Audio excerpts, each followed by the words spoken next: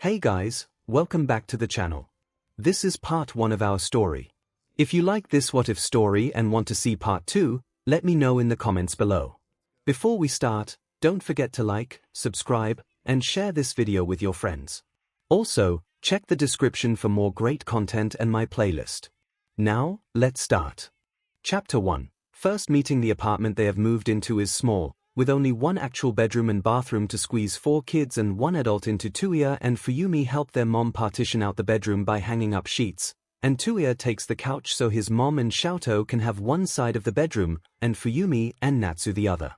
It's also not in the best of neighborhoods, with trash littering the streets, and sketchy people standing in the corners, and their mom won't let them go out at night at all, but Touya still likes it better than their old mansion. Here, even if their mother is out late for her new job at a magazine, they can laugh without worrying about what mood their father is in. There isn't a constant sense of dread and bated breath, only punctuated by fire and screams, and Touya doesn't have to worry about once again being hauled into the training room until his skin is nearly blistering off and he is vomiting while his father is screaming at him to stop being such a weakling and get up. Is he bitter that it's only when their father started pulling 𝐤𝐻𝐻 into the training room as well that their mother finally decided that enough was enough and took them all away? Well, 𝐤𝐻𝐻 has always been the chosen child from his 𝐵H, and it's not like being the favorite has given him much joy, and really the kid is only 4, but perhaps it's good for now that their mother is so busy at her new job. Still, it is a bit harder than life used to be. Their mom gets up early to make breakfast and get all the kids awake, but she has to leave quickly, and they don't have maids or nannies anymore, so Touya is in charge of making sure all his siblings have all their stuff before leaving for school. When they come home, Touya is in charge of dinner. He's gotten pretty proficient at using the rice cooker, and the instructions on the miso soup pack and the curry packs aren't too hard to follow. Fuyumi has also gotten the hang of eggs, so between the two of them, they can usually set out a pretty decent, if somewhat repetitive spread, throwing any dirty clothes into the washing machine, corralling his siblings to do their homework while also doing his own, and then getting them to wash up and sleep at night. With all that going on, Touya doesn't feel guilty about staying up a bit later at night, sitting out on the balcony to not bother his siblings, and playing the records he had managed to grab as their mother was hurrying them out of the Todoroki mansion. Usually he tries to keep the volume low, but given the music blaring around them from the alleyway, and after a particularly trying day spent trying to track down Natsuo's lost volleyball and 𝐤𝐻𝐻's misplaced hat, he cranks up the music and lets the crash of the cymbals and drums wash over him. It's about 3 songs in that he notices a small blonde head peeping out at him from the balcony next to theirs. It's dark, so it's hard to tell, but it looks like a small blonde boy, maybe a little younger than himself. "Hi!" Touya calls out. The boy's head disappears behind the balcony wall. Maybe the kid's shy. "Hello." Touya tries again, walking over to the balcony railing. "I definitely know you're there." No response. "You may as well come out now." Touya continues looking over the railing. "Unless, am I bothering you? I can turn it off if you like." "No," a small voice carries out from over the balcony. Could you leave it on?" "Sure," Touya agrees, peering into the darkness, "but can you stop hiding?" The boy slowly stands up, clutching some kind of doll. "And were those wings? Can you fly?" Touya asks, gesturing at his shoulders. "Sort of," the boy says quietly, his small wings flapping around him. "I'm not really supposed to." "Could you fly over here?" Touya asks, pointing at his own balcony. "I could try," the boy says, clutching his doll tighter to himself, "but I'm not supposed to go out at night." "Well, it's literally a few feet," Touya says reasonably. "It doesn't really count as going out at night, does it? And if your parents look outside, I think they'll still be able to see you." The boy bites his lip. "I don't know, you can pick what music to play if you fly over here." Touya suggests, holding up his CDs. "It's too dark for you to see what they are from over there, isn't it?" Why is he trying so hard to get the other boy to come over here?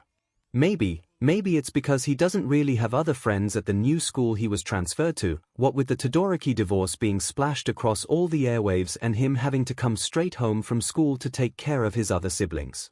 Maybe it's because he'd like to hang out with another kid who isn't one of his siblings who he occasionally fantasizes about just locking out of the apartment.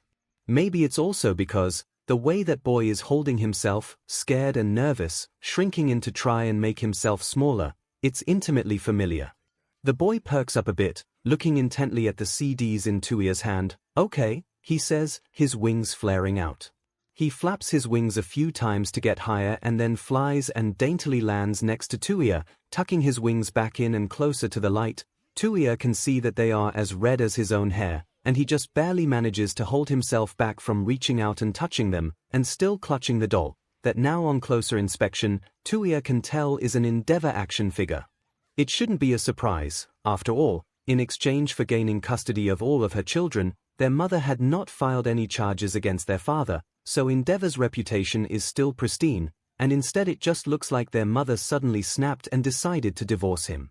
Still, this kid knows nothing about any of that, and even if Touya wishes that it was one of those ubiquitous All Might dolls that their mother had bought 𝐿𝐴𝐷, and it's not necessarily a bad thing. He'll just keep his last name a secret for now. Touya smiles at the boy, offering him the CDs. Hi, I'm Touya. Hi, the boy parrots back, carefully taking the CDs from Touya's hand and looking down at the ground. What's your name? I'm not supposed to tell strangers, the boy says, gently placing his Endeavor action figure on the ground. Well, I have to call you something, Touya says, searching for cool bird names. How about Raven? No, your wings are red. Robin. Falcon. Hawks. Hawk sounds cool, the boy says, looking up shyly and holding up the brightly colored K-pop CD that Touya had accidentally picked up from Fuyumi's collection when he had been frantically packing stuff up as they were leaving the mansion. It's definitely not his kind of music, but it would be really mean to let the kid down after he had put in so much effort to convince to come over in the first place, so Touya pops out his X-Japan CD in favor of the Blackpink one, and the peppy music starts tinnily playing around them. It doesn't sound much like what you were playing before, Hawk says, nervously looking over at Touya. If you want to switch it back, do you like it? Touya asks. Hawks hesitates and then nods. Yes, but if you don't, you're the guest, so you can pick whatever you want, Touya says stoutly, sitting down on the foldable chair and gesturing at the other one for Hawks to take. Hawks slowly sits down, picking up his Endeavor action figure to set on his knees. Thank you, he says softly. You're the one keeping me company, Touya points out. Also, I guess we haven't been good neighbors, we've never greeted you or anything. It's okay, it's not really that kind of neighborhood, Hawk says, looking inside at Touya's living room, with the blankets tossed across the couch, papers scattered around, and toys underfoot. You have a lot of siblings. 3, Touya replies. I know the walls are thin, are we bothering you?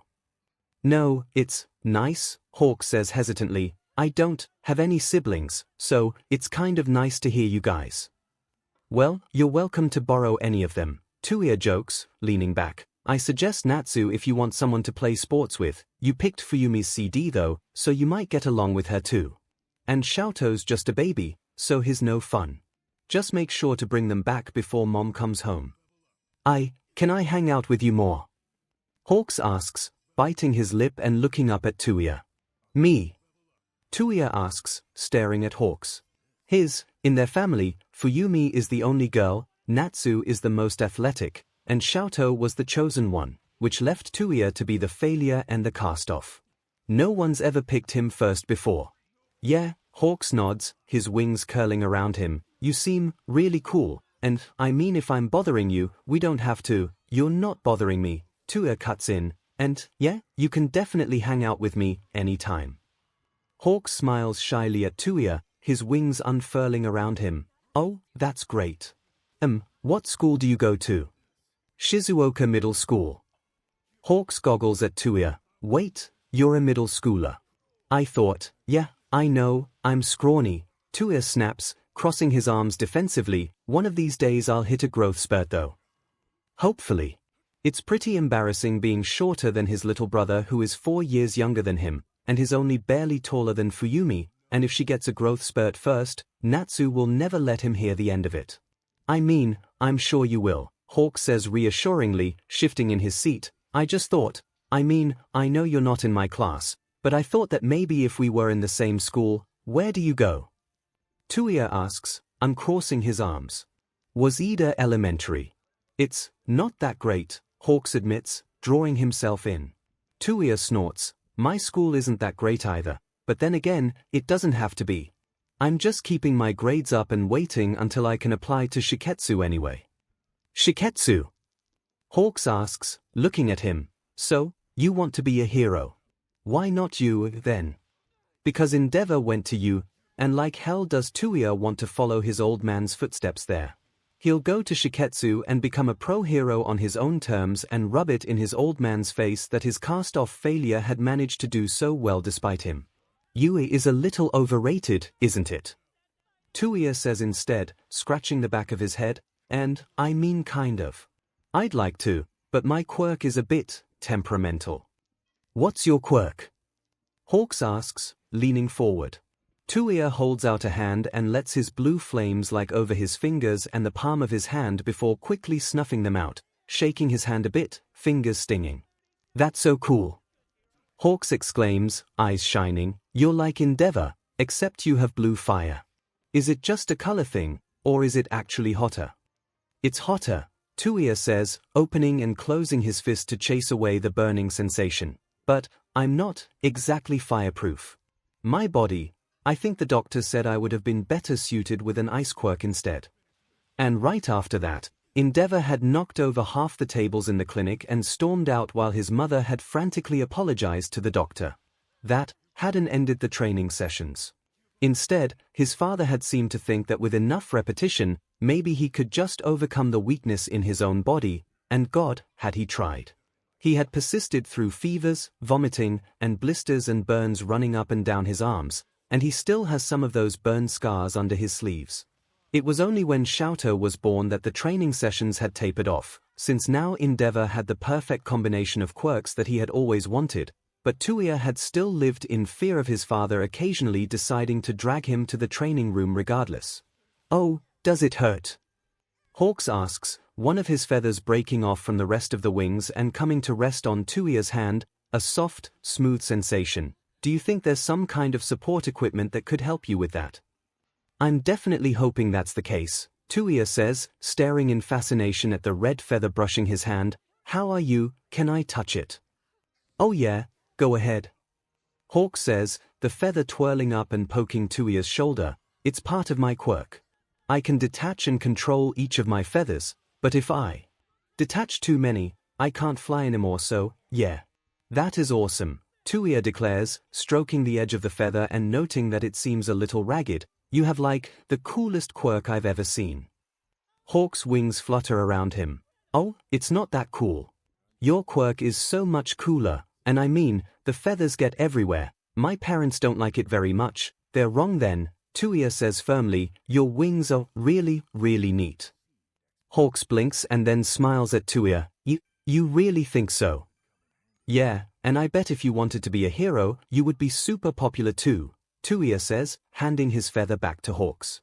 Thank you, Hawks says, taking the feather from Touya and twirling it around in his hand before looking up again. Who's your favorite hero? It's a question that gets tossed around constantly, but honestly he's never given much thought to it. Before the divorce, everyone at school just assumed his favorite would obviously be Endeavor, although sometimes he had said All Might just to PSS off his father. Really though, it's not like All Might has ever done anything for them, despite how much he might have worked with his father. 𝐵𝐴𝐺, he decides, after mulling the question over in his head for a few minutes. 𝐵𝐴𝐺. Hawk's nose wrinkles, but he looks so scary. You mean he looks so cool, Touya retorts, or that new teen hero Ryaku, she's pretty awesome. Turning into a giant dragon would be amazing. That would be so awesome, Hawks agrees before holding up his Endeavor action figure. I guess it's kind of obvious who my favorite is, here. Yeah, Touya says, busily fiddling with the CD player so he doesn't have to look at the doll. I guess, you're not an All Might fan. All Might is boring, Hawks declares. He always wins, and he's always laughing and smiling. He seems kind of fake sometimes, you know. Like, not a real person. At least with Endeavor you can tell he's always working hard to try and take the #1 spot. Touya stabs at the CD player's buttons for a few seconds. There is so much he could say in response to that, but the kid seems so genuinely happy, chattering away about his favorite hero, and, He doesn't want to take that away, even if Endeavor is the last person who deserves Hawk's regard. But yeah, Hawks finishes awkwardly, biting his lip. I'm probably boring you right now. I know I talk too much, sorry about that. No, Touya interrupts quickly, turning down the volume a bit on the CD player and sitting down. Sorry, I was just distracted. So you think All Might is boring here? Don't repeat that to my youngest brother, he's only 4, but he might try to ice you. Or singe your eyebrows off. Hawks laughs, looking relieved. I'll try to contain myself. Is your whole family fire and ice quirks? Yeah, Mom's ice, and Dad was fire. Touya shrugs. You saw mine. Fuyumi's is like ice with sparks, Natsu is just straight ice, and Xiaotou can do fire and ice. Neat. Hawks muses before his brow wrinkles. Sorry, but is your dad not around anymore? He's out of the picture. Touya improvises he's going to keep this pretense up as long as possible. He's never had anyone he met not know his entire family situation before. Mother divorced him, so we moved here. Oh. I'm sorry, Hawk says, looking down. Touya snorts, don't be. Here's a piece of us. And isn't it thrilling to be able to say that out loud now instead of just holding it in and breathing in the fumes of his own resentment? Startled laughter makes its way out of Hawk's throat. Well, if that's the case, I'm not sorry then. You're good, Touya says as the K-pop CD winds to a close. I don't have any more of that band or really that kind of music, but do you want to take it with you? No, I don't have anything to play it on at home, Hawk says, glancing back at his own dark apartment before looking back at Touya. Could I come by again to listen to it? Sure, anytime, Touya promises, setting the CD on top of the CD player. I'll leave it right here, and you can come whenever you want, but it might rain, so maybe I should stick it inside and you can rap on the balcony door. Unless I'm not there, then you might freak Fuyumi or Natsu out. What if you keep my feather? Hawks asks, offering his feather back to Touya. I can move it around and make it loop around if I can come over. You can control your feathers that far? Touya asks, taking the feather from Hawks. Hawks shrugs. Well, it's just one, so that's not as hard. You're really awesome, you know that. Touya says, admiring the pure red of the feather in his hand. Hawks flushes as his wings move to cover his face. Thanks. I'll try and come over tomorrow, Touya. See you then, Hawks, Touya says with a grin and a wave as Hawks flies back to his own balcony and waves back.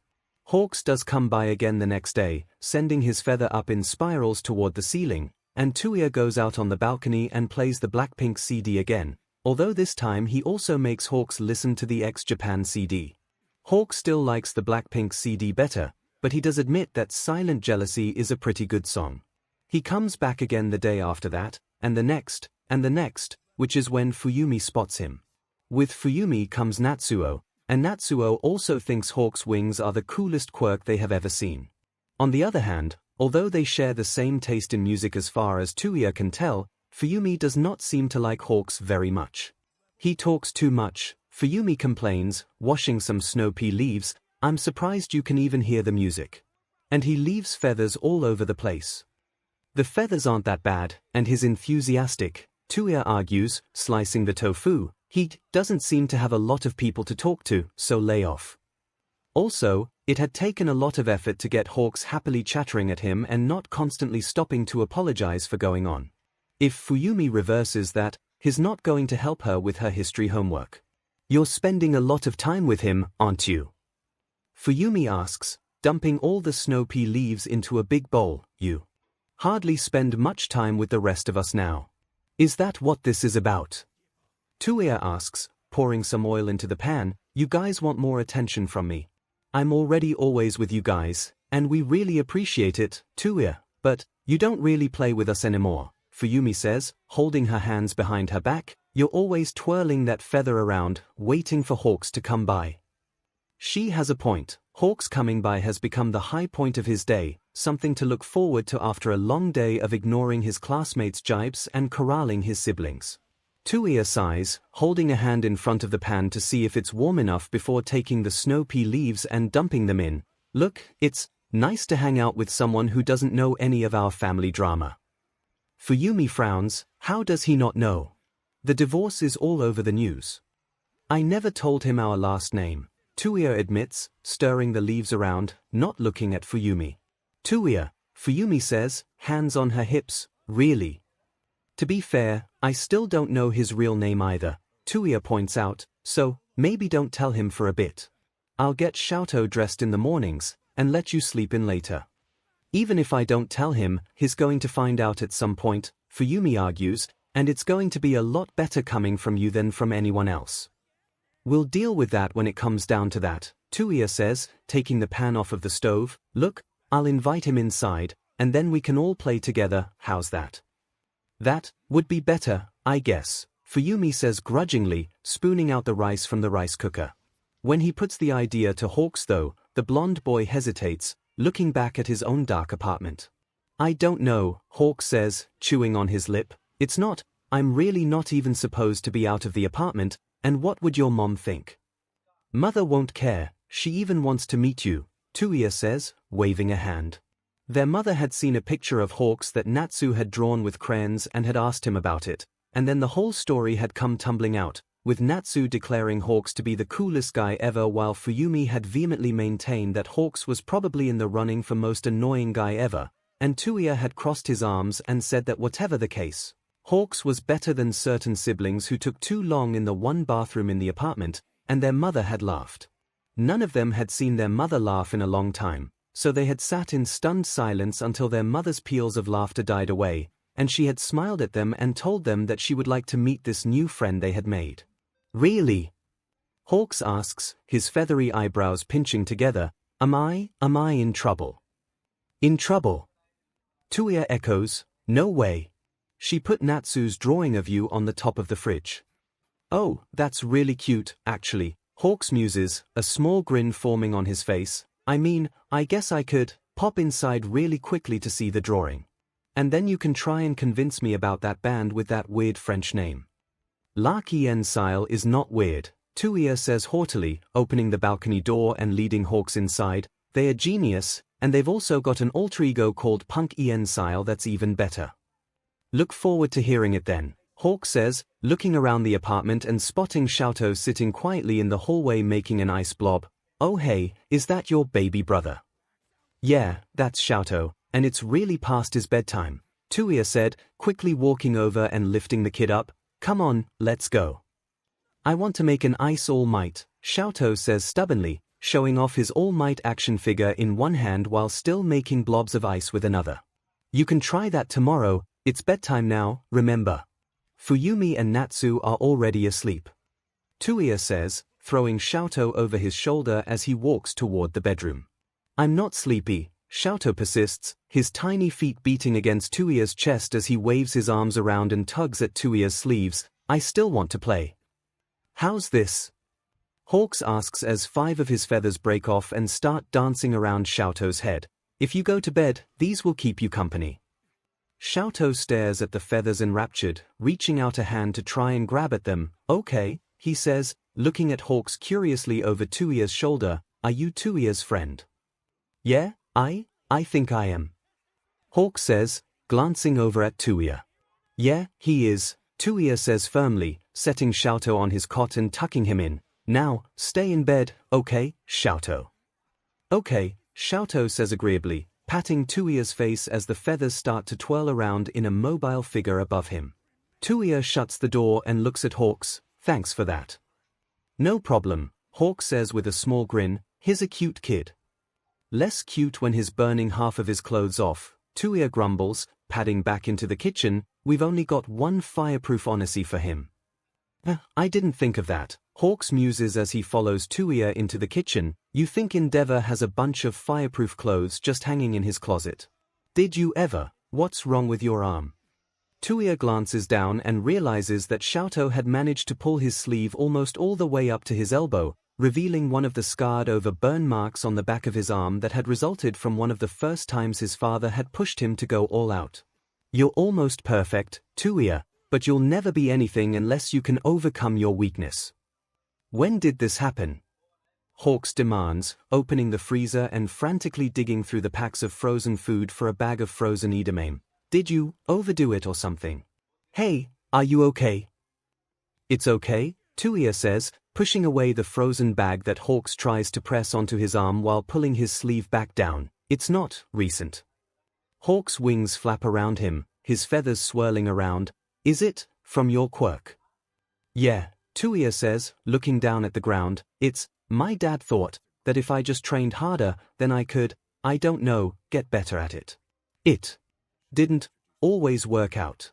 𝐻𝐿𝐵 stares at Touya for a moment before grabbing his hand. You're right, your dad really is a piece of 𝐻𝐻, he says firmly, his wings curling around both of them. Touya looks up to see 𝐻𝐿𝐵's golden eyes burning with righteous indignation, and he should probably feel bad for tricking 𝐻𝐿𝐵 into saying such things about his idol, but all he can feel is a blaze of happiness that at last someone on the outside also saw the rot inside the Todoroki manor. Yeah, he is, Touya says with a short bark of a laugh, adjusting his sleeve before pointing at the crayon scribble of red and yellow pinned to the fridge. Anyway, that's Natsu's drawing of you. He's a better athlete than an artist, but you know, he tried. I love it, 𝐻𝐿𝐵 says, looking at in awe and touching the drawing. You can keep it if you like, I'm sure he'll draw more, Touya suggests. Oh, no, I wouldn't really have a place to hide, put it, 𝐻𝐿𝐵 says, looking back at Touya, his hand sliding off the drawing. He doesn't know anything about 𝐻𝐿𝐵's parents, but what blurry outlines he can see does not sit well with him. Touya frowns before asking carefully, your parents aren't home much, right? Yeah. 𝐻𝐿𝐵 says, his tone uneasy. Do you just want to spend the night here? Touya asks, gesturing at the living room. It's probably creepy in that apartment just by yourself at night, right? You can take the couch, and I can go get the spare futon to sleep on. 𝐻𝐿𝐵 shifts from foot to foot, rubbing his arm. I'd really like that, but I don't know when my parents might get back. You can sense vibrations from your feathers, right? Yeah. What if you set up a line of them by your front door? Touya says, gesturing at his apartment's own door. Then you could sense if it opens and fly over there. That could work, but when I'm asleep, I don't always feel it, 𝐻𝐿𝐵 says, a few of his feathers breaking off and drifting towards the balcony door. What if you put something loud and clangy there too? Touya says, going over to the living room and picking up some of 𝐵𝐻𝐿𝐵's blocks, or something that makes them trip so you'll hear them. Some of 𝐻𝐿𝐵's feathers drift over to take the blocks. You are so smart, 𝐻𝐿𝐵 says admiringly, looking at Touya. Don't act so surprised, I am 2 years older than you after all, Touya says, reaching over and ruffling 𝐻𝐿𝐵's feathery blonde hair. So you'll stay? Yes, 𝐻𝐿𝐵 says happily, leaning into Touya's hand, but I should take the spare futon. You should sleep where you usually sleep. No, you take the couch. I'm not being polite, the spare futon is better anyway, Touya says, walking over to the closet and starting to pull it out. That's a lie, the spare futon is the spare for a reason, but their mother had always brought them up to be polite to whatever guests actually came to their house, and like hell Touya was going to give 𝐻𝐿𝐵 the subpar bed. 𝐻𝐿𝐵 doesn't look convinced, but Touya just lays out the futon next to the couch and gestures towards the balcony. No use arguing with me, I still have to show you 𝐒𝐻𝐵. Well, okay, 𝐻𝐿𝐵 says, following Touya to the balcony, but you're sure your mom will be okay with this? Trust me, she's going to love you, Touya says. And Touya is right, his mother is somewhat surprised to find a blonde, winged boy sleeping on their couch the next morning, but she simply sets out an extra bowl of miso soup, rice, and an extra boiled egg before giving Touya a kiss on the head, whispering to him to say hello to his friend for her before leaving for the day. 𝐻𝐿𝐵 stares at the food, eyes round and wide. Is all of that for me? He asks hesitantly, hands kept carefully on his knees.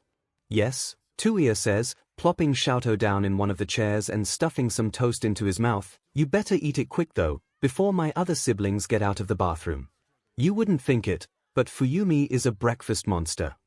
Liar, Fuyumi accuses Touya, putting on her glasses while sitting down at the table, who's the one who still gets up early weekend mornings to run to the convenience store just to get yakisoba and egg sandwiches for breakfast.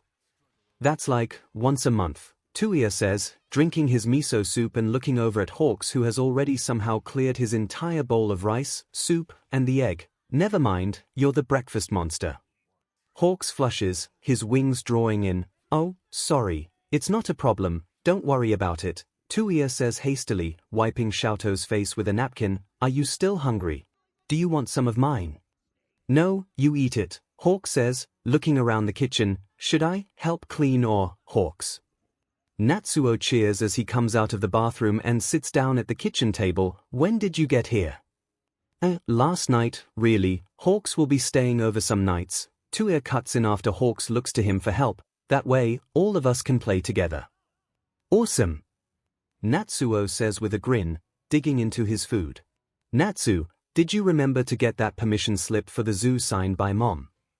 Fuyumi asks, helping Xiaotou pour some soy sauce into the boiled egg. Oh man, Natsuo groans, slumping to the table. Natsu! It's due today. Fuyumi scolds. Natsuo's head turns to Touya. Touya, can you sign it? Touya sighs, finishing off his food and gathering up the empty bowls around the table. Fine, bring it over here, and I'll forge Mom's signature, but this is the last time, I swear, Natsu. Thanks, Touya. Natsuo calls out with a grin, scampering to the bedroom to get the permission slip. Here, let me, Hawk says, using his feathers to grab up the rest of the empty bowls to take to the sink. You go sign that form, and I can wash up. You're a guest. It's really the least I can do, you know, Hawk says with a smile, tugging the rest of the bowls out of Touya's hands. Here it is. Natsuo calls out, waving his permission slip around. Touya forges their mother's signature on the form. Given how many times Natsu has forgotten to set forms out at night for their mom, he's done this a lot while Fuyumi gets Xiaotou's backpack ready, and after a whirl of straightening out uniforms and checking for any missing homework, his 3 siblings are out the door, and Hawks is setting the last bowl on the drying rack. You really didn't have to do that, Touya says, gathering up his own school supplies and sticking them in his bag. I kind of did. You guys let me stay over and fed me after all, Hawk says, drying off his hands. Did your parents not come home last night? Touya asks, zipping up his backpack and looking at Hawks. I don't think so, no, Hawk says, his eyes going glassy for a second before focusing again. No, none of my feathers have been disturbed. Is that normal for them? Touya asks carefully. Hawks shuffles in place, wings flapping uneasily behind him. I mean, kind of.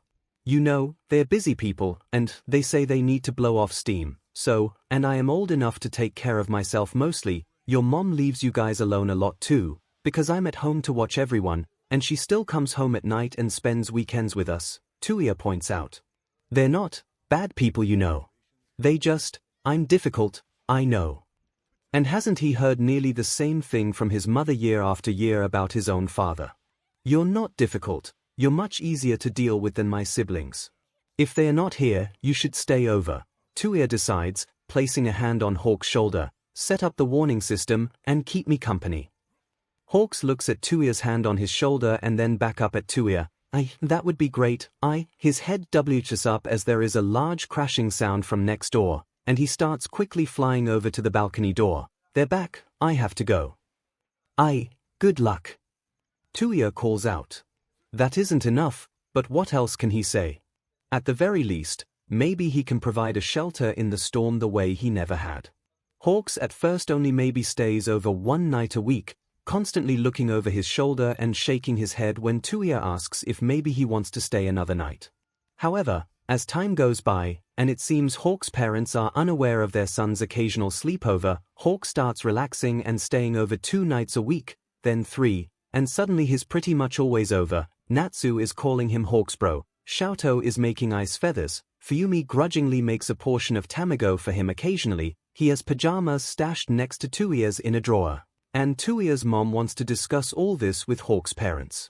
I don't mind having Hawks over, Touya, it's good that you have such a close friend, but I feel like it's only right to inform his parents that he is with us so often, Touya's mom says, putting on her shoes for work. I know I would want that. I don't think, Hawk's parents aren't, I don't think it's a good idea, Touya says, biting his lip. There is nothing concrete he can really say. All he has are shadows and a general sense of unease.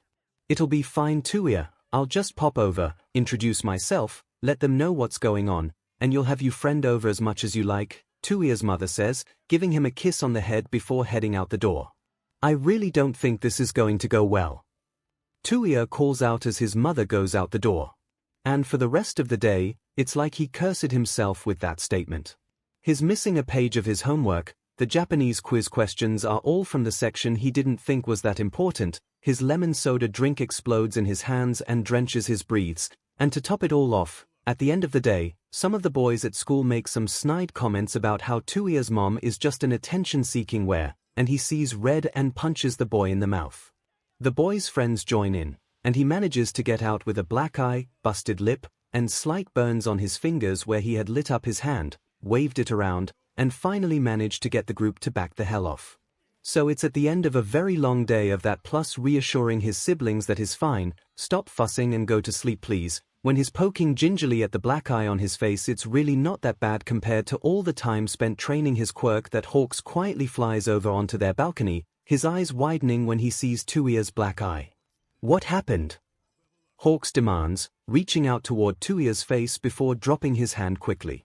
It's nothing, just a fight, Touya says dismissively, looking through his record collection to see what to get Hawks to listen to next after the day he has had. He kind of just wants to listen to X Japan again. Some stupid kids just made some comments. About your dad? Hawks asks, looking at Touya coldly, about Endeavor. Touya stops and turns to look Hawks in the eye. What he manages weakly. Your mom came by to talk to my parents. Turns out, I'm probably the only one dumb enough to not realize who she is, Hawk says, his voice even but his wings lashing around him. Did you have fun tricking me? It wasn't like that. Then what was it? Hawks asks, his fists clenched to his sides. Was it just to see if you could? See if you could just get a dumb kid to badmouth his hero? Was any of this real? Of course it's real. Touya snaps, stepping forward. We're friends. Hawks lets out a harsh bark of laughter, right? You lie to your friends a lot. Maybe that's why you don't have any. Touya grits his teeth low blow, but he does deserve that but doesn't budge. I'm sorry that I didn't tell you, but what, Touya? Hawks demands. I thought you actually liked me, that we were actually friends. We are, Touya insists, reaching out and grabbing Hawks by the shoulder. We are, and I'm sorry I didn't tell you, but do you know what it's like, everyone gossiping about why mother left with us when he's still seen as a hero? Everything I told you about him is true. You let me say whatever I wanted about Endeavor. You let me bring over his action figure. You let me praise him. Hawks grimacing as though with a bad taste in his mouth, wrenching his shoulder away from Touya's hand. I didn't want, you looked so happy talking about him. I didn't want to ruin it for you, Touya says desperately, hand falling down back to his side. Too late, Hawk says, wrapping his hands around his arms and his wings drawing in. I had to. Do you know how much my parents laughed at me when they realized I had no idea what was going on? Did they hurt you?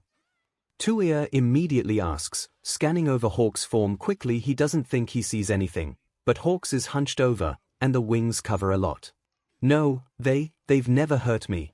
It's not like they hit me or anything, Hawk says, looking away and rubbing his arm.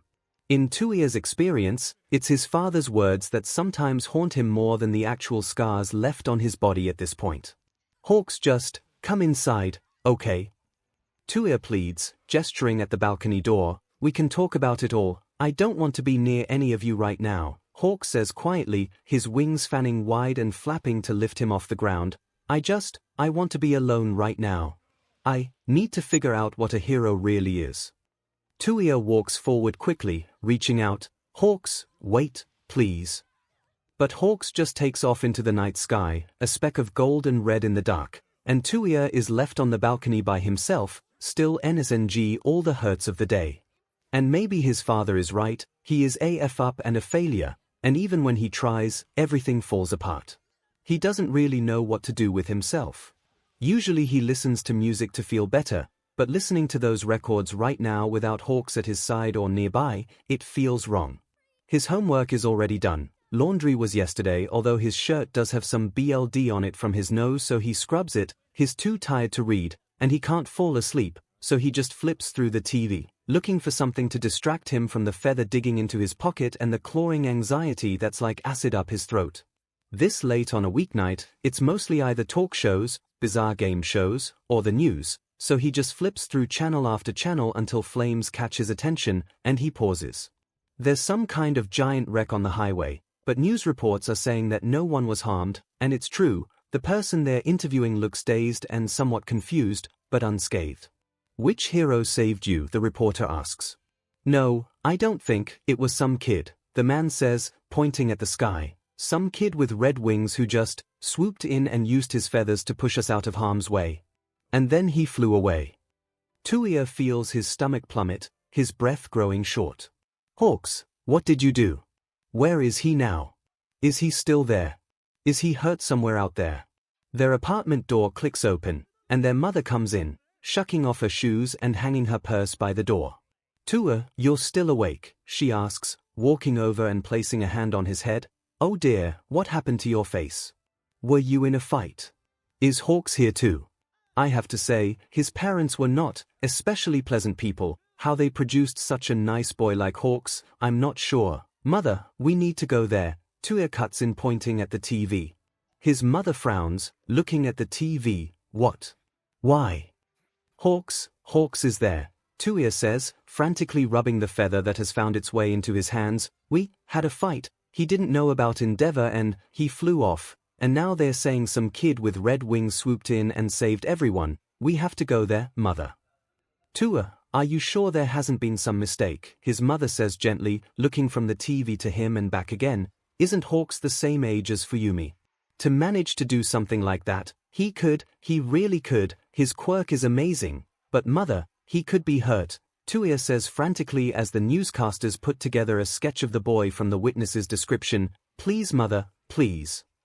And he hates how pathetic and high his voice has gone. Almost exactly like when he was begging her not to let Endeavor make him go to the training room again. But Hawks could be hurt, and it's his fault for provoking this fight to make him run off and do something so stupid, and he can't let these be the last conversation they have with each other, he can't. His mother pauses and looks pale, glancing again at the composite sketch on the screen and then back at Touya. All right, Touya, let's go. Touya gapes at his mother, pleading has never worked before. Really? Yes, his mother firmly nods, taking her cell phone out. We'll need to call a cab. My paycheck comes in next week, and we can look at grocery store sales more closely, I suppose. We can afford it. And besides, you're right, Hawks could be. There's a crashing sound from their balcony, and Touya and his mother exchange a look before Touya leaps off the couch toward the balcony, with his mother close on his heels.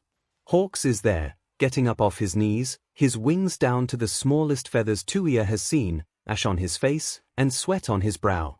Touya rushes forward, pulling Hawks up and looking him over. Are you hurt? He asks, touching Hawks' arms and wings. It doesn't look like it, but he has lost so many of his feathers. I'm fine, Hawk says, brushing Touya's hands off, but not moving away. I did something, I don't know, I saved some people. I saw, on the TV, Touya says, pointing back at the living room. That's amazing, but also, my God, you're really not hurt. You're not just trying to tough it out or something, right? I lost a lot of feathers, but I can grow them back, Hawk says, stretching out his arms so Touya can see. Other than that, yeah, I think I'm okay. Good, Touya says, wrapping his arms around Hawks and hugging him tight before kicking his shin. Don't ever do something that reckless again. Hawks pulls away a little bit, still staying in the circle of Touya's arms but eyes glinting with indignation. Hey, people were hurt, and I saved them. You can't just charge in recklessly, there was no one else there.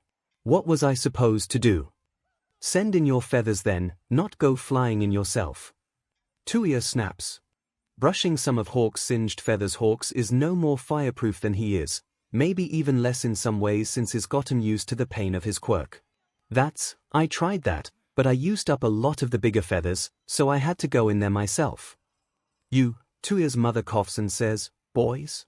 You both make valid points, Hawks. It's good, amazing really that you managed to save so many people, but Touya is also right that you shouldn't just rush in like that.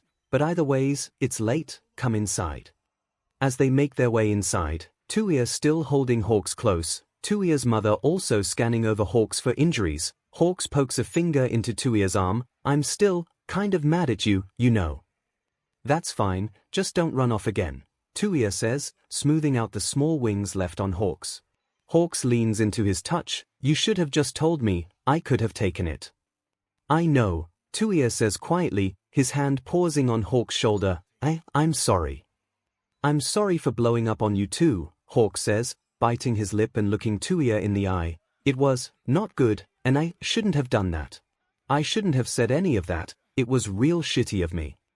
And it was shitty of me to keep secrets from you, so I really think we're even, Touya says, patting Hawk's shoulder before letting go to prepare the couch for Hawks to sleep on. Are you sure you're okay, Hawks? Touya's mother asks, crouching down so she can look him in the eye. I still think I should take you to the hospital just in case. Smoke inhalation isn't good for you either. Hawks shakes his head. I didn't breathe much in, and I feel okay. I don't want to trouble you guys any further. You are not bothering us at all, Hawks. Touya's mother interrupts firmly. I still think to be on the safe side, we should take you to see a doctor. There's a knock on the door, and as all of them turn to stare, a voice calls out, Hero Public Safety Commission, please open up. Touya's mother stills at the voice before standing up. You two hang back a bit, she says quietly, walking towards the door. I'll handle this. Touya pulls Hawks behind the couch as his mother unlocks the door and reveals a slightly familiar thin man. He had been part of the talks with lawyers and their father, hadn't he? Whose eyes widen. Todoroki Ray, well, this is a surprise. An unfortunate one, Arakawa-san, Touya's mother says, keeping the door opened only a crack. May I ask what you want? There was a winged boy who saved a great many people tonight on the highway. He flew away, but we managed to track him here, Arakawa says, which is strange because cross-referencing the registry of this apartment complex with the quirk registry, I believe the boy actually lives next door to you. What do you want with him? Touya's mother asks, her fingers tightening around the edge of the door. Arakawa chuckles. Why, simply to take care of him, of course. Whatever his relation to you, the Tokomi residence is quite a mess, and we will be taking charge of him from now on. No, no, no, no. Were they going to take Hawks away? Hawk's fingers tighten around Touya's shirt as he glances from the door back to Touya, his eyes wide and scared, and Touya wraps his own arms around him tighter. They can't just take him away, can they? You all are going to be taking care of him now. Touya's mother asks, her voice high and strained. Indeed, he could be a great hero someday, and this way, we'll make sure of it, Arakawa says confidently. You. Touya's mother repeats, frost forming at the edge of the door, you all who allowed my ex-husband all that leeway with training my own children. You all who covered it all up. Now, Todoroki-san, Arakawa says, leaning in, that's hardly fair, is it? We gave you a choice if you recall. Either you could take all of your children and go without a fuss, or you could try to take your story to the press and fight us for any of your children.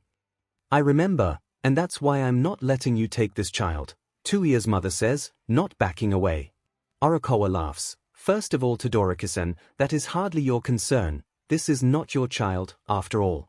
And secondly, exactly how do you plan on stopping us? You're wrong, Touya's mother says, steel in her voice. Kigo is, my children love him, and I have grown fond of him as well, and I am no longer the scared girl all of you browbeat into hiding away. I have been working, and I have been making friends, and if I go to the press now, these friends will make sure I am heard. Arakawa's face darkens. You do that, and you will violate the terms of our agreement, he hisses. We will take your children away, and how would that look?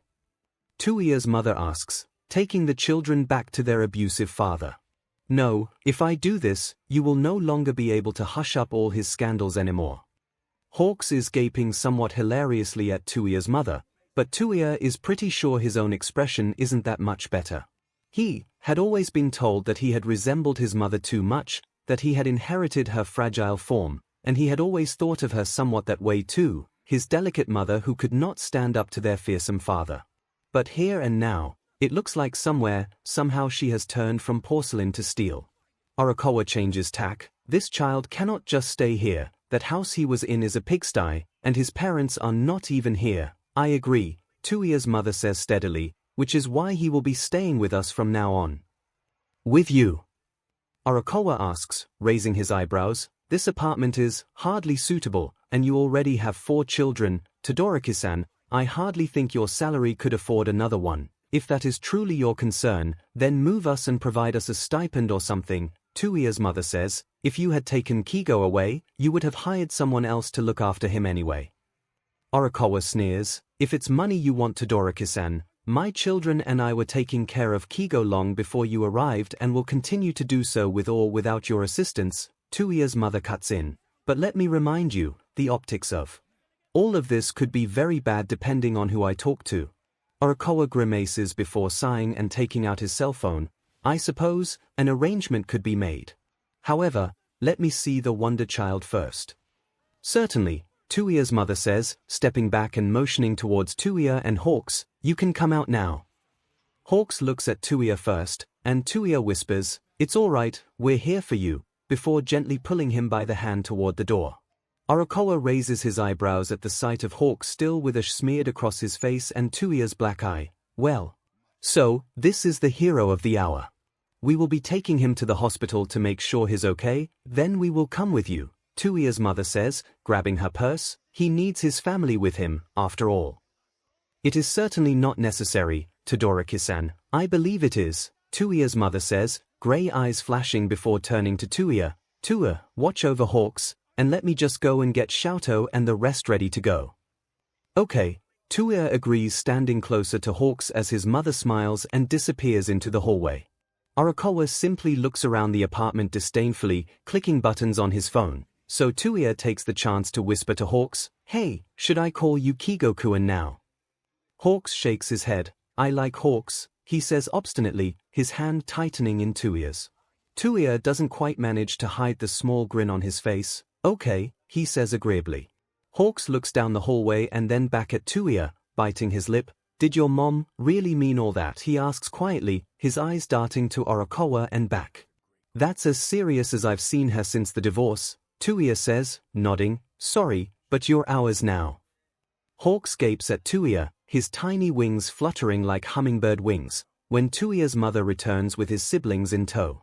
Fuyumi, Natsuo, and 𝐿𝐴𝐷 are all grouchy to have been awakened so late, but they all pile into the car with Arakawa regardless, and at the hospital, the doctor gives Hawks a clean bill of health, relieving some of the tension in Touya's chest. Arakawa brings in more people to argue with Touya's mother, and eventually a dirty blonde man and woman make an appearance, and Hawks shrinks away at the sight of them, but Touya's mother stands firm and makes a few calls herself, and some people with recorders and cameras show up, and suddenly papers are being signed, and Hawks comes back with them to their apartment. We'll be moving soon, but, welcome home, Hawks, Touya's mother says with a big smile once they finally get home and lock the door. Hawks looks at all of them, eyes wide and hands held together uncertainly. I'm not worth all this trouble. You are, Touya says fiercely, nudging his siblings. Fuyumi sighs and adjusts her glasses. I guess it's fine if we're moving. You're not the worst person we've had to live with, really. And you do make Touya play proper music. Natsuo yawns through his grin. I'm glad you're here, Hawks bro, but I'm super sleepy. 𝐿𝐴𝐷 has already nodded off again in their mother's arms, so she hitches him a bit higher and nods. Hawks, I meant what I said. You're part of our family now. Hawks turns to Touya, who smiles and opens his arms wide. Welcome home, Hawks, he repeats simply. Hawks leaps into Touya's arms, and Touya thinks he can feel some tears fall onto his shirt, but he simply tightens his grasp, and then everyone is hugging him, and it's really something. It makes him feel as though he managed to save someone. As if maybe he really can do this if he tries. Moving is a pain. What with all the packing, they haven't even spent a whole year in this apartment, but somehow they've accumulated so many toys, clothes, kitchenware, and other random things that Touya is seriously wondering if they had just multiplied on their own. Bickering over what things go in what boxes, neither Fuyumi or Touya want their clothes mixed in with Natsuo's sweaty athletic gear, and 𝐿𝐴𝐷 keeps trying to build forts out of boxes, and trying to figure out what things to pack. When kitchenware goes last, and they spend the night before the move just eating kombini food, where Touya ends up giving his chicken tonkatsu to Hawks because the blonde boy had just looked so ecstatic after trying it. But it's nice, the idea that they're moving to a bigger and nicer place, and Hawks is so excited, his feathers zooming around to help them pack. Hawks himself has very few belongings that all fit in one box, that it's kind of infectious, and even when Touya is telling him to stop stacking the boxes and go distract 𝐿𝐴𝐷 instead, he can't help but smile at the winged boy. Are you really going to be living with us from now on, Hawks bro? Natsuo asks, bouncing his volleyball off of the wall. Yeah, Hawks says, glancing over at where Touya's mother was busily cleaning the fridge. At least, that's what your mom says. Touya bumps Hawks' hip with his own as he stacks the last of the boxes. I told you that you're stuck with us now, so don't even think about running when Natsu comes home covered in mud or 𝐿𝐴𝐷 loses his All Might action figure again. I won't, Hawks says, looking at Touya with his eyes shining. It's a bit hard for him to believe too, that this boy, the first real friend he's managed to make, that he gets to stay with them now. And don't get him wrong, Hawks has annoying habits too, like teaming up with Fuyumi to get him to play the vintage Blackpink Dua Lipa CD she had gotten as a birthday present on a loop, being utterly useless in the kitchen besides knowing how to reheat food, and Touya can't wait until they move into the new house that has 2 whole bathrooms instead of fighting yet another person for the only one in the apartment, but it's all worth it to see him light up in their apartment, chattering away a mile a minute, wings happily fluttering around his head. Fuyumi sighs and puts her hands on her hips surveying the apartment. I can't wait to just have to share a room with Natsu, she says happily. Touya nods. He can't wait to sleep on something besides the couch or the lumpy spare futon, that's for sure, if you play. Kiss and make up one more time though, you're going to wake up with purple hair, he warns. Fuyumi tugs on her hair thoughtfully. I mean, that'd be weird, but I don't think it'd be that bad. I think purple hair would be cool. Hawks grins cheekily at him. I'd dye your hair green, Touya replies, crossing his arms. With your wings, you'd look like some kind of Christmas monstrosity. Whoa, so mean, Hawks whines, looping his arm through Touya's. The song is super catchy. Yeah, that's why it's now constantly stuck in my head, Touya says, rolling his eyes. I don't even understand half the words, but I can't get it out of my head. Hawks hums a few bars and sings, kiss kiss and make up, before twirling away and laughing as Touya swats at him. You can't trade roommates, Touya, Fuyumi calls out with a grin. You can't let Hawks and Natsu wreak mayhem on their own. Yeah, I know, Touya says, shaking his head and attempting to hide his matching grin. Whatever, you're a lost cause, Fuyumi, but maybe there's still hope for Hawks. I'm willing to try, Hawks says cheerfully. There's this new radio show I heard, Put Your Hands Up Radio, or something. They played a lot of different songs. You guys can do that tomorrow after we've moved in, Touya's mother says with a smile as she closes the fridge and stands up. Tonight, it's sleepover time. And it's not too bad, even if Natsu snores, 𝐿𝐴𝐷 drools, Fuyumi giggles in her sleep so creepy, and Hawks thinks it's a great idea to use Touya's arm as his own personal pillow. He has so many feathers, why not use that as a pillow? And he wakes up with a pin and needle sensation in his arm, because the new place they moved to is fantastic. The house had 3 bedrooms and 2 bathrooms, is located in a quiet leafy neighborhood with houses on one side and a large apartment complex on the other, and their neighbors all seem to have kids that chase each other from house to house. Natsuo quickly finds another group of boys to play volleyball with. Fuyumi befriends a girl a couple of houses down to happily discuss novels with, and even 𝐿𝐴𝐷 bonds over All Might with a tiny green-haired boy from the apartment complex across the street who seems to also always be around the explosive blonde kid next door.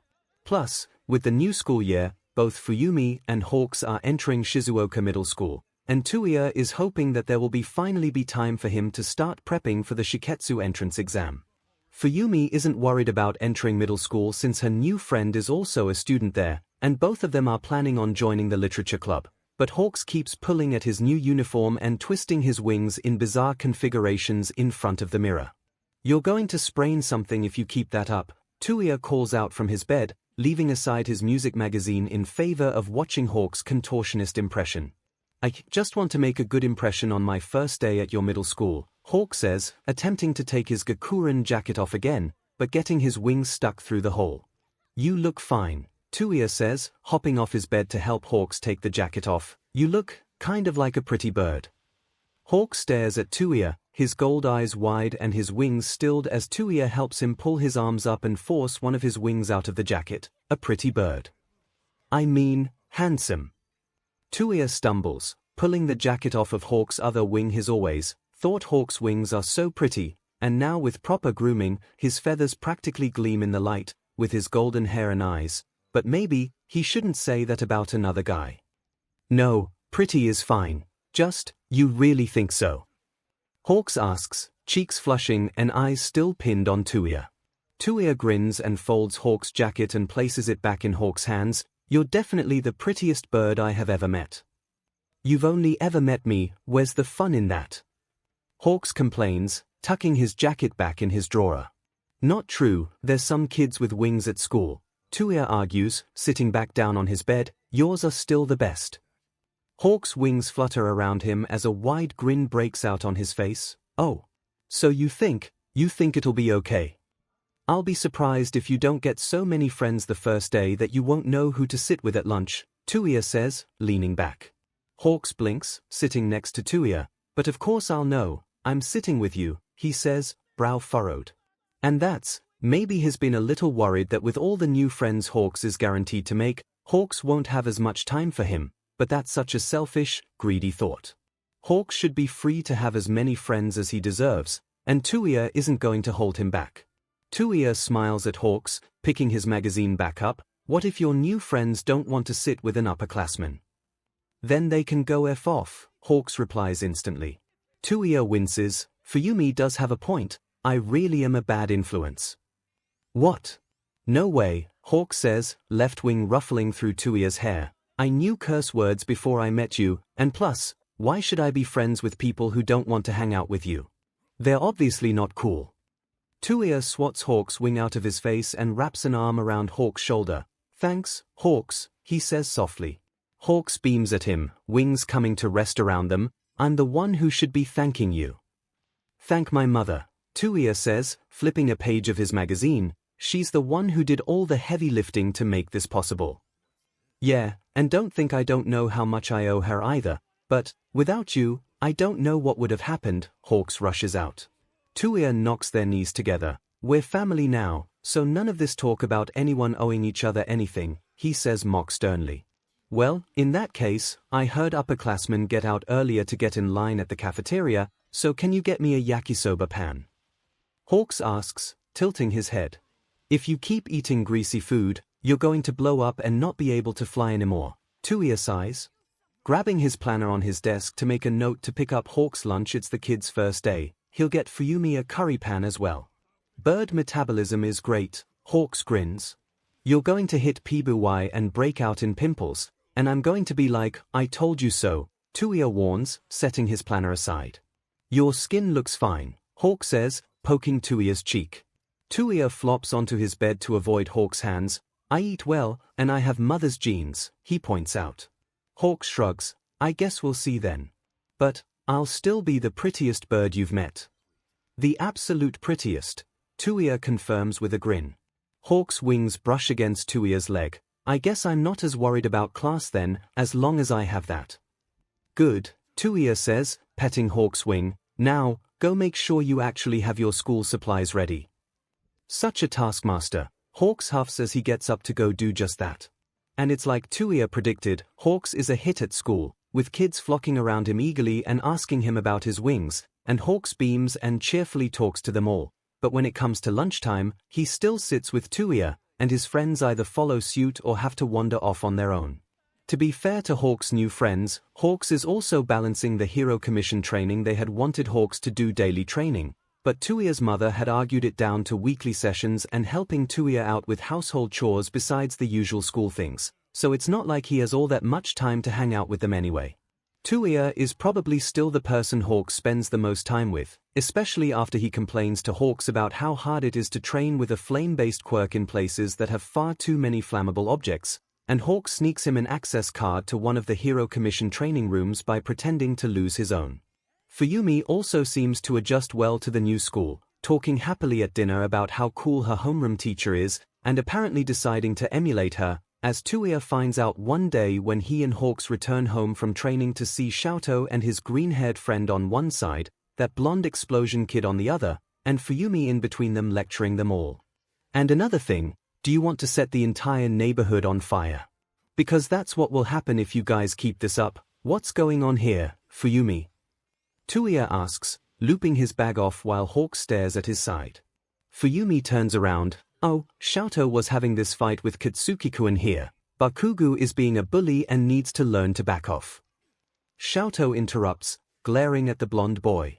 Bakugu snarls at 𝐿𝐿, little explosions going off in his hands. Mind your own business, half and half.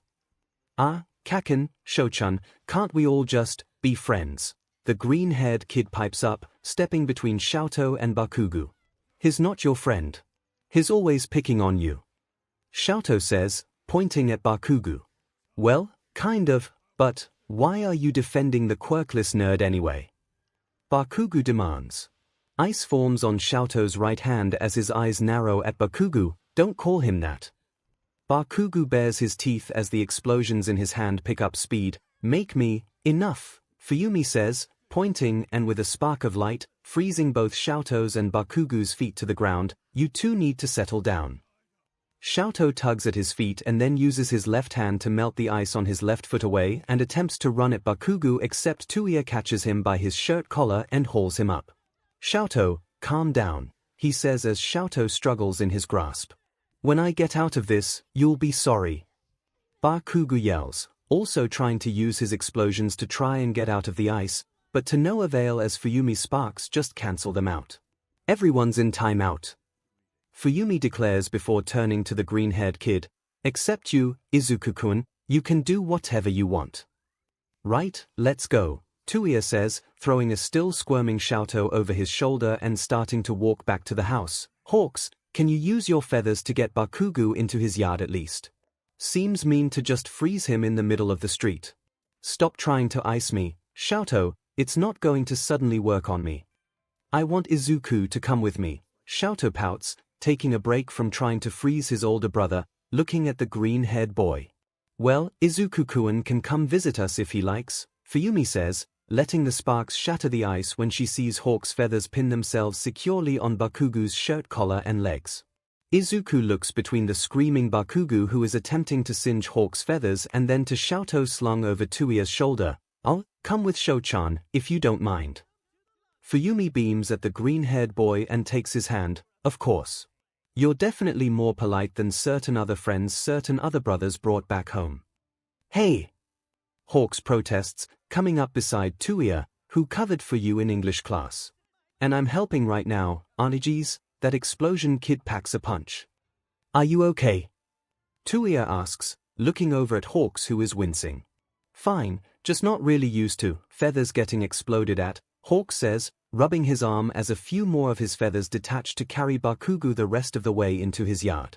That kid's a menace, Touya says, matching his youngest brother's glare at the blonde kid. Kaken is just, he's got a really cool quirk. Izuku says earnestly, looking up at Touya, he's just learning how to use it, and I don't have anything that cool yet, so it makes sense that he's kind of mean to me now. No, it's not, you're really cool right now. 𝐿𝐿 insists, you know everything about All Might. Izuku rubs the back of his head, not everything, but I'm trying, and you know, that's not as cool as explosions. Well, we like you better than explosions, Izuku-kun, Hawk says, giving a big grin to the small boy. We're not supposed to pick favorites, Hawks. Fuyumi hisses at Hawks as they enter the house. You're the one who's playing teacher, not me, Hawk says, setting both his and Touya's bags on the couch. Touya sets 𝐿𝐿 down on the couch and crouches down so they are at eye level. Okay, 𝐿𝐿, what did we say about fighting? 𝐿𝐿 glances from Touya to Hawks to Fuyumi and back. Fuyumi says to not fight, but you said if you get into a fight make sure you win, and Hawk said to always keep an eye on the prize during a fight, he mumbles, and Natsu said to freeze them because setting people on fire is bad. Fuyumi places her hands on her hips as she glares at both Touya and Hawks. What kind of advice is that?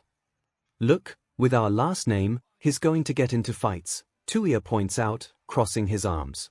Hawks holds up his hands. I'm just repeating what those government trainers told me.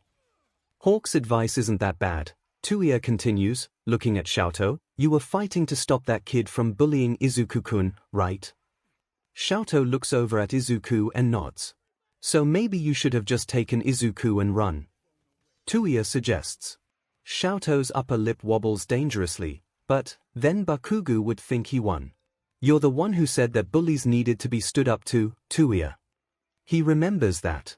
𝐤𝐸𝐽 couldn't have been more than 3 when their mother had tried and gotten knocked around for her efforts to keep their father from dragging 𝐤𝐸𝐽 into the training room. 𝐤𝐸𝐽 had been crying inconsolably at their mother's bedside, and asking why mother had provoked their father like that, and Touya had hugged his baby brother and whispered those words to him. It had been as much for himself as for his brother, since he is still ashamed at the leap of joy he had felt when their father had declared that the training was for 𝐤𝐸𝐽 alone. I don't think this is quite as bad as that, Touya says slowly, clenching his hands. 𝐤𝐸𝐽 crosses his arms, but Bakugo is a bully. That is true, Fuyumi sighs, also crouching down next to 𝐤𝐸𝐽, and it's good of you to protect your friend, 𝐤𝐸𝐽, but maybe next time if it escalates to the point you guys are pulling out quirks, come and get one of us. You don't want to accidentally hurt someone around you, do you? 𝐤𝐸𝐽 bites his lip. Okay. Good, Fuyumi says, placing a kiss on 𝐤𝐸𝐽's head and standing up and smiling at Izuku and 𝐤𝐸𝐽. Now, what snacks do you guys like? As Fuyumi takes the toddlers over to the kitchen, Touya wordlessly heads back to his bedroom and sits on the bed, running his shaking hands through his hair. It's obviously stupid to react this way. They've been out of that house for more than a year now, and he doesn't even shake when he enters the government training room and tries to blast targets with his flames. That's not to say that training is going smoothly. His mother had had a lot of misgivings about even letting him train again, but he had argued that that was the only way into Shiketsu, and that he knows his own limits. He can't push himself too far without risk of burning up, but that was the only thing he was taught. Hey, are you okay? Hawks asks, sitting next to Touya, worriedly peering at his face. Yeah, I'm fine, Touya says, placing his hands on his knees and taking a deep breath. I'm okay. You went away for a second there, Hawk says carefully, his wings brushing Touya's shoulders. Was it something 𝐤𝐸𝐽 said? I told him that thing about bullies after the first time he got put in a training session with my dad, Touya says, staring at his hands that are still slightly trembling. I don't know why I'm acting this way. Hawks curls up against him and wraps his wings around them. It's okay, you can react however you want. I'm not going to tell anyone. Touya lets out a shuddering breath, leaning his head against Hawk's shoulder. Thanks, I just need a minute. Whatever you need, I'm here, Hawk says softly, his wings gently moving with his breath. Do you want me to be quiet, or do you want me to talk about something? You were complaining about the government cafeteria options before we got home, Touya says, glancing at Hawks. Yeah, that's right, Hawk says, adjusting himself so that Touya's arms are covered by his wings, and they are sprawled more comfortably together.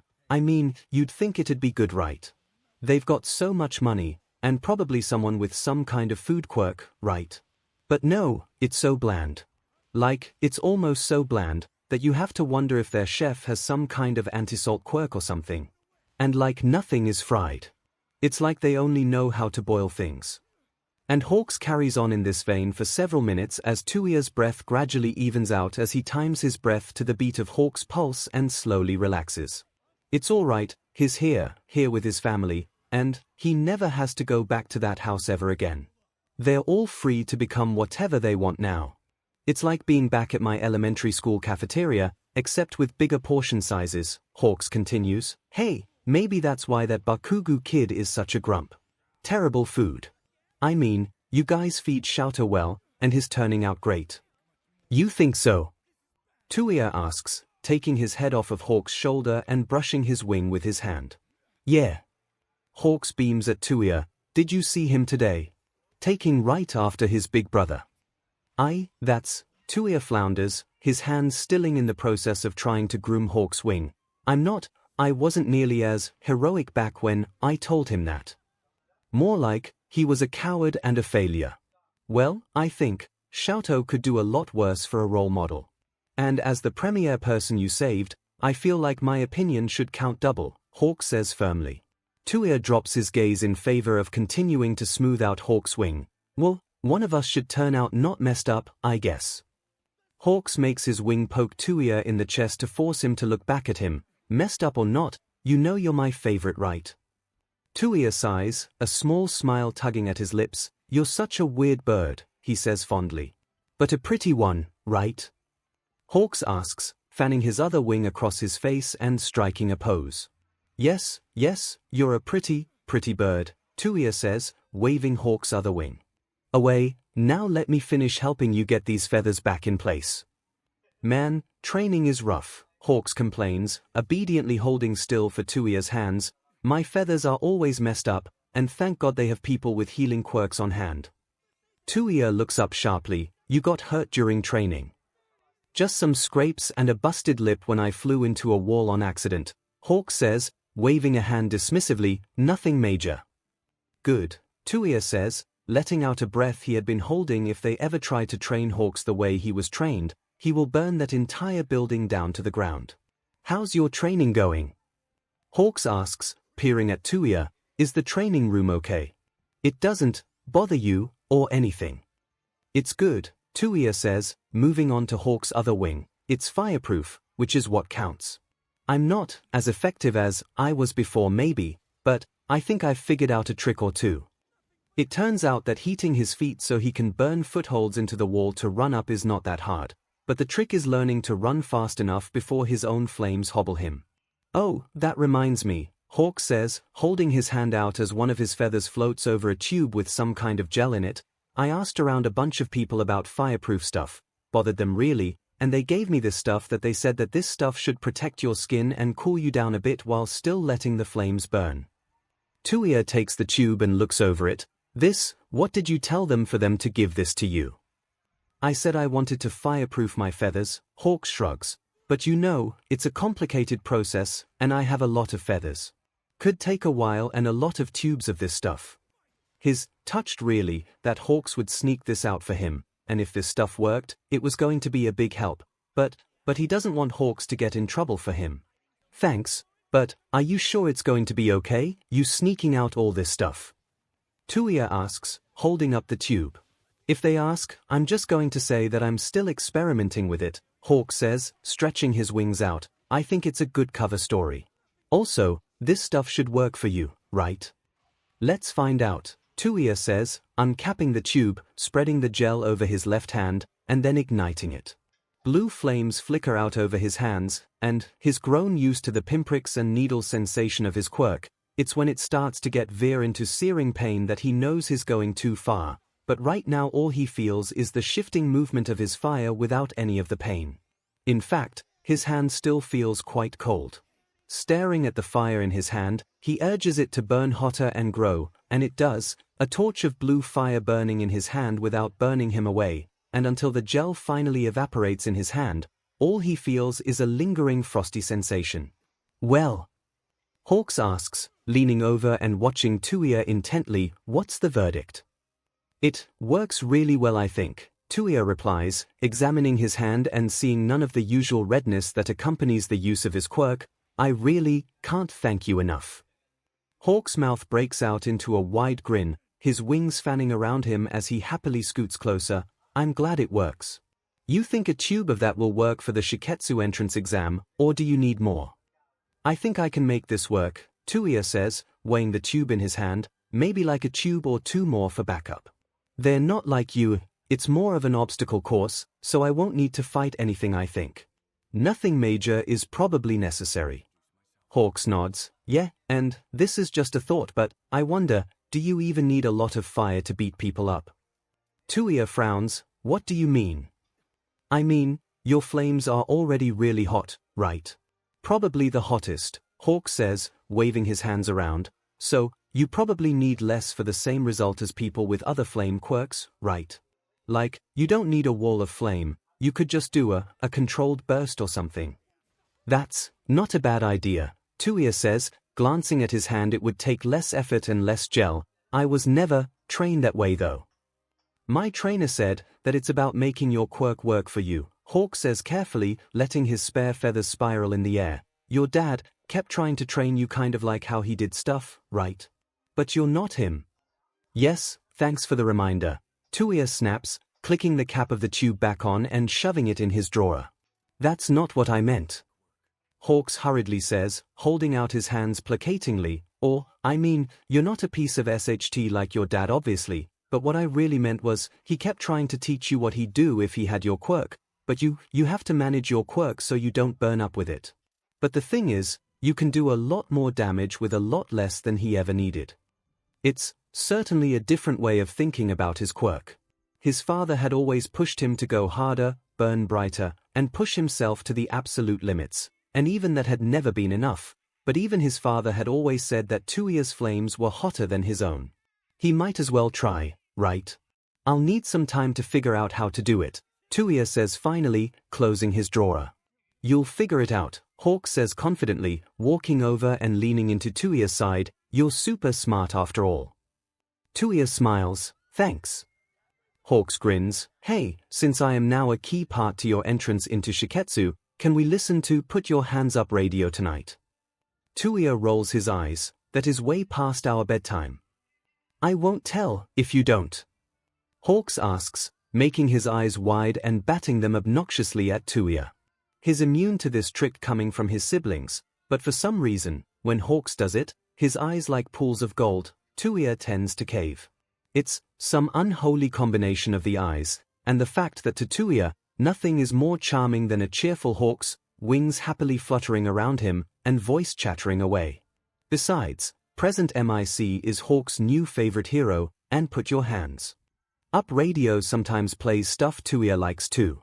Fine, Touya huffs, taking his homework out of his bag, as long as everyone's homework is done, and just because sometimes that DJ plays a good punk song or two. Yay! Hawks cheers, getting out his bag as well. Can you help me with English? Since when do you need help with English? Touya asks, raising an eyebrow. Hawks is top of his class, and all of his friends complain about how easily Hawks pulls it off, but Touya knows exactly how hard Hawks works for everything he has. Still, between the two of them, Touya's English isn't that much better than Hawks', give or take some more advanced grammar lessons he's had. It sounds better when you say it, Hawks says with a shrug, holding up his homework. I understand it better that way. Alright, let me clear out my stuff first and then go make sure Natsu is actually doing his homework, and then I'll help you with that. Work on other stuff in the meantime. Touya calls out over his shoulder as he stands up to go check on his younger brother. He's pretty sure Fuyumi has Xiaoto and Izuku firmly in hand. Let me know if that Bakugo kid is still out in the yard. Hawks calls out as he leaves. It turns out that actually Bakugo had pulled off burning Hawks' feathers to cinders only to run into both his mother and Touya's mother, who had just managed to come home early for once. Touya's mother had apologized, but Bakugo's mother had found the whole situation hilarious, and by the time Izuku's mom showed up, Touya's mother was smiling wider and laughing harder than Touya had ever seen her do in his entire life. When he relays the whole story to Hawks, the two of them whispering under covers as the new voice hero puts up his new favorite track on the radio, Hawks grins. Maybe your mom will have as good a friend as Izuku-kun is to Xiaoto. That would be nice, Touya muses, maybe it'll be like you and me. She couldn't be luckier than that, Hawks says, brushing Touya's hair out of his face with his wing. Training with Hawks' gel goes pretty well, with the war run trick working like a charm, and Touya is slowly figuring out how to focus his flames into quick controlled blasts instead of letting it continuously burn. It's hard to unlearn the habits of years, but he has both time, a room without anyone screaming at him, and his own determination to chart his own path, so he thinks he's gradually figuring it out. The months pass with Touya training and prepping for the Shiketsu entrance exam, helping Fuyumi come up with posters to advertise the literature club, humoring Natsuo who had read some sports manga and was trying to imitate the teleportation moves in it. His pretty sure tennis is not nearly that dramatic, making sure Xiaoto and Izuku get back home at a reasonable time. Looking over travel photos for his mother's new articles, she's gotten quite a few good stories lately about Ryakans around the city, and attempting to convince Hawks that Balzac is amazing and brilliant, and that they should listen to that instead of KDA again. He probably doesn't help his case by getting Hawks a Garnadelia CD for his birthday, but he can't exactly regret that decision since Hawks' face lights up, and he starts playing that CD on repeat instead. At the very least, he doesn't have to listen to pop stars anymore, and Garnadelia veers slightly closer to punk, so maybe he's making some progress there.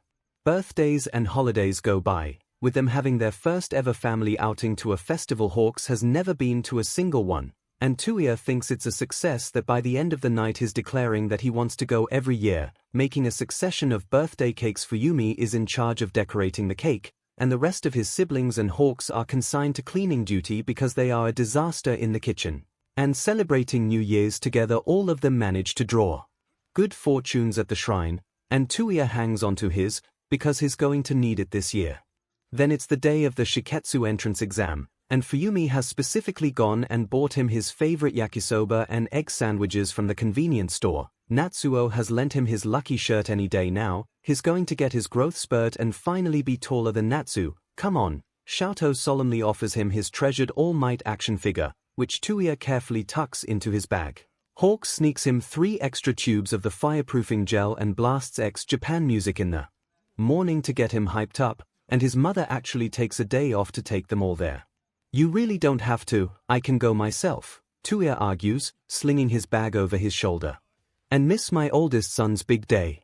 No, besides, I'm not sure you could persuade Hawks or Fuyumi not to follow you there if you locked them in a room and threw away the key, Touya's mother says with a laugh. Fuyumi nods. Yeah, because Hawks could just fly out a window and then let me out. Or if there wasn't a window, I could try picking the lock with my feathers, Hawks piped up. They've been trying to train me to do that. Is that why your smallest feathers have been so scraggly? They're a disgrace, Touya says, checking again for the 3rd time that he has the gel tubes on him. Yeah, it's hard, Hawks admits, although if that didn't work, we could still yell for Natsu to let us out. Natsuo sticks his thumb out and grins. I would definitely break you guys out to go cheer for Touya. You guys are embarrassing, please stop, Touya mutters, lacing up his boots and trying to ignore the churning sensation in his stomach. He's applied to other schools, but Shiketsu is his top choice, and is prepared so long for this. But what if that's not enough? We're the best, and so are you, Hawks replies, holding out Touya's favorite black jacket with lots of buckles for him to step into. Yeah, Touya grouses, sticking his arms into the jacket and placing a hand in one of the pockets to check that Hawk's feather is there. It's not nearly as glossy as Hawk's feathers are now, but it's the first one that Hawks had given him, and he likes the idea that he won't quite be on his own even during the exam. Hawks smiles as his feather shifts in Touya's grasp to tickle his palm. You're going to do great. That's the plan, Touya shrugs. Shiketsu will be lucky to have you, his mother says, ushering them all out of the apartment. Touya nods and takes a deep breath. I will try to make you all proud. We're already proud, Touya, his mother says with a smile, giving him an affectionate touch on the head. We all know how hard you have worked, and you did it all on your own. No, I had some help from Hawks, Touya interjects, nodding at the winged boy. Hawks shakes his head. I got you some support items, and had some random advice based on stuff other trainers said. The rest is all you. Those trainers aren't working you too hard, are they, Hawks? Touya's mother asks as they all cross the street. No, it's mostly figuring out how many feathers I can independently control at a time, learning how to harden them to use them as different tools, and basic fighting, Hawks says, slinging his hands behind the back of his head. They stopped the endurance training after you yelled at them, Todoroki-san. It's unacceptable to work you so hard that you're falling asleep in class, Touya's mother says primly. Orokawa-san needs to remember that you are still a child. Thanks, Todoroki-san. Hawks chirps. Now I have more time to read Fuyumi's terrible romance novels and attempt to figure out what Balzac is screaming about. More like trying to sneak away my shoujo manga. Fuyumi scoffs as they reach the train station. You're more invested than I am in Whispering Love. And Balzac is genius, you just haven't listened to enough of it yet, Touya insists. Happy to listen to more after you kick butt, Hawk says with a grin and then turns to Fuyumi. That's because I can't believe it's even a competition in that love triangle. Yukito has known Sayuri since they were kids, and he plays the guitar. Ryuzuki is just a giant JRK who's rich. Fuyumi glares at Hawks. Ryuzuki actually accepts Sayuri for who she is, unlike Yukito who keeps wanting her to be the perfect princess she's not anymore. He just wants the best for her. Hawks argues. The two of them bicker about the manga all the way to their stop, and the love triangle between tomboyish Sayuri, rich Ryuzuki, and childhood friend Yukito is a nice distraction from Touya's worries and fears about the Shiketsu entrance exam. By the time they reach the school, Natsuo has sided with Hawks because Yakito has a snow quirk and us ice types have to stick together. And Fuyumi has persuaded Xiaoto to join her side by telling him all about the scene where Ryuzuki defended Sayuri against a bunch of his fangirls. Touya can be the tiebreaker, and Touya's totally on my side, right? Hawk says, clutching at Touya's arm and batting his eyes at him. This brat's figured out that trick, heh. Yakito plays in a band. Touya asks, checking his bag again, I'm with Hawks on this one. Yes.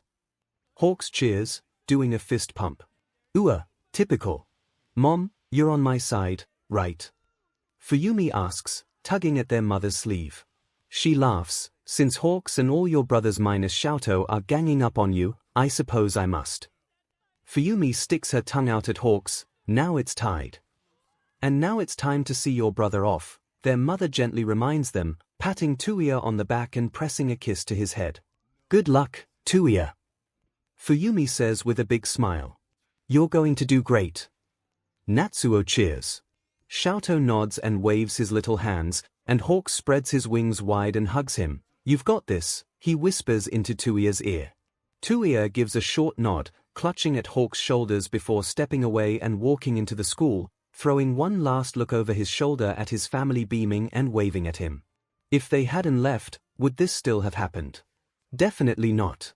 The test is an obstacle course as expected, with eggs that have to be retrieved for points scattered across various terrains, and here is where Touya suddenly lucks out because after the rushing river that has to be traversed and the scorching furnace room, there is a tundra plain with an ice wall that has to be climbed. He couldn't have asked for more favorable terrain. He's going to have to watch more of that terrible sports anime with Natsu to thank him for his lucky shirt. He uses up one tube of gel by slathering on enough to enable him to put off enough fire around him to boil away the parts of the river he steps on, conveniently also revealing some eggs hidden in the riverbank, and another 2 tubes going through the furnace room as quickly as he can while plucking some eggs out of the fire and dodging swipes from other applicants. And then he's just down to 1 tube, but he doesn't need much in the tundra. He breathes in the cold air, reveling in the snow around him as the other applicants shiver uncontrollably. It's a relief after the heat of the furnace room, and strides forward, just using enough heat to melt the snow so that he can move forward easily and a little more just to see how many eggs are hidden in the snow. He's the first one at the ice wall, and he uses his last tube of gel covering his hands, feet, and arms so that he can generate enough fire to melt handholds in the ice and climb up. It's really going quite well. Ain't nobody bringing us down, down, down. They could try, but we're going to wear the crown. Touya hums under his breath as he's climbing up the ice wall, until he realizes what he is doing and thumps his head against the ice. If there was any sign that Fuyumi and Hawks played too much here it is. One of the other applicants swipes at the bag of eggs Touya has slung over his shoulder, but Touya kicks him off and scrambles up faster, doing a controlled blast of fire to melt the path behind him once he makes it to the top, and another one on the other side to make it easy for him to slide down and deposit the bag of eggs at the judge's feet. The judge nods, taking the bag and marking tally marks on a clipboard. First one here, you really are the son of endeavor. Touya winces but holds his tongue once he's in. He can trash talk his father all he likes, but right now, he needs to play nice and bows. Thank you for your consideration. Eventually other applicants make their way down the ice wall with their bags of eggs, and after the school doctor has healed them of any injuries they might have sustained, Touya just has some scratches from where some other applicants with needle-like fingers had tried to snatch away his bag. They are instructed to keep an eye on the mail next week and then dismissed. When Touya makes his way out of the school, he sees Natsuo teaching Xiaoto how to hit a volleyball, his mother going through a draft of an article with a red pen, and Fuyumi and Hawks arguing about which 𝐂𝐲 member is the best. Ari is the lead singer and the leader of the group, Fuyumi argues, plus she's the muse for so many fashion lines. Obviously, she's the best. She's one of the lead singers, Hawks says, swinging his legs back and forth from his perch on the wall. Evelyn is a true artist, she never compromises, and Touya. Hawks bounces up as soon as he catches sight of Touya, zooming over and checking his hands, his feathers brushing over his arms. How'd it go? Did the gel work? You look fine. They have a doctor on site, right? Were you first? I bet you were first. I was first, Touya confirms with a small grin. Hawks grins back, throwing his arms around him, "I knew it. Congratulations, Touya." Fuyumi says, running up and hugging both of them, and Natsuo and Xiaotou and their mother join the pile, and it's great, but at the same time he's about to be suffocated, like literally, and from embarrassment, because they are still right in front of the school, so he laughs and struggles his way out of the pile, Hawk still determinedly hanging onto his neck. "Off," Touya says, shoving lightly at Hawk's head. "No," Hawks protests, using his feathers to poke Touya in the cheek. "I'm hoping your Shiketsu entrance exam luck will rub off on me." "That's not for another 2 years, Touya points out, waving Hawk's feathers away. "You can borrow my lucky shirt then too, Hawks bro," Natsuo says loyally, grabbing onto Hawk's arm. Fuyumi sniffs, "If it hasn't been worn to shreds by then." Their mother fondly runs a hand through Touya's hair. "Congratulations again, Touya. Now, let's go get soba." They go to the nice soba shop near their house that specializes in both hot and cold soba, and also has pretty decent chicken 𝐭𝐽, so that everyone is happy. Touya recounts the test over Hawks trying to steal his 𝐭𝐽. He just lets him have it. He's pretty full with just his hot soba, and Hawks hasn't stopped marveling over the test even by the time they've turned off the lights and have gone to bed. "Like, who made the ice wall?" Hawks asks, from his bed, "And that's so cool, you were raising your own hand holds up. Although, there were assholes who tried to steal other people's eggs, seriously. Shouldn't that disqualify you?" "It's a valid strategy," Touya points out, sinking deeper into his warm blankets. Hawks tiskus, "But you're all trying to be heroes. I feel like it defeats the whole purpose." "Well, we'll see. Maybe it actually deducts points or anything, we still don't know who got in yet." Hawk snorts, "If they don't let you in, Touya, they're crazy." And maybe that's true, but the judge's comment about him still leaves a bad taste in his mouth. "When I finished, they said, they mentioned me being Endeavor's son," Touya says haltingly, rolling over so he can see Hawks at the other end of the room. I don't want to get in just because of him." "And you won't," Hawks says fiercely, sitting up and looking at Touya. "Everything you did, you've worked for, not him. It was all your effort that made it possible. I wonder sometimes if you're just telling me what I want to hear," Touya says, clutching at his blanket. "If I did that, I'd tell you that I liked Balzac more than Garnidelia, which just isn't true," Hawks points out, getting out of his bed and padding over to sit on Touya's. "When have I ever pandered to you?" Touya snorts, reaching out a hand to brush Hawk's wings. "So you're actually scared of those scary movies we picked out for Halloween?" "Okay, that was to make Xiaotou feel less bad about being so scared that he looked like he was going to cry," Hawks argues, shifting so that Touya can scratch between his shoulder blades. "I'm telling the truth, you're awesome, Touya, and I can't believe I have to wait another 2 years before we'll be in the same school again." "Oh no, what will you do with all your friends?" Touya says sarcastically, smoothing out Hawk's errant pin feathers. Hawk's wing lightly shoves at him. "You're definitely going to miss me too, 𝐒𝐻𝐽. "Yeah, I will." Touya readily admits it was nice to have Hawks cheerfully greet him at lunch every day instead of him just eating alone like he did before. Hawk's breath seems to stutter before he slumps down and curls up at Touya's side. "Well, of course you will. I'm the highlight of your middle school career after all." "You really are," Touya agrees, patting Hawk's head. "You're the one thing about middle school I will miss. And I guess Fuyumi's literature club, they had some okay selections."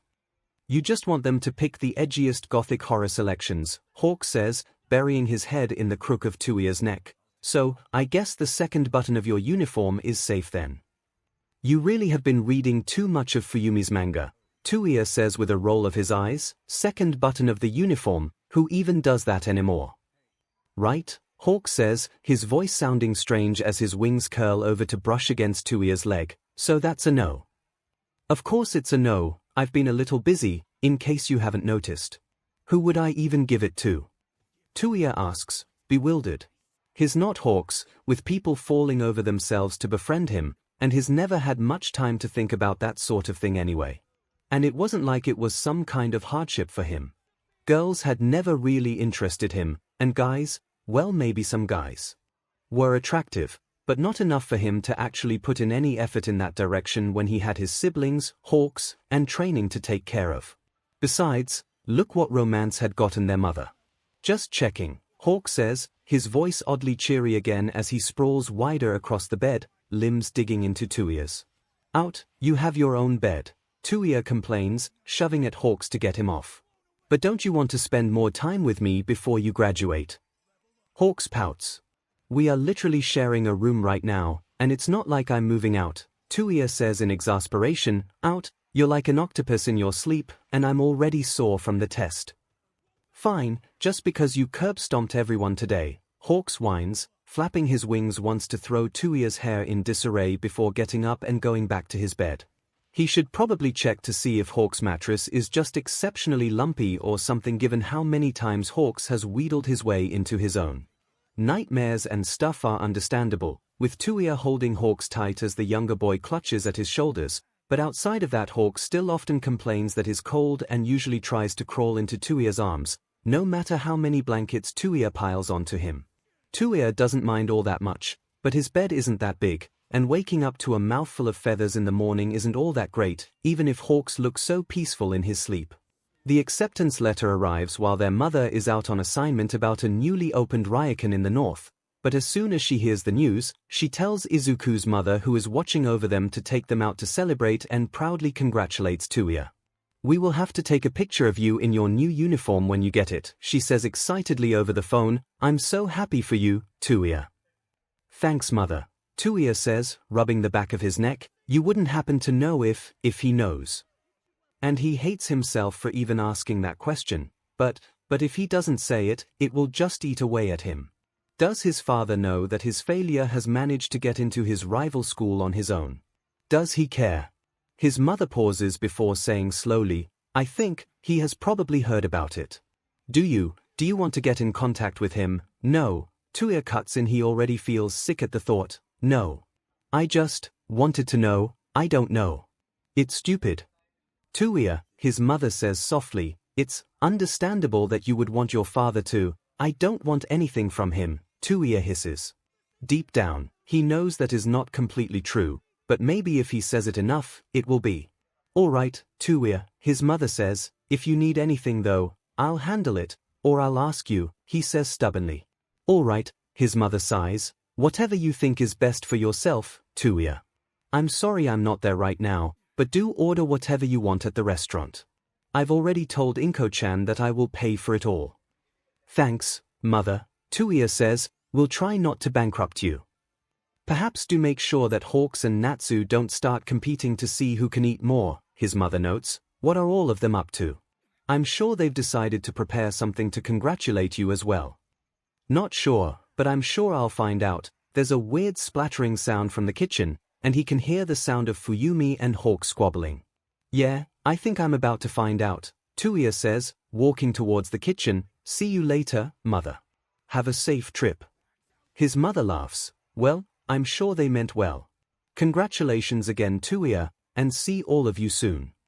As he walks towards the kitchen, Hawks runs up to him, cake batter smeared across his cheek. Touya, want to tell me all about Pierrot and how cool they are? Hawks asks, hooking his arm through Touya's and trying to drag him away from the kitchen. I'm glad you've seen the light, but what are you guys doing in there? Touya asks, craning his neck to try and look in the kitchen. Are you trying to make cake or something? Hawk's wing sweeps up to block his view. What cake? Touya rolls his eyes, swiping a finger through the batter on Hawk's cheek and holding it up. The cake that is probably splattered across the walls right now. Hawk scrubs at his cheek, scowling. Man, making cake is hard. You just can't help but mix it too hard, can you? Touya says, grabbing a napkin off the table to clean Hawk's cheek properly. Yeah, I know, Fuyumi already yelled at me about it. Hawk sighs as Touya wipes at his cheek. Don't worry about the mess, it's your day, and we will definitely clean it up. If you could maybe just make sure Midoriya-san doesn't see the mess so she doesn't feel obligated to clean it up. Sure, but let me into the kitchen to see if I can salvage your batter into cupcakes or something, Touya replies, walking forward. Sorry about that. We really wanted to make something nice for you, Hawk says, biting his lip. You guys tried, it's cute, Touya says, ruffling Hawk's hair with a grin before heading off Izuku's mother, who is also walking toward the kitchen.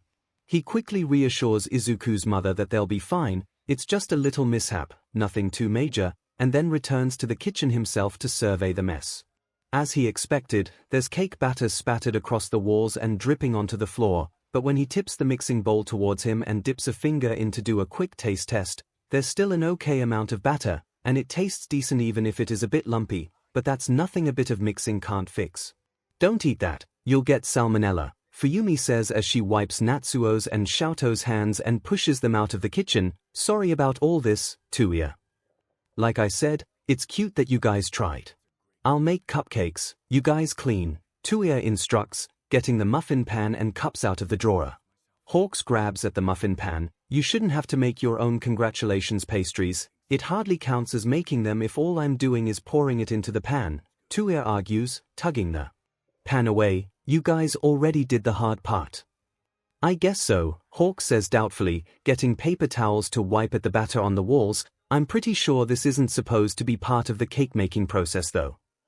It's fine, I like baking, Touya points out, placing the cupcake cups into the pan and measuring out the batter slowly. It's nice to have a finished product at the end that people enjoy.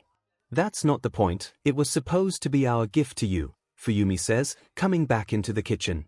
Touya shrugs, adjusting the temperature on the oven. How about you guys just cover for me after I get my ears pierced? Ooh, did you decide what you're going to do? Hawks asks, poking at Touya's ears. Triple helix piercings, Touya says decisively, sticking the pan in the oven. It was going to look so cool when he's done. Fuyumi scrunches up her nose. Isn't that going to hurt a lot? I think I'll be okay, Touya replies, gesturing at his arm. You're going to look so cool, Hawks enthuses, still poking at Touya's ear. When I graduate, I'm going to get the same thing. Let's make sure mother doesn't freak out at me, and then you can try, Touya advises, closing the oven. So, it's a deal. Of course. Hawk says happily, can't wait to see what it looks like. Okay, I guess, Fuyumi sighs, make sure you keep it clean though. And Fuyumi's right, it does hurt a bit. But Hawks is right too, it looks super cool, the silver rings glinting at the edges of his ears. By the time swelling has gone down, and he stops trying to hide the piercings, his mother raises her eyebrows but simply reiterates Fuyumi's point about keeping it clean. Then he's finally graduating, with his mother taking as many pictures as she can while both Fuyumi and Hawks drag him all over the school for places to pose. I didn't even hang out here all that often, Touya complains as Fuyumi sticks the gothic selections of the literature club around him. You hung up a lot of posters for us, and you forced us to read these, so shush, Fuyumi says, throwing an arm around his shoulders as his mother takes another picture. Well, someone had to get you guys to read something besides romance novels, Touya says, knocking their shoulders together. Fuyumi huffs, you just don't have a single romantic bone in your body, Touya. You still have the second button of your uniform. I'm telling you, no one does that anymore, Touya grumbles, adjusting his uniform, just like no one takes this many pictures. They so do, this place is full of memories. Hawks insists, sitting on the desk, kicking up his feet, we're going onto the roof next. You better not try to princess carry me again, Touya warns as he lets the two of them drag him up the staircase. Hawks still tries to, although in between Hawks trying to lift him up, and Touya trying to scramble down, they overbalance and spill onto the ground. Somehow in the process, Touya accidentally tears some of the buttons off of Hawks' Gakuren jacket, and half of them clatter off the edge of the roof.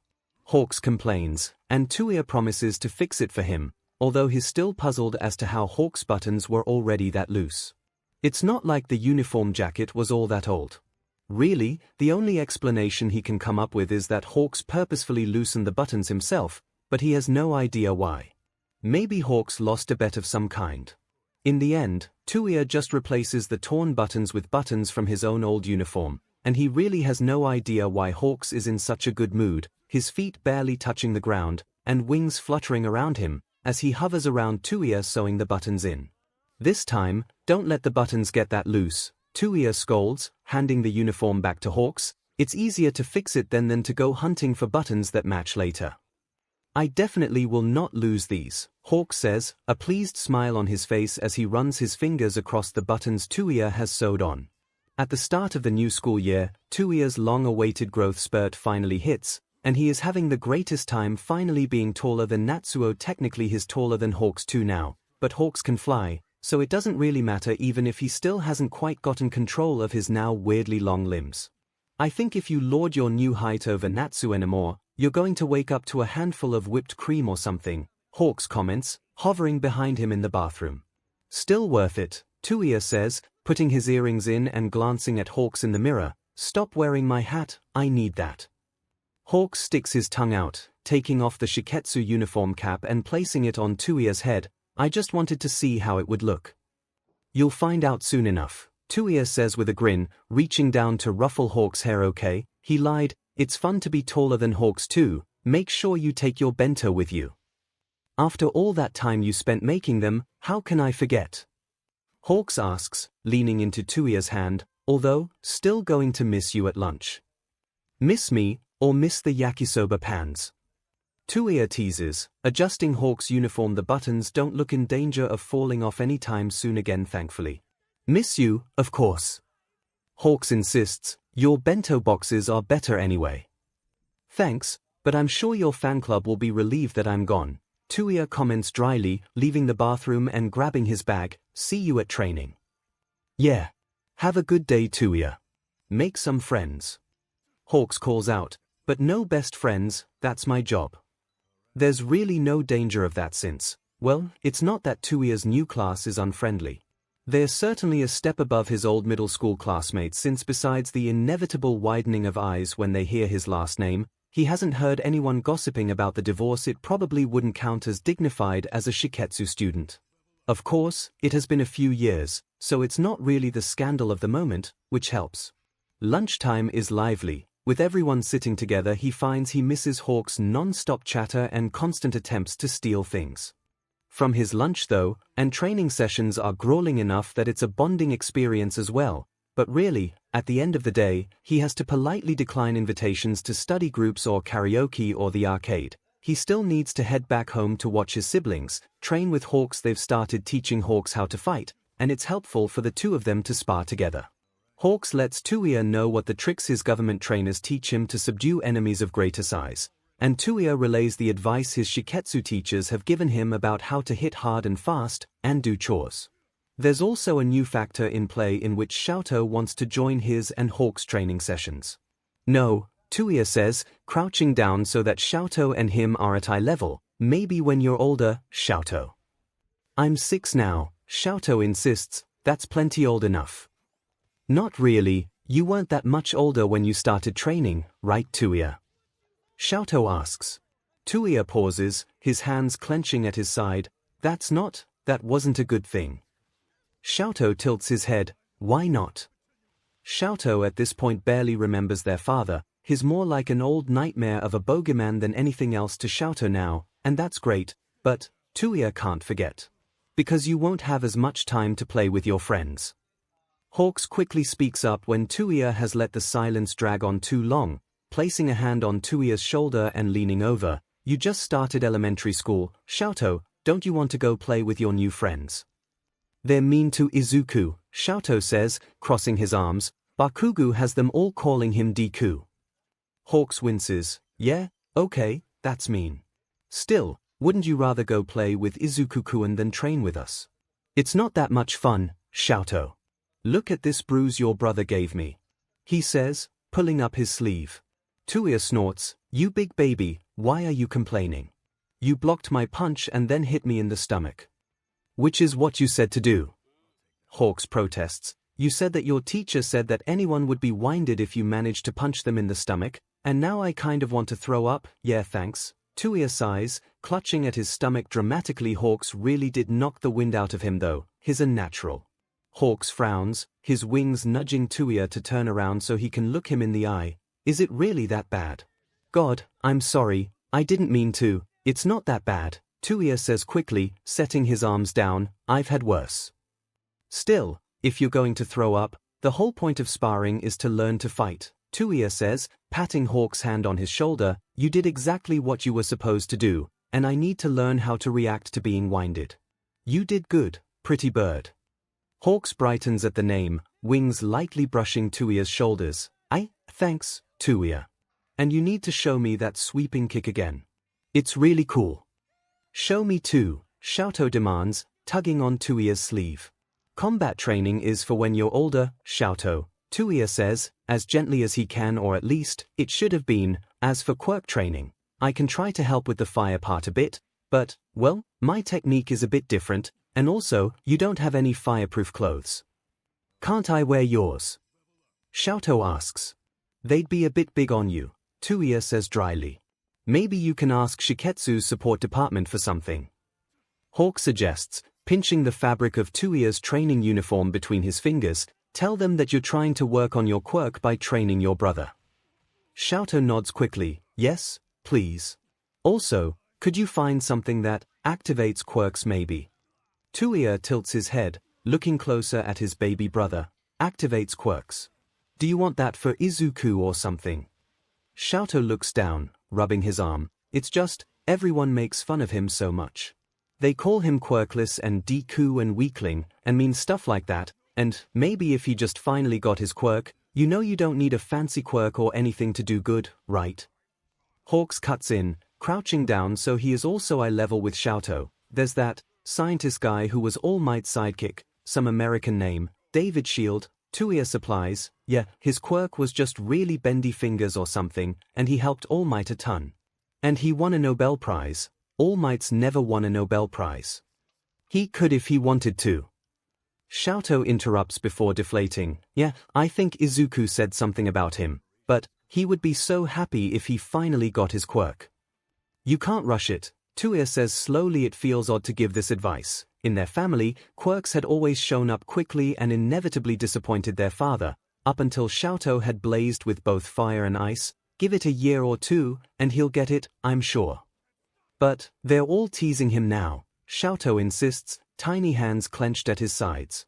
Touya sighs, placing a hand on 𝐂𝐽's shoulder. I know it is 𝐂𝐽, but for now the best thing you can do is be there for him.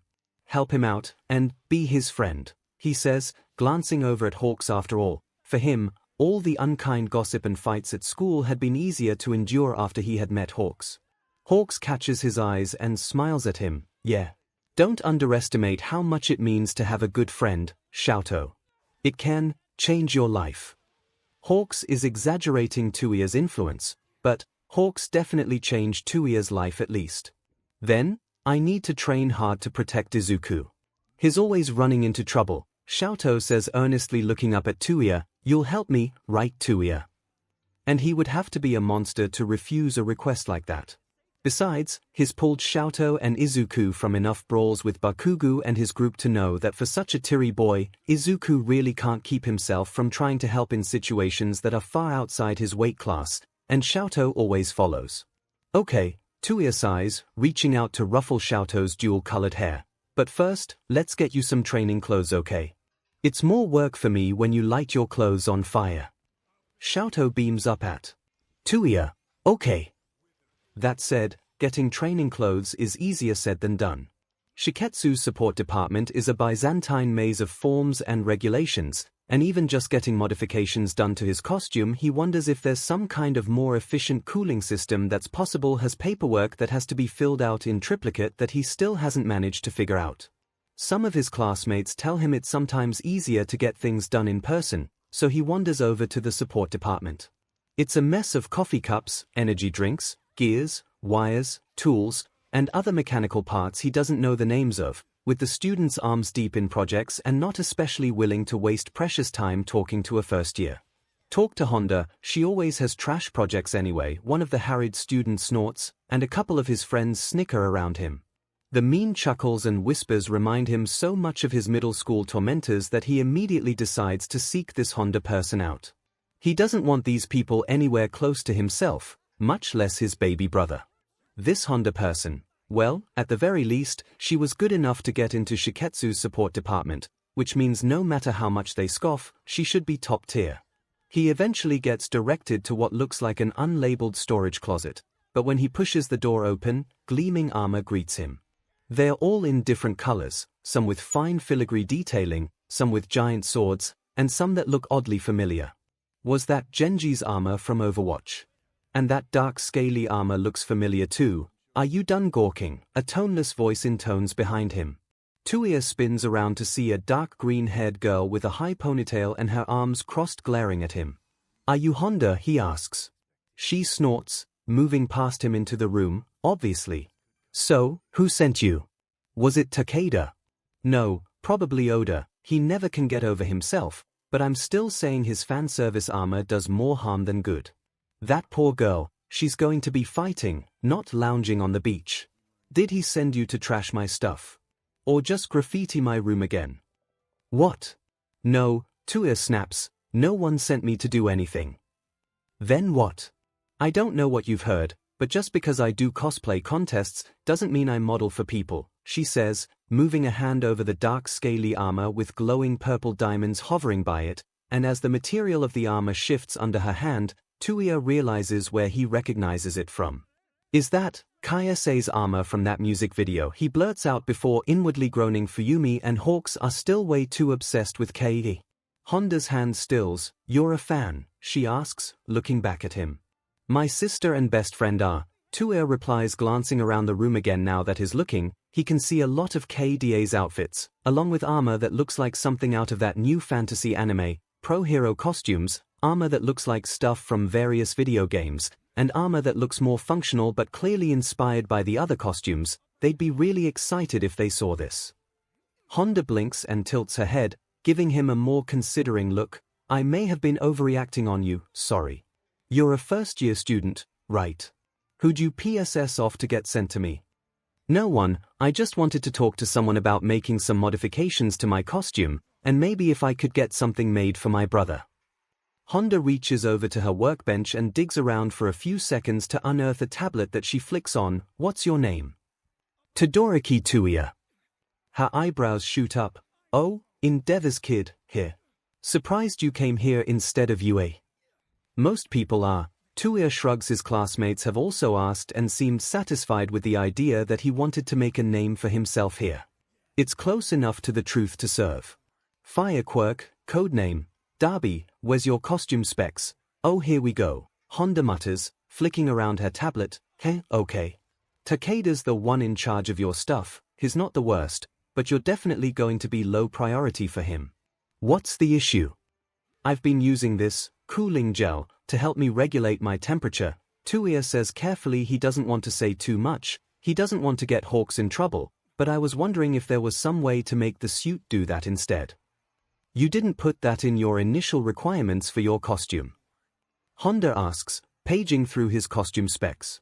I did, but, he fiddles with the strap of his bag, I'm not fireproof.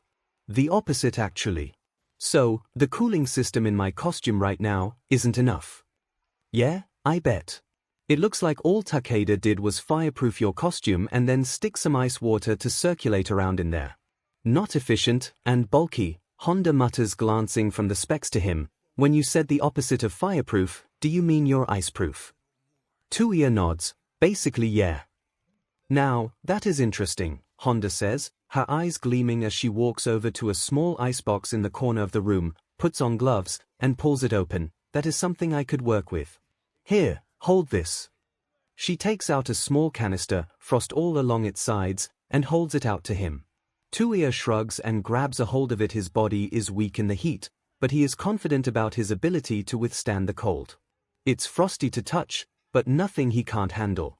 Okay, cool, I'm going to try something, Honda says, taking the canister from him and tipping it a little bit over his hand. A clear liquid hits his hand and disperses into gas, but all he feels is an icy sensation, and his hand is unharmed. Honda grabs his hand and flips it over twice. Liquid nitrogen, and you're fine. I can really work with this. And I can make your costume look better. As long as it's black, Touya says, pulling his hand back. Easy enough, Honda says, going back to her tablet. I have some pretty cool specs. I did do a female Endeavor costume one time. Oh, my bad, is that a weird thing to say? Touya coughs. No, I don't want my costume to look like Endeavor's, but you can do whatever you want with his stuff. In fact, he can just imagine Endeavor's face at the idea of a cosplay version of his costume, and it makes him want to work with Honda even more. Honda nods. Fair, you don't want to be in your old man's shadow, right? I'll just adapt the system I used for that costume, and add the liquid nitrogen since you can take it. Takeda cut so many corners on you, didn't even bother checking your medical file. But the look I'll adapt accordingly. How attached are you to that long coat design? Touya shrugs, I like it. Well, with the new cooling system, it'll be less bulky and more streamlined, so it should look cooler. Honda looks back up at him, I have some ideas that could go with that. Of course, that's provided you request to transfer your case to me. And what would that entail? Paperwork mostly, Honda replies, her fingers flying over the tablet. I can get most of the forms pre-approved and filled out for you though. Oh, and probably beaching from Takeda and his friends, but that's mostly going to be me hearing it, and what are they going to do about it? Trash my room again. Is that something that happens often? Touya asks carefully. It seems the support department is even more competitive than the heroics department. Honda shrugs, walking over to the printer on her desk and rifling through the pages it spat out. I'm a girl in the support department who competes in cosplay competitions but thinks fan service armor on heroes is dumb. It's not a popular stance to take. Why, you worried about the state of your costume left in my hands? Don't worry, all my creations are booby-trapped to Kingdom Come in my lab. He's not sure what to say to that. In the first few years after the divorce, he had managed to scare off the people who had tried to pick on him, and any pity from his siblings he had met with stony scorn. He doubts that Honda would react any better to anything he has to say either. Do you really have time to take on a first-year project, he asks instead. Honda sighs and gestures around the room. Okay, I guess to be honest, I've been sidelined. Blacklisted, blackballed, whatever you want to call it. 𝐔𝐬𝐚𝐠 gives out all the plum assignments to his favorites, who I am most definitely not, but I do want to work on actual heroics department costumes. She shuffles the papers and looks back at him. My loss is your gain though, you'd have a dedicated support tech on just your costume. Your quirk plus your body's limitations is an interesting case, and I think I could do something really cool with it. It's one of the first times his body's essential weakness has actually been called cool. Would you also have time to build a half-fireproof half-iceproof suit for my baby brother? Touya asks slowly. Sure, that's easy, Honda says, filling out the forms, so, we have a deal. As long as you don't add any weird colors I guess, Touya replies, holding out a hand for the pen. Honda grins and hands over the pen. And I guess I should warn you, Takeda's probably going to spread some rumor that you fed me, and that's why I'm in charge of your costume. But honestly, that shouldn't harm your reputation. Touya chokes and looks back up at her. Wait, what? But, Shiketsu students aren't supposed to date. Who said anything about dating? Honda says, raising an eyebrow before relenting at his incredulous face. It's just Takeda being in, but don't worry about it. Besides, you'll be known as the guy who bagged an upperclassman. Congrats. And, you don't care. Honda shrugs, sorting her tools on her desk, a white-knuckle grip as she picks up each one. They like spreading a lot of rumors about me. After a while, you get used to it. What's one more, after all? They let all that go on here. Touya asks. It's not like he didn't know that the world of pro heroes is not nearly as cheery as people make it out to be, but he had thought that at the very least Shiketsu would try to stick to the ideals as much as possible. Hard to complain about, and even harder to stop rumors and whispers, Honda points out, crossing her arms. But don't get any ideas, even if you try and defend me, I have a professional interest in you, not a personal one, and that's not going to change. Good, I really don't need anything like that, Touya says, also crossing his arms with a grimace. Honda gives him a considering look. You know, I think I actually believe you. You haven't even given a second glance to any of the cosplay costumes I built. Do you just build cosplay costumes in your spare time? Touya asks, glancing at the brightly colored scaly 𝐒𝐻𝑖 she gestures at. Well, it's not like I have much else to do. I already finished the projects for my class, they didn't assign me any heroic projects, and I do have a big competition coming up. My Ryukyu costume is going to be aces, Honda says, affectionately patting the 𝐒𝐻𝑖 before turning back to Touya. Of course, your costume will take priority once the transfer goes through. Go ahead and file these then, Touya says, signing his name and handing back the forms to her. Honda smiles as she takes the papers and dips into a mock curtsy. Honda, you, at your service. Honda is good on her word, delivering within a week a tiny half flame-proof, half frost-proof suit, a new black long coat with tattered edges and a built-in liquid nitrogen cooling system lining it, and new sleek black armor also equipped with the same cooling system that works light years better than his old costume. She also provides braces loaded with some kind of liquid nitrogen gel that bursts out with frost if he hits them the right way. You can use it as a surprise weapon or as another cooling mechanism, she says, gesturing at the spray of frost her demonstration produced. Hawks is also impressed by his new costume, running his hands over Touya's new coat as 𝐤𝐻𝐻 tries on the half-flame-proof Odyssey Touya had brought him. You really are going full edgelord with this and W. Hawks laughs, flapping the edges of Touya's coat back and forth. Shut up, it's cool, Touya says, adjusting his hat. Yeah, it is, Hawk says, stepping back to give Touya a once-over. I definitely wouldn't mind you swooping in to rescue me. Touya snorts, since when do you need me in costume for that? Who bailed you out from Fuyumi's wrath earlier this week? Okay, to be fair, how was I supposed to know that she was writing a love letter in her math notebook? I just wanted to see her notes. Hawks complains, stretching and using some of his feathers to push 𝐤𝐻𝐻 away from a very flammable bush. Who was she writing it to, anyway? Touya asks. Hawks shrugs, she grabbed it from me before I could read too much, but I think, maybe the literature club president.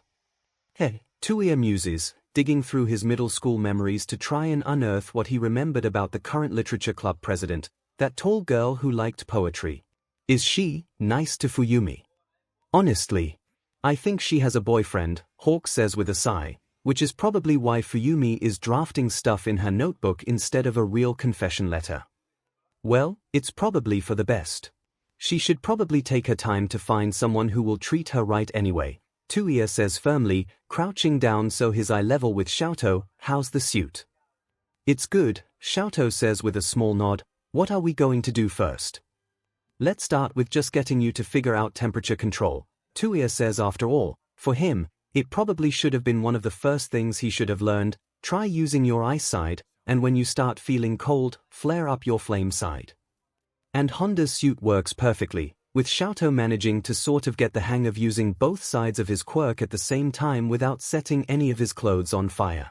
Touya's costume also lets him throw up walls of flames without burning up, and the braces have made his concentrated blasts of flame even more dangerous. Unfortunately, Honda is also right about the rumors that Takeda spreads, no matter how much he denies it.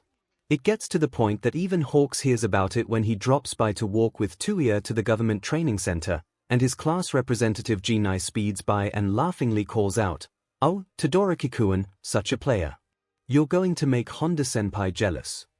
Touya rolls his eyes and ignores 𝐺𝐸, but Hawk's head snaps up, and he turns to Touya as 𝐺𝐸 speeds away. Who's Honda-senpai, he asks, brow furrowed.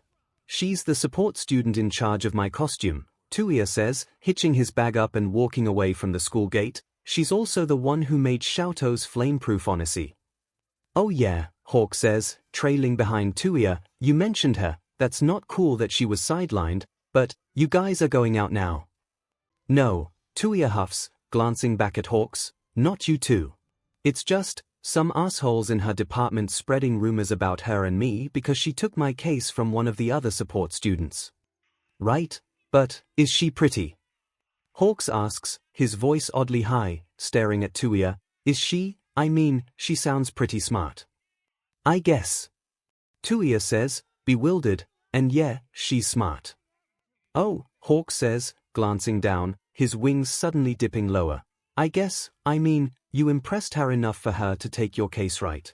And if she's pretty and smart, maybe you guys want to hang out more together. Are you trying to set me up? Touya asks incredulously, Shiketsu students can't date, remember? Yeah, Hawk says, biting his lip, but if you really liked her, I don't even like girls. I like guys. Touya snaps before realizing what he just blurted out and winces. Smooth Touya, real smooth. Just come out to your best friend in the middle of a public street 2 blocks from your high school, why don't you? Hawk squawks at Touya, golden eyes wide, wings suddenly coming to life around him, flapping and swirling feathers around them. Is that going to be a problem? Touya demands, clutching at the strap of his bag. He doesn't know what he's going to do if 𝐻𝐭𝐾𝐲 rejects him. It feels like a yawning abyss, the possibility of not having 𝐻𝐭𝐾𝐲's flutter of feathers and chatter at his side every afternoon and weekend. No, definitely not, I like boys too. 𝐻𝐭𝐾 says, reaching forward to grab Touya's arm and flushing. Touya glances at 𝐻𝐻𝐾's hand on his arm. You don't have to say that just because you think it'll make me feel better, I'm telling the truth.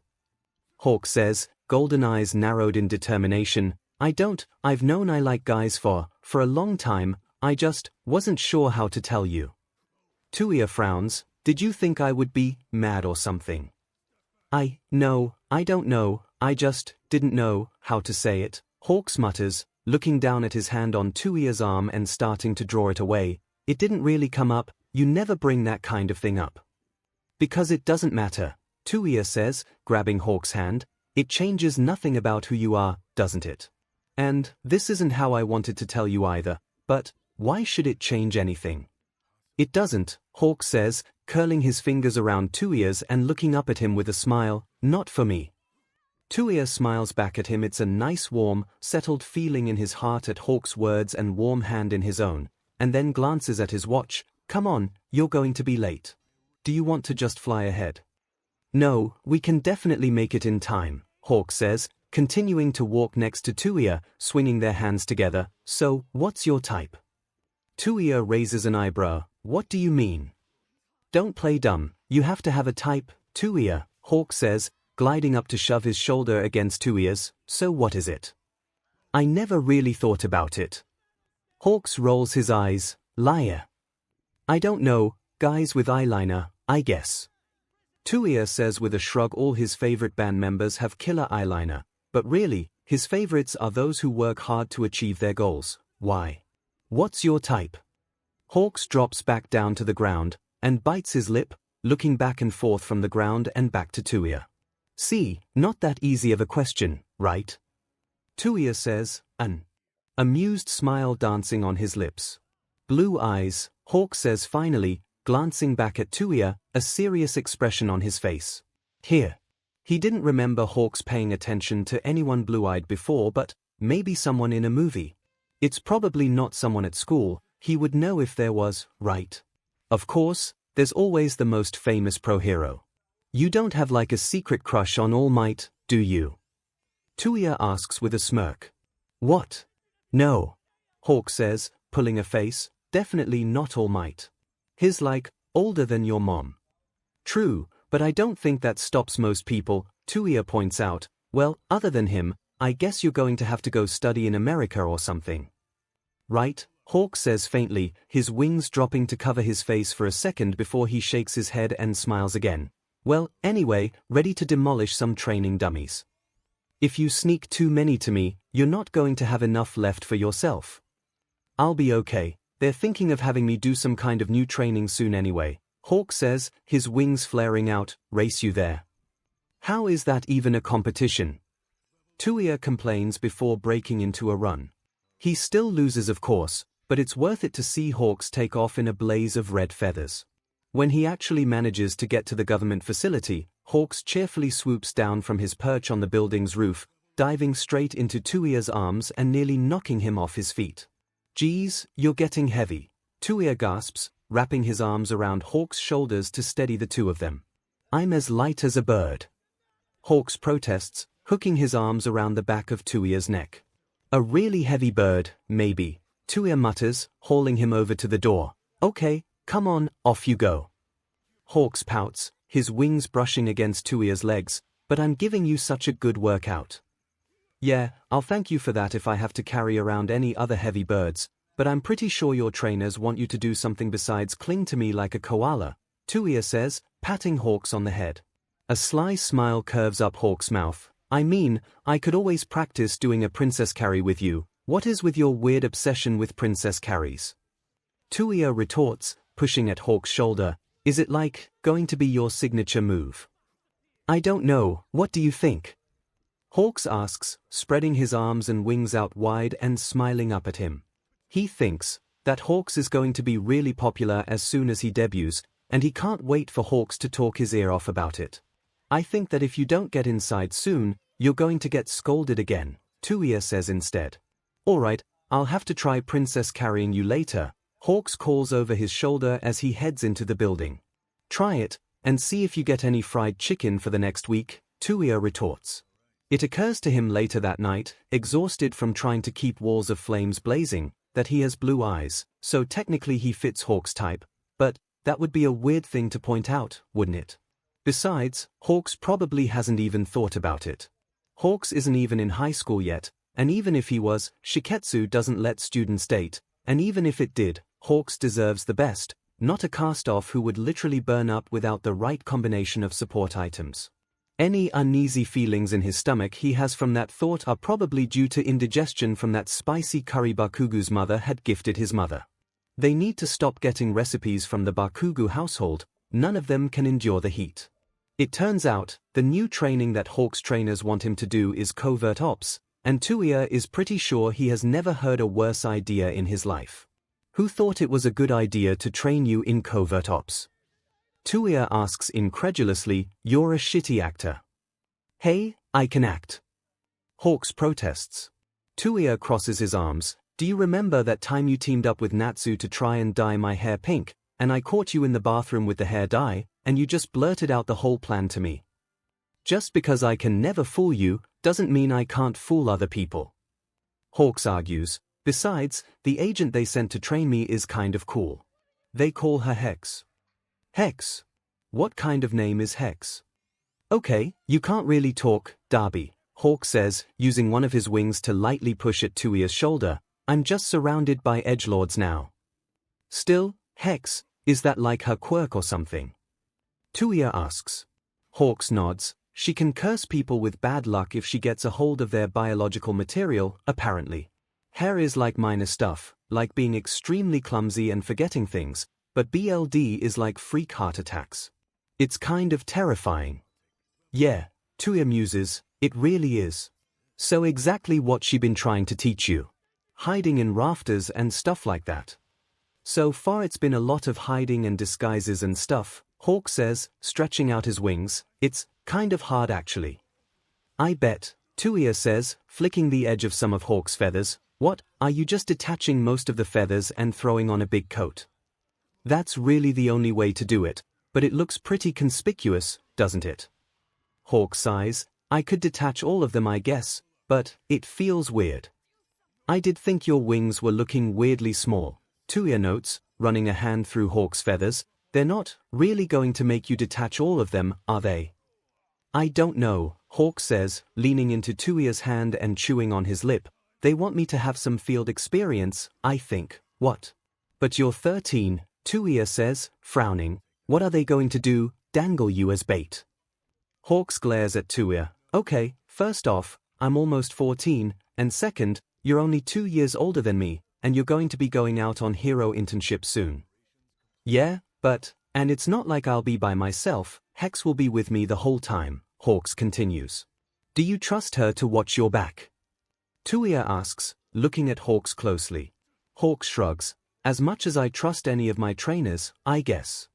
They want an intact pro-hero out of this whole deal, don't they? And that may be true, but Touya doesn't trust Hawks' government handlers to do much more than just keep Hawks superficially safe. If any of them makes you do anything uncomfortable, just tell me, and I'll fix it, Touya says carefully, his fingers curling around the base of Hawks' right wing. Hawks beams at him. Or, worried about your pretty bird. Touya rolls his eyes and tugs at the tiny feathers at the base of Hawk's wings, more worried that you'll run headfirst into some problem without thinking things through. Well, that's what training is for. Hawk says, grinning over his shoulder at Touya. Don't worry, I'll come back to you in one piece. And Hawks has always kept his promises to Touya, be that saving him the last portion of hot soba or taking his turn in cleaning the bathroom. But Touya is still uneasy about the idea of someone taking Hawks out on some kind of covert ops mission. There's so many things that could go wrong. What if they push Hawks do something he doesn't want to do? What if someone kidnaps Hawks when he doesn't have feathers to defend himself? What if Hawks gets seriously hurt somehow?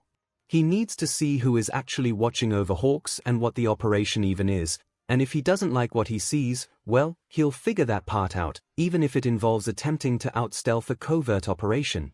Still, easier said than done.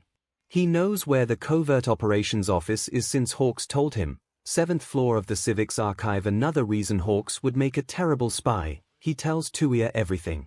He could probably even swipe Hawks' access card to get in. But once he's in, how is he going to blend in and make sure he even gets to the 7th floor? It might be a bit conspicuous, a teenager with flaming red hair in the den of spies. He could dye it, and he even picks up a pack of black hair dye, but then Hawks finds it. You want to look like even more of an edgelord than you already do? Hawks asks, holding up the box of black hair dye with an eyebrow arching up. Maybe I want to look cooler, Touya replies, snatching the box from Hawks' hands. What, you don't think I can pull it off? You already look super cool, and besides, if you dye your hair, you won't match my wings anymore, Hawks argues. And that, of course, is the most important point, Touya says dryly. Hawks preens, letting his wings extend to their full length around him. What can I say, I'm a narcissistic BSE. Touya laughs and reaches over to ruffle Hawks' hair. If you like it that much, I suppose I won't change it. Wouldn't want to throw such a pretty bird into despair, after all.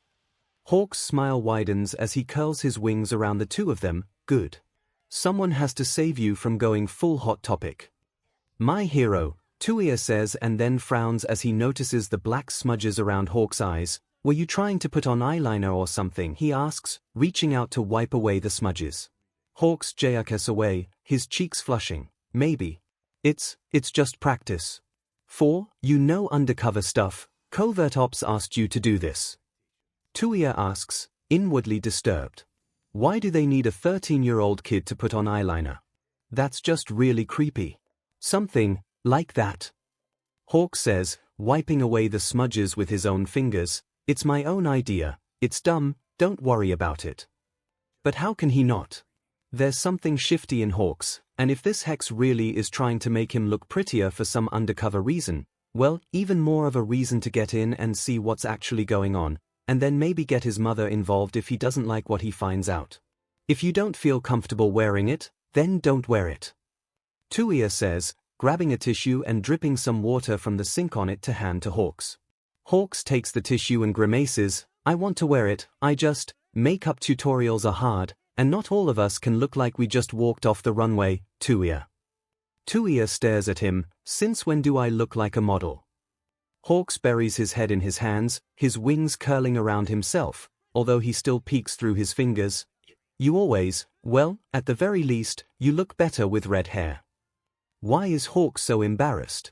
This is hardly the first time his mouth has run faster than his brain. Okay, Touya says bemusedly, picking some feathers out of the sink, I'll keep that in mind. So dyeing his hair is out, if just to keep Hawks happy, but he can't exactly show up wearing a hoodie and looking like every suspicious person ever in a crime drama. However, students did show up there, right? There had to be some hero-in-training students parked there, or else how did they get recruits? He can't show up in his own uniform, they track him down in no time, but what if he was wearing a uniform instead? What do you need a uniform for? Honda asks, looking very unimpressed in her workshop, you playing some prank? I don't want to get involved in some vendetta against you. They've got some cool costumes I've been trying to convince them to let me look at. It's not for a prank, it's just a disguise, Touya says carefully. Honda pulls a face, digging through the drawers of one of her desks. That still sounds like some kind of prank. I don't remember them teaching first-year heroics about stealth, but whatever. Charge these up for me, and I'll make the uniform for you, she says, tossing him 2 small circular devices she dug out of the drawer. Touya catches them and looks down at them. What are these? Honda beams. Well, they've got 2 different uses. You know how 𝐒𝐻𝐈 came out with that new video where Evelyn plays a demon, and she's got fire all around her. If you charge these up with your fire, I was thinking I could use them for a cosplay of that video, and you know, I could make some more of these so you could throw them as timed bombs or something. Does everything in this workshop secretly come from cosplay competitions? Touya asks, lighting up his hand slowly and feeding the flames into the device. Honda shrugs, yeah, pretty much. Your coat was definitely based on a Moira cosplay. Fair enough, it looks cool either ways, thanks, Touya says, switching to the next device. Everything has been working pretty well so far. You're welcome, just impress everyone at the cultural festival with my creations, and I can rub it in the whole department's stupid face how awesome my stuff is, Honda says, putting on gloves and taking the device from him, heroics department for the 𝐸𝐢 uniform. Yeah. Might be useful, Honda muses, holding the device away from her and holding down a button to cause a jet of blue flame to spurt out. Maybe I'll make a female one too so I can try to sneak in and see their sports festival without paying. It's not that great, Touya mutters, crossing his arms as a top-ranked hero and 𝐸𝐢 alumni. His father had often taken all of them to the 𝐸𝐢 sports festival, and Touya's main memory of the festival was his father gripping his arm and telling him to watch what it takes to be a winner. He grew sick of the saying of plus ultra a long time ago. You've probably seen it 5 million times, of course you're not impressed, Honda says, rolling her eyes. Me on the other hand, I've had to make do with the TV for years, and do you think the camera ever considers zooming in on cool support gear? No. They don't even allow costumes or support gear, Touya points out, furrowing his brow. Yeah, for heroic students, but the support department still gets to carry in whatever they made, Honda replies. How else would they advertise? Not that you know, a lot of support people make it into the finals, but one or two sometimes manage to slip in. Honda waves a hand as a flame-like pattern ripples onto the device, although, have to say, it's a bullshit policy not letting anyone wear costumes in. What hero doesn't wear a costume when they work anyway? I think it's something about making them stand on their own abilities and push farther, Touya says, looking down at his arm, plus ultra, and all that. That's dumb, Honda says easily. Most quirks have drawbacks and need support equipment anyway, like you. Without me, you'd self-immolate. Yeah, I'm well aware, Touya snaps, walking towards the door. I don't mean it as a bad thing, Honda calls out. I think that if you need a bit of support to help people out, why not take it? No one actually stands alone, no matter what 𝐸𝐢 thinks. That's why I came here instead of you in the first place. It's nice to hear that other people think his father's philosophy on life is wrong. And how's that working out for you? Touya asks. Honda shrugs, tossing the devices up and floating them over to her work table. Well, your costume is giving me a chance to showcase at the cultural festival this year, which is good. Takeda and the rest are still assholes and have blacklisted you too, but with enough of these as traps, I think they'll stop trying to raid my workshop after they get burned a few times. Always glad to help you with those assholes, Touya says. It's not much, and honestly he would prefer to stomp those guys' faces in. But, as far as he can tell, the best way to help Honda is to give her so much prestige that any rumors will be written off as the jealousy it is. Honda grins. I'll get you that uniform soon. It'll be flame-proof, but still, don't blow anything up while wearing it. So he has the uniform, and he swiped Hawk's access card, so all that's left of his plan is to waltz inside of the Civics archives, make his way up to the 7th floor, and then try to observe what Hex is like. He times his excursion for the same time as one of Natsuo's tours to the neighboring middle schools to check out the volleyball teams. He's already gone on a lot of these with Natsu, but Hawks hasn't, and Natsu is all too happy to have Hawks come along instead when he gives the excuse that he needs to practice his routine for Shiketsu's upcoming cultural festival, and he gets up to the 7th floor with no issues, simply walking in as if he knows exactly where he is going and that he definitely has business here. His mother has said that when doing her job, the best way for her to get inside and get the best stories was to simply act as though she belonged wherever she needed to go, and people tended to believe that. Once inside though, he tries to wander among the shelves, but a hand lands on his shoulder, and he turns around to see a woman with dark hair pulled into a braid looking at him. Can I help you? Yeah, I had a class project they told me to go to the archives for. I wrote down the floor, weird though, not sure if it said 1 or 7, Touya improvises, letting his hands fidget a bit with the strap of his bag and widening his eyes in what he thinks is a decent impression of Hawks or any of his siblings pretending to be innocent little lambs. The woman considers him, taking her hand away. You're a first-year 𝐸𝐢 student. Touya nods. That's right. The woman smiles. How nice, I'm a 𝐸𝐢 alum myself. What class? 1B. Touya says he is in class 1B in Shiketsu anyway. The woman's smile widens. Oh, nice, 1B had a lot of students in the finals of the sports festival this year. Yeah, my classmates did really well, but I kind of fell behind. Touya says quickly he hadn't watched the sports festival this year, but Natsu and Xiaotou had, and he does remember them mentioning 1B dominating the first year's division. I'm sorry to hear that, but can I ask how Ectoplasm Sensei is doing? I heard this was his first class this year after the accident. The woman says, tilting her head, I see your class is making him proud. This feels like a trap. Didn't the news say that Ectoplasm had been teaching 1A, and that's why they didn't have as good a showing this year? He's doing well, but I think you have the homeroom teachers mixed up. Touya answers slowly. Ah, my mistake, the woman says, placing a hand over her mouth. You're right, sorry. Still, I'm surprised. Which teacher assigned you a project in the civics archives? The librarian. Touya guesses there's always a librarian, right? And even if this lady is a UA alumni, it's not like teachers don't come up with new assignments all the time. It's to give us a better understanding of the workings of our government or something. How funny, the woman giggles. Considering I just started working as the librarian there, and I do not recall assigning any such project, she says, still smiling but now holding up in her hand a strand of red hair. Oh, 𝐻𝐸. Touya steps back, only to twist his ankle and fall over 𝐻𝐸. This is what bad luck meant. And a black boot neatly steps on his arm and twists warningly. You've got guts, kid, I'll give you that, the woman says, twirling the strand of his hair in her fingers. Not many would try to bullshit their way through here. Hex, I presume? Touya asks, letting his arm go limp and glaring up at her. She dips her head in acknowledgement, in the flesh. And I think despite the UA uniform, did you steal one or make one? It's quite good, your Hawk's friend, Todoroki Touya. The one who sneaks into our training rooms sometimes. You know about that? She snorts. Why do you think Hawk's supposedly lost access cards weren't deactivated? They wanted to see who had them and what you were going to do with them. And isn't that a terrifying thought, that they had reeled him in for, what? Another control on Hawk's. Another cage. So you've been watching this entire time? I haven't, Hex interrupts, looking slightly peeved. I was just put in as one of Hawk's trainers recently, but they did give me his file to look through. Your name came up a few times, and now here you are, sneaking around my office. Can I ask why? If I don't answer, are you going to curse me until I what? Cough up BLD. Touya asks, managing to pull his mouth into a sneer. That would require more than this, so no, Hex says, taking her foot off of his arm. Don't bother to run though, next time you trip and fall, you might break something.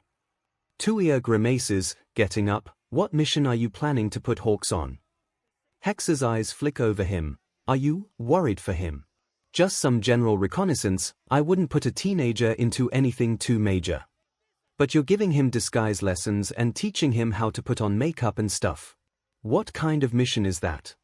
Touya demands, his hands clenched at his side. I've given him general disguise lessons, but if he's applying makeup, then he's doing it on his initiative, Hex says, amusement tugging at her lips before she frowns. What? Did you think I was going to get a teenager all tarted up and then dangle him out as bait? I would never do that, and as long as Hawks is under my purview, I wouldn't let that happen to him. There is something like bitten back anger in her tone and the glint in her eyes that makes Touya want to believe her. But, isn't deception part and parcel of covert work? I'd like to believe that, but you are a spy, Touya points out. Hex nods. True. Well then, how's this? Shiketsu's cultural festival is soon, isn't it? I wasn't originally assigned to go, but I can drop by anyway. You do well enough. I can make a convincing argument to get you security clearance, and then you can accompany Hawks on his covert ops mission just to make sure I don't try anything scummy. Touya blinks. Wait, what?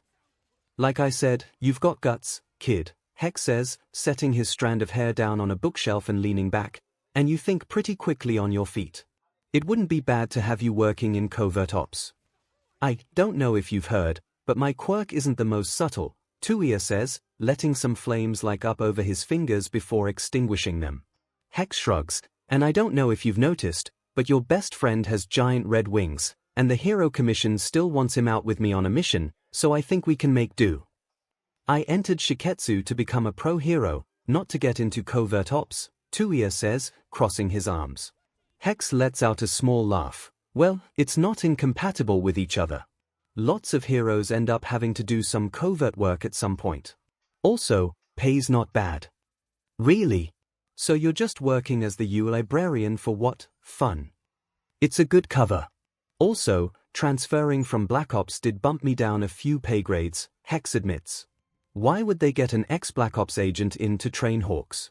What do they want him to eventually do? So they got an ex-Black Ops agent to come and train Hawks. Why? He asks. Honestly, I think it was supposed to be a punishment for me. Hex says, pursing her mouth, my superiors were not exactly happy about my transfer. Why'd you transfer out? I didn't like who I was becoming, Hex says simply, looking down and then looking back up, but you and Hawks are not going there obviously, you'll be with me, and I'll make sure things go fine. Hawks is a fun kid, even if he's a bit of a brat. Needs to learn to hang back and assess the situation before jumping in though. That is what I keep telling him, Touya says before quickly coughing. Maybe she has a good read on Hawks, but that doesn't mean he trusts her. I mean, you better get that clear and streamlined after the festival. As long as you put on a good performance, that will not be an issue, Hex replies holding out her hand, Mihu Megumi, looking forward to working with you. Touya looks at her hand and slowly reaches out to take it. Todoroki Touya, and remember I'm here to make sure Hawks is fine, nothing else, he warns as he shakes her hand. Mihu laughs, we'll convince you yet, kid. I can't believe you snuck into the covert ops office to confront Hex, Hawks hisses as he helps Touya into his coat. What was all that about? Hawks don't run headfirst into dicey situations. What about that wasn't dicey? Okay, I did scope out the situation as much as I could before I went it, Touya says, fastening the braces onto his wrists. Besides, I was worried for you. Hawks runs a hand down the back of Touya's coat.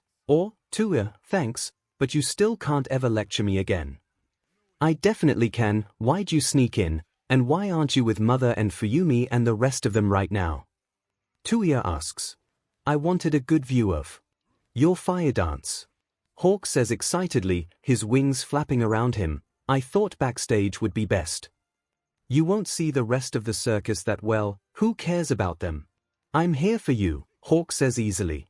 Ginai zooms forward to flick Hawks on the forehead, carrying a ringmaster's top hat in her other hand. We're so hurt, Hawks. After all the time spent helping your boy here with his dance, and we don't even get a cursory glance.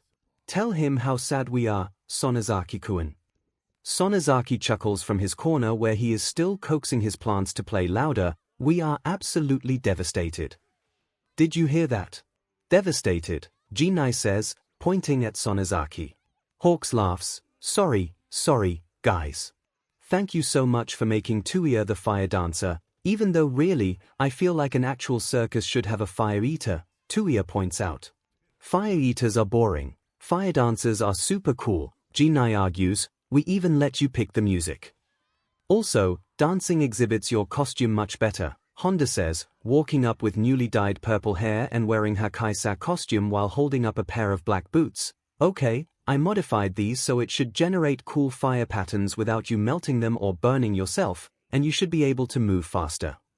Oh my god, these are awesome, Hawk says, poking at the glowing purple diamonds hovering at Honda's shoulders. Thank you. Honda beams as the glowing purple diamonds flare brighter. They're my own creation. Also, wow, your wings are really cool. Are you a prospective student? Yeah, but I'm not taking the entrance exam until next year, Hawk says.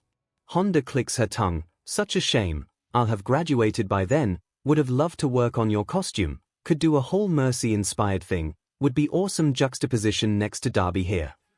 Yes, thank you for all your help with Touya, Hawk says, grabbing onto Touya's arm and smiling at her.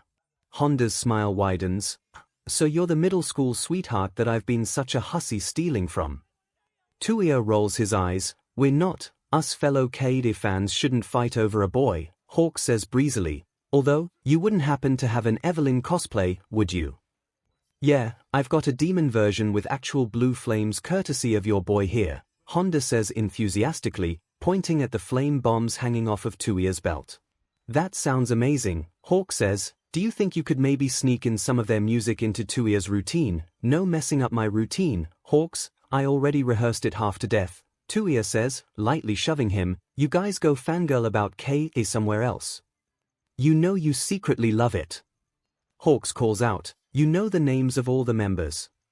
Because neither you or Fuyumi or now Honda ever shut up about it, Touya sighs, lacing his new boots on. 𝐺𝐸 claps her hands together. As much as we love all you guys, it's almost time to start, so if you could please hang out elsewhere while I go over the choreography with Todoroki-kun one last time. Hawks nods but quickly gives Touya another hug before he leaves. You look great, and I can't wait to see the whole thing, he whispers. He's already rehearsed the thing so many times, 𝐺𝐸 accepting nothing less than perfection for her vision. Our class is going to have such a good circus that one as play is going to be left in the dust. But seeing the lights shining outside the curtain, he still feels a moment of trepidation. If he doesn't do well, will Miho still let him accompany them on that mission? Even if she doesn't, he'll figure out some way to sneak in. He touches the red feather inside his coat for luck as the opening strains of guitar start blasting outside. Sonozaki has really managed to teach his plants to play a decent facsimile of Blast's Lucy, and then he strides out onto the stage sending pillars of flames blazing around him. Then it's the now familiar stomp, spin, send flames spinning out, all to the beat of the drums while mentally singing along with the lyrics inside his head. I show you my life now, I show you my love now, I show you my everything, yeah, yeah. The lights are thankfully too bright for him to really see the audience, but people are cheering, so that's probably good. For a second, he thinks he sees a familiar face of flame up in the crowd and nearly stumbles. What the F is he doing here? But manages to catch himself. And when he manages to look again, he's gone. It's probably just not wishful thinking, because why would he want him here?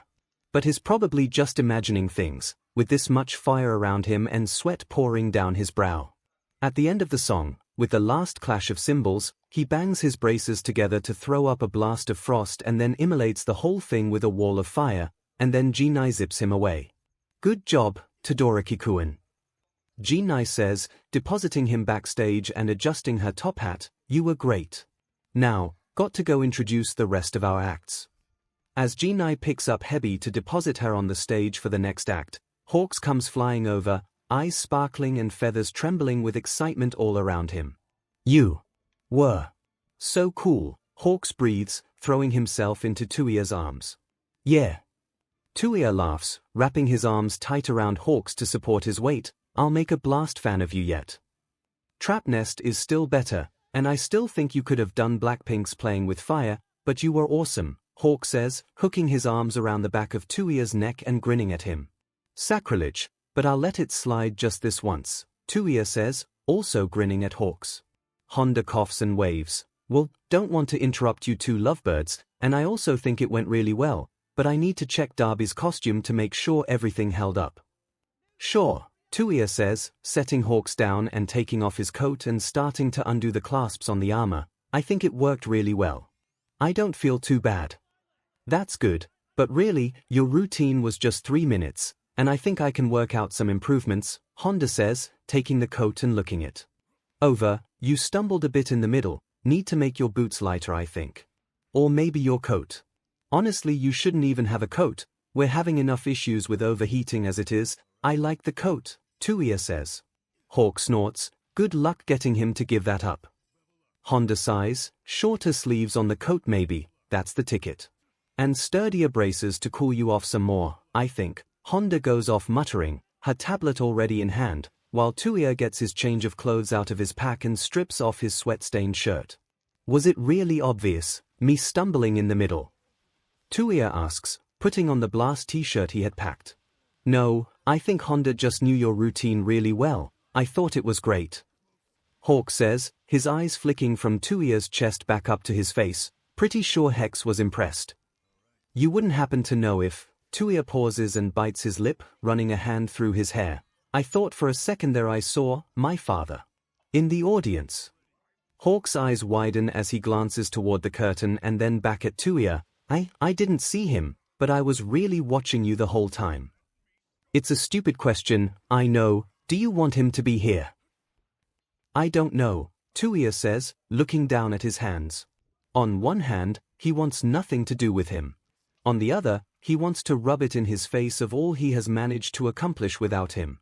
Hawks gently takes Touya's hand in his own. If we see him, I'll block you from view until you figure out what you want to do, okay? Touya takes a deep breath, curls his fingers around Hawks, and nods. Okay. Thanks. Anything for you, Hawks says with a big smile as he drags Touya up. Now, can we please visit the third year's management studies cafe? I hear it's super good. All right, Touya says, smiling down at Hawks. And Hawks is right. The third-year management studies students have pulled out all stops, with their setup looking more like some grand restaurant than a student food store, and their food enhanced by various students with cooking-related quirks, the tempura perfectly crisp and light, the chicken 𝐂𝐸𝐽 tender and perfectly seasoned, and the soba smooth as glass with just the right amount of dipping sauce laid out at the side. He spots 𝐒𝐻u and a silver-haired lady getting eel bento boxes, and she grins and wiggles her fingers at him in lieu of a wave, so hopefully that means his security clearance is pending. Nowhere does he see his father. His mother and his siblings meet them at the stand, his mother congratulating him warmly, Fuyumi pouncing on his back and rhapsodizing about how cool the final blast of frost was, like an ice shard firework. Natsuo asking him to borrow his blast album when they got home. You're my new favorite. Touya jokes as Hawk squawks in outrage at his side until Touya amends his statement to favorite sibling. And 𝐶𝐲 alternating between drooling at the cold soba being lovingly prepared by one of the management students with an ice quirk and pleading with Touya to show him how to throw up a wall of fire. Maybe after you've mastered throwing flames at targets accurately, Touya says delicately. 𝐶𝐲 frowns, but that'll take forever. You can't rush greatness, 𝐶𝐲, Hawk says, getting a thing of cold soba and passing it to 𝐶𝐲, but don't worry, you have your big brother and me guiding you the whole way. You couldn't be luckier. And with Hawks beaming at him, 𝐶𝐲 happily slurping away at his noodles, and the compliments of other Shiketsu students ringing in his ears, Touya thinks he can almost believe that. Despite all his worries, the first few missions with 𝐒𝐻u and Hawks are actually pretty boring. There's a lot of learning surveillance techniques and stakeout procedure, which seems to mean a lot of snacks. 𝐒𝐻u brings seaweed crackers for herself, chicken strp flavored Kalbi chips for Hawks, and almond rusks for Touya, passing around of high-tech binoculars and fiddling with audio equipment, and quiet, rambling conversation. It turns out that 𝐒𝐻u was in the same class as President MIC back in U. And she is more than happy to tell him stories about his shenanigans to pass the time. It's the fourth mission where things go hairy, with the accountant they had been watching for shady Yakuza dealings actually attempting to kill another accountant who seemed to have found some discrepancies in the balance sheet that their accountant had been compiling. The shady accountant froze the other accountant in place with some kind of paralyzing glance and began advancing upon them with a knife. Hawks automatically sends in some feathers through the window to pin their accountant in place. Touya hurls one of the frost grenades Honda had just designed at the door of the office and blasts it with fire, causing the entire door to be stuck beneath a wall of ice, and 𝐒𝐻u, cursing as she slips on her lower face mask, 𝐒𝐻𝑢s out a leather-wrapped cylinder, presses a button, and the entire thing unfolds into a sword that she rushes out of the window with, activating her anti-gravity boots to fly to the top of the building to knock out or paralyze spooked Yakuza members. Hawks, of course, takes the entirely wrong lesson from that experience. Do you think I could take some of my longer feathers and use them like a sword? Hawks muses, flapping out his wings so Touya can examine his outer feathers. Do you know how to use a sword? Touya points out, sitting on his bed and gesturing for Hawks to come sit next to him. I could get lessons from 𝐒𝐻u, don't you think? Hawks says, happily sitting down on Touya's bed and letting Touya begin to groom his wings. She has a sword to get BLD, what do you need a sword for? Touya asks, straightening out some of the errant feathers at the edges of Hawk's wings. You know, an actual offensive weapon. And plus, you have to admit, it would look super cool, Hawk says, leaning back and grinning up at Touya. Touya sighs. Hawks would probably look really cool with a sword, you would, he admits, gently smoothing out Hawk's smallest feathers. You could also do weapons training with her, you. No, Hawk says, if you took her internship offer. I'm going to go with Gunhead, I think I need to work on hand-to-hand combat more, Touya says, stretching his fingers out, I still can't take hits all that well. Blast them with fire so you won't have to, Hawks advises, twisting around to look at Touya, so, you'll be away then. For how long? Won't have to go away, Gunhead doesn't have any major missions right now, he's just working at his dojo, Touya says. Hawks relaxes, oh, good. Would you miss me or your grooming sessions more? Touya teases, patting Hawk's wing. You, Hawk says easily, smiling at him, definitely you. Touya never knows what to say to Hawk's declarations like that. Touya snorts, settling his hand on Hawk's back, I'd miss you too, pretty bird. Although, I wouldn't miss having goddamn trap nest posters hanging on the walls. Hawk sticks his tongue out, you have blast posters, so we're totally even. One of these days I'm going to convert you, Touya sighs, flopping back down on the bed. Hawks curls up at his side, meanwhile, I'm going to be getting sword lessons. And Miho agrees readily enough with only minimal pleading from Hawks, although she does bemusedly point out that a giant feather is not much like her Jian, but they can try and see how it goes, and he's soon off fashioning blades out of the largest of his flight feathers, while attempting to still have a decent amount of mobility with those gone. Touya on the other hand is off at Gunhead's dojo, where the man knows a surprising number of grapples and holds to use on larger opponents of greater strength and also ends every sentence with a soft, okay. Gunhead's dojo is really nice and so different from the other pro training room that Touya remembers, and Touya learns a lot, but he's not really sure this is what he wants to do in the future, train heroes while waiting around for a mission to pop up. It's coming back from the dojo one day, before Hawks makes it home, that Touya runs into 𝐿𝐿, looking as if he's on the verge of tears, and Fuyumi who also looks pretty lost. What happened? Touya demands, his mind cycling through every bad thing that could possibly throw his siblings into such a state. Where's Natsu? Is mother okay? Hawks is with Miho, so I thought he would be fine. They're all fine, I think, Fuyumi says, giving a worried look at 𝐿𝐿. It's just that, Izuku-kun and his mom went to the doctor about his quirk, and he said Izuku-kun is quirkless. He doesn't think he's met anyone quirkless before, although that's not quite right. Obviously he's met Izuku multiple times now. His own quirk has been, well, it may not have been the best match, but he's figured out how to make it work for him, more or less. He can't imagine not having it now, everyone has a quirk. And also, Izuku is possibly an ever bigger All Might fanboy than 𝐿𝐿, and he knows that the two of them are always chattering away about pro heroes, and how they are both going to be pro heroes someday. It probably could still happen, maybe, but not the way those two had dreamed. Touya crouches down next to 𝐿𝐿. Hey, even if Izuku is quirkless, that doesn't change how he's your friend, does it? He's my best friend, 𝐿𝐿 declares, scrubbing at his face. It's just, Izuku, no one deserves a cool quirk more than Izuku.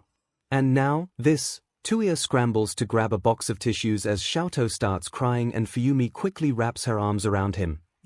𝐿𝐿, it's okay, she says gently, it's okay. Izuku-kun can still help people, even without a quirk.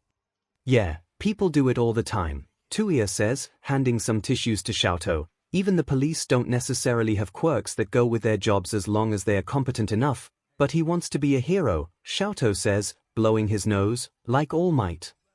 But, what you guys wanted was to help people like All Might does, right? Rescue people and all that. Fuyumi asks, people besides pro heroes do that. We were supposed to be a team, 𝐿𝐿 says quietly, looking down. You still can be, Touya says, pro heroes work with police detectives and rescue workers and paramedics and the like all the time. But it's not the same. Even if Izuku-kun doesn't have a quirk, that doesn't mean he can't be a hero. Lots of people are pro heroes even without offensive quirks, they just need to find the right team, right Touya? Fuyumi says, shooting Touya a look. Touya quickly nods. Yeah, like look at that new mountain rescue team, the Pussycats or something. Two of their members have mostly just observational quirks. Maybe he just needs your support. 𝐿𝐿 looks up at him tearily. I could definitely do that. Of course you can, Fuyumi says, kissing the side of 𝐿𝐿's head. 𝐿𝐿 looks at Fuyumi, chewing on his lip. Ken, do you think I should go over to Izuku's? Do you think he would want to see me right now? I'm sure he would love to see you, Fuyumi says with a gentle smile. He could probably use a friend right now, Touya agrees, let him know that he's still got you, no matter what. �プ𝐿 nods and wipes his face with his sleeve. Fuyumi grabs his arm to get him to stop spreading snot all over it, while Touya goes to the bathroom to get a cold face cloth. As he's turning on the sink, he hears the front door click open and 𝐻𝐿𝐵 call out, "Hey, I'm home, what's with the tears? Are you okay, 𝐿𝐵? What happened?" Touya hurries back as Fuyumi explains what's going on, and he carefully wipes 𝐿𝐵's face with the face cloth as 𝐻𝐿𝐵 frowns and shakes his head. "That poor kid, I don't think I've met a bigger All Might fanboy, but, you want to go see him, 𝐿𝐵?" 𝐻𝐿𝐵 asks, crouching down next to 𝐿𝐵. "Yes," 𝐿𝐵 says stoutly, "as long as he wants to see me." "He will," 𝐻𝐿𝐵 says easily. "Do you want us to come too? Could you fly us around?" 𝐿𝐵 asks, looking up at 𝐻𝐿𝐵. 𝐻𝐿𝐵 is missing some of his flight feathers. Touya cuts in, glancing at 𝐻𝐿𝐵's wings. "I'm not sure that's the best idea. I can still carry one SQR at a time, no problem," 𝐻𝐿𝐵 says, grabbing 𝐿𝐵 and flying off the ground in demonstration. "Sure 𝐿𝐵, let's go." "I'll come too," Touya says, grabbing his jacket off of the chair he had tossed it on. 𝐻𝐿𝐵 is probably fine. Touya has seen him fly with far less feathers before, but he'll keep an eye on him all the same. Fuyumi rummages through their cabinets. "We should probably bring something to Midoriya, and then if all of us are going over there, it's probably not easy for her either, maybe tissues." "They could probably use more tissues." Touya agrees. Even outside of something like this, the Midoriyas cry at the drop of a hat. He had thought for sure Izuku was going to have some tear-related quirk. They make their way over there with 3 boxes of tissues. Touya makes a note to go buy more, and knock on the door, only to have their mother answer the door. "Oh, you guys came as well?" their mother asks, opening the door wider. "You've heard, I think." "Yeah, I'm here to take the kids flying," 𝐻𝐿𝐵 says, with his hand on 𝐿𝐵's shoulder. One day, 𝐻𝐿𝐵 is going to make a great hero, and if he isn't somehow in the top 10, Touya will know the rankings are rigged. His mother offers up a tired smile. "That would be nice, I think. Let me just talk to Inko-chan." Their mother hurries inside, and the rest of them follow into the apartment. 𝐿𝐵 immediately heads towards Izuku's room, knocking on the door. "Izuku, let's go play," 𝐿𝐵 says. "Sho-chan." Izuku's watery voice filters from the door. "Yeah," 𝐿𝐵 replies. "𝐻𝐿𝐵 says he'll take us flying. Do you want to come?" "I don't know, Sho-chan," Izuku says quietly. "I'm not. You probably should ask someone else, right?" "Why?" "Because I really am Deku after all, here." Izuku says with a sob. "You should probably just, you're still my friend," 𝐿𝐵 says fiercely. This is probably the most emotion Touya's seen from his stoic baby brother. "You're not useless, and anyone that says that can just F off." "𝐿𝐵." Fuyumi hisses, "We don't say things like that, and where did you learn that phrase?" "Bakugo says it all the time, and do you want to be like Bakugo?" Fuyumi demands. 𝐿𝐵 looks at his feet. "Well, no, but Touya and 𝐻𝐿𝐵 and Natsu say it sometimes too." "They should remember that little pitchers have big ears," Fuyumi says, glaring at both Touya and 𝐻𝐿𝐵. "Every day, you sound more like a homeroom teacher," 𝐻𝐿𝐵 says, rolling his eyes. The door cracks open a little, and a red-eyed Izuku peeks out. Don't yell at Sho-chan, Fuyumi-san." "It's my fault." 𝐿𝐵 promptly marches forward and hugs Izuku while Fuyumi flutters around them, assuring Izuku that she isn't blaming 𝐿𝐵 at all. "I know exactly who to blame, don't you worry," she says, glancing at Touya and 𝐻𝐿𝐵. 𝐻𝐿𝐵 coughs and says, "Hey, Izuku-kun, want to come for a flight?" Izuku looks over 𝐿𝐵's shoulder, sniffling. Are you sure you want to?" "Of course I do." 𝐻𝐿𝐵 says with a big smile. "You're 𝐿𝐵's favorite, and definitely our favorite grade schooler besides 𝐿𝐵. And sometimes you're the favorite when 𝐿𝐵 has managed to set off the fire alarm at 3 in the morning again," Touya says with a slight grin. "I was practicing." 𝐿𝐵 explains. "Don't practice in the middle of the night," Touya says, patting 𝐿𝐵 on the head. "So, let's check with your mom, and we'll take you out." Izuku looks around, slowly nods, and allows 𝐿𝐵 to take his hand as they walk out into the living room. Their mother is there with Izuku's mom, quietly talking, and they both look up. "Oh, thank you kids," Izuku's mom says, dabbing at her eyes with a tissue. "I know all of you are busy, so it's so good of you to take the time to come and see us. We're happy to, Midoriya-san. After all, you've watched us so many times." Fuyumi says firmly, "Is it okay if Hawks takes Izuku-kun flying?" Izuku's mom nods, "As long as it's not too high, please." Hawks salutes her, "Yes, They make their way back to their backyard, and there Hawks tucks Izuku firmly into his jacket and grabs him around the waist, and flies off, Izuku letting out a surprised laugh as they rise higher. "He's really good at that," Fuyumi comments, watching Hawks loop through the air as Izuku delightedly laughs, cheering kids up. "You're not bad yourself, but, yeah, he's definitely going to be ranked when he debuts," Touya says proudly, looking up at Hawks, "maybe even knock our old man out of his place." Fuyumi gives him a look. "Wasn't that your dream?" And it had been. The idea of dethroning Endeavor with his own two hands is still a thrilling thought, but, no matter how he feels about him, his father has kept the number 2 position for years, and Touya is well aware of his own shortcomings in comparison. Hawks, however, he thinks, really has a chance. "I'm being realistic," Touya says with a shrug. "You're really confident in him, here?" Fuyumi says with a small grin. "Hawks pushes himself harder than anyone I know," Touya declares simply, "If anyone can do it, he can." "I can think of one other person who also works as hard," Fuyumi says, throwing an arm around Touya's shoulder, "maybe harder. Also, so much quieter." "We help each other," Touya points out, "and, don't tell me you're not even going to miss him a little bit next year when you're off at different high schools." Fuyumi pulls a face. "Okay, you are definitely not allowed to tell him this. He doesn't need a bigger head than he already has, but maybe just a smidge." "I knew it." Touya grins, gently shoving Fuyumi a bit. "Just because sometimes he's good with people, and people listen to him," Fuyumi says, looking back at Hawks flying through the air. "The only reason I'm class representative is because he told them to vote for me." "Now, that isn't true," Touya says, frowning. "Hawks helped, but you've always been the best of us, Fuyumi. Your classmates know that too." Fuyumi turns and smiles at Touya. "Did Natsu fall out of favorite sibling status because he betrayed you and became a Trap Nest fan?" "That little traitor," Touya complains, "he bought a poster of Reira. He's not allowed to call himself a Blast fan anymore." Fuyumi laughs. "I know, he hung it up on his side of the room. I guess I should just be happy it's not Takumi." Touya continues, glancing up at Hawks. "I have no idea why that guy's his favorite."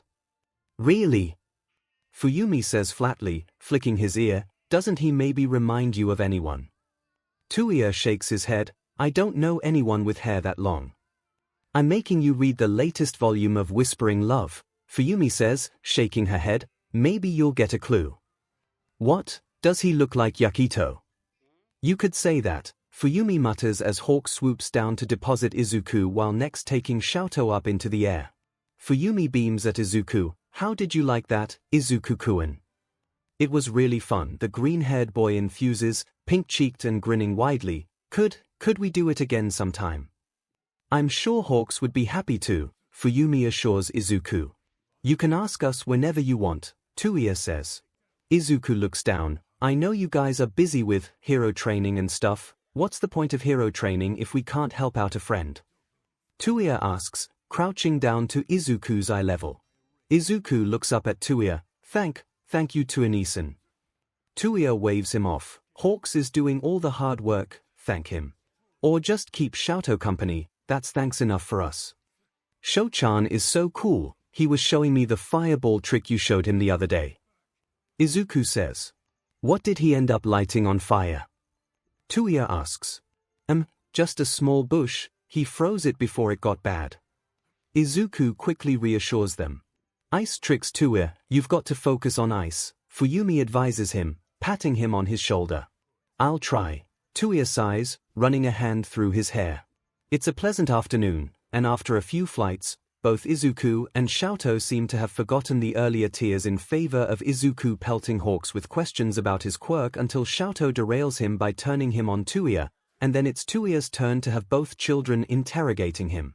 Still, both Hawks and him manage to answer all the questions with as much grace as they can muster, with Fuyumi occasionally distracting them from questions about more dangerous techniques by prompting 𝐿𝐿 to show off what he can already do, and later Natsuo drops by to help 𝐿𝐿 create the wall of ice he is attempting to show off, and by evening, they deliver a happy Izuku with a newly filled-out notebook back to the Midoriya apartment. Their mother kisses them all on the head for a job well done, and it's cute that Izuku starts a whole series of notebooks about quirks after that. It's slightly less cute that Izuku, inspired by Hawk's stories about using his feathers as swords, managed to get 𝐿𝐿 to actually create a sword out of ice. That kid's as much of a hellion as Bakugo, Touya grumbles, sweeping up the ice shards from 𝐿𝐿 falling over from the weight of the sword. He's just sneakier about it. Less of a brat though, Hawks points out, not as stuck up. Sure, he's a nice kid, but one day he's going to drag 𝐿𝐿 into some fight where they are both way in over their heads, Touya says darkly, dumping the ice shards in the sink. And he'll help 𝐿𝐿 out of it, just like you do with me, Hawk says easily, floating up next to Touya and grinning at him. Hawks is practically vibrating out of his skin with nerves as they all take the train to Shiketsu for his entrance exam, wings constantly shifting and knocking into Touya's face. Touya has no idea how Hawks has so much excess energy, what with all the tossing and turning the other boy had been doing last night. Touya had finally just told Hawks to just climb into his bed with him if that would help, even if they are both too old for it. There has been more than one awkward incident where the only reason Touya did not die of embarrassment on the spot was because Hawks sleeps like the dead, and Touya could rush to the bathroom before anyone was the wiser. Still, Hawks fell asleep after burying his face in the crook of Touya's neck, so he counts that as a win. Touya pushes Hawks' wing away from his face for the 5th time. What are you so nervous about? You've never been this nervous for any of the tests your handlers put you through. Those weren't important. This is, Hawk says, gathering his wings around him like some kind of protective blanket. Touya sighs and scoots closer to him, wrapping an arm around his shoulders. You'll be fine, pretty bird. They let me in. Of course they're going to let you in. Hawks perks up as Fuyumi rolls her eyes across the aisle. I swear to God, Hawks, I did not get up early to get you egg salad sandwiches for you to have a nervous breakdown. You'll do fine, I'm sure. Oh my God, Fuyumi, is that a compliment? Hawks asks cheekily. Fuyumi sniffs, hardly, I'm just stating facts. Well, I bet Hawks is going to take first, Natsuo pipes up, just like Touya. He's wearing my lucky shirt after all. 𝐿𝐿 nods seriously as their mother smiles at Hawks. Breathe Hawks. Here, Touya told me to bring this for you, she says, taking a music player out of her purse and handing it to him. Hawks takes it, pops the earbuds in, hits play, listens for a few seconds before turning and grinning at Touya. You made a 𝐂𝐸 playlist for me. Fuyumi picked the songs out, I just suggested it, Touya says, glaring at his mother. She wasn't supposed to tell Hawks he made it. Thanks, Hawks says simply, leaning his head against Touya's shoulder. Touya carefully brushes Hawks' hair away from his forehead while Fuyumi shakes her head. You made me pick Evelyn-led songs, Touya. I'm never going to forgive you for that. Shut up, Fuyumi, Touya hisses as Hawks' grin widens, and his mother laughs. One day, there's going to be like some kind of KDA question on some kind of trivia game or something, and you're going to be so glad you had me and Hawks to educate you, Fuyumi says. Pass, I would rather fail, Touya says, crossing his arms. Lies, you always want to win at trivia games, Touya, Natsuo calls out. 𝐿𝐿 nods, you won't let us change the channel when there's a trivia game on. I'm disowning all of you, Touya grumbles. Ah, don't be like that, Touya. Hawk says, using his left wing to poke him in the cheek, you know you love us, and 𝐂𝐸 is secretly, promise I won't tell. You are the worst, Touya informs Hawks, batting his wing down. As soon as you get your Shiketsu uniform hat, good luck ever finding it again. Then I'll just borrow yours, Hawk says smugly, fingers tapping on his knee with the beat of the song. This is probably sadly true. You would think Hawk's wide-eyed look would get less effective with age, but every time Hawks flutters his eyelashes at him, he caves even though he knows he's being manipulated. It's quite vexing. By the time they get to the school, Hawks looks calmer, feathers now just moving gently in the breeze, and a focused look in his eyes. Their mother gives 𝐻𝐿𝐽𝐺 arm a tight squeeze. "You're going to be great, 𝐻𝐿𝐽𝐺. Good luck, 𝐻𝐻𝐿𝐽𝐺. Natsuo cheers. Break a leg. Fuyumi says, patting 𝐻𝐻𝐽𝐺 on the shoulder. Or a wing? Xiaotou asks, stretching his arms up so 𝐻𝐻𝐽𝐺 can reach down and give him a hug. Touya gives 𝐻𝐻𝐽𝐺 a scratch between his shoulder blades. "You've got this. Give me a kiss for luck." 𝐻𝐻𝐽𝐺 asks, looking cheekily up at him. Touya snorts, "You of all people don't need any luck." "Everyone could use a little luck," 𝐻𝐻𝐽𝐺 says, tugging on his arm, gold eyes wide and dancing. "See? Who could resist that?" "All right," Touya says, dropping a kiss on 𝐻𝐻𝐺's forehead. "They're happy." 𝐻𝐻𝐺 slaps a hand to his forehead, cheeks going red. Yeah. Really, really happy." He babbles before taking off into the school. That was weird. Was this another one of those times 𝐻𝐻𝐺's mouth was just running faster than his brain? Fuyumi snorts, "Do you ever get tired of being a foregone conclusion?" "I don't know what you're talking about," Touya says, glancing at his sister. Fuyumi rolls her eyes. "Honestly, how obvious. Let your brother figure stuff out on his own pace." "Fuyumi," their mother interrupts gently, sitting down on one of the benches. "Mother," their mother just gives Fuyumi a steady look, and Fuyumi sighs and crosses her arms. "Fine. But if 𝐻𝐻𝐺 whines anymore to me, I'm going to steal all his Evelyn merch and replace it with Ari merch." "He'll retaliate worse," Touya warns, "and figure out what?" "Nothing," Fuyumi huffs, sitting next to him on the wall and pulling out a volume of Whispering Love. "Here, read this." "Do I have to?" Touya asks, looking at the cover with the brown-haired main character looking confused between a dark-haired guy and a blonde guy. "I have math homework I should work on. Read this first," Fuyumi insists, shoving the volume into his hands before taking out another volume of her own and quickly becoming engrossed in it. Touya flips through the manga. He's familiar with the general gist of the plot given how much Fuyumi and 𝐻𝐻𝐺 argue about it, but he really has no idea why Fuyumi wants him to read this volume in particular. Ryuzuki isn't barely even in this volume. It's mostly about Sayuri and Yakito going off on some concert, with Yakito recounting all the times they've had together, culminating in a scene where Yakito confesses to Sayuri his feelings for her. Touya isn't all that impressed. It seems their whole relationship has been Yakito falling for Sayuri on sight on the first day of preschool, and while they became friends, it feels like Yakito cannot accept that Sayuri may have bigger dreams than settling down with him. What kind of love was that? Did you lose a bet with 𝐻𝐻𝐺, or are you actually a Whispering Love fan? A familiar voice drawls, "Team Ryuzuki or Team Yakito?" Touya glances up from the manga to see Honda grinning at him. "Neither, my sister wants me to read it," Touya says, gesturing at Fuyumi. "What are you doing here?" "Stayed up to make some last-minute modifications on your armor, and my Ryukyu costume should be sturdier and lighter now, and caught some of the entrance exam. Your boy is doing really well. Most of support is already throwing punches over who gets his costume.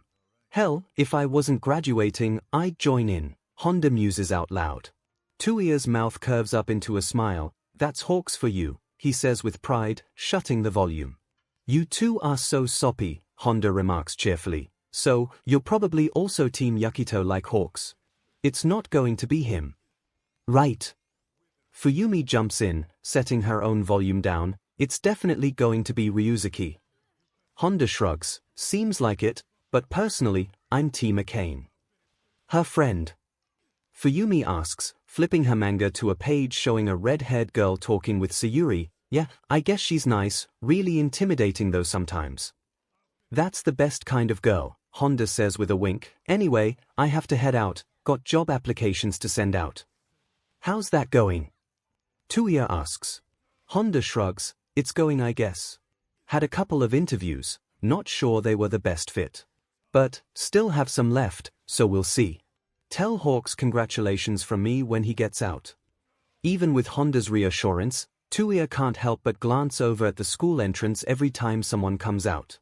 Even though he brought his math homework, he's not getting any done, so he settles into tossing ball for Natsuo to spike while Xiaotou practices making ice swords under his watchful eye. Finally, Touya sees the familiar gleam of blonde hair and flutter of red as 𝐻𝐻𝐺 comes out the door, and he looks a little bedraggled. A good number of his feathers are gone, but as soon as Hawks catches his eye, he bursts out into a big smile. In a blink of an eye, Hawks has zoomed over to Touya, thrown his arms around him, and neatly hoisted him up into the air. "I got first." Hawks laughs while spinning the two of them around. "Of course you did," Touya says fondly, clutching on and looking over Hawks to see if he's all healed up. "Congrats, pretty bird. No one deserves it more." Hawks looks radiant, eyes glowing and feathers fluttering all around them. "I'm going to be at the same school as you again." "Yeah, and my life as a yakisoba pan delivery boy begins again," Touya mock complains, carding a hand through Hawks' hair. Hawks' mouth curves into a sly smile. "No, I only want your bentos now." "So spoiled," Touya snarks, trying to pull his face into an unimpressed look, but Hawks' joy is infectious, so he settles for sighing and petting Hawks' head. Hawks just grins and buries his face in the crook of Touya's neck, and Touya can't help but automatically run a hand down Hawks' back, and he can feel Hawks shiver a bit under his touch, and he wants to lean forward and tip Hawks' head back to see his eyes more clearly, and then kiss. Wait, he wants to what? Since when? With Hawks, his best friend, the one who will surpass all of them, who has such a bright future ahead of him, who doesn't need anything or anyone holding him back, who deserves the best, he has to have read way too much of whispering love. Or maybe his hormones have finally gotten the best of him. That must be it. He couldn't, like he knows he loves Hawks, but surely he knows the difference between love and in love. It couldn't have been that this whole time. Hawks looks up at him, brow furrowed. "Are you all right?" Touya nods, jerkily. "Yeah, hey, get down here so we can all properly celebrate." Fuyumi cups her hands around her mouth and yells up at them. Hawks laughs and brings them down, and the rest of his family piles on, and Touya has never been more thankful for them as it gives him a chance to pull away and gather his thoughts. He just needs to breathe and pull himself together. It's just a spur-of-the-moment thing. Excitement does weird things with hormones, and it's just Hawks. He just needs to act normal. Unfortunately, it's like he opened some kind of emotional Pandora's box. It's not that he hasn't always known that Hawks is cute and pretty, but now Hawks is incandescently happy, fluttering around and eyes dancing, and Touya swears he has never seen anyone so attractive in his life. That didn't even make sense. He's known Hawks for years, this shouldn't be anything new. But he doesn't think he's seen Hawks so pumped up and happy before. And the feelings don't go away even when Hawks is stuffing his face at the fried chicken place they go to celebrate at. Touya manages to snark about how much grease there is as usual, but at the exact same time he wants to use a napkin to wipe Hawks' mouth and then lean in and, oh my god, what is happening? How is Hawks still so attractive to him even when he is stuffing his face? "You feeling okay?" Fuyumi asks, glancing at him. "I'm fine," Touya says stiffly, smoothing out the napkins he had clenched in his hand. "How many chicken wings do you think Hawks can eat?" Natsu asks, also digging away at his basket. "I bet 10 baskets." Hawks shakes his head. 12. "That's disgusting," Fuyumi comments, wrinkling her nose. "Mihu is going to be so disappointed when I have to roll you into the training room because you're too heavy to fly or walk anymore," Touya deadpans. Hawks grins, knocking their shoulders together. "You won't try carrying me." "You'll be too heavy for me to carry," Touya says easily. "It'll be good training though," Hawks points out, stealing a piece from Touya's basket. "How are you going to replenish your fan club if you show up to Shiketsu with a face full of acne?" Touya asks. Hawks shrugs, glancing up at him through his eyelashes. "Well, you'll still love me, right?" Touya just barely manages to keep himself from flushing, who knew all that training on temperature control would suddenly come in handy now. "Yes," he says thickly before quickly shoving a pile of napkins in front of Hawks, "but wipe your mouth, you're being a terrible example for Xiaotou." This is Hawks' day, and it's going to go perfectly, goddamn any inconvenient feelings that have suddenly popped up. He manages to muddle through okay the rest of the afternoon and evening, just focusing on Hawks recounting the exam. It was fairly similar to his own, except this time there was a canyon instead of a river, and this time the eggs could break, and Hawks had nearly been bowled over by some guy with a sound quirk. It's night when he runs into a problem because Hawks fell asleep in his bed while Touya was grooming his feathers and trying to not let his fingers linger, and Touya doesn't have the heart to wake him up. He tries to go and move to Hawks' bed, but Hawks has already latched onto Touya's arm, and lets out a adorable, god-knit noise of protest when Touya tries to pull away. Well, this isn't the first time, or even the 20th time they've shared a bed, so Touya draws the covers over both of them and settles in at Hawk's side. He can do this, he just needs to pretend that everything is the same and that he doesn't want to run a hand over Hawk's soft cheek or that the other boy is a brand of heat at his side. It's going to be a long night. Touya has never been so happy to get away from home and go on a shiketsu training camp. Hawks whines and pouts about Touya leaving, but Touya just ruffles Hawk's hair and promises to text him every day.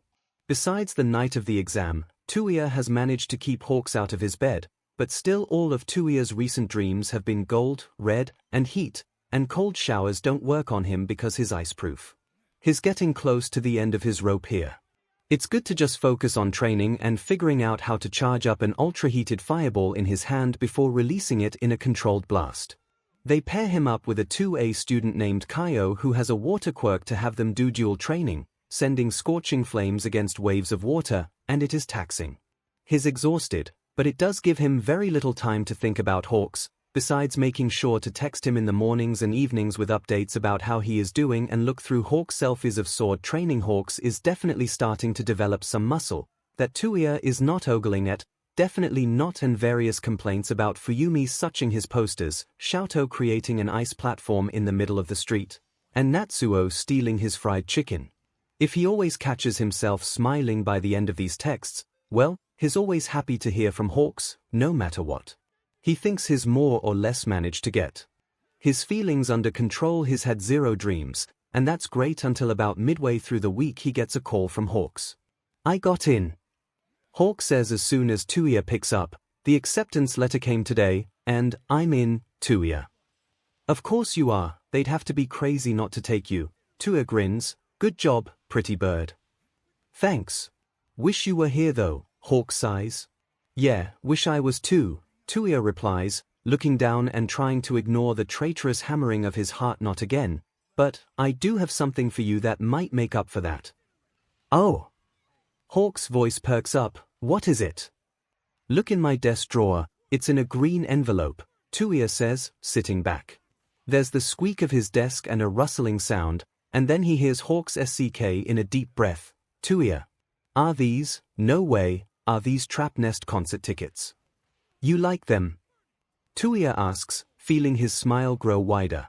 He can just imagine Hawks right now, probably sitting on Touya's bed, wings fluttering around him, a bright, happy smile on his face, and if he was there he could run his hand through Hawks' hair and then Hawks would probably hug him, and then he could press Hawks down into the bed, and his imagination just makes things worse for himself. He hates it.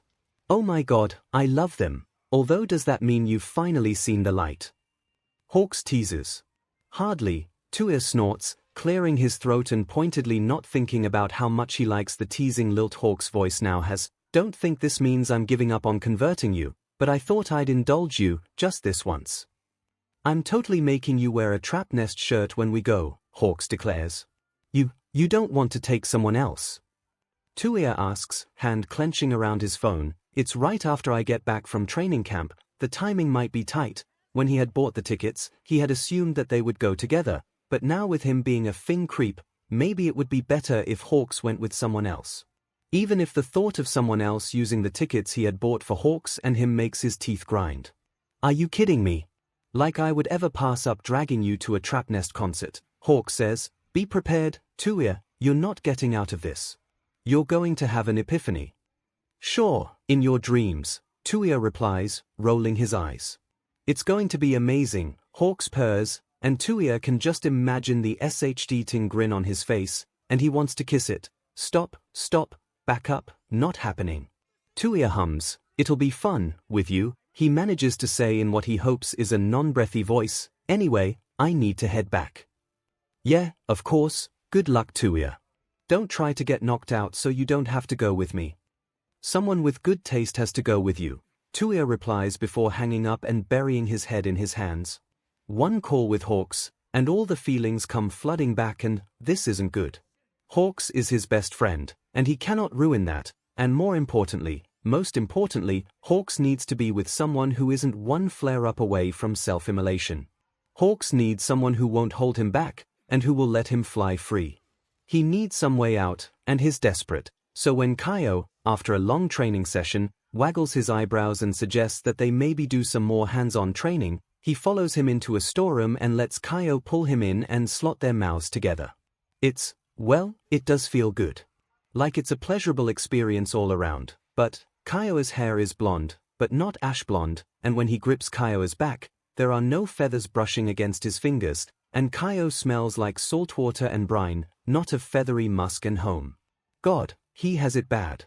Eventually he disentangles himself from a good-natured 𝐭 and makes his way back to the dorms, unsatisfied and unhappy. If it's not hormones, then would no one else do? Only to run into Sonozaki and Ginai, who crosses her arms and glares at him. What the F, Todoroki-kun, she hisses at him. He frowns. What? What? He asks, she says, rolling her eyes and pointing at his neck, as if there isn't a giant hickey on his neck. He slaps a hand over the mark 𝐭 scared onto his neck. Goddammit. Okay, I know none of us are supposed to date, but I know half the class is messing around with each other. Ginai shakes her head. I don't know what troubles you and Hawks are having, but it is definitely not cool to cheat on him, Todoroki-kun. Wait, what? Touya stares at her. What? I'm not cheating on him. We're not together. Ginai's frown deepens as she lowers her voice and glances at Sonozaki. Oh no, did you guys just break up? Is this a rebound thing? What? No, we've never been dating.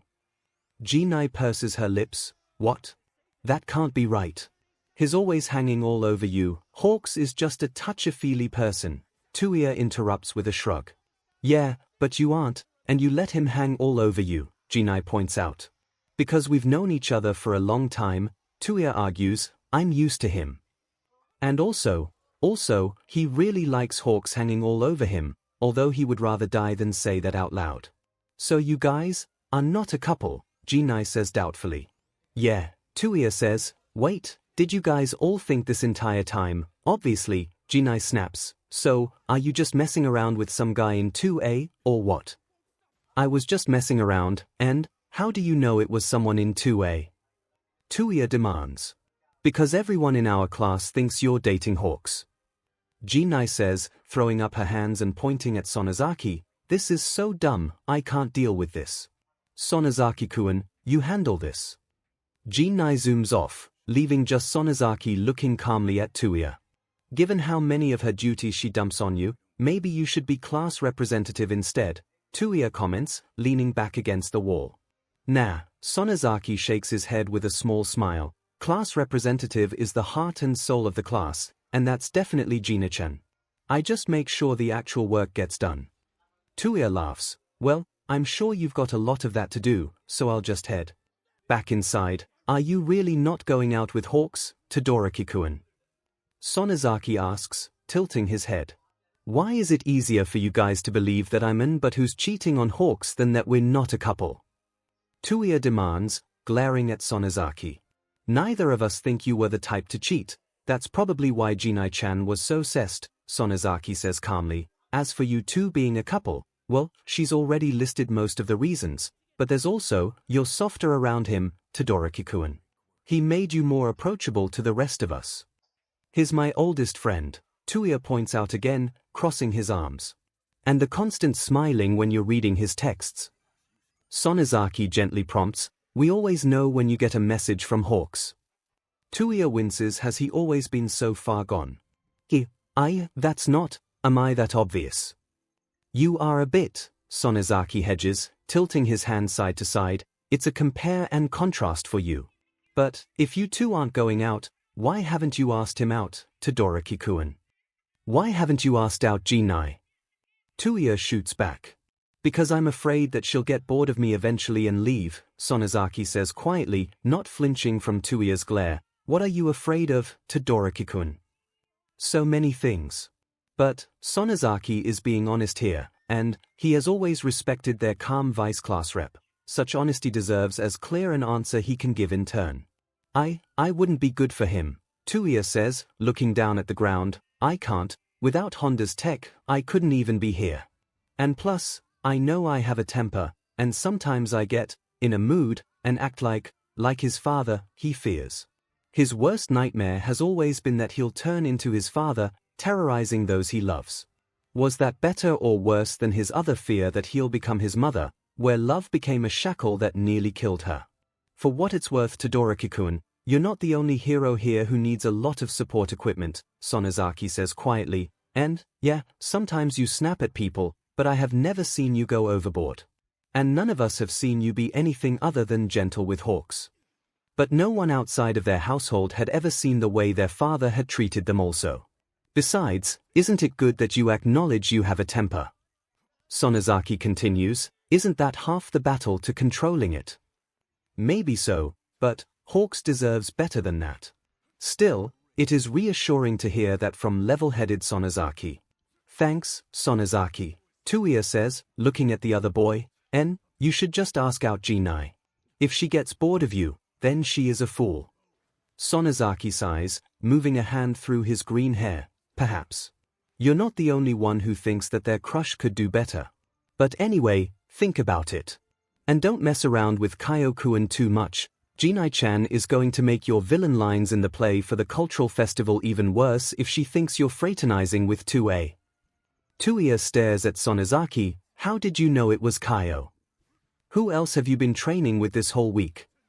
Sonozaki says, unperturbed. Besides, he thinks you're hot, and plus, he's blonde. Not much gets past you, does it?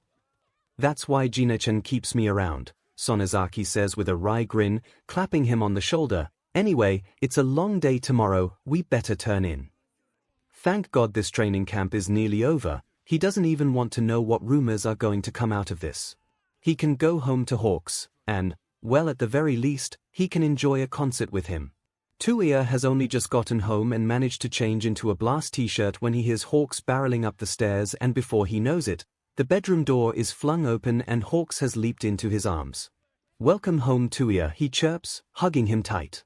Hey, it's good to be home, Touya says, breathing in Hawks' familiar scent before catching himself and pulling back a bit, only to be confronted by the sight of Hawks' golden eyes rimmed in coal black.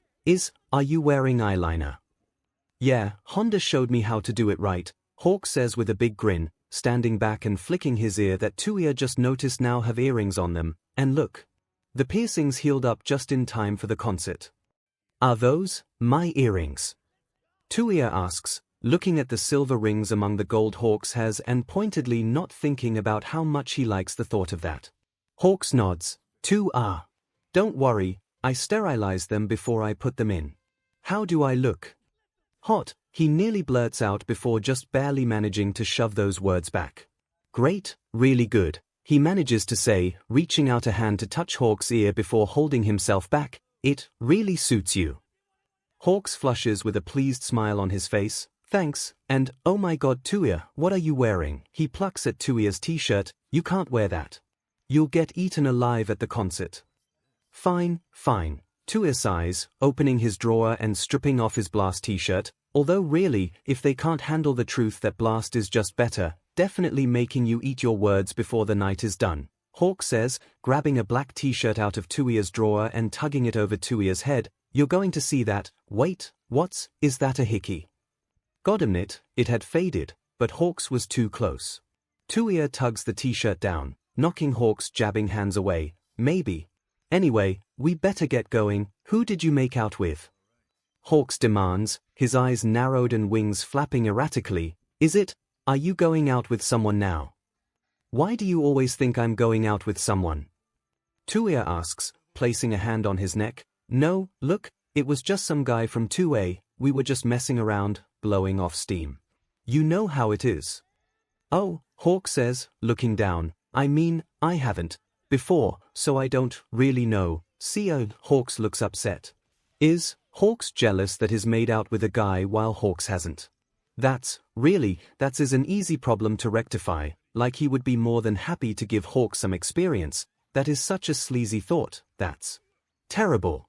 What's something a normal friend would say? Hey, it's not like I have that much experience either, Touya mutters, unable to suppress the heat crawling up his cheeks. You've got time, Hawks. You don't, you can do things at your own pace. When you're 16, 18, whenever, you can make out with whoever you want to. Hawks looks at Touya, wings stretching out to brush against Touya's arms and cheek. So you're saying that, when I'm 18, I'll finally count as not a kid. I mean, I guess. Touya says, raising an eyebrow and ignoring the sudden clench in his stomach at the thought of some careless guy with his hands all over Hawks. I doubt I could stop you from doing whatever you want. They stand in silence for several seconds before Hawk sighs and grabs Touya's hand. Okay Touya. I'm holding you to it, so, let's get going, hot stuff. Hot stuff. Touya repeats bemusedly, allowing himself to be tugged out of the room by Hawks. Honda says that's your nickname in the Shiketsu group chat. Hawks replies, a grin appearing on his face again. What the F? Touya says, mentally making a note to glare at Ginai. It was definitely her fault, he can feel it. Hawks shrugs, looking at Touya over his shoulder. I don't know, I think it's fitting. Touya can feel himself flush. What? Fuyumi says that if I catch you guys cursing where 𝐿𝐼 can hear, I get to skip cleaning the bathroom for a week, Natsuo says, walking by while munching on a pork bun. Like you don't curse as well, Touya says, giving Natsuo a light shove. We can totally tell Fuyumi who told 𝐿𝐼 to call Bakugo a shithead. Hawks chimes in, floating up to rest an arm on Touya's shoulder while grinning at Natsuo. Oh come on, that was great, Natsuo complains. Anyway, have a good time at the concert. Make sure to take pictures of Reira for me. And a picture of Touya realizing how good Trap Nest actually is, and that you can be a fan of both them and Blast. Not going to happen, Touya says, pointing at Natsuo. Hawks laughs and slings an arm around Natsuo's shoulder. It totally will, don't worry. And I'll get you Reira merch. Thanks Hawks bro. Natsuo says with a wave. The concert itself is better than Touya expected. Even though he is still a die-hard Blast fan, he has to admit that some of Trapnest's songs are catchy. It doesn't help that Hawks is happily snuggling him and singing, "Baby, My Wish on a Wing," directly into his ear either. The merch lines weren't too bad and he had saved enough to buy the Reira merch Natsuo wanted along with a photo book for Hawks, and he would swear that he thought he saw Blast's lead singer, Nana, there in the crowd as well. You're just saying that to make yourself feel better for betraying Blast, Hawks laughs as they walk back home. Touya shakes his head, dodging the feather that Hawks is using to try and set a Trap Nest wristband on him. No, I'm serious, she was with a brown-haired girl, and it really looked like her. Whatever makes you feel better, Touya, Hawks says, floating up and knocking their shoulders together. So, glad you came with me. I wouldn't have gone with anyone else, Touya says honestly. Hawks beams at him, his left wing stretching out and curling around Touya's shoulder. Because I'm your favorite, right? More than Hawks even knows. Yeah, pretty bird, you're my favorite, Touya says indulgently, reaching out and ruffling Hawks' hair. Hawks' smile widens, and Touya can feel his heart beat faster. He wants, but is not about to ruin this. Don't know why you're a Takumi fan instead of a Ren fan though, Touya says, looking away. Hawk snorts, Ren is good, but kind of generic. Takumi's the leader of the band and works so hard. And, he's got bad boy appeal. Touya snorts, what's the point of that? Hawks glances over at him, a smile playing on his lips. Well, it definitely works for some people. Touya makes a mental note to thoroughly investigate any boy Hawks dates. And it's not because of any bubbling jealousy he feels at the thought. Okay fine, maybe it is a little, but the more important point is that he doesn't trust anyone fronting as some sort of edgy bad boy, like it's something to be proud of. Hawks should be treasured, and Touya will be DM'd if he lets someone who doesn't appreciate that go with Hawks. The rest of the year passes by pretty well. With the provisional hero license exam going swimmingly, he will admit that ganging up on you in the first round was pretty fun, Natsuo winning the majority of his middle school volleyball tournaments, Fuyumi being accepted into Fukurudani High School, 𝐿𝐼 at long last developing better aim with his fire and ice, Hawks becoming fairly proficient with using his feathers as a sword. Training missions with Miho growing more interesting most of the time. It's still surveillance, but sometimes Miho needs to get close to get some BLD or hair from a target, so she uses herself as bait, sidling up to the target and smiling while her eyes go cold, and Hawks and him usually play distraction, and the play his class puts on for the cultural festival being well received, even if he got cast as a hammy villain. None of you can escape my dastardly scheme.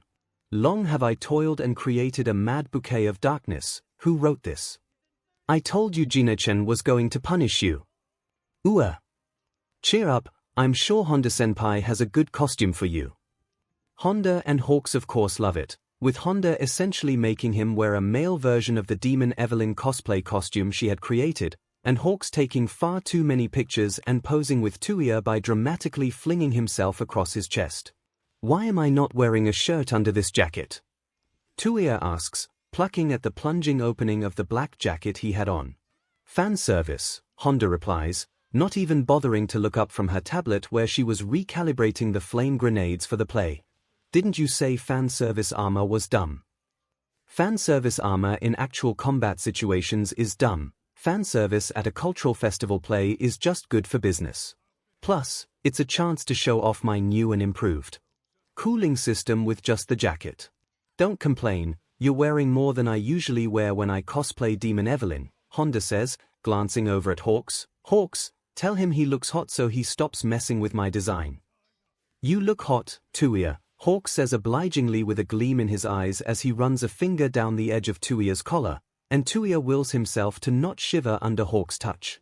And if Touya finds himself still staring at Hawks too long, with inappropriate thoughts and dreams still always worming their way into his mind, not helped by Hawks constantly touching him and making unconsciously flirty comments, well, Hawks has always done that, and Touya knows that Hawks doesn't actually know what he's doing, and even if he did, pointless to think about, Hawks doesn't, and that's that. But even if he did, well, it has always been Touya's job to attempt to correct Hawks' shitty taste, and this would be no exception. If he goes through enough training dummies that both his shiketsu teachers and Miho are raising their eyebrows, well at least his control and his attacks are improving. Miho seems especially pleased by the way he can now target different weak points of a person's body with his flames, and it feels like every week when he shows up with training with Hawks, she's there smiling and telling him about how great it would be for him to intern with her team. It'll be a flexible schedule, I'll make sure of that. There's training and a stipend, and you'll get to see Hawks pretty often.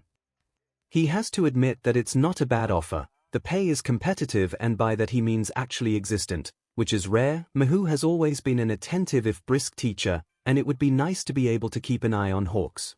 On the other hand though, he has never been sure of Miho's own agenda. Somehow she has enough authority to ignore Arakawa's orders to have Hawks do more intense training with, as far as he can tell, nary a consequence, and he also has internship offers from Gunhead, Rocklock, and even Ryukyu, which would be better if he actually wanted to go pro. He's leaning towards Ryukyu just graduated and she's already in the top 20, and he hears that she's very level-headed for being a former teenage superstar, when the day before summer break, he gets a letter in a dark blue and black envelope from his homeroom teacher. He opens it up to see the logo of Endeavor's hero agency emblazoned at the top, and what the F is this? Is this some kind of bullshit attempt at reconciliation or something? Does he think that Touya has forgotten the hell he put all of them through? Does he think that just because Touya can talk 𝐿 through training now without shaking, that just because he hasn't heard his mother cry in years, that he can just, pretend all that never happened just by offering him a place at the table? Like hell. And even if it's meant as some kind of, he doesn't know, some kind of acknowledgement of his abilities, he hates that there's a part of him that wants that. Touya, come on, I want to take a pictures on the roof, what's wrong? Hawks asks as he bounds into the room and skids to a halt by Touya's desk. Touya wordlessly hands him the letter, and Hawks scans it over, letting out a hiss. Did he send it to the school? Yeah, Touya says, an ugly chuckle rasping out of his throat. Looks like the only time the old man would lower himself to contact Shiketsu is to send a message to me, here. What are you going to do? Hawks asks, watching him closely. Touya shrugs, I kind of want to set it on fire, but he won't see that. Maybe I should write FU on it and send it back. You can do whatever the F you want to do, Touya, Hawks says firmly. Who the F does he think he is? Touya spits out, feeling his fire starting to instinctively come to life around his hands and arms. Does he think that, it's been almost 5 years now, so all is forgiven and forgotten? He hasn't done anything to earn our forgiveness. He probably still wants a successor to topple Goddamn All Might. He must be really desperate if he is asking for the failure. You're not a failure, you're the best person I know, and, Touya, stop, you're going to burn up. Hawks yells, grabbing at Touya's shoulders as blue flames like his hands. Touya pulls back immediately, shit, shaking his head and cancelling his quirk, wincing at the burning sensation around his arms. You idiot, don't get close. I could burn you, you'd never hurt me, Touya, Hawk says simply, looking him dead in the eye and using his wings to wrap around them. I just did, Touya snaps, grabbing Hawk's hands and looking them over. You snapped out of it as soon as I touched you. I'm fine, Hawk says, stretching his slightly red fingers. Are you okay? I should be asking you that, you can't just jump in like that, Hawks. You were hurting, and I helped. Isn't that what heroes are supposed to do? Hawks demands, eyes blazing. Touya's breath catches as if he couldn't love Hawks more. Thank you, but next time throw an ice grenade at me or something. You'll have to give me one then, to have on hand, Hawk says, with a small grin. But seriously, are you okay? Do you want me to? I don't know, do you want to talk about it or not? Do you want to just sneak onto the roof to get away from everyone, or do you want to just sit here, and I can say random SHD or? Touya hangs his head. I just wish there was an obvious right way to respond to this. Hawks gently reaches out and rubs the back of Touya's neck. Do you want to ask your mom? She doesn't need to see this SHD, Touya says automatically, shaking his head. No. She's suffered enough from him. His mother is stronger than she looks and stronger than she was, this much he knows now, but he still thinks he should spare her this pain. Okay, Hawk says, floating up so that he can touch his forehead to Touya's. I think, however you choose to respond is your choice, and everyone should respect that. Touya closes his eyes, leaning into Hawks and trying to even out his breathing. Okay. He's here, Hawks is here, and his father is nowhere close to here. Hawk's wings are brushing against his head and back and all around him, and if anywhere is safe, it's here. Eventually, his breathing slows down and his heart stops racing, and he opens his eyes to see Hawk's golden eyes still peering at him worriedly. They're so close, Touya coughs, drawing back and running a hand over his face in an attempt to hide his flushed cheeks. You wanted to go onto the roof for pictures? Hawks nods, smiling at him and grabbing his hand. Yeah, I want to commemorate the start of my high school career right at the top. Attempt to princess carry me, and I will push you off the roof, Touya says, grabbing the letter and stuffing it into his bag. Hawks just smirks, hovering up so he can sling an arm around Touya's shoulders. Oh come on, Touya. It's like tradition at this point. It definitely is not. Hey guys, hate to interrupt the love fest, wanted to remind you to take pictures of Ryukyu's dragon form if you take her offer, but why the long face, Darby? Honda asks, rapping on the edge of the door frame and coming into the classroom. I'll still be maintaining your stuff in covert ops. I can't believe that's the job offer you went with, Touya grumbles. Honda is a MSTR class support technician, and any company would be lucky to have her, but he can't escape the nagging thought that Mahou had made the offer precisely to make her offer to Touya more appealing. What can I say, cutting-edge tech, people definitely using my stuff, my own lab, 600 square feet, can you believe it? Honda says, gesturing around the room. And Hex said that I get the patent and trademarks for everything I make, provided that if I want to take anything public I have to run it by her first. And she said she'll eviscerate anyone that tries to take credit for my work. That doesn't terrify you? Honda shrugs. I mean, she was smiling when she said that. I feel like that makes it worse. Touya shudders. His noticed Mahou has the unnerving trait that the more sessed off she gets, the wider her smiles get as well. I don't know, Honda says contemplatively, it's kind of hot actually. Touya says, pulling a face. Same, gross, Hawk says, sympathetically patting Touya on the back, she's our teacher. Correction, she's your teacher, although yeah, I guess she's my boss now, but either ways, I still have eyes. Honda argues. Eyes that she can hex, Touya points out, but anyway, congrats on graduating, Honda. Thanks. I'm going to miss having your edgy but lurking around, Honda laughs, reaching up and patting him on the head. Touya's not going to say it, but is going to miss having you around too, Hawks mock whispers to Honda, he already asked Mahou where your lab is. Or, Honda says, placing a hand on her chest, I'm touched. Don't be, Touya mutters, batting Honda's hand away, I'm going to need upgraded braces to handle your flame walls. I know, Honda says with a nod before turning to Hawks and rummaging around in her bag. And I'm still sad I won't get to work on your gear, but I did manage to find someone suitable, I think. Rin-chan is quiet and shy, but she's very good, and that's coming from me, she says, handing him some transfer paperwork. Hawks flips through the pages and nods. If you're recommending her, I'm sure she's good. She is, Butte, I couldn't resist. A gift for a fellow KDA fan, Honda says with wink, taking a visor and a set of headphones out of her bag and proffering them to Hawks. You had a lot of issues with that guy with the sound quirk during your entrance exam. Thought I'd give you a little support. Or, Honda, thanks. Hawk says, taking the equipment, I'll be sure to take your Rin-chan under my wing as well. Touya groans, you guys feed off of each other, I should never have introduced you two. Too late, Hawk says with a grin, sticking the visor on his head and earphones around his neck. Now let's go to the roof. Sadly, Hawks does manage to once again get a Princess Carrie photo with Touya, just by swooping in on him unawares while he was discussing what the new braces need with Honda.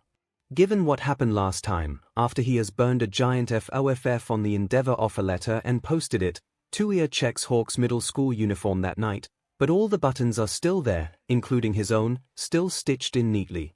It's stupid for him to be reassured by that. Of course Hawks doesn't have anyone that special, he's so busy, when would he have time?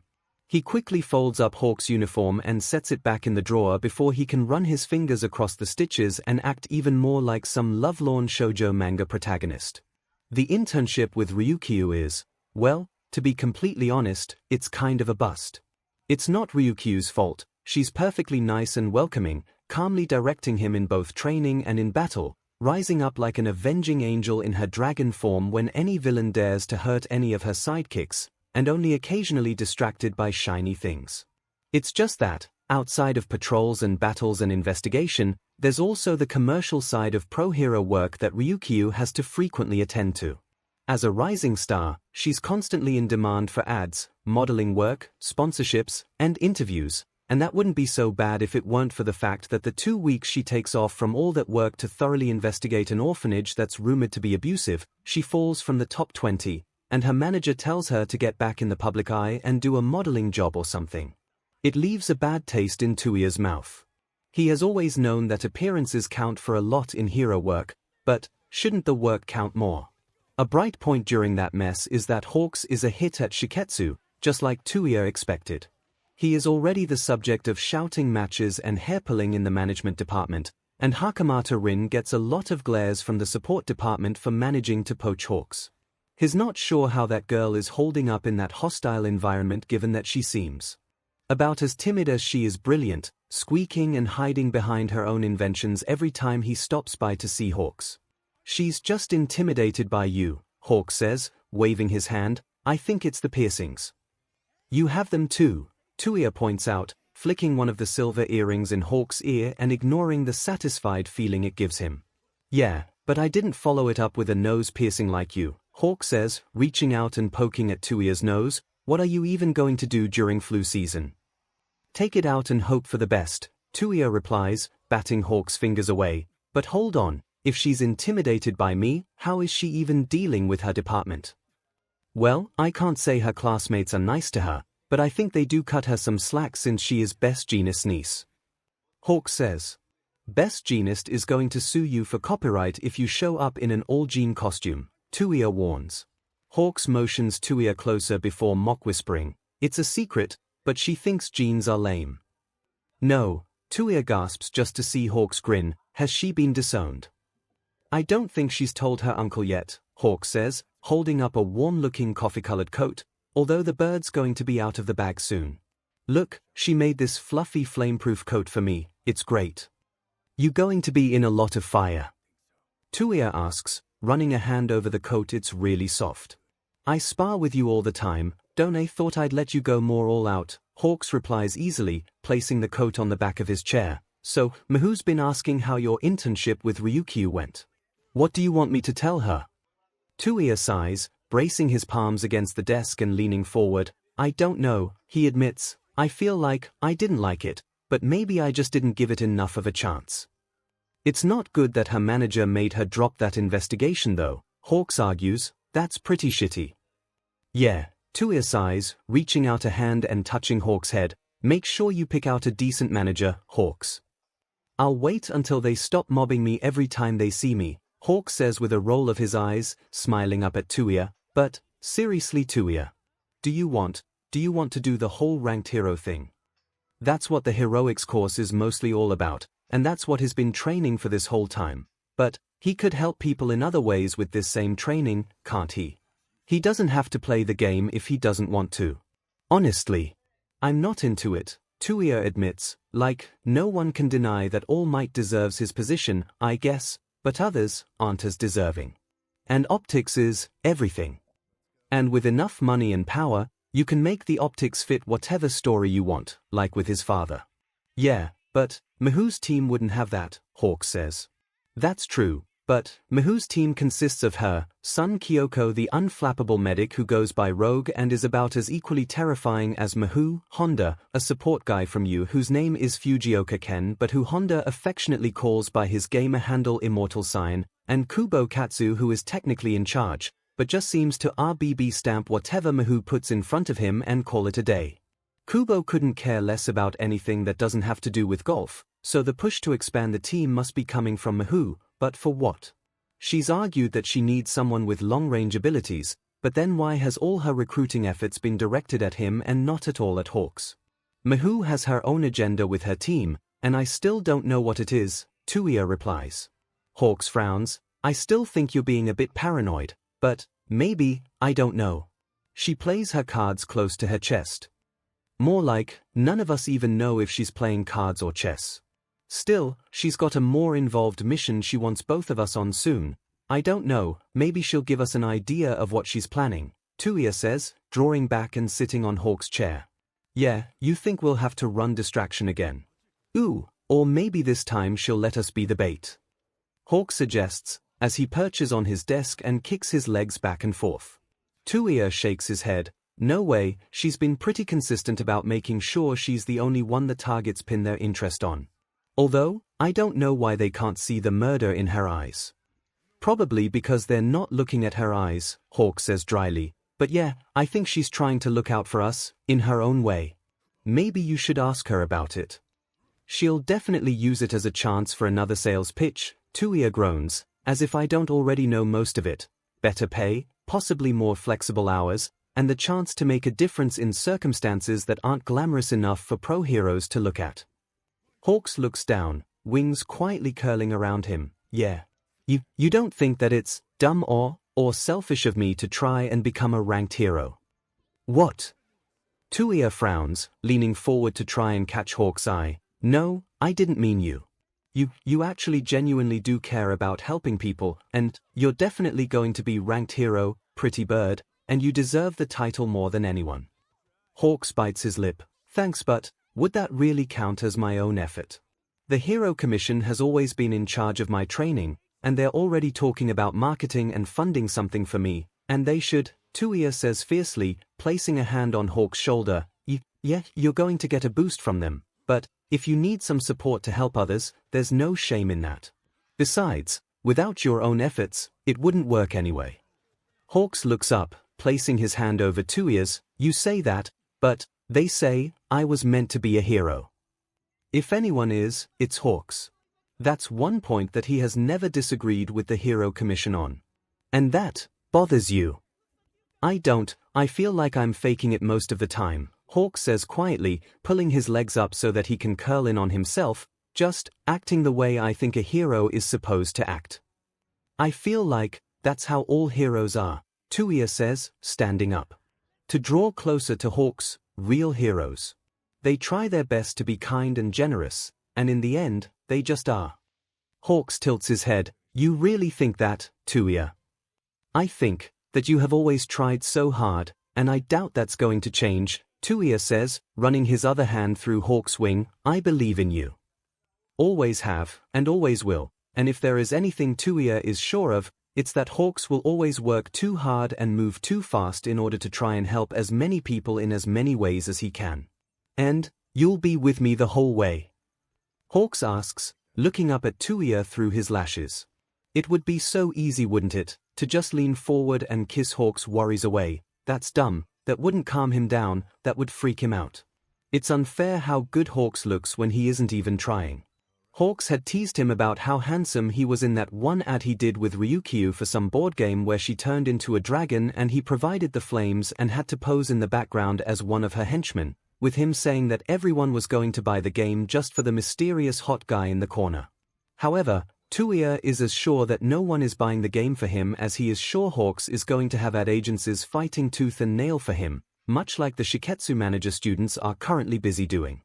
Have to keep trying to give you better taste, don't I? Touya says, flicking the edge of Hawk's feathers and stepping back. Hawk snorts, leaning forward. I don't know, since Blast's lead singer is now dating Ren, shouldn't you acknowledge, she's definitely taking pity on him, Touya argues, crossing his arms. Oh yeah, because nothing says pity like putting a lock on your boyfriend's neck, Hawk says, making air quotes with two of his feathers that break off. It's for the aesthetic, Touya says, she should totally pick Yasu or her roommate instead. Oh, Rin-senpai, come in, come in. Hawks interrupts, waving at the brown-haired girl who was carefully peering into the classroom. Hakamata looks uncertainly at Touya. I can come back if you and Todoroki-senpai are busy. You're not interrupting anything important. We can continue this argument at home, Touya replies, picking up his bag to leave. Oh, and Honda told me to say hello to you. Hakamata's cheeks go pink as she ducks her head. Honda-senpai said that. How is she? Doing well, I think she won a cosplay competition recently or something. Hakamata nods eagerly. I saw the photos for that. Her Ryukyu costume was amazing, especially when she turned into a dragon, and she looked so pretty. I really appreciated her look. Please don't tell her I said that. No worries, Touya says, raising an eyebrow that was probably more words than Hakamata has ever managed to string together around him. I'll just get going now. See you at the civics library, Touya. Hawks waves as Touya leaves. It turns out the more involved mission Mahou wants the two of them on is a Yakuza boss who is believed to have connections to even bigger fish, and they're supposed to set up surveillance devices in the club the Yakuza boss likes to frequent while Mahou distracts him and grabs a sample of his BLD, so the good news is that present MIC is DJing at the club and has gotten us access. The bad news is that Takemoto has a taste for stealing girls from their boyfriends, so we're going to be joined by one extra guy, Mahou says, pinning an abnormally sharp hair ornament in her artfully messy updo. You don't want one of us pretending to be your boyfriend. Hawk says with a grin, gesturing between him and Touya. Mahou snorts, applying crimson-red lipstick. We're going to be lucky if neither of you get carded, let alone manage to convince a Yakuza boss we're in a committed relationship. Plus, our target isn't going to be attracted to some cougar with a boy toy, he wants to nab some hot guy's pretty arm candy. No, I need you guys on the surveillance devices. Darby, you take the cameras and some of Hawk's feathers and stick them in likely spots. Hawks, you hang out and make sure no one is watching Darby and use your feathers to stealthily calibrate all the cameras right. So who's the unlucky hot guy that's going to have his arm candy stolen?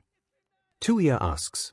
Mahou shrugs, hiding some needles in the folds of her hot breathes and rearranging her black and gold lace bustier top so that the neckline plunges lower. President MIC said he'd find someone suitable, so we'll see. Should be fine. He's supposed to meet us here, and then we'll all head over. Hey, Mahou-kun, a tall, well-built man with dark hair and oddly arrow-shaped eyebrows raps on the doorframe of the library. Long time no see. Ida-kun. Mahou smiles and then tries to cross her arms in front of her chest. What are you doing here? Hizashi sent me, Ida says with a grin stepping in. Heard you needed someone to get stolen away from. Oh, but won't Tayama-san not like that, Ida-kun? Mahou asks, frowning. I don't want to get you in trouble for. No, Mamiko and I broke up, Ida says, rubbing the back of his neck. What? When? Mahou asks. I'm sorry about that, Ida-kun. Do you really want to do a mission like this when you just... It's fine, we've been growing apart for some time, Ida says, with a wave of his hand. Think it's been about a week now. Sorry I didn't text you about it, got caught up in a case. You don't, obviously you have no obligation to tell me anything, 𝐿 says with a nervous laugh, and it doesn't sound like she's acting like she's done for marks in the past. But, are you sure you want to? It's not a fun role. I know, I want to, 𝐬𝐫 says quickly before looking away. Although, if you're not comfortable with it, do you want me to call someone else? Maybe Aizawa-kun? No, 𝐿 says immediately, shaking her head. No, I mean, the only person worse at acting than Hisashi is Shouter. And plus, I don't want Hisashi being jealous and distracting during the mission. That's true, 𝐬𝐫 laughs. You remember that time we put on that play, and Aizawa-kun was supposed to be the helpful monk. He was so monotone, 𝐿 say with a fond smile, but then again, we were all badly cast. I definitely was really bad at being the henchman, but I always thought you were pretty good as the princess, 𝐬𝐫 says, glancing at her. I really liked your character. What is happening? Touya hisses at Hawks as 𝐿's cheeks seem to flush as she covers her mouth with her hand and laughs. He is used to 𝐿 being terrifying and mysterious, not, whatever this is. I don't know, but it's great, Hawk says, eyes darting back and forth between the pair as though he's 5 minutes away from breaking out popcorn to just watch. Oh, 𝐿 says, turning to them, let me introduce you guys. This is Ida Tensai, otherwise known as Ingenium. Ida-kun, this is Todoroki Touya, aka Darby, and Tokomi Kigo, aka Hawks. Pleased to meet you, Touya says, shaking Ida's hand. The turbo hero Ingenium is known as a dependable, stalwart hero, with as many as 60 sidekicks in his agency. Touya had always wondered how the Ida family had managed to consistently have descendants with engine quirks though. He can't decide whether it's better or worse that apparently his father never thought to ask them. Pleased to meet you guys too. Ida says with a big grin, shaking both of their hands. 𝐿 talks a lot about you too. Hopefully just good things, Hawk says with a sly grin, looking between Ida and 𝐿. So, you guys were high school classmates. Yeah, and let me tell you, you guys are very lucky to have 𝐿 as your teacher, Ida says warmly. She's given me a run for my money a few times, and I think her and Aizawa-kun's sports festival match is still used for hand-to-hand combat demonstration purposes. You never showed us that video, Touya says, looking at 𝐿. Yeah, we want to see. Hawks whines. He's nullifying my quirk the entire time, so it's not really that interesting, 𝐿 says, waving her hand dismissively. We just wail on each other for a while. It was brutal, Ida says, knockdown, drag-out fight. Very impressive. I can definitely find a copy for you guys. We'd appreciate it. Hawks chirps. Also, since you guys know each other so well, what other stories do you have about 𝐿? Ida's grin widens. Oh, well, did you guys know that back in high school she also worked part-time at a cat cafe, and, oh, look at the time, let's go, 𝐿 says quickly, grabbing the bag of surveillance devices from the table and handing it to Touya. Hide these in your pockets with some of Hawk's feathers and try to stay out of sight. We'll try to keep all eyes pinned on us anyway. I will attempt to be as dramatic as possible, Ida says wryly. So, should I call you Megumi or is there a fake name I should be using? Let's just keep it to first names. They're generic enough, and it'll be easier for you to respond naturally to them. Ida Tensai, 𝐿 corrects herself, placing a hand on her pink cheek. Ida beams. All right, 𝐿, Megumi. Hawks looks like Christmas has arrived on the back of a giant fried chicken, his wings beating excitedly. We'll be sure to give you guys as much space as you need. 𝐿 gives Hawks a narrow-eyed look while Ida carefully wraps a hand around her waist, and Touya quickly grabs Hawks to spin him around to get at the smallest of his feathers and to prevent him from getting hexed. What are you doing? He hisses, spreading out Hawks' left wing so he can see Hawks' pin feathers. Giving them a push, Hawks whispers back, detaching 10 pin feathers into Touya's hands. She's going to give you a push off the roof if you keep this up, Touya warns, carefully tucking the feathers into the inside pocket of his jacket with the feather Hawks had originally given him. Hawks shrugs. Not much of a threat to me, really. The club itself is noisy and dimly lit, making it easy for him and Hawks to slip into the corners of the space. 𝐿 transforms as soon as they walk into the club, clinging to Ida's arm, batting her eyelashes, and speaking with a breathy voice, and Touya's seen this act a few times, so that part isn't that weird, but the softness in her eyes when she looks at Ida definitely is. Ida, for his part, seems to take it all in stride, his smile fond as he tucks 𝐼𝐻 closer to him and leans down to whisper in her ear. The two of them tear up the dance floor, attracting Takemoto's notice, and he sends a drink and an invitation to come up to the VIP level to 𝐻, who accepts. 𝐸𝐸 does a very good impression of a jealous boyfriend, mouth tight and fists clenched as he heads to the bar and broods over a drink while staring up at 𝐻, giggling loudly and pretty much in Takemoto's lap. With Takemoto's attention definitely pinned to 𝐻 and Takemoto's bodyguards all pretty much focused on 𝐸𝐸, Touya manages to stick the pinhole cameras and bugs all over the club, and 𝐻 wiggles the old feather he gave Touya and flashes him a smile from one of the upper levels to let him know that he's managed to activate and calibrate all of them as well. There's a couple of skeevy-looking guys hanging around 𝐻, so Touya goes up there and grabs 𝐻 by the hand while glaring at the creepy men. He stomps on the stupid instinct to growl out, "Back off, he's mine," because 𝐻 isn't, and he needs to remember that before going up to present MIC and telling him to play the 𝐂𝐸𝐳 song 𝐻 chose as the signal for mission accomplished.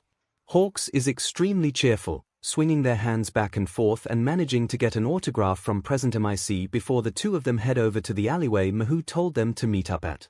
"Good job, you two," 𝐻 says to them as they walk up, clicking her cell phone closed. "Honda says everything is online and working, so we'll be able to monitor and eavesdrop to our heart's content now."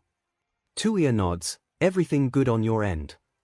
𝐻 takes out a tiny vial of BLD from the waves of her hair and flashes her arm where a phone number has been scribbled on. "Not only do we have his BLD, we even have his personal phone number," she says dryly, rubbing her bare arms in the cold. "I'll just have to write it down before I take a very long shower. A nice, long, hot shower." "Are you cold?" 𝐸𝐸 asks worriedly, taking off his own blue jacket and draping it across 𝐻's shoulders. "You always get cold so easily, here." 𝐻 blinks up at him. "What? No, Tensai, 𝐸𝐸-kun, now you're going to be cold. I'll be fine, I need to run back to the office anyway," 𝐸𝐸 says, stretching and smiling down at 𝐻. "Can't dump all the work on my poor sidekicks after all." Thank you for helping us out then, but how am I going to get this back to you?" 𝐻 asks, curling her hand at the collar of the too big jacket. "Happy to help, it was fun dancing with you, and just give it back next time you see me," 𝐸𝐸 replies, with a pat on her shoulder that seems to linger a bit too long. "So now, you can't keep skipping meetups with all of us." Alright," 𝐻 says softly, gathering the coat around her more firmly. "I'll try." "Good," 𝐸𝐸 says, stepping back and looking her over. "Although really, it looks good on you," he says before leaping up the wall and taking off. 𝐻 coughs. "Well, that was super smooth." 𝐸𝐸-san seems really nice." 𝐻 jerks her head from where she was watching 𝐸𝐸 park hour across the rooftops to pin 𝐻 with a look. "Before you continue, 𝐻, remember that we have a sword training session tomorrow and maybe I think you need to do more lunges. Like a whole hour's worth." 𝐻 considers this, his wing knocking away the elbow Touya tries to jab into his side. Worth it. "So, will this count as your first date when you guys start going out or not? Because I mean, you two were getting pretty hot and heavy on the dance floor, but on the other hand, it got interrupted by the actual mission, so we're not going to go out, so you can stop speculating," 𝐻 snaps, leading them out of the alley. "What? Why?" 𝐻 asks, dodging away from Touya's attempt to step on his foot. "He already did the whole boyfriend jacket thing with you, and you obviously like him, so 𝐸𝐸-kun is a very kind guy who just got out of a relationship," 𝐻 says, a sharp smile appearing on her face that's more like the baring of teeth. "He's also the 𝐸𝐸 family heir and the leader of Team 𝐸𝐸-10, and he's the kind of white knight of a hero that deserves someone as nice and sweet as he is." And he wouldn't know what to say to that even if he wanted to talk right now, which he definitely doesn't. "I don't know what you're talking about," 𝐻 says, crossing his arms. "I think you guys would be cute together, even Touya thinks so, right Touya?" "Leave me out of this," Touya says, backing away with his hands up. 𝐻 smirks, stuffing her hands in the pockets of the large coat. "Good call, Darby. Anyway, this is not up for discussion or debate, and we're not going to talk about it anymore, okay?" Of course, just because 𝐻 banned discussion of it with her doesn't mean 𝐻 isn't still weirdly invested in this idea of a relationship. "What do you think would happen if we somehow set up a date for them?" 𝐻 muses out loud, swinging his legs back and forth from his perch on the library desk. Like, we could deck out one of the archival rooms with lights, leave like a picnic basket inside, and then somehow lock the two of them in there. First of all, that's not romantic. What if one of them has to go to the bathroom? Touya points out. Second, she'll murder us. Third, what's this wee part of the scenario? Oh come on, Touya, Hawks whines, looking at him with wide golden eyes. Don't you think they should be together? I think that 𝐒𝐻u probably knows better than either of us her own business, and if he really liked her, then he should probably just ask her out. Touya says he's going to ignore the irony of him saying that. Also, I would like to avoid being cursed into my next life, thank you very much. Honda clicks her tongue while causing the metal on Touya's braces to shift. Oh come on, Darby, how can you let the threat of a little curse prevent you from helping 𝐒𝐻u achieve a blissful relationship with the heir to a robotics empire? 2 missions ago, I saw 𝐒𝐻u hex someone until they started hacking up BLD. Touya says flatly, you want to vomit out a lung in service of having a chance to look at robots? Be my guest. It might be worth it, Honda muses, sticking the bracer on Touya's arm. All of US robots come from them, who knows what they've got in that mansion of theirs. We should all stick to our own business and keep our internal organs internal, Touya says. But an outsider has a unique point of view for the whole situation, Hawks argues, and then waves at Rogue walking past with what looked like a dead pig in her arms. Hey, Rogue.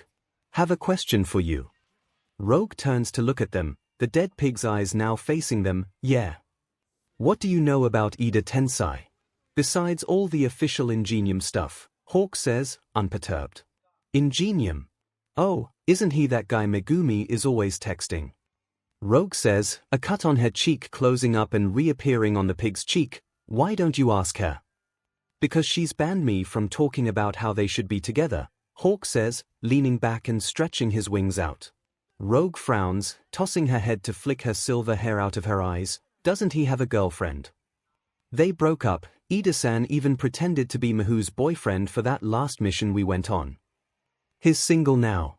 Megumi, you need to get on that. Rogue turns around and calls out to 𝐒𝐻u at the other end of the room. You could be living the life of luxury, Megumi. You could be living in a mansion. And letting us in so we can see the robots, Honda pipes up, despite Touya glaring at her to stop. You're dripping BLD everywhere. Shut up and go to the lab, Kyoko, 𝐒𝐻u says, standing up from her desk and flashing a smile at Hawks. And Hawks, 50 laps flying around the building with your outer feathers off. Honda, go drag Ken-kun away from his experiments and make sure he eats something. Darby, you're with me. We're going to train your evasion skills and see how Honda's new braces hold up. I'm not even part of this. Touya complains as Hawks detaches his outer feathers and showers them on Touya before heading to a window. Which is why you're training with me and not running laps outside, 𝐒𝐻u replies, grabbing and activating her sword. Come along then, you should learn how to dodge. Don't worry, Kyoko can heal you up after. Honda's braces perform beautifully, catching and deflecting sword strikes with ease, and Touya scores a few points by managing to heat up 𝐒𝐻u's sword enough to singe her hands. But she just drops it and jabs an elbow into his throat. He should have seen that coming. It's the exact same vicious move that she performed in the video of the brutal fight against Eraserhead in the sports festival video Ida had sent them, and then kicks him down. Not bad, she says, giving him a hand up. Good trick. Still need to work on your defense, but we'll have you fighting dirty with the best of us soon enough. So that training session ends without him having to visit Rogue to transfer any injuries to the pig cadaver in the lab, and Hawks completes his laps around the same time, but the winged boy is like a dog with a bone with this matchmaking idea. What if I interned at Team Ida 10? Hawks asks, putting an ice pack on Touya's knee. I heard they take nearly anyone with a decent mobility quirk, and I'm pretty dim and fast. I could suss out why he hasn't asked her out yet. Touya raises an eyebrow, straightening out Hawk's feathers. Why are you so invested in this? Is this because Whispering Love finally finished, and Ryuzuki got the girl? Okay, that was a total bullshit ending, and not just because I owe Fuyumi dishwashing duty for the next 3 weeks, Hawks huffs, crossing his arms. I think they've known each other for a long time, right? He seems to really get her, and he looks at her like she's the answer to a long-held question. Touya's eyebrows shoot higher. That's poetic. Did Fuyumi get you hooked to another shoujo manga series? Shut up, Flowers of the Spring is definitely going to go my way. Hana may have 5 guys to choose from, but Kazuo is the one she has the most history and chemistry with, Hawk says, shifting so that Touya can reach for the inner part of his wings. But anyway, wouldn't it be nice for her to have someone like that? 𝐼𝐻 already said that she thinks Ida should find someone else, Touya points out, wouldn't she know best? And you think she's right? Hawks asks, looking over his shoulder at Touya, that there's some kind of nice and sweet girl that Ida-san deserves.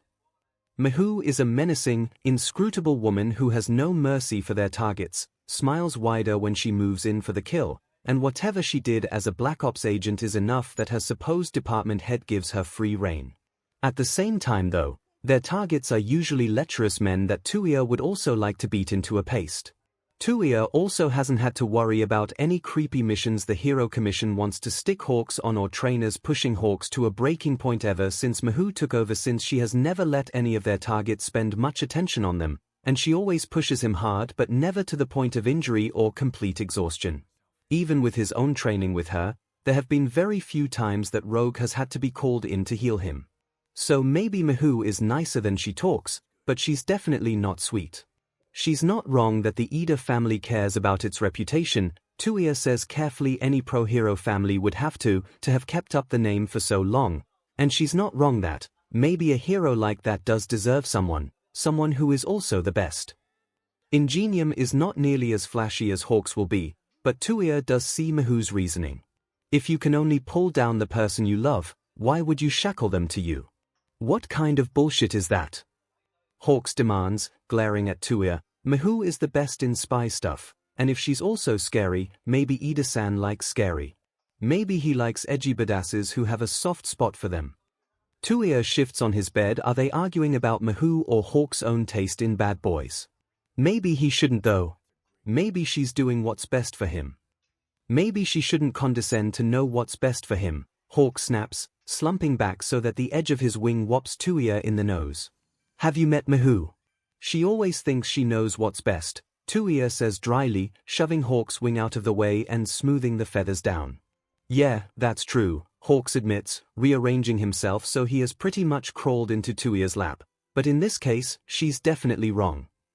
If you actually take an internship at Team Ida 10 and try to interrogate Ida, she's going to take a page from all those revenge schemes in those shitty wuxian novels she likes reading, and exact them on both of us, Touya says, straightening out the last of Hawk's feathers and pushing him off before the situation could get embarrassing. Look, Hawks likes to wiggle around, and his feathers are always brushing against him, and he smells really nice. He's going to just stick a pillow in his lap and hope Hawks doesn't notice. She can't hex us for just asking questions, Hawks says virtuously, turning around right after Touya manages to tug a pillow into his lap. We're going to die before we ever manage to teach Izuku how to throw a punch correctly. It'll be fine, and even if it isn't, 𝐿𝐴𝐷 can teach him. Hawks says cheerfully, bouncing on Touya's bed. Touya groans, you know that's somehow going to escalate to 𝐿𝐴𝐷 creating an iceberg for Izuku to slide on. 𝐿𝐴𝐷's getting really good at that, Hawk says, he'll probably be able to propel himself forward with that in a few years. Now if he could only stop practicing it in the middle of the street, that would be nice, Touya comments. Everyone has to start somewhere, Hawks laughs. Did I tell you about how practice for the cafe for the cultural festival went? I dropped half the plates, Takahiro had to go adjust the budget for that. Did he manage to, or did he get mistaken for a middle schooler again? Touya asks snidely. The second-year boy Hawks picked as his manager looks even younger than Hawks and looks at Hawks with stars in his eyes, and while Touya is used to Hawks having fans, he's not used to Hawks having a fan that he works so closely with.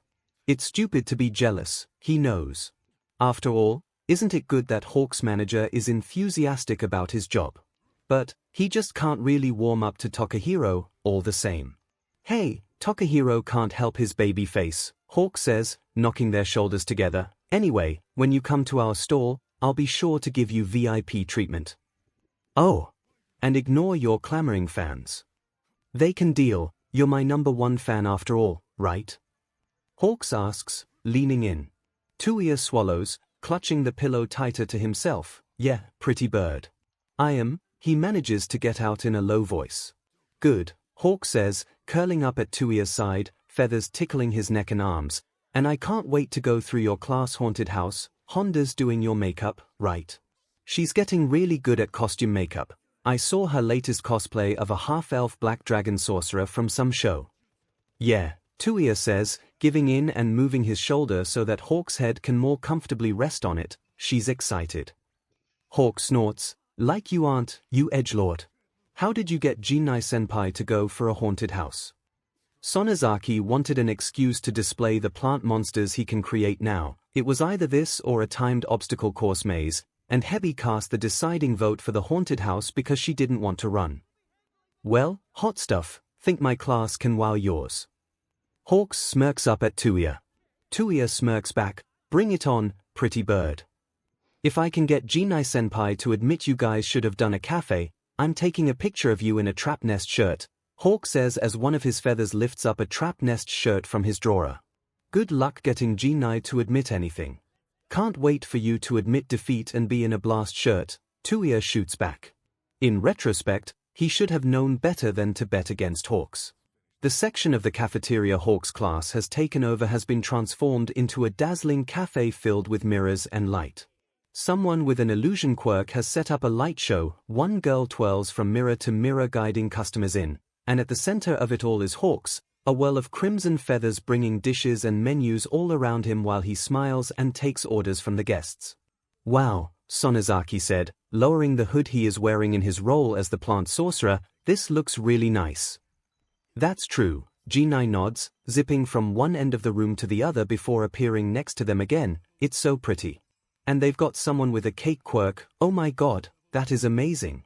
Between your boy and the pastries and the really nice uniforms, I have to admit that maybe we should have. Shut up, Ginai. Touya hisses, attempting to grab at Ginai who just zips out of the way, ghostly robes flapping in her wake. Where's your pride? I'm not saying our haunted house isn't amazing. It is, and everyone here should totally visit Class 3B's haunted house instead of Class 3's lame maze. Ginai yells, zooming away and bringing back flyers that she neatly places on every single table in the cafe. Sonozaki shakes his head and whispers, causing one of the flowers on the table to grow vines and grab Ginai's wrist. It's rude to advertise in our underclassmen's event, he scolds. Ginai pouts, but it's like a great juxtaposition. First they can go here where it's super bright and has a guy with wings serving them, and then they can all head over to ours where it's dark and spooky, and we've got a demons and gals to scare them.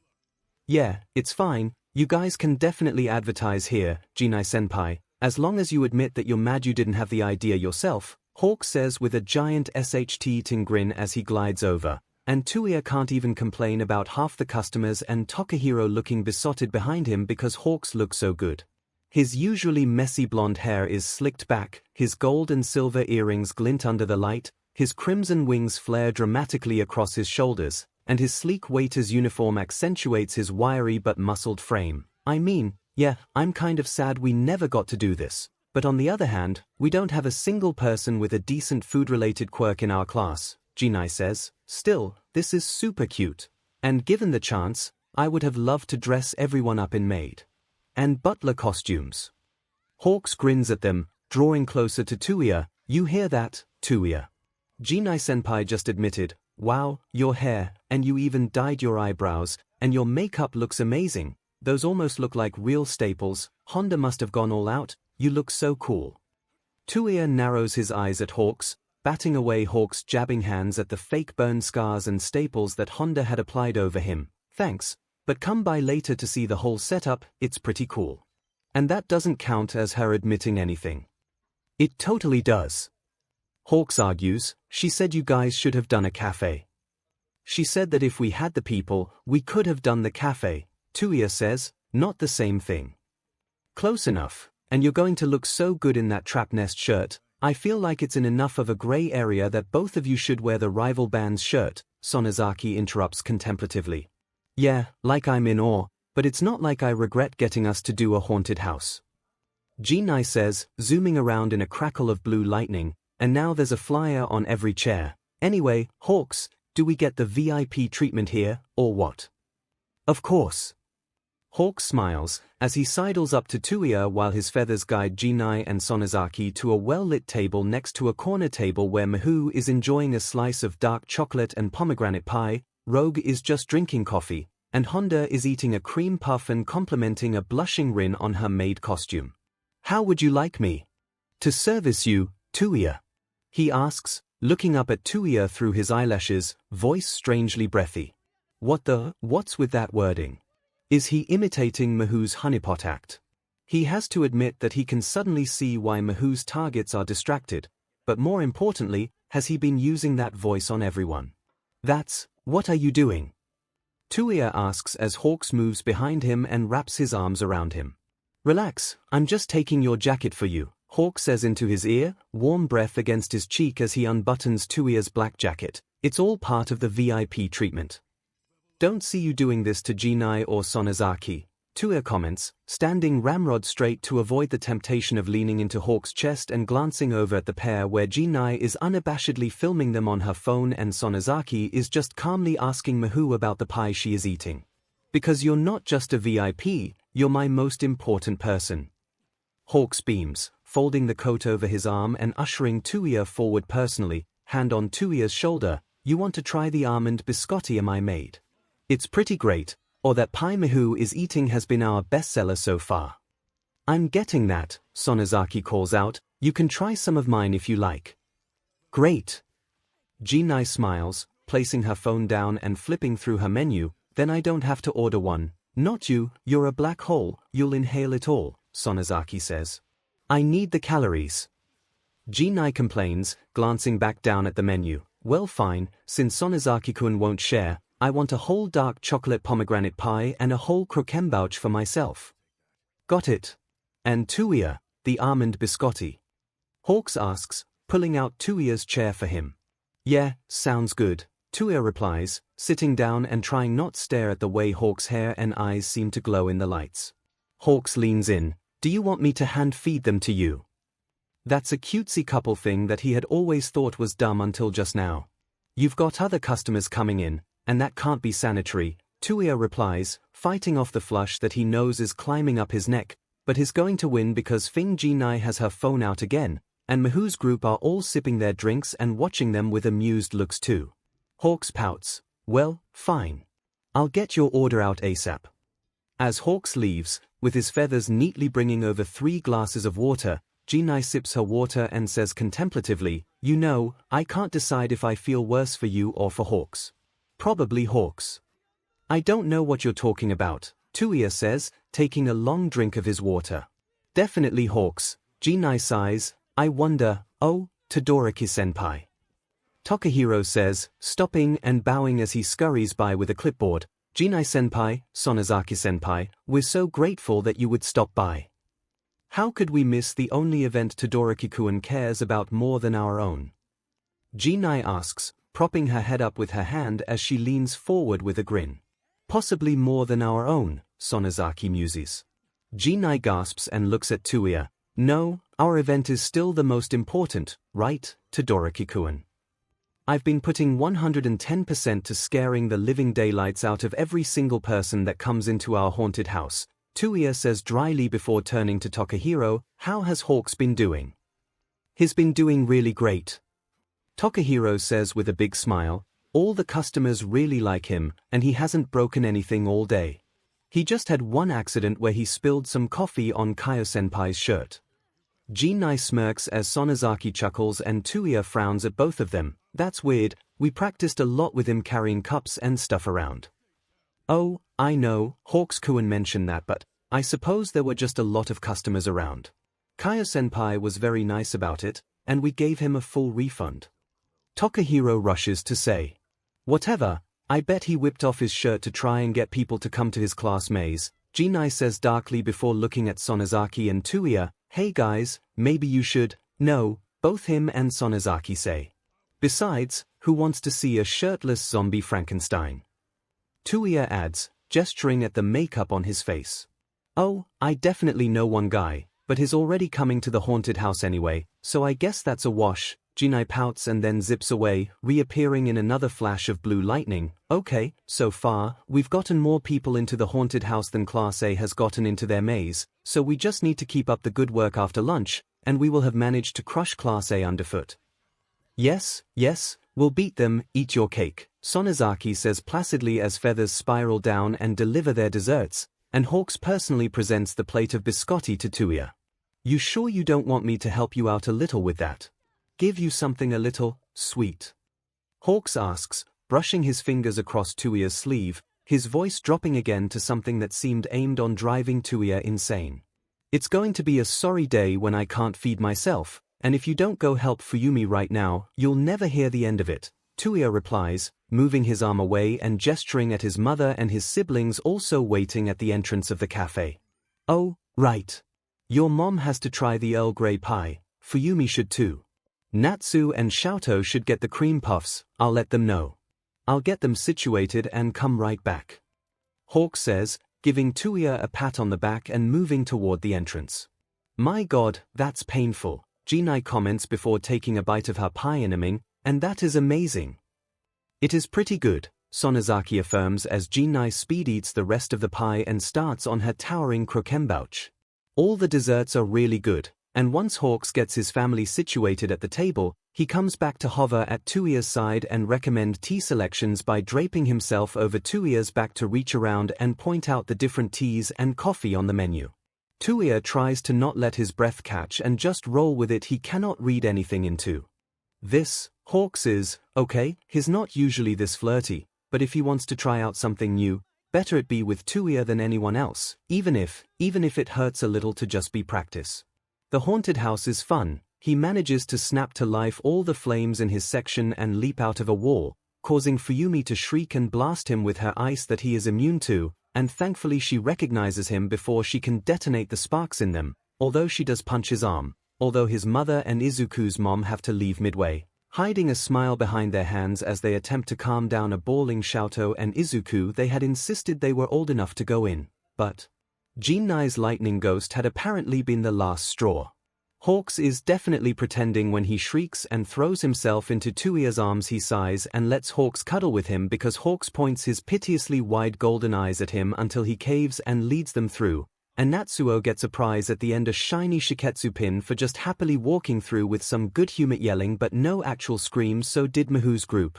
But really Touya thinks that shouldn't count because Honda was too busy critiquing all the support equipment and costumes in the other rooms to get scared. Rogue just pinned her unnerving stare at his classmates until they backed away, and Miho just smiled through the whole thing. You know, I can tell that you're not actually scared, right? Touya asks as Hawks finally loosens his grip around Touya's neck. I wanted to see Honda's work up close, Hawk says blithely, reaching out and running a finger down the line of staples Honda had painted onto his jaw. It looks neat. Not sure about the hair though. Touya snorts, moving his head away from Hawk's fingers. Of course. Don't worry pretty bird, it washes out. Good, Hawk says with a satisfied grin, tugging on a lock of Touya's dyed black hair. I want you looking like yourself when you have to wear my trap nest shirt, and we take a photo. You also have to wear a blast shirt, Touya points out.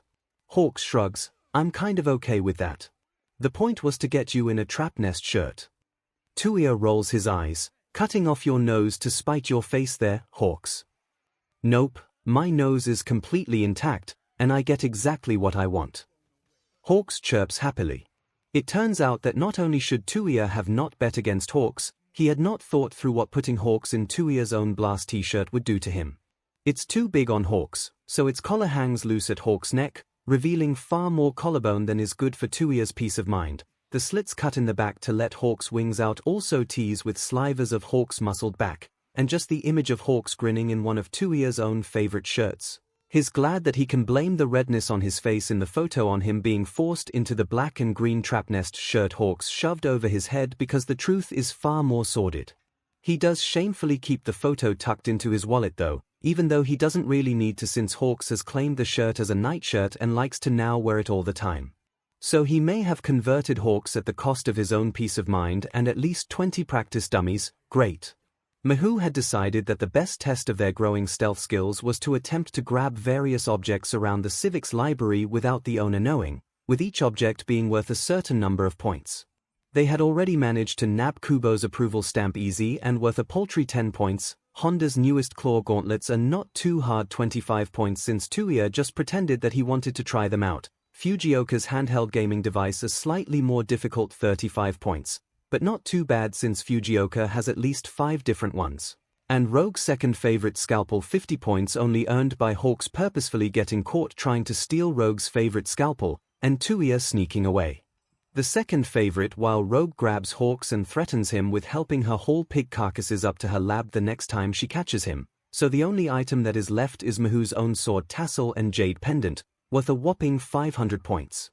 The plan so far is to sneak into 𝐻's office while she's out at her cover job, wait until she comes back and Rogue stops by, get one of Hawk's feathers near her while she's bickering with Rogue about something, and then untie the sword tassel and drag it up into the ceiling tiles where they are hiding. What Touya had not counted on was how small the crawl space in the ceiling was, although it was definitely bigger than a regular building's, probably because nearly everyone here was actually a spy, so Hawks is just squished at his side, feathers poking into his back and face. Touya is attempting to scoot over to give Hawks a bit more space and to prevent the temptation of just telling Hawks to curl up in his lap, when the door of 𝐻's office clicks open and her voice comes filtering through. I assure you, I have no longing to see harm befall any member of my team, and if Darby was a part of it, I would not assign him to any mission I do not think he could handle. Just make sure that none of these missions bring shame to his name. I do not want anything he does to taint 𝐿𝐻's reputation when he debuts. A deep, familiar voice growls out, "No, no, no, he's not. He can't be here, can he? It's fitting that you want to recruit him into the shadows. He's not meant for the spotlight." That hateful voice continues, "I tried to bring him under my own control, but well, he is as willful as he ever was. If he were to actually debut, well, his failure would reflect poorly on myself and his brother. Limping along with support equipment to cover up his mother's weaknesses, I suppose he can at least be of some use to you. And isn't that in some ways accurate? Isn't that close enough to what he has told himself? Isn't it the truth, Touya?" Hawk's voice whispers in his ear as he wraps his arms and wings around him. "Don't listen to him, he's wrong." Touya tries to breathe normally, but he's right there, and he can feel the fire that wants to come bursting out of his hands in defense, but there is no question of him releasing any of his flames in an enclosed space with Hawks nearly on top of him, so he closes his eyes and clenches his fists and tries to just focus on Hawk's arms and feathers all around him. Indeed, 𝐻 says in a light tone that Touya knows is accompanied by one of her disturbing smiles, "I think I see your goals.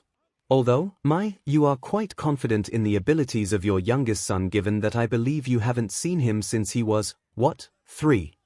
What plans does his father have for 𝐿𝐻? And why did it take him so long to even think of that? What are you implying?" Endeavor asks in a low tone. "I am not implying anything. Well, us in the shadows will continue to toil away while you pro heroes climb the rankings. I heard you are the number 2 hero again for over 20 years now. Congratulations." 𝐻's bright voice rings out. There's a crashing sound, and then 𝐻's voice, dripping false sympathy, sounds out. "Oh, I'm so sorry, sometimes those shelves just come loose. Bad luck of you to bump into them. If you are using your quirk on me, Hex, I would never do that to a real hero, would I? Still, you do seem to have come down with something. You're looking a little pale. Perhaps you should go see a doctor. Sadly, ours is busy with important research, so you'll have to go elsewhere. Don't let the door hit you on your way out," 𝐻 says. There's a clatter of books, some cursing, and eventually the slam of the door. 𝐻 sighs, and there's a thumping sound of books being stacked, and then she calls out, "Sorry about that. He was downstairs and followed me in. You guys can come out now." Hawks looks at Touya and whispers, "If you don't want to see anyone right now, I can slip down and get her out." "No, I'll come down," Touya says, patting Hawk's hand on his shoulder and shoving the ceiling tile aside and jumping down. He can't show any weakness right now in front of her. Any time he did in front of his father, well, it only ever got worse. Hawks follows him down, hovering worriedly by his side, and trying to place his fluffy flameproof coat over him. Touya shoves the coat back into Hawk's hands, He needs it more than Touya does as 𝐼 looks them over. Her eyebrows furrow for a second before she smooths out her expression and claps her hands together. I think today I should give you guys a lesson on a little-known covert ops trick. So, she knows how weak he is now, and she's going to try and train it out of him like his father did. Is it blackmail? Hawks asks, eyes blazing with what looks like fury and indignation. Is it about grinding your target's reputation to dust? Should he be worried about how angry Hawks is? Of course he would love for Hawks to knock his father off his long-held rank, but he doesn't want that to become Hawks' driving motivation either. That would veer too close to Endeavor's own. Hawks, Touya rasps out before clearing his throat, is not. He needs to not let anything show on his face. It's fine. That's for later, 𝐼 says, taking out a tiny bottle from her desk and sticking a strand of red hair and a needle with a drop of BLD on it into the bottle. No, today's lesson is going to be about creating quick healthy meals despite your erratic, rushed mission schedule. Touya frowns. What? She's not going to try training him harder with less support equipment to prove his father wrong. 𝐼 nods. Nutrition is an important but often overlooked aspect of both hero and covert ops life. So, let's go to a safe house, and I will give you some tips. He and Hawks exchange looks of puzzled bafflement, but 𝐼 hustles them out of the building, walks them about 5 blocks away, doubling back through alleyways and side streets while lecturing them on throwing off tails, and into a nondescript beige apartment that seems clean if devoid of any personality. There's more of these scattered across the city, 𝐼 says, closing the door behind them and stepping out of her shoes, just a place to crash if your own apartment is too far away. There's food here. Hawks asks doubtfully, opening the fridge and seeing a number of jars of olives, kimchi, juices, and other various items in there. You never know who's going to be here, or who is going to restock, so we mostly keep things here that will keep for a while, 𝐼 says, opening the pantry to reveal stacks of boxes of pasta and bags of rice. Surprised there isn't more instant stuff here, Touya comments, taking it in. That's not bad for a day or two, but if you're running a long-term plan, you have to eat something besides ramen, 𝐼 says, opening another cabinet to reveal pots and pans and taking out a pot. How do you boys feel about some chicken spinach pasta? Hawks brightens, and Touya nods, so 𝐼 proceeds to take out one of the boxes of pasta, some frozen spinach and chicken from the freezer, creamy tomato sauce, and olive oil, and shows them how to quickly put it all together to make a decent meal. It's a pretty tasty meal, all told, and at the end of it, 𝐼 has cleared the plates and is smiling at both of them. So the rule of course is that you have to replace whatever you use, so could you run down to the grocery store and pick up some pasta, frozen spinach, and frozen chicken, Hawks? I'll give you the money, and Darby and I can wash the dishes. Hawks stretches, wings spreading across the back of his chair as he glances at Touya. Sure, I guess. Touya pushes Hawks forward gently. I'll be fine, go ahead, he says quietly, standing up. Okay, Hawks says standing up, taking the cash from 𝐼, and going towards the window. I'll be back before you know it. As Hawks flies off, 𝐼 starts gathering the bowls, and Touya helps her. While her back is turned, Touya notices that her bag is open by her chair, and the hilt of her sword is tucked in there, with the dark blue tassel sticking out. Should he try to grab it now? Is this a test? He grabs another bowl while eyeing the bag, but then 𝐼 turns and says mildly over her shoulder, so, I think you heard most of my conversation with Endeavor. Yeah, Touya says shortly, waiting until she's safely in the kitchen and then quickly snatching and burning through the knot on the tassel and pocketing it into his hoodie, before grabbing and dumping his bowls by the sink. You'd make a good pro hero, really, 𝐼 says, turning on the sink and proceeding to scrub the bowls. You've got the whole edgy, bad boy thing going. Ryukyu definitely got an uptick with you as her in turn, and everyone loves a good rivalry, especially if there's family drama involved. You don't have to spin bullshit to make me feel better, Touya snaps, crossing his arms. I don't need your pity. 𝐼 raises her eyebrows. Am I the sort of person to take pity on anyone, Touya-kun? I am not a patient or nice person. If I didn't think you're good, I would not be training or trying to recruit you. Then why aren't you trying to recruit Hawks? 𝐼 sighs. I may not agree with the Hero Commission on how they decided to train Hawks, but I can't deny that Hawks will make an excellent pro hero. So would you. But I don't think all the advertising and popularity contests is something you are actually interested in, is it? Touya shuffles in place, taking one of the bowls 𝐼 has finished washing and drying it. Not really. There's always the route of an underground hero, of course, but there's not much money there, and I think you wish to help support your mother. Covert ops will pay well, and I can make sure whatever missions you are on, you are helping people. And that all sounds very appealing, of course, but doesn't it sound too good to be true?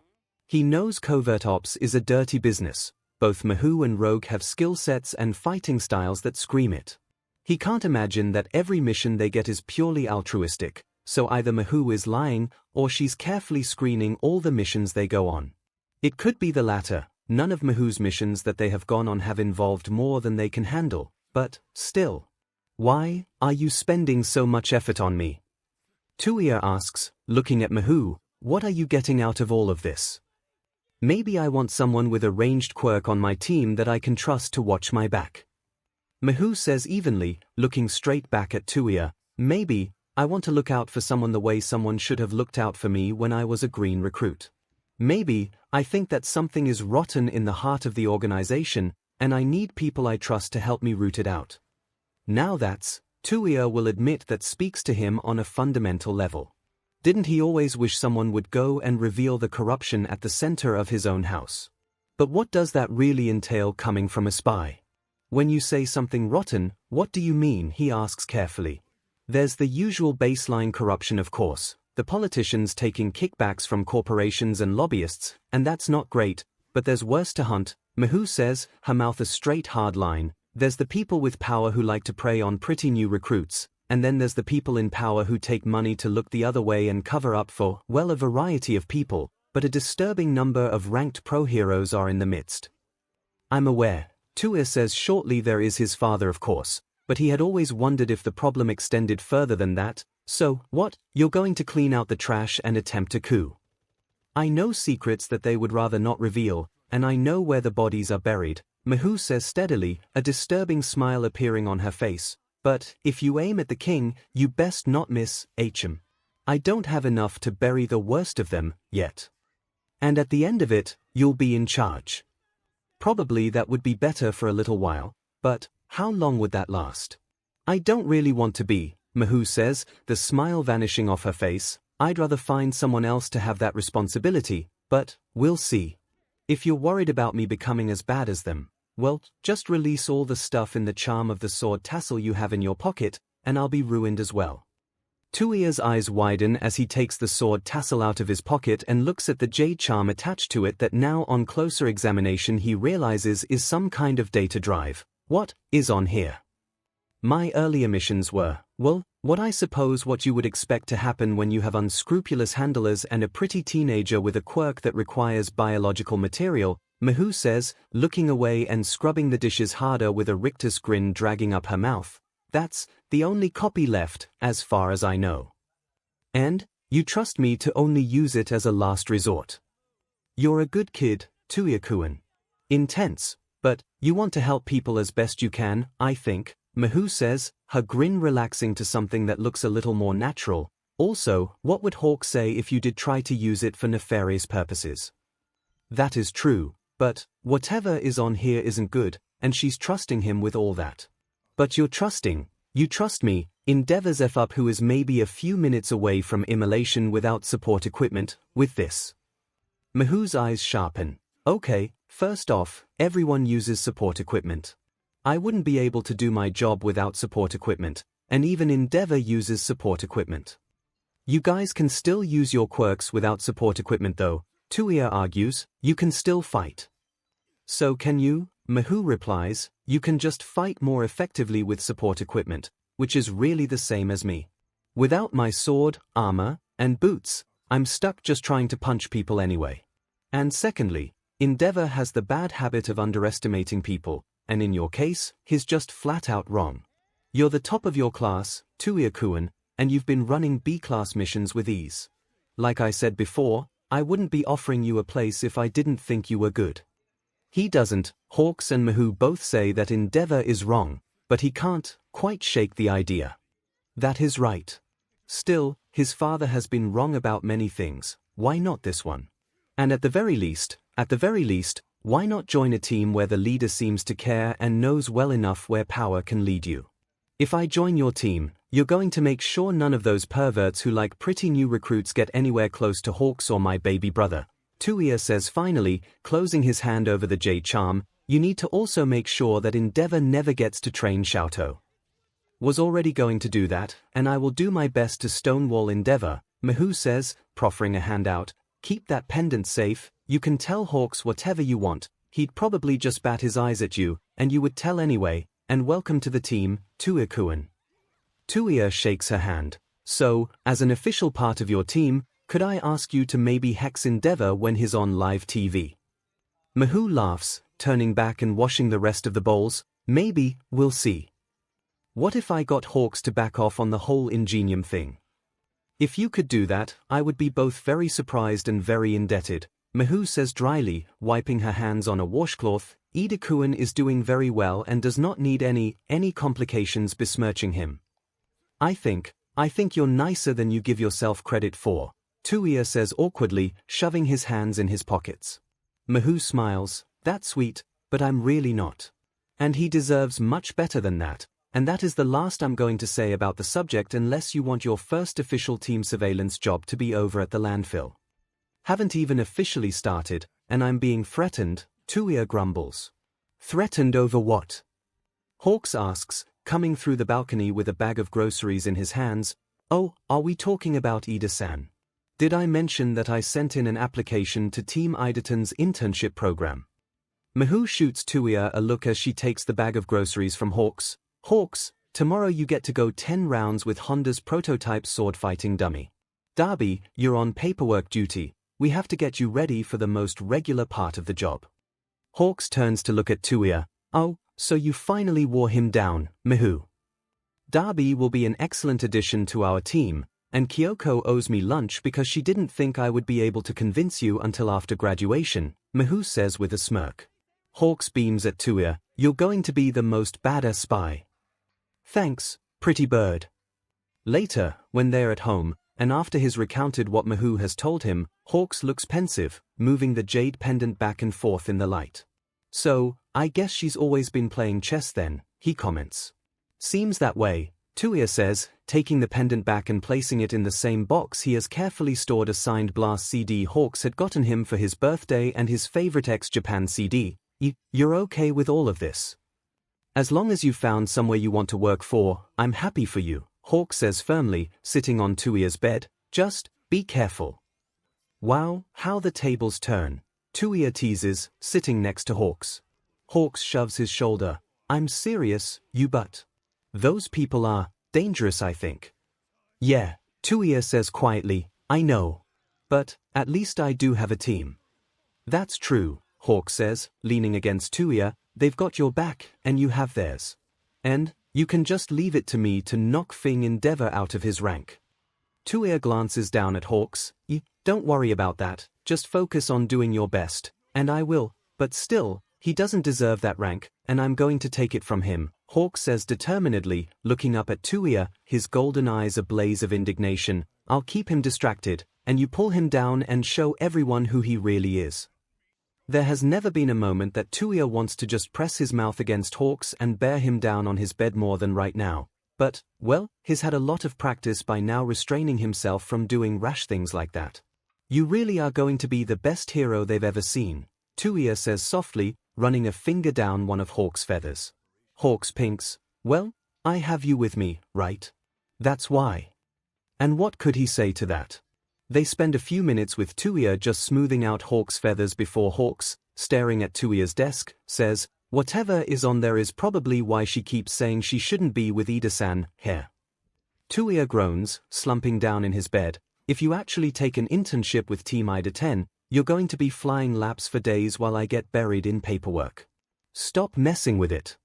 Hawks pouts and shakes his head. No, 𝐼 should have something nice after all she's done for us, and she keeps saying that nothing is nicer than 𝐸𝐷-san, so we're going to get them together for a great example of a pro-hero covert ops relationship, and it'll be great. Sure, and if any of us manage to not be hexed to oblivion by the end of this, We'll be luckier than we deserve, Touya says. 𝐒𝐭𝐴 laughs and drapes himself across Touya's chest. We already are, he breathes, looking at Touya fondly. Yeah, Touya says thickly, carefully carding a hand through 𝐒𝐭𝐴's hair and not letting himself want anything more. We really are. Graduation is a touchy-feely affair that involves far more hugging than Touya is really comfortable with. 𝐒𝐭𝐴 is expected and welcome of course, but 𝐺𝐸 is zooming around, hugging everyone tearily and loudly. 𝐼𝐻𝐼 comes over and gives him a warm hug, and even one of 𝐻𝐵's hair snakes give him a light wrap around the wrist. Why? Touya complains, shoving off 𝐺𝐸 for the second time, only for her to flash to the other side and hug him again. If we don't get our hugs in now, we'll never be able to beat back the horde of people who want to steal your hat at the graduation ceremony. 𝐺𝐸 says, with a slightly malicious gleam in her eyes. You are definitely exaggerating, Touya grumbles, shoving her off again. She actually isn't, 𝐻𝐼 says, adjusting his own hat. It's a little ridiculous how many chocolates you got for Valentine's Day. I didn't accept any of them, Touya points out. It was weird really, all those people who say they admire him and really like him, but he has never even talked to them once. Like, 𝐒𝐭𝐴's fan club makes sense. 𝐒𝐭𝐴, on top of increasingly looking like he just stepped out of a photo shoot, is charming and friendly and actually likes talking to people, so who wouldn't like him? Him on the other hand, well, it's weird. I feel like that made the hunt for your hat worse, 𝐻𝐼 sighs. It's because they think you're a broody bad boy, when we all know you're just a giant edgy nerd, 𝐺𝐸 says cheerfully. Poor 𝐒𝐿𝐴, I'm surprised he isn't hanging on to you for dear life. Touya raises an eyebrow. None of the underclassmen can be with us during the graduation ceremony, remember. They just have to hang around the rafters and try to fish for their favorite senpai's hat, 𝐺𝐸 says, spinning her hat in her hands, letting blue lightning arc from it. No rigging the contest so 𝐒𝐿𝐴 gets it, Todoroki-kun. You worry about your own hat, Touya says, shoving his hat firmer onto his head. He's seen years where hats get torn to shreds as underclassmen go after really popular senpais, and maybe 𝐺𝐸 will have that, but he certainly isn't expecting or desiring any of that. And if he has some flickering of hope that 𝐒𝐿𝐴 will abscond with his, well, 𝐒𝐿𝐴 has always said that Touya is his favorite. So he doesn't think it's too weird to hope for that here, even if 𝐒𝐿𝐴 doesn't mean it in the way that Touya desperately wants. The graduation ceremony itself goes smoothly, but as soon as they all toss their caps in the air, it's a flurry of different quirks going off in a mad rush from the underclassmen to grab them. 𝐺𝐸's hat gets hit with at least 10 different quirks at once, nearly coming apart, and a decent number of people go after 𝐻𝐼's as well, invisible hands and light shooting towards it. Weirdly, his hat just floats directly into the air, buffeted slightly by gusts of wind and hands trying to snatch it, but it just dodges, spits out red feathers that knock the hands away, and flies smoothly through until it lands easily in 𝐒𝐿𝐴's hand, who smirks and places it directly on his own head, wings flared out and eyes looking over the crowd until they find Touya's. 𝐒𝐿𝐴 has stolen and worn Touya's hat before he even entered Shiketsu more times than he can count, but this feels like a public declaration to the entire school that 𝐒𝐿𝐴 is his favored kohai, he guesses, which is true, although that doesn't fully encompass what 𝐒𝐿𝐴 means to him. As the rest of the feathers come out of the hat, Touya shakes his head as he walks towards 𝐒𝐿𝐴. How many did you put in there? Enough to make sure it's mine, 𝐒𝐿𝐴 says cheekily, looking happily up at Touya. Does it suit me? You've stolen it enough times that it might as well be yours, Touya says, reaching out and adjusting the hat on 𝐒𝐿𝐴's head so that it tilts at a more rakish angle. There. You look like mine, a fierce part of him breathes, but he shoves it aside, because that has never and will never be true. Perfect, he says instead, inwardly kicking himself, because really, how obvious can he get? Stepping back. 𝐒𝐿𝐴 beams, his wings fluttering around him. This way, there's a part of you with me, even if you've graduated and left. And you already have a piece of me with you. The feather in Touya's pocket trembles to the beat of 𝐒𝐿𝐴's wings, and Touya can't help but smile at 𝐒𝐿𝐴. Going to miss me when I move out, pretty bird. Do you even have to ask? 𝐒𝐿𝐴 says, sighing dramatically and draping one of his wings over his face in a fake sob. What will I do when I'm cold now? You can just pile on extra blankets, or tell 𝐿𝐴 to ignite himself for a little while, Touya says. 𝐒𝐿𝐴 pulls a face. that's not as good, and it's going to be weird sharing a room with 𝐿𝐿 now. And half the time, 𝐒𝐭𝐚𝐲 will probably be over too, won't he? Can't I just crash at your place? Bit far away from school, Touya reminds him.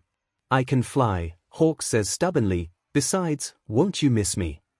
Touya has already found it too quiet, the few nights he has stayed in the small apartment he found near the civics library. He's used to his siblings squabbling in the living room and kitchen, his mother hurrying from room to room, leaving drafts and photos in her wake, and 𝐒𝐿𝐵 chattering away through the hours. It's weird, just living on his own. I may miss you, but I definitely don't miss all your K-pop, he says instead, crossing his arms. Without me, your life has no joy, 𝐒𝐿𝐵 says, poking Touya's cheek with one of his wings. Come on, just admit that. I see 𝐒𝐿𝐵's cheat worked out for him, Fuyumi says, walking up and knocking 𝐒𝐿𝐵's wing out of the way. 𝐒𝐿𝐵 snorts. It doesn't count as cheating, anyone could have tried messing with Touya's hat beforehand, but they didn't. Probably because you had Honda somehow disable anything else people threw on it, Fuyumi sniffs. 𝐒𝐿𝐵 puts a hand on his chest. Fuyumi, do you really think I could get Honda to do that just by asking? Yeah, he had to toss in me getting to take some casts of his feathers before I stole Touya's hat from the locker room, Honda says blithely, sauntering over. There were a lot of devices on there ready to go. You stole it from my locker? Touya asks, turning to Honda. Honda nods, not actually looking the least bit apologetic. Sorry Darby, I have a Mercy cosplay that needs to be done. It was for a good cause anyway, 𝐒𝐿𝐵 says, looping an arm around Touya's shoulders and looking at Touya with big mournful gold eyes. After all, you wouldn't want your hat to go to anyone else, right? Even if 𝐒𝐿𝐵 wasn't pointing his giant eyes at Touya, he can't imagine his hat in anyone else's hands. Like you said, it suits you, Touya says, patting him on the head again. Fuyumi groans, you two stop being gooey, and let's actually go over to where mother has taken refuge from all your fans with Natsu and 𝐿𝐿𝐵. 𝐒𝐿𝐵 makes a face at Fuyumi, but starts walking them over. There, and as soon as Touya twists away from 𝐒𝐿𝐵 once again trying to pick him up in a princess carry, they meet up with everyone, and then he is too busy basking in his mother's congratulations and congratulatory bouquet and grinning at the card his siblings drew for him to argue with 𝐒𝐿𝐵 about anything. Later, when 𝐒𝐿𝐵 is helping Touya pack the last of his things into boxes to move to the new apartment, 𝐒𝐿𝐵 picks up their argument about his apartment. Really, flying all the way to school would be good training, he says, using his feathers to stack the rest of the boxes. Won't you get tired of sleeping on the couch? Touya asks, taping the last of the boxes shut. 𝐒𝐿𝐵 looks at him, his mouth curving up. I mean, I could just sleep with you, couldn't I? Touya swallows. Come on, you know he doesn't mean it that way, and I thought my days of waking up to a mouthful of feathers was finally coming to a close. I mean, if you want space, Touya, you can just tell me, 𝐒𝐿𝐵 says earnestly, his wings curling around him. I don't want to make you feel like you have to take care of me, or anything. If I didn't take care of you, all you would eat is fried chicken. And you would have a heart attack before you even manage to go pro, Touya interrupts. Come over when you want, as long as it doesn't get in the way of your training or studies. 𝐒𝐿𝐵 beams at Touya. You're so good to me, Touya. If 𝐒𝐿𝐵 knew what Touya actually fantasized sometimes late at night, he would not have such a generous take on Touya. If you're going to become a freeloading roommate, you better still clean the bathroom, Touya replies. Definitely worth it, 𝐒𝐿𝐵 laughs, throwing an arm around Touya's shoulder before his face stills to something a bit more serious. One day, I won't be a kid anymore, and I will give you everything you deserve. I can't decide if that's sweet or ominous, Touya says. Obviously it's sweet, 𝐻𝐻, 𝐒𝐿𝐵 squawks in mock outrage, moving his wings so it bonks Touya on the nose. Well then, I can't wait for you to one day make me a meal, Touya says fondly, shoving 𝐒𝐵's wing out of his face. Oh, I'll bring you something better than that, 𝐒𝐵 says with a smirk. Mihu decided that Touya needs a partner who can both charm people and excels at close-range fighting. Not that you're bad, and you can get far on bad boy appeal alone, but someone should know how to bring on the charm. And so she transfers in Fuji Kaoru, a guy a few years older than him, codename Mr. Fuji has the quirk to somehow shift his appearance so that he uncannily reminds someone of the person they are attracted to the most, which Touya only figures out when the guy who walks into the room has amber eyes and brown hair shading to gold and looks alarmingly like if Hawks had an older brother. But how does that even work? Honda asks, staring at Fuji, what if someone is attracted to multiple people who look different? Are we all seeing different things right now? Fuji shrugs, then they all see something a bit different, or they see like a blend, I guess. You don't know? Touya asks. I usually have an idea, but I can't actually see it myself, so I rely on other people's reactions or see who they are staring at, Fuji replies. So what do you think I see? Honda asks, pointing at herself. You easy. I saw you on the sidelines when I was sparring with Hex. Probably I look more effeminate, but still look like I could snap you in half, Fuji replies easily, before he turns to Touya, and you, something with my hair, I think. He's definitely seen you as a blonde, Honda declares. I don't have a thing for blondes, Touya protests. Just one specific blonde, Honda laughs, patting Touya on the back. Oh, good to know, Fuji says as he turns, bowing slightly. Well, I'm Fuji-Kuru, and please be kind to me. Fuji may be unnerving, but so are Mahou and Rogue, and he's learned to work with them, and plus, anyone Mahou thinks is suitable is probably at the very least very good at their job. Touya nods and sticks his hand out. Todoroki Touya, good to be working with you. Fuji shakes his hand with a slight dip of his head and a small tight smile on his face. It's weird to see that expression on a face so close to Hawks. And it turns out, Fuji is very good at charming their targets. He's more subtle about it than Mahou, preferring to turn on his quirk and lure people in rather than flirt his way forward, but either ways, the results are the same. All eyes are on him, information is squeezed from the target, and Touya is able to plant devices or sneak into places unseen. Once or twice, a target does get especially handsy and doesn't seem to want to take no for an answer, and Fuji turns out to know how to hit pressure points to great effect.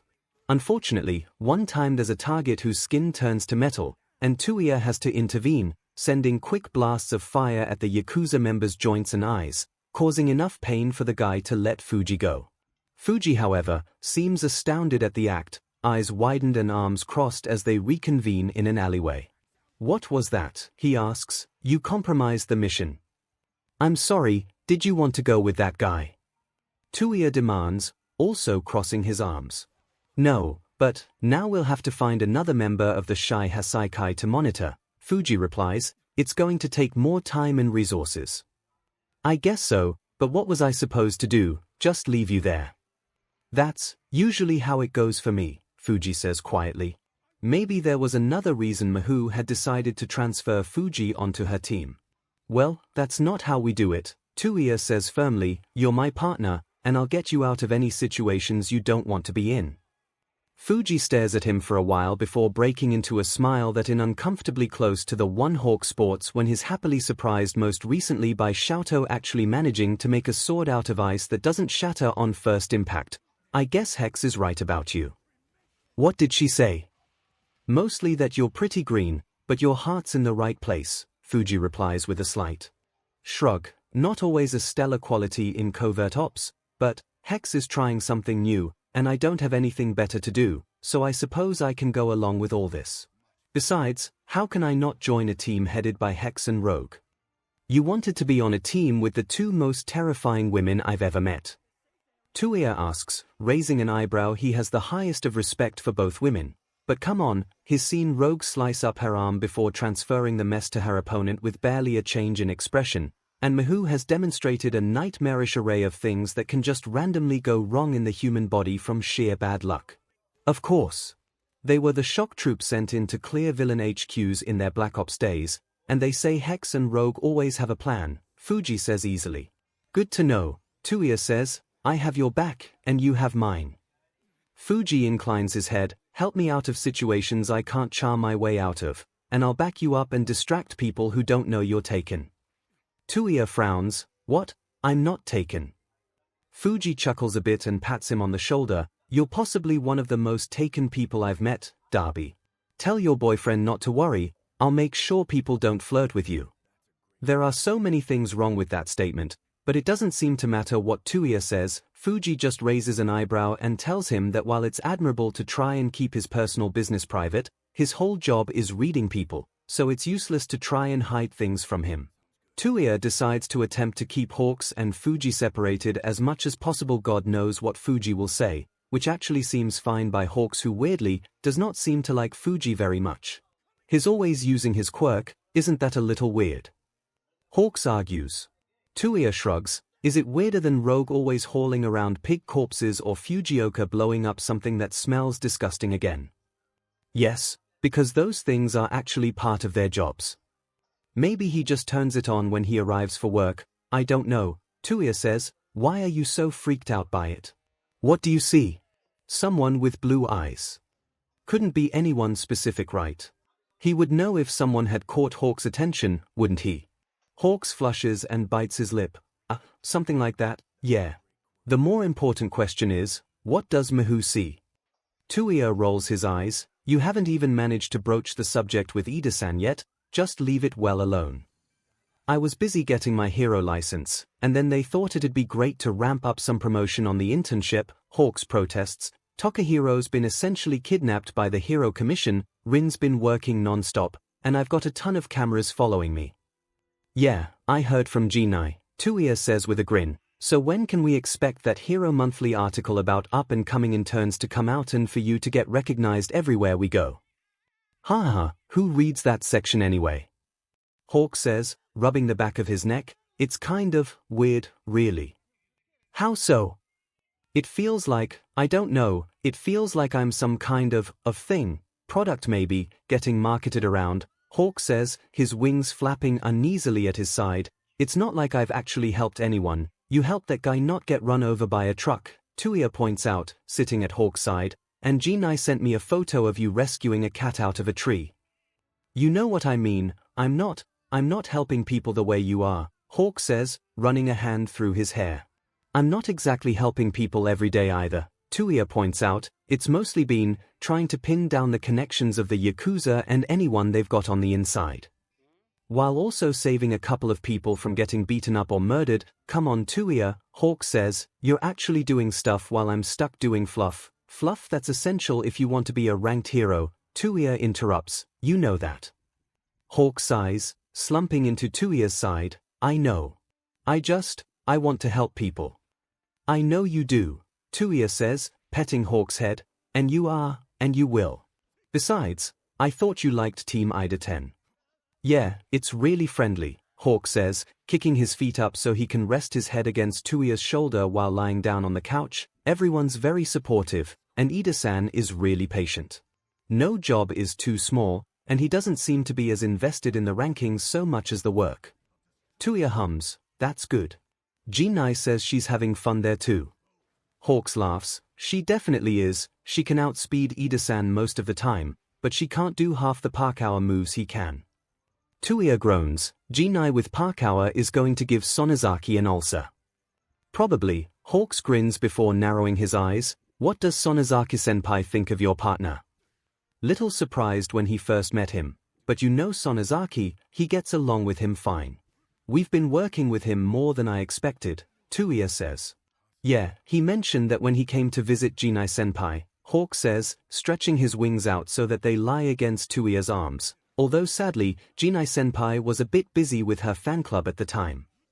Touya glances at Hawks. Oh no, are you going to start trying to matchmake them too? Is this going to be like some kind of side gig? Hawks, the matchmaking hero. Hawks laughs. No, don't worry, Miho and Ida-san still come first.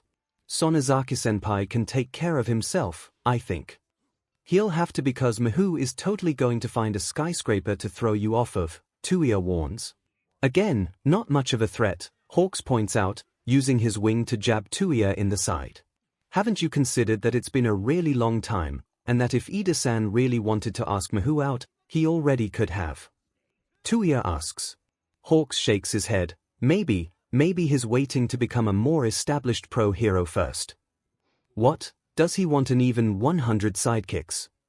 Touya snarks. Or maybe he's waiting to do a big gesture or something, in hopes that she'll like it enough to give him a chance, Hawk says, biting his lip and looking at Touya. A big gesture, like what? A public confession or something? She'd hate that. Don't engineer something like that. I think she really would hex you for that, Touya says. No, give me a little credit here. I do know 𝐿 better than that, Hawks protests. Like isn't she hunting for some big-shot villain's government connection? You mean the villain she won't tell us about besides the fact that she's looking for him? Touya says, raising an eyebrow. Fuji thinks that whoever that guy is, he's probably pretty dangerous. Yeah, but Ida-san has a lot of contacts.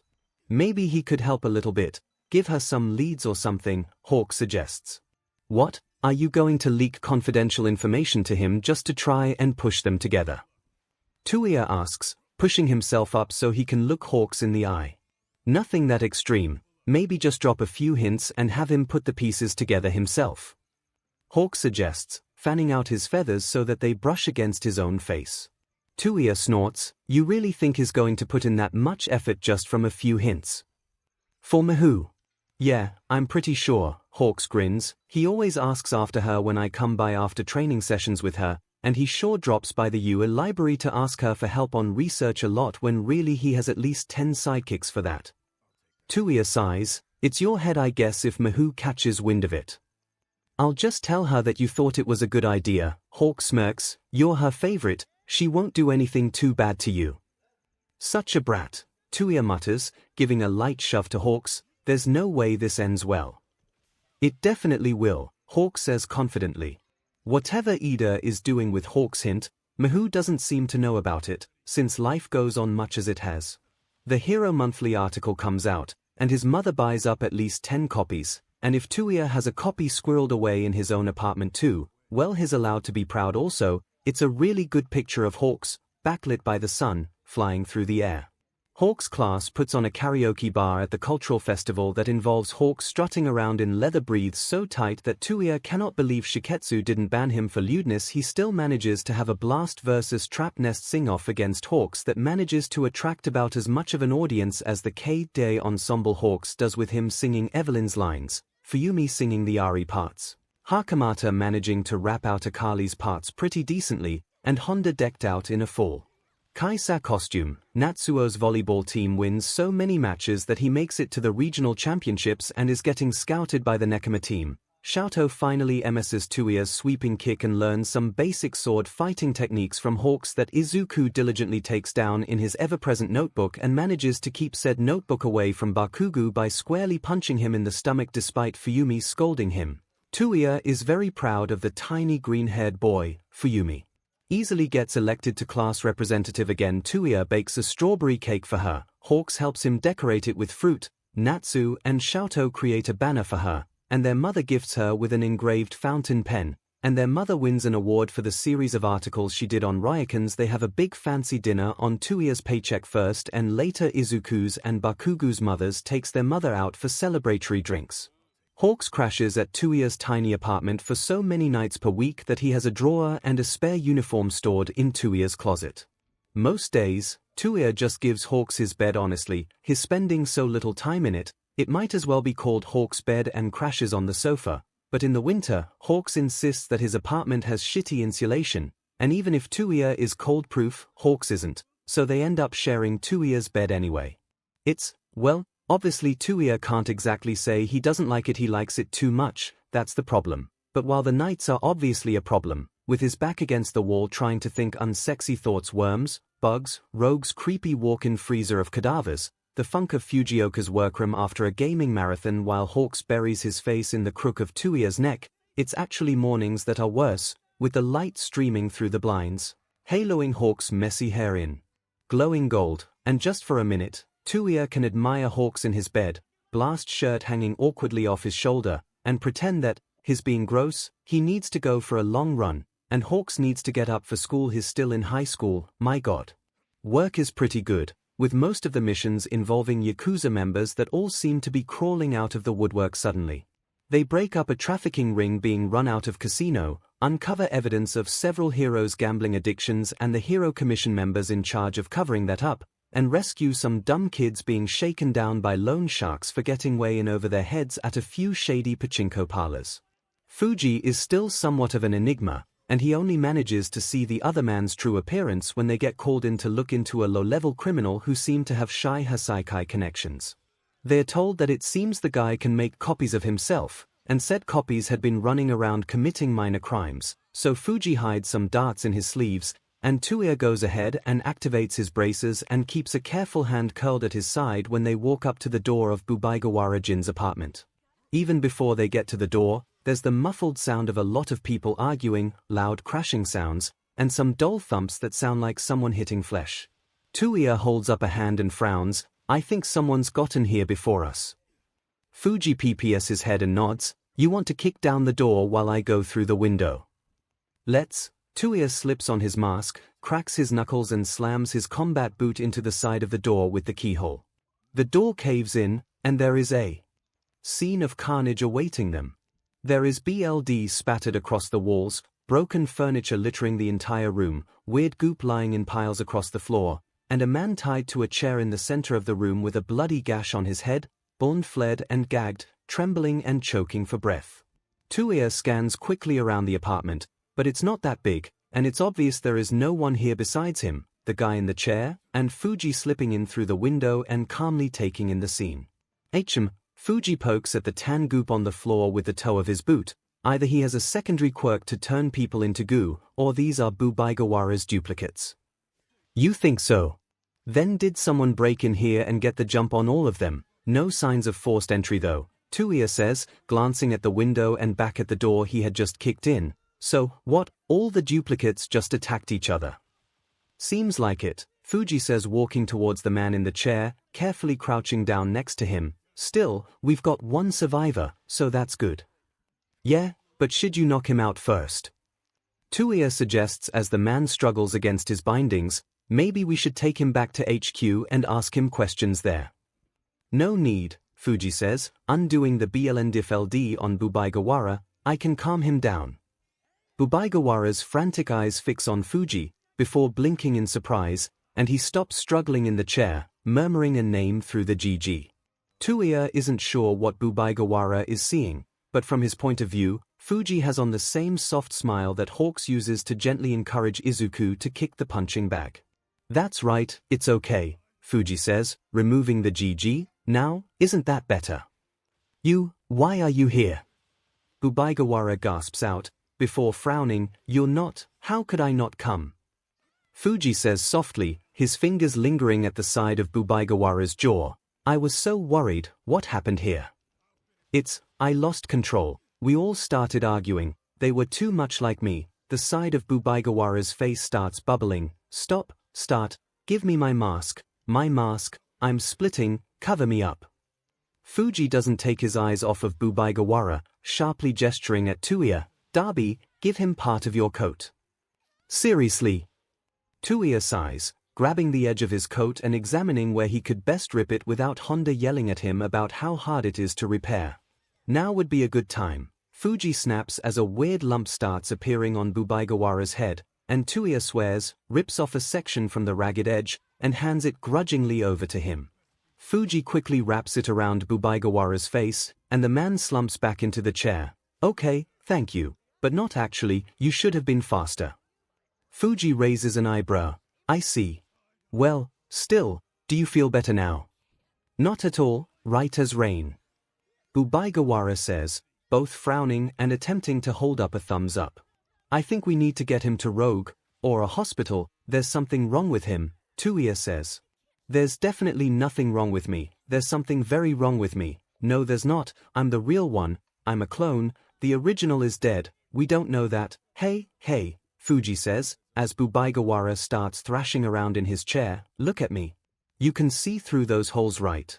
Look at me. Breathe, I'm right here. Ɓuɓigawa squints through the ragged edges of the cloth. Who are you? You look like, but you're not. Are you real? Help me. I'm as real as you are, Fuji says as suddenly his hair and eyes shift to brown, and he looks a lot less like Hawks and much more nondescript. Ɓuɓigawa starts, the chair tipping back, and Touya reaches out, flames at the ready, but stops when Fuji shoots him a look and grabs Ɓuɓigawa's chair and shoulder himself. Hey, it's okay. You're probably feeling, A little unreal right now, right? Like you don't know who you are. Like your body isn't your own. It's weird, right? I know a little something about that. 𝐒𝐵𝐺𝐻𝐻 stills, you do. Fuji nods, I do. It's hard some days to keep it together, isn't it? 𝐒𝐵𝐺𝐻𝐻 nods, how do you make it stop? It doesn't work that way, Fuji says sadly, but it helps when there's other people who know you to remind you that you're real. 𝐒𝐵𝐺𝐻𝐻 shakes his head, I can't make more of me, that'll make things worse. And I don't have anyone else. Why don't you come back with us? Fuji suggests, patting him on the arm, we can try to help. 𝐒𝐵𝐺𝐻𝐻's face seems to spasm behind the ragged cloth a bit before he finally lowers his head in agreement. Okay, but if you betray me, I won't forgive you. That's fair, Fuji says, starting to untie his hands. What are you doing? Touya hisses, he could be dangerous, and that's what you're here for, Fuji points out, hauling 𝐒𝐵𝐺𝐻𝐻 up by the arm. Besides, I think he's more of a danger to himself at this point. Touya still keeps an ice grenade handy the entire walk back to headquarters, but 𝐒𝐵𝐺𝐻𝐻 doesn't try anything, just clutching the ragged cloth firmly over his head and muttering to himself, with Fuji supporting him and murmuring to him. Rogue looks him over and transfers the gash on his head to the pig corpse she has in the lab, but then knocks him out with a needle and shakes her head. I can fix physical wounds. Mental ones, well, maybe 𝐭𝐻𝐿 has some meds that may work more long-term, but we're probably going to need to find a psychiatrist or something. You need one, or have you gotten all the information out of him already? There's a man called 𝐂𝐻𝐿 who seems to be leading 𝐒𝐻𝐿 into a different direction than before, Fuji says, but I think Twice here could still use some help. Twice? You gave him a code name. Touya demands while Rogue also looks at Fuji askance over her glasses. Well, his real name is really long, and if we want him as a double agent, we should give him a code name, shouldn't we? I'm sorry, since when did we decide he was going to be a double agent? Rogue asks, crossing her arms. He'd be really good, Fuji says, gesturing at Twice who is now sleeping on one of Rogue's examining tables. He's got underworld connections that we can use, he's got a fairly useful quirk, and with some help, I think we can train him to be a good double agent. And he's going to be loyal to us because, why exactly? Rogue asks. Because we're going to help him, Fuji says simply, still smiling his usual polite smile, but his eyes are steely. Touya still doesn't know that much about Fuji, but this is the first time he's ever seen Fuji argue for something this persistently. He wonders if Fuji should also talk to whatever psychiatrist they bring into for Twice. Hell, maybe all of them should. Rogue narrows her eyes but uncrosses her arms and glances over at the sleeping Twice. Let's see what Megumi thinks about this. Miho listens to Fuji while paging through Twice's file, and then leans back and looks at Touya. Well, now I have your opinion and Kyoko's. What do you think, Darby? On one hand, he doesn't really trust this Twice. What did they really know about him besides what is in the file? Why should they trust some small-time criminal? Fuji could be letting his own experiences cloud his judgment. On the other hand, Fuji can usually read people pretty well. And wouldn't Fuji know more than anyone about trusting shifty people? I think Fuji usually has the right idea, Touya says slowly, glancing at Fuji. If he says he's good, I guess we can at least try him out, right? Fuji gives him a small smile while Miho slowly nods and sets the file down. All right. Kyoko's not going to be super pleased, but she'll get a new set of cadavers next week, so that'll probably cheer her up. Miss dear, you'll be Twice handler. Darby, watch and learn from Mists. And it turns out, Fuji is right. Twice under Fuji's careful attention does reveal that he has a lot of useful connections to the underworld, from other foot soldiers of 𝐒𝐻𝐿 to an information broker named Jiran, and he seems willing to go ahead with his regular petty criminal life and pass on information since he is also getting psychiatric help, medication and a small apartment out of it. However, even more than that, Twice really seems to genuinely like talking with Fuji, and Fuji listens to Twice contradict himself again and again with just a nod and a smile in his original form. You're really patient, Touya comments as they take their leave of their weekly visit to Twice where after a couple hours of rambling, Fuji has calmly extracted the location of a guy with the quirk to lower inhibitions that Jiran knows. If there's anything I learned from going to an all-girls school, it's how to listen, Fuji says, stuffing his hands in his pockets. An all-girls? Touya glances over Fuji, but has already snapped his quirk back on. Fuji shrugs, not looking at him. I was someone else before. Now, I'm me, for better or worse. Finding out personal information about Fuji feels sometimes like extracting teeth, so for him to just offer up this information, well, either he's feeling especially chatty after sitting with Twice for so long, or maybe he finally trusts him. You must have had super clean bathrooms at your school, Touya says lightly. He also has been trying to learn what to say. Fuji glances at Touya with slightly widened brown eyes as his quirk melts away. Yeah, we did. Probably one of the things I miss. Makes sense, guys' bathrooms are disgusting, Touya says. Fuji snorts, you're telling me I had to make a cleaning chart for Twice. Getting a little close there, here. I know for a fact that Hex has cooked meals for you guys, and Honda overheard her giving Hawk's apartment advice, Fuji says. If either of us start matchmaking, then you're allowed to call it too close. Touya groans, how do you know about that? Honda, Fuji says, neatly stepping over a crack in the sidewalk, you know, if Hex really did get with 𝐒𝐴𝐺, do you think he'd let us use Team 𝐈𝐴10 for grunt work? Not you too, Touya complains. If you're going to somehow try to use your quirk to force either of them to confess, I'm pretty sure I know what Hex sees, and last time 𝐒𝐵 swung by the office, he asked if I was related to Hex, so I don't even need to, Fuji says. All they need is a little push. Now you're sounding like Hawks. Fuji shrugs. Hex just needs to see that she's not always right about how things will play out. And plus, she doesn't have to actually tell 𝐒𝐵 about all the SHT she used to do. She may not have to, but Touya thinks that if it comes down to it, she will. If you love someone, wouldn't tricking them into loving a false version of yourself be a betrayal of the highest order? You're not afraid she's going to hex you? I'm not interfering, am I? Fuji points out, with a sly look in his eyes, I'm sure Hawks will put in enough effort for all of us. That is sadly true, Touya sighs. Touya had thought for sure that Hawks would try something suicidally stupid around Valentine's Day, like forge 𝐒𝐴𝐺's signature and stick in on a box of chocolates to hand to 𝐒𝐵, but he is suspiciously quiet, doing his homework with a smug grin on his face that night instead of pleading with him to help him make convincing-looking homemade chocolates. Did you get Honda to make chocolates instead? Touya asks, peering closely at Hawks. You know they're not going to look like anything 𝐒𝐴𝐺 would make, right? Give me some credit, hot stuff, I know that much, Hawks huffs before his mouth pulls into a smirk again. Besides, no one needs to make fake chocolates, because guess what I saw 𝐒𝐴𝐺 making? No way, Touya protests, sitting down on the couch behind Hawks. Are you sure they aren't like friend chocolates for the team or something?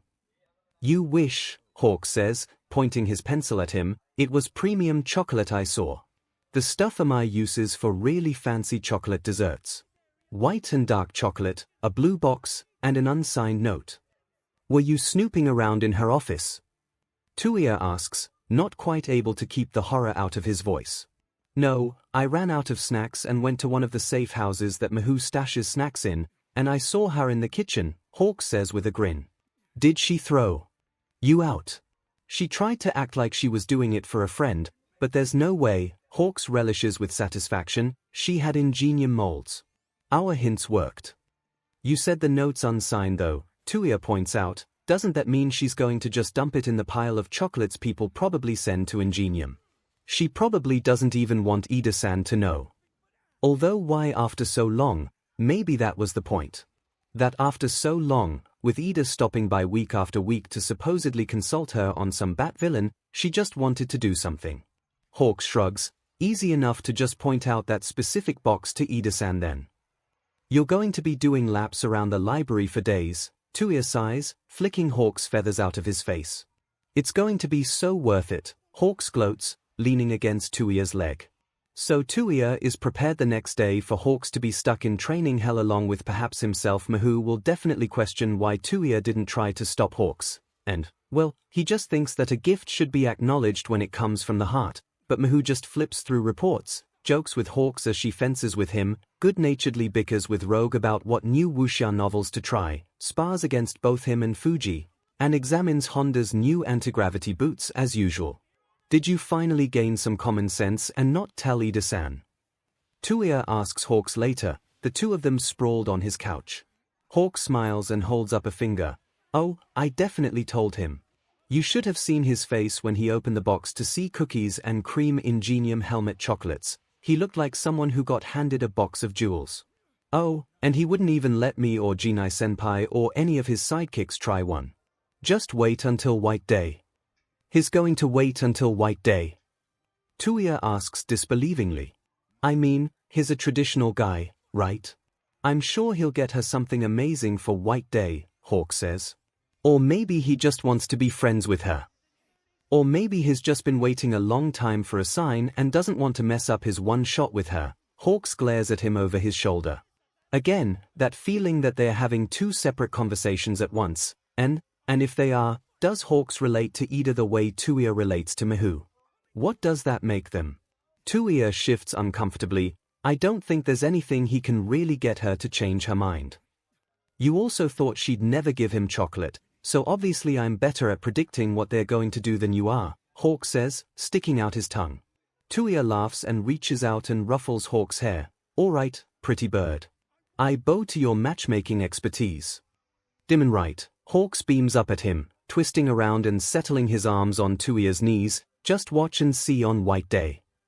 Unfortunately on White Day, Hawks is not content with sitting back and just checking in with Ida and Miho the next day. Oh no, he wants them to sneak out to a rooftop that he overheard Ida arranging a drop-off at that he is convinced has something to do with Ida's White Day present. That makes no sense, Touya complains, crossing his arms. He was definitely talking to Miho and Rogue, so he's definitely bringing over something for her, Hawks insists, tugging on Touya's arm. Yeah, he's probably bringing over equipment or something that Honda finally convinced Miho to ask Ida-san to lend us, not a White Day present. On White Day. It's definitely a White Day present, Hawk says. Come on, it can't hurt for us to just go look. It definitely can. She's going to figure out we're there, and then we're cursed, Touya says glumly. Not if they are busy confessing their love to each other or making out, Hawks points out with a big grin. Touya pulls a face. Just what I need to see. It'll be sweet, and they'll be distracted, so let's go, Hawk says, holding out his arms. What are you doing? Touya asks suspiciously. Well, you know that rooftop is on the other side of town, and if we take the train it'll be too late, so I'll just fly us there, Hawk says, moving closer. Touya bats his hands away. You're going to try princess carrying me all the way there, aren't you? He asks flatly. I'm so glad we're on the same page. Hawks beams as he just throws his arms around Touya's neck and looks up at him with wide eyes. We're definitely not, Touya argues. I can try to keep up with you by running along the walls and stuff. That won't be fast enough, and plus, why burn more footprints into buildings? Hawk says, still looking up at him with his large golden eyes. Come on, Touya. It'll be fun. It's not even your first time, and I promise I'll be gentle. Is he doing this on purpose? Hawks is a little SHT who likes innuendo way too much. If you somehow record this, good luck ever getting me to make you chicken 𝐒𝐻𝐽 ever again. Touya sighs and loops his arms around Hawk's neck and does not think about how easy it would be to just pull Hawk's head down and close the last inch between the two of them. I won't need to record it, I'm going to remember this forever, Hawk says, smiling at Touya as they walk over to the window, and he settles one hand at Touya's waist and another behind his knees before lifting him up. Okay, Touya has to admit, that's pretty hot, and then taking off into the night sky. This is hardly the first time Hawks has done this, but it's kind of different when he's clutching onto Hawks and staring up at him. He'll never admit it out loud, but it's kind of nice, being held so close, Hawk's warm presence all around him, with the cool night air ruffling against his hair. Doing all right? Hawks asks in a slightly breathless tone as they fly past a bunch of other buildings. Fine, Touya says, squashing the urge to nuzzle his head into neck of Hawk's fluffy coat. Are we there yet? Yeah, just got to loop around here so we don't get spotted. Oh, there, I'll just land on this water tower, should get a good view, Hawk says, dropping his voice to a whisper as he zooms around the building and lands them on a water tower. Adjacent to the rooftop that Touya can see Miho and Ida, both still in full costume, talking on. Hawks hands him a set of binoculars while quickly getting another out of his coat. Here, Honda cinched this to Miho's armor, so we'll be able to see and hear what's going on. She's going to kill all of us, Touya says glumly but puts the binoculars to his eyes. Look, he's already in this deep, he might as well find out what they are saying and doing. I can't believe you actually found him, Miho says, taking off her lower face mask. We've been looking for so long, how did you track him down? I had some of my sidekicks help me out. Enigma really was a big help, she provided some distraction for me to verify the situation, Ida says, taking his helmet off and smiling down at Miho. Do thank them for us. Once Kyoko has got him hauled back, we'll finally have one of the good doctor's government spies firmly in hand, Miho says with some relish and a genuine smile on her face. How can I ever thank you, Ida-kun? You really don't have to. After all, I had to get you a white day present worthy of the chocolates you gave me, Ida says softly, rubbing the back of his neck. Even in dim light, Touya can see Miho flush. How did you? Hawks must have pointed that box out to you, didn't he? Even if Hawks hadn't told me to look through a specific pile, if I had spotted your box on my own, I would have known it was from you, Miho-kun, Ida says, spreading his hands out slowly, smiling sheepishly at her. I recognized your handwriting. And besides, who else would think to make some Kinako chocolates too for my baby brother? I mean, it's public knowledge that you have a little brother, Miho says with a slight huff of her breath, flicking her bangs out of her eyes. Did he like it? He loved them. He wrote a formal letter thanking you for them, Ida says, taking out a dark blue envelope from his armor with a flourish and handing it to Miho. Oh, Tenya-kun is so cute, Miho coos, opening the envelope and peering inside. Did you tell him he didn't have to? On the contrary, I told him handmade gifts like that should always be acknowledged, and thank you notes should be written. But if the feelings were reciprocated, then it is someone's duty to give a white day present instead, Ida says softly. Ida-san is so smooth, Hawk says admiringly while Touya elbows him in the side to be quiet. If they get caught now, Miho really will hex them and throw them off the roof. Miho bites her lip and looks down. You should really find someone else, Ida-kun. Ida's eyebrows furrow as he rubs his arm. Was getting you the mole too much?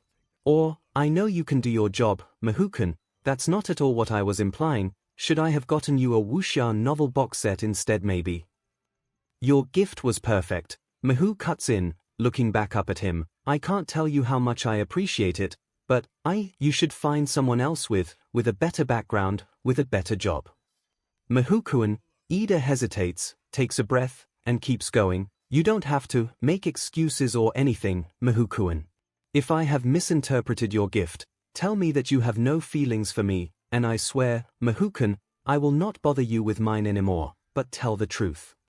I have always told you the truth, Ida-kun, Miho says softly, and you didn't misinterpret anything, but you know what my job entails and I have done things, Ida-kun, that you don't want to date someone like that, Ida-kun. Ida frowns. I know that, you were Black Ops once. We didn't talk much during that time, but I know it was a hard time for you. And I know that now sometimes you have to pretend to stuck people. It wasn't always pretend back then, Miho says, her voice raw, looking away. I would rather not talk about it, Ida-kun, but it was not, you don't want anything to do with that. Ida's face darkens as his fists clench to the side. Who was it that was in charge of you back then? Miho looks back up at Ida and narrows her eyes. Are you, Ida-kun? I don't need you to save me. He's been taken care of, let's leave it at that. Ida shakes his head, but still, who set up this mission, who was supervising him, who the F was leading all of this? Ida-kun, Miho says sharply, crossing her arms, I have a plan. It'll take time and patience, but, by the end of this, I will make sure nothing like that will ever happen to anyone else. Ida's eyes grow softer as he gazes at her, a small smile tugging at the corners of his mouth. Do you know what I have always admired most about you, Miho-kun? You always get back up, and you return what was given to you tenfold. But even if you have always been able to save yourself, no one should have ever purposefully put you in a situation where you had to. I know that, Miho says, a flush rising again on her cheeks as she looks away, but you see why you shouldn't associate yourself that closely with me, right? No, I do not, 𝐬𝐫 says clearly, taking a step forward. Why should I not want to date you for something you had no control over? 𝐒𝐻u shakes her head. I chose to carry out those missions that never should have been designed to force you into bad situations, and if I ever figure out the BSs who planned them, 𝐬𝐫 says heatedly before taking a deep breath, I would still, regardless of everything, 𝐒𝐻u-kun, if you would like to go on a date with me, I would be honored. Of course I would like to, who wouldn't, but it would kill me to be a stain on your reputation, 𝐒𝐻u grits her teeth. And what is supposed to stain my reputation? 𝐬𝐫 asks, crossing his arms, that the woman I love was pushed into a pit and clawed her way out and managed to rescue some people with her. You can't be in love with me. 𝐒𝐻u says, turning red and covering her mouth with her hand. Can't I? 𝐬𝐫 asks, stepping closer and smiling down at her. We've known each other for a very long time, 𝐒𝐻u-kun. And I have been on so many dates, omiyas, coffee meetups, and not one of those girls has ever compared to you. You can't just say stuff like that, 𝐬𝐫-kun. 𝐒𝐻u protests, looking up at him. I can't, I'm not. What happens if someday someone leaks to the press what I've done? Then I will still stand by your side and ask how dare anyone shame you for what was done to you, 𝐬𝐫 says, reaching out slowly and lightly touching the back of her hand. This is not a good idea, 𝐬𝐫-kun, 𝐒𝐻u insists, but not backing away. Do you trust me, 𝐒𝐻u-kun? 𝐬𝐫 asks softly, do you respect me? 𝐒𝐻u nods. Do you need to ask that, 𝐬𝐫-kun? Then can you respect my judgment as well, he asks, stroking a finger down the back of her hand and looking intently into her eyes. I want to be at your side, to support you through anything that happens. Can't we at least try to see how things go? I fear that your judgment is faulty when it comes to me, 𝐒𝐻u says quietly. Who isn't biased toward the person they love? 𝐬𝐫 asks, gently taking her hand in his own and drawing it up to kiss the back of it. Do you not have a more generous take on me than others do, 𝐒𝐻u-kun? I'm not being generous. If the rankings weren't horribly slated towards flashy quirks and giant battles, you would definitely be closer to the top, 𝐒𝐻u says, her face still red as she stares at 𝐬𝐫. 𝐬𝐫 laughs, holding her hand tightly. You are horribly biased, he says with equal measures of fondness and delight. That doesn't make either of us wrong, and could we not at least try? Would we not be happier together than pining apart? Hawk sighs dreamily next to him, and Touya has always understood 𝐒𝐻u's stance on this issue because, after all, what is more important to a pro hero than their reputation? But he can see that 𝐬𝐫 has a point. And if 𝐬𝐫 has a point, doesn't that mean that Touya should also respect Hawk's judgment, no matter where it falls? Hawks has been steadily ramping up the flirtiness through the years, and Touya has never let himself wonder what it would really mean if Hawks was serious, beyond reminding himself that Hawks has always been too partial to him on top of his shitty taste. But what if they actually tried to make it work? What would that be like? 𝐒𝐻u is quiet for a while before slowly leaning forward and resting her head on 𝐬𝐫's chest. You must have really liked those chocolates, here. 𝐬𝐫's smile threatens to overtake his entire face as he carefully wraps his other arm around 𝐒𝐻u, not letting go of her hand. I love them. There have been many a Valentine's Day where I waited and hoped. It was like something out of a dream to finally get them. 𝐒𝐻u shifts, curling closer. They weren't that fancy. Stop disparaging yourself, 𝐬𝐫 says firmly, tightening his hold around her while looking intently down at her face. They were lovely, you're lovely, and I would like to ask you out to see a movie next week, if your schedule is open. All right, 𝐬𝐫-kun, 𝐒𝐻u says finally, looking up at him and reaching out and grasping his shoulder. Let's try this. Together. Call me, Tensai, he murmurs, leaning down, and can I call you Megumi? Only if you kiss me, 𝐬𝐫, Tensai, 𝐒𝐻u says, moving her hand up to grasp the back of 𝐬𝐫's neck. I would be too happy to, Megumi, 𝐬𝐫 says before leaning down, hand curling at the back of 𝐒𝐻u's head, and capturing his mouth with hers. Hawk's feathers are fluttering excitedly all around them, and he makes a high-pitched noise that could only be described as squeeing, and Touya slaps a hand across his mouth to make him shut up, but it's too late. 𝐬𝐫 and 𝐒𝐻u have already broken apart, and 𝐒𝐻u is grabbing the night vision goggles off the top of her head and looking straight in their direction. Well, it's been a good life, he guesses. He would have liked to have seen Hawks and 𝐲𝐸 as the brilliant pro-heroes they are destined to be, but he doesn't have that many regrets overall. He probably should have just kissed Hawks once when he had the chance though. 𝐼 snorts and rolls her eyes as she slides the night vision goggles back to the top of her head. Darby, you're going to help Kyoko clean out her freezer tomorrow. Hawks, I'll let Tensai decide what he wants to do with you. Ida laughs, wrapping an arm around 𝐼's waist, probably paperwork followed by wings, because I think we do have to thank them, Megumi. Ida-san, you're the best. Hawks cheers, picking up Touya, who only gives a token shove at Hawks' hands. Okay, how else is he going to get off this water tower without turning it into a smoldering heap? And flying them over to the rooftop. 𝐼 pinches the bridge of her nose, and Honda is also going to be on cleanup duty with you, Darby. Oh god, she wasn't listening in, was she? No, she just said that once you two got together, she wants to see the Ida robot factory, Hawk says with a big grin. I could arrange a tour, Ida says with a smile.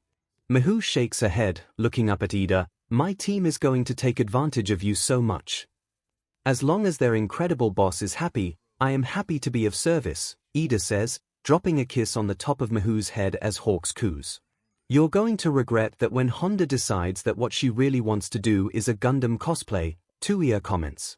I would be really excited to see a Gundam cosplay, especially from Honda-kun. From everything I have heard about her, Ida replies. It's a school night, both of you go home, 𝐼 says, curling into Ida's chest while waving the two of them off. Okay, quick question though, do I get a raise? Hawks asks, raising his hand and looking at Ida. Don't push your luck, kid, 𝐼 says. Maybe if you can beat me or trajectory at a parkour obstacle course, Ida amends with a grin. Come on, home, pretty bird, Touya says, dragging Hawks by the collar of his jacket closer to the edge of the rooftop. You can practice tomorrow, and let's not tempt fate anymore. We'll give you guys some privacy, enjoy your white day. Hawks says with a big grin as he grabs Touya and takes off. As they fly back, Hawks hums what Touya is pretty sure is a Blackpink song under his breath. My love is on fire, which is good, because it leaves Touya to his own thoughts. Really, he was very happy for 𝐼. While he had always understood her stance, he has to admit that if Ida had really thought she would be a stain on his reputation and rejected her for that, he would have thought less of the turbo hero, and probably would have had to discuss with Rogue, Honda, and the rest of the team exactly what would be the appropriate amount of havoc to wreak for that insult. And it may be arrogant of him, but he doesn't think that Hawks would reject him if he confessed. He has blue eyes like Hawks' type, Hawks has always flirted with him, and Hawks is his best friend. But the fact of the matter is, Hawks hasn't even debuted yet, unlike Ida who has 7 years as a pro hero under his belt along with his family's legacy. To just start with a handicap like Touya, wouldn't that be too much? Wouldn't it be selfish to push his own feelings onto Hawks just to what? Try to do something with them for once. You're brooding, what's up? Hawks asks as they crawl through the window of Touya's apartment, regretting all those rom-coms you didn't watch with me and Fuyumi because that was the best confession I've ever seen. That's the only confession you've seen in real life, Touya points out, stretching and noting the way Hawks' eyes follow where his shirt rides up for a second. No, I was just wondering what made 𝐼 finally decide to even take that step and give him chocolates. Hawks shrugs. Maybe we finally wore her down. Or maybe, didn't you say she had that close call with that hedgehog villain earlier this year? Maybe, she thought there were things she had to at least try after that. That would make sense, but then what does it say that his main regret if he were to die today would be that he has never gotten to kiss Hawks? You okay? Hawks asks, worriedly peering at him. You're not actually mad about me dragging you there, right? Touya snorts and pats Hawks on the head. Despite my life flashing before my eyes, no. I'm just processing. Hawk smiles up at him, moving so that he's practically nuzzling Touya's hand. Okay. Process away. I'll just be right here. He's so screwed. The problem is, now that he's even let himself think about the possibility of dating Hawks, he can't really stop thinking about it. He's distracted at work, picking up the wrong forms, staring into space when he's supposed to be helping clean out Rogue's lab with Honda complaining loudly beside him, not dodging 𝐼's kicks and sword as fast as he should. He gets sent to get healed up by Rogue with 𝐼 giving him a considering look before just patting him on the back, and apparently brooding so much that Fuji turns off his quirk just to ask him if anything is wrong. He reassures his partner, but he really needs to get it together. His cramped, tiny apartment is not doing wonders for his thought process because all he can see are signs of hawks everywhere, from the feathers in the bed to the extra toothbrush in the bathroom to Hawk's favorite snacks on the kitchen table, so he swings by the house. Hawks is off to a shiketsu training camp, Natsu is at a volleyball training camp, Xiaotou is having a sleepover over at Izuku's apartment, and Fuyumi is also having a sleepover at her friend's house, so it's just his mother there, but she welcomes him warmly, puts some hot soba and other dishes on the table, and asks how things are going. "Alright, just busy," Touya says, slurping up the noodles in his bowl. No matter how he tries, he can't get it to taste the same as his mother's soba. "I've heard," his mother says, digging into her own bowl, "you really don't have to keep sending money back, Touya. I've been taking care of everyone on my paycheck and the stipend for a while now. They're definitely going to cut off the stipend as soon as they can, and there's still Natsu and Xiaotou after Hawks and Fuyumi graduate," Touya argues, grabbing some pickled lotus root from the center of the table, "and besides, there's still that ryokan you want to eventually open." "That's a while from now," his mother says, placing some pork ribs in his bowl. "Don't worry, we can make do. Hawks always complains about that apartment of yours. Save some of your money and move to a better one." Touya snorts. He complains a lot, but is practically always there. It's not that bad of an apartment. Besides, the only other ones near the civics library are the new luxury high-rises. His mother says with a small smile, "I see. That does explain. Well anyway, I'm sure it'll all work out. Although, Hawk said you were distracted lately. Even Natsu commented on it, said you didn't try to take the trap nest pin off of his bag when you dropped him off at the training camp." Touya pauses, turning over what to say in his head. It's embarrassing really to talk about stuff like this with his mom, but on the other hand, wouldn't she have the best perspective on whether or not a relationship is healthy? "What would you do if one of your friends was getting involved with someone unworthy of them?" he asks slowly, studiously studying the table. His mother frowns and sets her chopsticks down. "Are we talking about Erika-chan? Or perhaps Yu-chan? Or is Keiichi-kun not interested in Erika-chan anymore?" "No, someone with pretty consistently awful taste," Touya says, scrunching up his nose a bit. His mother's eyebrows shoot up. "Since when did Hawks? Are you sure, Touya? I could have sworn that he's only ever had eyes for one person as long as I have known him."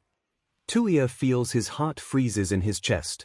"Who?" he demands, feeling his chopsticks digging into his hand as he tries to ignore the flare of indignation that washes over him. He has known Hawks the longest. That isn't fair. He's had his chance and obviously he's blown it. But where has this interloper come from? Why didn't he know anything about this guy? An amused smile seems to play over his mother's face. "Touya, I have always told Fuyumi to leave you two alone because it would be better if you could figure things out on your own time. But who does Hawk spend all his spare time with? Who does he constantly latch on to? Who is his favorite?" She can't be saying that. Of course he knows that is Hawk's favorite. Hawks is constantly saying it, and it's definitely a title that never fails to warm him, but he had never really let himself consider, we're not like that. Touya says, heat crawling across his neck and overtaking his face. "Certainly not for Hawk's lack of trying," his mother says dryly before patting his hand. "It's all right, Touya, it seems there's been a bit of a misunderstanding here. Who did you think Hawks is getting involved with?" "No, I was talking about me," he says, looking down. His mother tilts her head. "I'm sorry, I'm not following." He takes a deep breath before just plunging in. I know that if I confess to Hawks, I would just hold him back. But I don't know, I want to try, but that's selfish, Touya," his mother says, reaching across the table and grabbing his hand. Why would that be selfish?" "Because Hawks deserves better than me." Touya says, looking down at his arm. "He deserves someone who isn't weak, who is only meant for the shadows, who is worthy." "Touya, you are not weak, and what do you mean, only meant for the shadows?" his mother interrupts, her mouth a hard line. "You were always the highlight of your class cultural festivals. Megumi-san always says that you're her hardest hitter and that really, you look out for her almost as much as she looks out for you. How could you be unworthy of Hawks?" Because he deserves someone who can lift him up in the future, not me, Touya says, jerking his hand away from his mother's grasp. I'm a covert ops agent, in Deva's failure. Touya, there is no one better than you for Hawks, his mother says, her grey eyes steely and her voice steady and clear. I am proud of the work you do, and your father was wrong about me, why should he be right about you? Because the one with the perfect quirk was never me, it was 𝐤𝐻𝐻, Touya says, hating the words coming out of his mouth most of the time. All he feels is pride training 𝐤𝐻𝐻, but sometimes he has wondered what it would be like to be the chosen child. Without support equipment I would just burn up, I wouldn't be able to take a hit, and Hawks deserves better than that.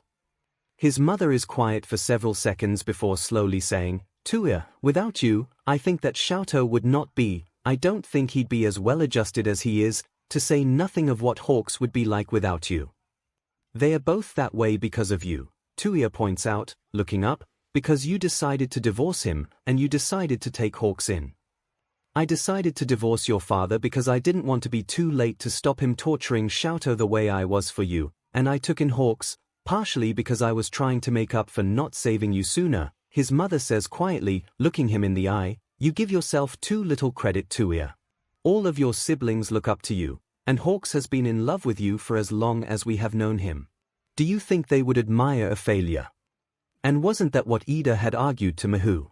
That if she trusted him, why couldn't she respect his judgment of her? And that even if they were biased, wasn't that because they loved him? And doesn't that in some ways refute his father's idea that he is worthless? I don't. Since when was Hawks in love with me? Touya asks helplessly.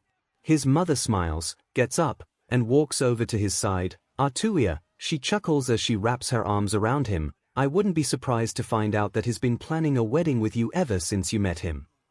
Now, there's a thought he's never had. No, focus Touya, focus.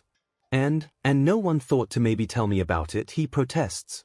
Your sister has wanted to, but I have always thought. His mother pauses, searching for words. I didn't want to put any pressure on you. I wanted you to have space to think about things and decide on your own. Touya twists around to look at his mother, because you never got a chance to really think before you got married.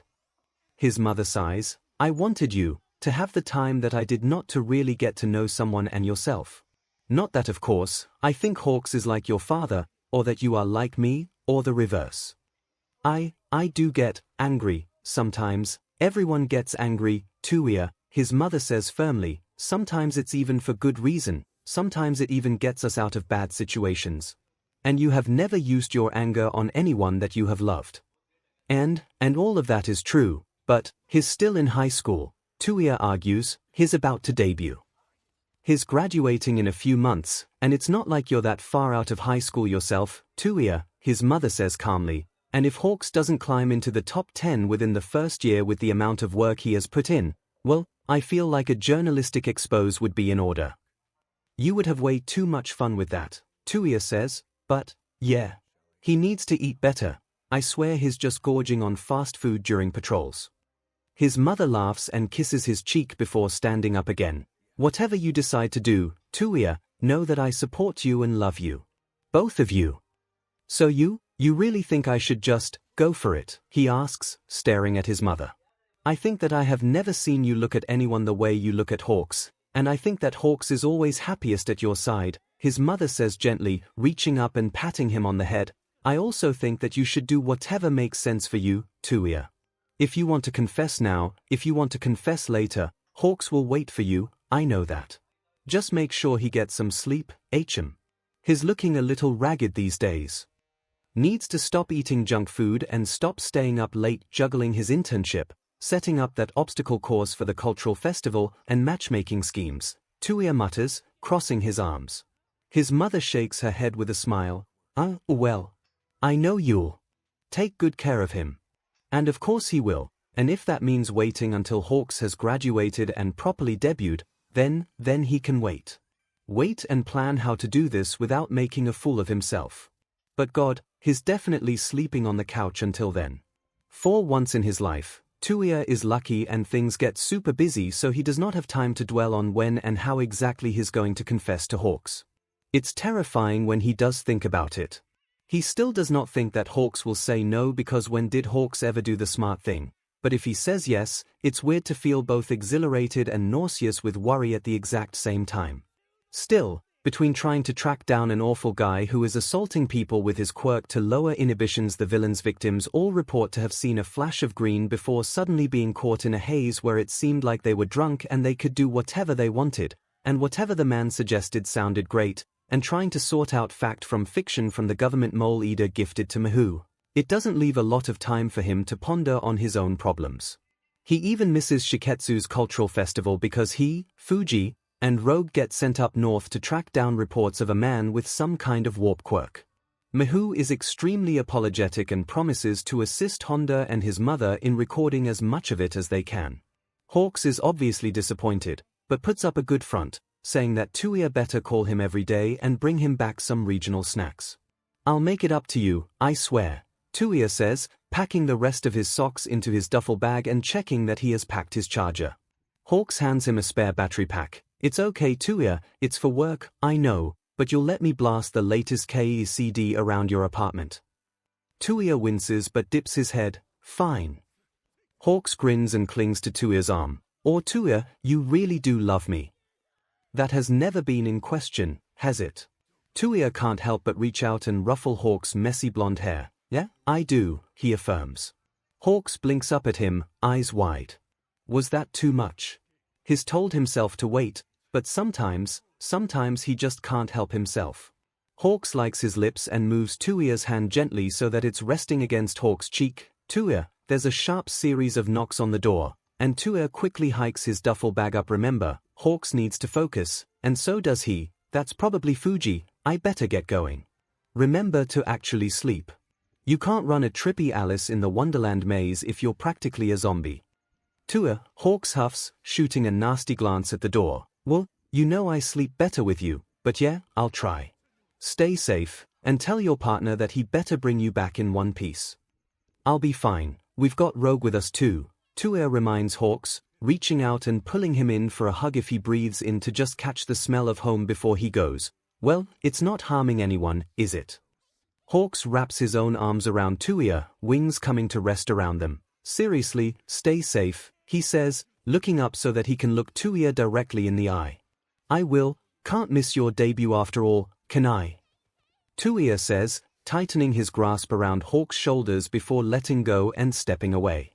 "I'll save you some of the almond tea cakes I made," Hawk says. "Call me every night," Touya promises.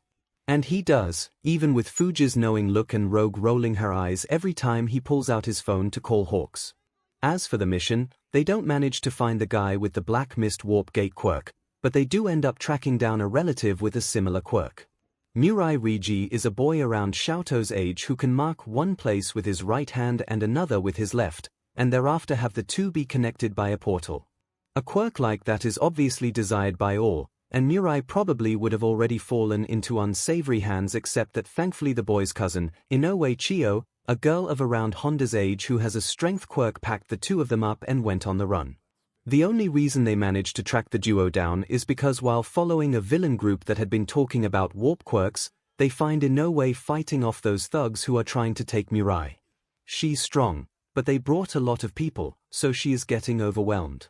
Touya jumps in to assist, firing off blasts of fire. Fuji gets the drop on the one that grabbed Mirai, and Rogue wipes up the rest. Afterwards, Rogue heals Inoue up, and the girl is suspicious, but Mirai seems to warm up to Fuji right away, clutching at his leg, and asking Inoue if they really have to leave. Rogue persuades Inoue to stay, and she ends up agreeing to follow them back to HQ. "I see how it is. When I bring someone in as a double agent, it's risky and possibly dangerous, but when you haul someone in, it's the best possible choice," Fuji says sarcastically after both Inoue and Mirai have gone to sleep. Rogue just looks at Fuji. "I didn't bring in a former criminal, did I? Twice has done good work for us, and you don't know anything about Inoue's background," Fuji argues. "He has, I suppose," Rogue admits. "We wouldn't have even come here without his information. Still, as far as we know, Inoue is just another teenager in a bad situation who wants to keep her baby cousin safe. Or, she could be an infiltrator," Fuji says. "Let's leave it to Mahou decide." Touya interjects before the argument can escalate. Fuji and Rogue usually get along well due to similar temperaments, but on the subject of twice, they just have a fundamental disagreement. You don't want to wake the kid up. That's true, Fuji admits. I don't think we can pry him off your leg again, Rogue comments dryly. Kids usually like me. I tend to look like a trusted figure to them, Fuji says easily. That's great, but we need to get the kid some clothes. I think Inoue tried, but his shoes look worn out, and there's holes in his jeans, Touya points out. Rogue's mouth twitches, ever the oldest brother, but you are right. Also, we should probably get the kid some multivitamins. Mister, use your charm to get the kid to eat some broccoli. Fuji nods, will do. Megumi will not be pleased if we manage to bring back a boy with a warp quirk that has scurvy, Rogue continues. Miho is pretty pleased that they managed to bring back someone even if it was not the warp gate man, and very quickly, Inoue is settled in as part of the team, with a salary and apartment that she and Rigi are set up in.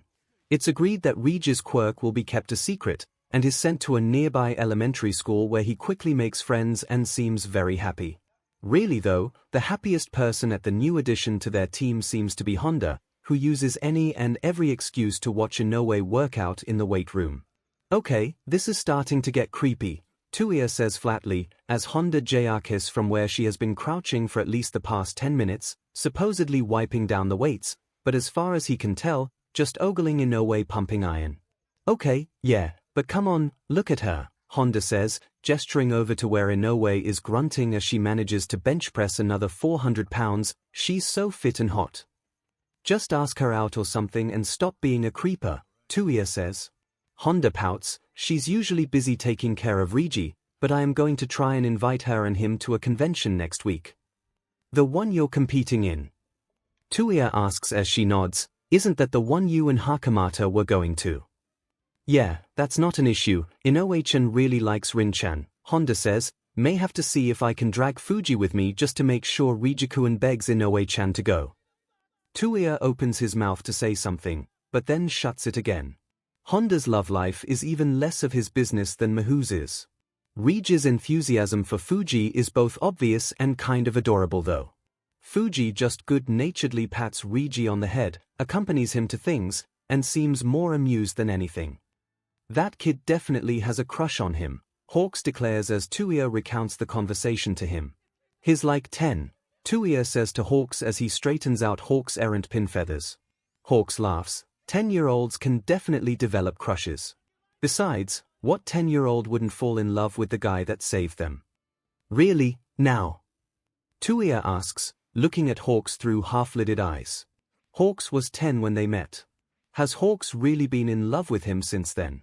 Hawks' eyes widen, and he flushes, coughing and fluffing his feathers out. I mean, hypothetically, yeah, obviously. But, obviously Fuji knows and will handle it gracefully. More importantly, what do you mean Honda is inviting Inoue to the con? Rin-chan was so excited to be going with just Honda. Touya holds up his hands, look, I'm not getting involved with that. Hawks leans back against Touya's chest, twisting so he pout directly at Touya. Honda's always been such a big supporter of ours, and also, poor Rin-chan will be crushed. Don't you want to help out? Nothing needs to be helped out with. Inoue doesn't really pay any attention to Honda, Touya points out, pushing Hawk's shoulder so he can straighten out and work on Hawk's other wing. Wait, then why did she agree to go with Honda to the con? Hawks asks, brow furrowed. Touya shrugs. Honda says Inoue really likes Hakamata. Hawk's mouth drops open. Wait, are you saying that this is a literal love triangle? Rin-chan likes Honda who likes Inoue who likes Rin-chan. I have no idea, and I don't want to figure it out, Touya says stubbornly, smoothing out Hawk's outer feathers.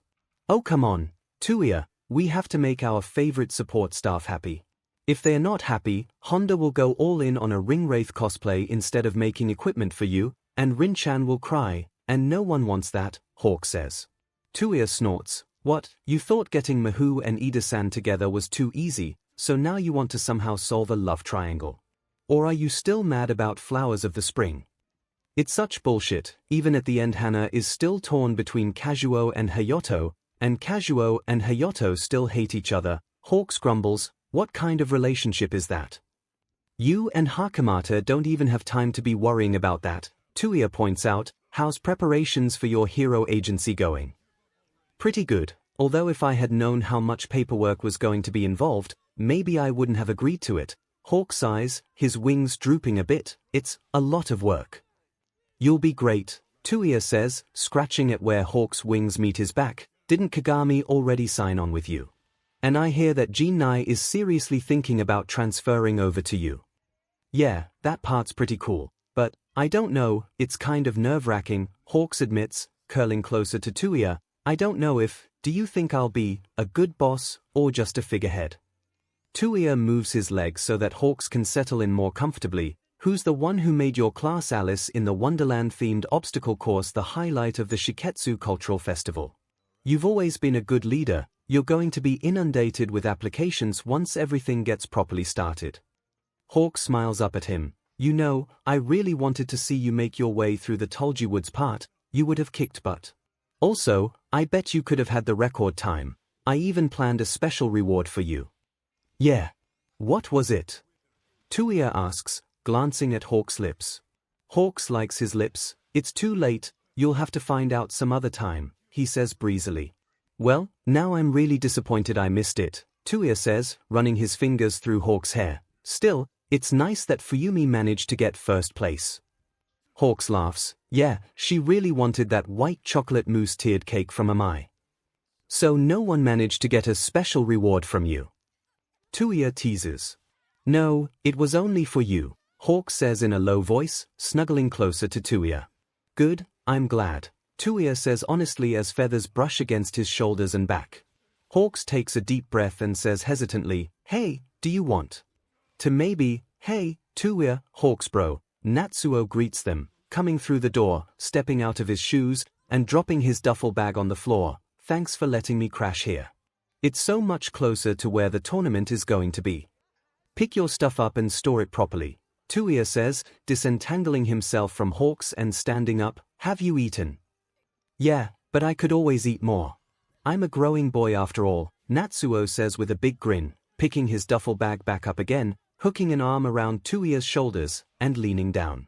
Tragically, Natsu has hit his growth spurt and shot up like a fing weed to the joy of Nekama's volleyball coach and manager and the consternation of Touya because Natsu is once again taller than him. Between you and Hawks, you're going to eat me out of house and home, Touya complains, opening the fridge and taking out the smoked mackerel he had saved for his brother. Bird metabolism, Hawk says, gesturing to himself as he also walks into the kitchen. Speaking of, Natsu is now a cat, the natural enemy of birds. Hawks fake sobs into his hands. How could he betray me like that? Hawks bro, Nekama's natural rivals are crows, owls, and eagles, not hawks. Natsu says loyally, in fact, my team captain is a big fan of yours. Really? Hawks asks, peeking from behind his hands, but I haven't even debuted yet. He saw the Hero Monthly feature and thinks your quirk is super cool. Natsu says, grabbing some of the smoked mackerel and popping it into his mouth. He also thinks it's really cool you're starting up a brand new hero agency all on your own. Hawks shuffles in place. Well, it's not really all on my own, pretty close, Touya says, grabbing chopsticks and shoving them into Natsu's hands. The only thing you haven't been in charge of is marketing, and even then Takahiro keeps bothering you with stuff. Natsu's captain has good taste. Do you want him to sign something for your captain? Natsuo beams, devouring the smoked mackerel. Oh, that's a good idea. Could you, Hawks bro? Would it count as bribery? Hawks jokes, grabbing a notepad and scribbling down a note that he signs and tears off for Natsuo. Natsuo carefully folds the note into his jacket. Thanks Hawks bro, you're the best. Really? It's not your older brother who has to take care of 2 freeloaders? Touya asks jokingly. Hey, I'm not a freeloader, I clean the bathroom. Hawks argues. You need to get a bigger apartment, Touya, Natsuo says, placing his duffel bag by the couch. We never even had a housewarming party here because we couldn't fit everyone. You just want an excuse to try and get your own bedroom, Touya says, washing the plate. No, come on. Didn't you say that this apartment complex may get bought out soon? You might as well get a bigger place, Natsuo argues, sitting down on the couch. If I can get a raise, maybe, Touya sighs, setting the bowl aside and walking back to the living room. We'll see. Nothing in this location though other than penthouses and luxury suites if this place gets bought out though. It'll be fine, 𝐻𝐿𝐵 says, a smile playing on his lips as he dries the bowl. You'll see. That's the expression 𝐻𝐿𝐵 makes when he's planning something, even if Touya doesn't know what. He could try to pry it out of him, but 𝐻𝐿𝐵 takes such joy in managing to surprise Touya that maybe he'll just leave it alone for now. Anyway, you're both going to be at the game, right? Natsu asks, leaning forward. How could we miss your debut game and pre-game jitters? Touya asks, leaning over the couch and messing up Natsuo's hair. Mayuko says that nothing can be scarier than what will happen to us if she has to drag us out of the guy's bathroom, and I believe her, Natsuo says with a shudder. Your manager right? 𝐻𝐿𝐵 asks. Touya distinctly remembers being surprised at how such a delicate-looking girl could have such a foul mouth. Well, that's certainly one way to motivate a team. Natsuo nods. She wants us to crush Fukurudani to paste. I think their manager is an old friend of hers. She sounds fun, Touya says dryly. She sounds like Ginai-senpai, 𝐻𝐿𝐵 says with a grin. Ginai at least didn't have any friends in Class A, Touya points out. Besides, you're not even playing Fukurudani tomorrow, are you? No, it's Tsukino-Kizawa, Natsuo says, but every match counts. That it does, so go ahead and get a good night's sleep, Touya says, getting the sheets and blankets out of the cupboard. You sure you don't want the bed? Yeah, this couch is pretty good. Besides, it's not like you and 𝐻𝐿𝐵 can share the couch, Natsuo says easily, fluffing up one of the pillows. I wouldn't mind trying, 𝐻𝐿𝐵 says cheekily, looking at Touya.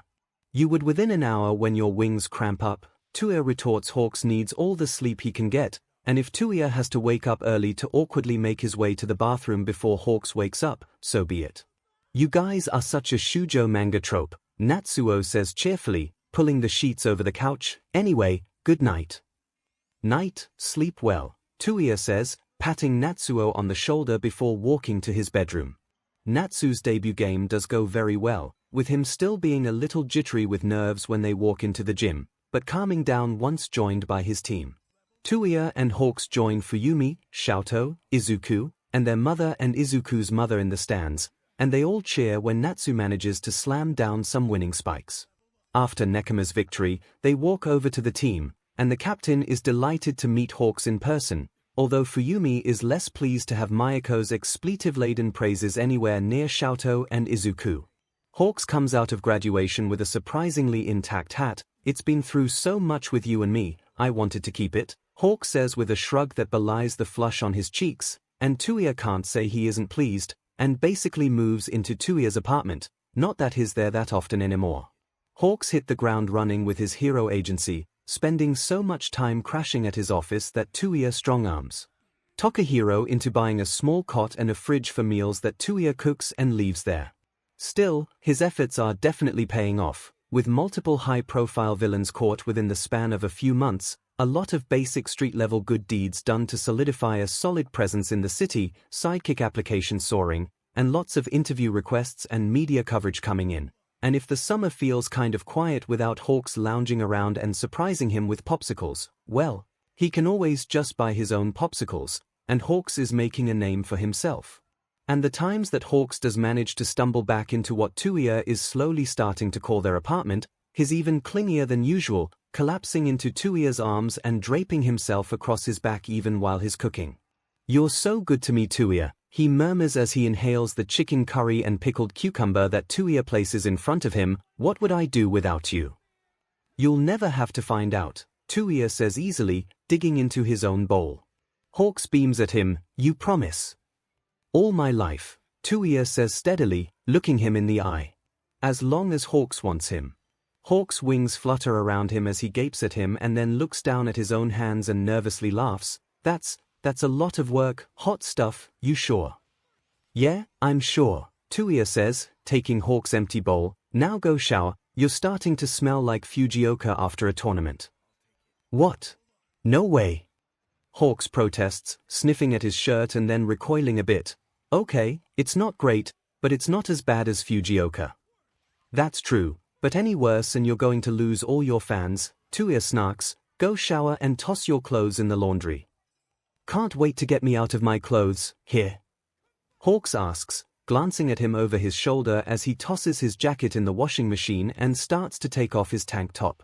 I prefer you in mine, but go shower first, Touya says languidly, letting his eyes trail over Hawk's bare chest. He's definitely not a kid anymore.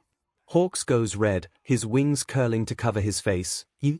Alright, but don't complain when I stretch out the back or leave feathers on them, he manages to say before hurrying into the bathroom. They have a lot of these aborted moments where Touya tries responding a little to Hawk's flirting, and God, it's a thrilling feeling every single time, and while it's hilarious to see Hawks gape at him all flustered, he kind of wishes that Hawks would just make a move or something, but maybe Hawks just isn't used to Touya responding to him, or maybe he's waiting for something, Touya's not sure. But if Hawks is now the one that wants to wait, that's fine, he can wait as long as it takes. Besides, there's still his siblings and work. With that elusive inhibition quirk guy still on the loose, he has to have government connections to still be eluding them, training with Inoue to give her some surveillance techniques, helping Fuji get groceries for twice while arguing with him about what music to also pick out for twice, discussing new equipment with Honda and playing the occasional video game with her and Fujioka, sorting out paperwork and blackmail material with Miho, getting a drink with Sonozaki and occasionally Jinai when she's not out on a date, and one time memorably as she zipped back and forth from them to her date and back again before declaring the guy boring and just staying with them, helping Fuyumi pack for college, reminding Natsuo to do laundry, and training Xiaoto and Izuku in his now more open spare time. Xiaoto has both improved his accuracy with his fireballs and ice walls, but he still lacks any skills in the culinary department, as Touya finds out when he drops by the house to see bizarrely frozen charred lumps in the kitchen and Xiaoto guiltily looking up at him. Was this supposed to be cookies or something? Touya asks gingerly, picking up one of the lumps from the countertop and examining it. Chocolates, Xiaoto mumbles, looking at the ground with a red face. Touya's eyebrows shoot up. Are you practicing for Valentine's Day? It's a long ways off, he points out. I thought Izuku didn't get any chocolate for Valentine's Day. They made fun of him for it too. I tried giving him some of mine, and he said he liked it, but I heard Fuyumi saying that homemade chocolate is best, so I thought it would be nice for his birthday if I made some for him. Xiaoto says, glancing up at Touya. There's a lot to unpack there. Like, is it normal to give your best friend Valentine's Day chocolates for his birthday? The only point of reference Touya has is Hawks, for whom he has decidedly non-platonic feelings, although even in that case, he's never felt the need to get Hawks any Valentine's Day chocolates, since honestly, they get enough chocolate on the actual holiday between the two of them to split among the entire family for a good few months. He really wishes Fuyumi was back from college orientation, she'd probably know. Well, do you want some help? Touya asks. Xiaoto frowns, looking from Touya to the black lumps on the kitchen countertop and back. But homemade means made by me, right? He asks. That doesn't mean you can't have some help, Touya says, dumping the charred pot in the sink and getting out another one. You still have raw chocolate, or do we need to go buy more? I still have some milk chocolate left, Xiaoto says, digging in the grocery bag and pulling out a few more bars. Okay, and, or geez, All Might molds, really, Xiaoto? Touya asks, examining one of the pointy molds. All Might's the best. Xiaoto says indignantly. Yeah, alright, Touya sighs, getting the cream out of the refrigerator. You All Might fanboys. Tell the truth, Xiaoto, you're making him chocolate because you can't get him that new limited edition All Might hoodie. I'm not, although that would be cool, Xiaoto says consideringly as Touya pours the cream into the pot. We already spent all our allowance on hero trading cards though, and the part 1 saved all went to chocolate already. I'm sure he'll like it. Go ahead and break the chocolate up in the bowl, Touya says, turning on the stove and setting another bowl on the counter. Although really, why didn't you ask Fuyumi for help before she left? Xiaoto starts to carefully break the chocolate bar into pieces. Fuyumi would tease me about Izuku, he murmurs. Yeah, she definitely would. He's half tempted to himself, but, well, he doesn't have much of a leg to stand on himself, does he? Xiaoto, are you? Touya pauses, stirring the cream in the pot. You really like Izuku, here? Yeah, he's my best friend, Xiaoto points out blankly. Touya snorts. This feels very familiar. You don't hang out with many others, do you? Because no one appreciates Izuku properly, 𝐲𝐸 complains, handing the bowl of chocolate pieces to Touya. We got invited to go to the arcade, and no one was talking to him, even though he's the best at the UFO catcher and the gachapon machines. Drop in the chocolate carefully. Was everyone hanging around you? Touya guesses. Maybe. 𝐲𝐸 shrugs uncomfortably as he slowly places the chocolate in the cream. I don't know why. Out of all of them, 𝐲𝐸 is probably the one that resembles their mother the most, and their mother was a beauty in her youth, and she's still quite good looking after 20 years, 4 kids, and a divorce. It's kind of weird, really, 𝐲𝐸 says, wrinkling his nose. There was a girl who confessed to me, but we've never talked before. I don't get where her feelings came from. Touya is starting to realize that his baby brother has more in common with him than he had previously thought. Really, he should just let 𝐲𝐸 stumble through his feelings the way he had to, but maybe he should spare the kid some pain and just give him a push. God knows, he needed one. How would you feel if Izuku was the one who confessed to you though? Touya asks, idly stirring the chocolate on the stove. 𝐲𝐸's eyes widen. Izuku. That's, well, I think that would be nice, he says softly, his cheeks turning red before looking up again. But I don't think Izuku would do that. He is shy. Touya agrees, taking the chocolate and cream mixture off the stove and gesturing for 𝐲𝐸 to bring the molds over. But you like the idea of going out with him? I mean, anyone would be lucky to go out with Izuku, 𝐲𝐸 says, scuffing his slipper against the floor as he places the molds by Touya. A smile tugs on Touya's mouth as he hands the pot to 𝐲𝐸. Now pour this into the molds. And, well, he'd be lucky to go out with you too, 𝐲𝐸. Just something for you to think about. I'm not. You should worry about yourself, Touya, 𝐲𝐸 huffs, pouring the mixture into the molds. Touya raises an eyebrow, steadying the pot in 𝐲𝐸's hands. What do I have to worry about? Fuyumi says that Hawks is planning something, 𝐲𝐸 says, looking up at Touya. Touya snorts. If he's trying to cook, I'm sure I'll quickly find out. I hope he doesn't burn down the apartment. Did you already get wrapping paper and stuff for the box? Yeah, it's in my bag, 𝐲𝐸 says, scraping out the rest of the mixture into the molds. Touya nods and walks into the living room and grabs 𝐲𝐸's black bag, a hand-me-down from him to Natsu, and now it seems to 𝐲𝐸, and unzips it. He takes out the green wrapping paper and ribbons, but at the same time, a dark blue and black envelope falls out of the bag. He knows those colors. What the F is this doing here? How dare he? Hey, do we leave them on the counter, or do we need to stick them in the freezer? 𝐲𝐸 sticks his head out of the kitchen to ask and freezes when he sees the envelope in Touya's hands. Freezer, Touya says calmly, or as calmly as he can when he can feel the fire that want to burst from his hands, and holds out the envelope. What is this? It's, don't be mad Touya, 𝐲𝐸 says, putting the molds down and hurrying over. I'm not going to do it. I'm not mad at you, Touya says darkly as 𝐲𝐸 takes the envelope from his hands. What the F does the old man want? Just wanted me to train with him, 𝐲𝐸 mumbles, glancing at Touya. I already have you training me, and really he knows that, so I didn't see the point. Even after all these years, the idea of training with Endeavor gives him the familiar queasy feeling of dread, and the fact that apparently Endeavor has never given up on his ambition to turn 𝐲𝐸 into his prized successor fills him with enough rage to practically spit fire. Can they never escape the man? But why did you keep it? Touya asks. I need the address so I know where to send the F-off letter, 𝐲𝐸 says seriously. A laugh escapes from Touya's mouth as he reaches over to ruffle with 𝐲𝐸's hair. That's my boy, he says fondly. Don't let Fuyumi catch you saying that though. Don't let Fuyumi catch you saying what? Fuyumi calls out from the doorway as she rolls her luggage case in. You're back early, Touya comments, walking forward to help Fuyumi with her luggage. Some kid with a stink bomb quirk just had to let it out, and so they told us to just go home for now. Fuyumi huffs, looking over at 𝐲𝐸, and then frowns when she sees the envelope he's holding. That's Dad's agency's logo, isn't it? Maybe, 𝐲𝐸 says, stuffing the envelope back in his backpack and walking back to the kitchen. What does he want? Fuyumi asks, following 𝐲𝐸 and casting a look back at Touya. To train me, 𝐲𝐸 says blandly, sticking the chocolates in the freezer. I'm going to say no. Oh. But, you're not tempted at all?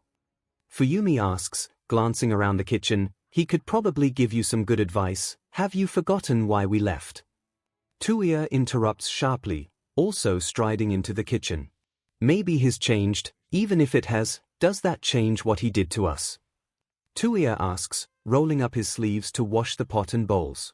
Fuyumi stares at his arm and bites her lip. No. But wouldn't it be easier for 𝐿𝐿 to get into you with him? Besides the training, he also has the connections. Both me and 𝐻𝐿𝐵 got into Shiketsu on our own merits. Why do you think 𝐿𝐿 can't get into you on his own? Touya snaps, looking at his sister. We don't need anything from that BSE. What's going on? His mother asks as she walks through the door, Natsuo and 𝐻𝐿𝐵 in tow. 𝐻𝐿𝐵 takes one look at Touya's face and zips over. Yeah, what's wrong, Touya? He asks, worriedly hovering at Touya's side, feathers brushing against his shoulders. Touya shakes his head. Endeavor sent me a letter, telling me to train with him, and I'm not going to do it no matter what connections or skills he thinks he has because Touya and 𝐻𝐿𝐵 are the best trainers anyway. 𝐿𝐿 interrupts, placing the green box and ribbons on the living room table. Their mother's face tightens. I need to talk to Megumi-san, I think. He's not supposed to contact any of you at all, but that's good. 𝐿𝐿, just let me handle this. Yeah, you can tell him to just F off, Natsuo says emphatically, setting his duffel bag down on the couch. Natsu, Fuyumi hisses, clapping her hands over 𝐿𝐿's ears. Language. But, Natsu's right. 𝐿𝐿 argues, squirming out of Fuyumi's grasp. I'm sending him a letter that says that anyway. Both 𝐻𝐿𝐵 and Natsuo laugh at that, Natsuo slapping 𝐿𝐿 on the back while 𝐻𝐿𝐵 slides a glance back at Touya. Their mother's mouth slants slightly upwards as well before she quickly coughs. Oh 𝐿𝐿. While I see the appeal, perhaps a more subtle approach is needed. You didn't see what he wrote about Touya, 𝐿𝐿 mutters. Fuyumi frowns. What did he write about Touya? She asks sharply. 𝐿𝐿 shakes his head. I'm not going to repeat it. 𝐿𝐿 doesn't have to. Touya can already imagine what his father thinks of his failure teaching his perfect creation. It stings, but F him. 𝐿𝐿 is turning out just fine between him and 𝐻𝐿𝐵. Clearly, NG has forgotten the terms of our divorce, their mother says, ice in her voice. I'll help you mail your letter, Fuyumi says staunchly. We should all sign it, Natsuo adds, digging through 𝐻𝐿𝐵's bag. Great idea, Natsu. Let's see if the F is so high and mighty at the next hero billboard chart, 𝐻𝐿𝐵 seethes. Touya flicks 𝐻𝐿𝐵's hair out of his eyes. Did you already get an invitation to that? 𝐻𝐿𝐵 beams up at Touya. Sure did. Came in this morning. I thought Takahiro was going to cry. Touya grins back at 𝐻𝐿𝐵. I wondered why Jinai just sent me a string of firework emojis. Congratulations 𝐻𝐿𝐵 bro. Natsuo cheers, coming over with a Sharpie from 𝐻𝐿𝐵's bag. 𝐻𝐿𝐵 scratches the back of his head. Thanks, but I have no idea where I ranked, getting invited this early. You definitely have to be in the running for the top 10, Fuyumi comments, rummaging through her own bag and pulling out stationery and stamps. Do you think you could ask Miruko to make a visit to the Waseda teaching program? I feel like kids would love a visit from a top pro hero. You know, you could just ask me if you wanted a top pro hero, 𝐻𝐿𝐵 points out, using his feathers to take a pen and hand it to Fuyumi. Fuyumi rolls her eyes as she takes the pen. When I need to teach them about puns, I'll bring you in. I have a whole lesson plan ready. Miruko would be really cool though, for a cool female role model. 𝐻𝐿𝐵 grins. As long as I get to teach kids bird puns. I'll ask her for you. Touya groans. Why would you enable him, Fuyumi? Like you don't enable him all the time, Fuyumi says, setting the stationery and pen down by the green box 𝐿𝐿 set on the living room table. Wait, are those chocolates for Izuku-kuan's birthday? 𝐿𝐿 shuffles in place. Yes. Or, how cute, Fuyumi coos, standing up and walking over to ruffle 𝐿𝐿's hair and peek in the freezer. I'm sure he'll love them. If he can bear to bite off All Might's head, 𝐻𝐿𝐵 adds, hovering over Fuyumi's shoulder to also sneak a peek. You actually managed to make chocolates without setting the house on fire. Natsuo asks dubiously. You have me to thank for that, Touya says. Oh, thank God, Natsuo says, grabbing the envelope out of 𝐿𝐿's bag and copying the address onto the envelope Fuyumi had set out. So chocolates, do you need help writing a confession letter too? Hawks teases. I can get you examples if you need any, 𝐬𝐽. Fuyumi piles in. 𝐬𝐽 turns red. I'm going to my room, he says. Ah, come on, 𝐬𝐽, Natsuo calls out. Fuyumi's great for confession examples. That's how I confess to you-chan. You guys aren't even going out anymore, that can't be a good example, 𝐬𝐽 huffs, crossing his arms. The rest of the night is spent mostly teasing 𝐬𝐽, with his siblings not so surreptitiously writing out their own letter at the same time as their mother takes a call with Miho. Later, when they are back at their apartment, Hawks hesitantly asks Touya if he's okay. As long as he stays the F away from 𝐬𝐽. Yeah, I think I'm okay, Touya says, leaning back into Hawks' hand on his back. Miho won't let him near, and if they give me the chance, I'll call him out at the rankings event, Hawks says with a dark look in his eyes. Touya pats the top of his hand. Don't do anything unnecessary. How is it not necessary? People think of him as some kind of role model, as if anyone should be looking up to him, Hawks spits out. I may not be able to yank away his rank yet, but I can still make trouble.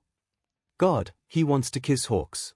You focus on not driving yourself into an early grave, Touya says instead, fluffing out a pillow. Get some rest, you have an interview tomorrow, and I can't believe you went straight from a mountain rescue mission to visiting Natsu's volleyball team. Hey, have to support my favorite high school volleyball team. Hawks grins, laying back down before asking, you're sure you're okay? You know that, you can tell me anything. Touya nods. Yeah, I already know that no matter what I do, it's not going to ever be good enough for him, right? It's fine, there's other people I'd rather impress anyway. Oh.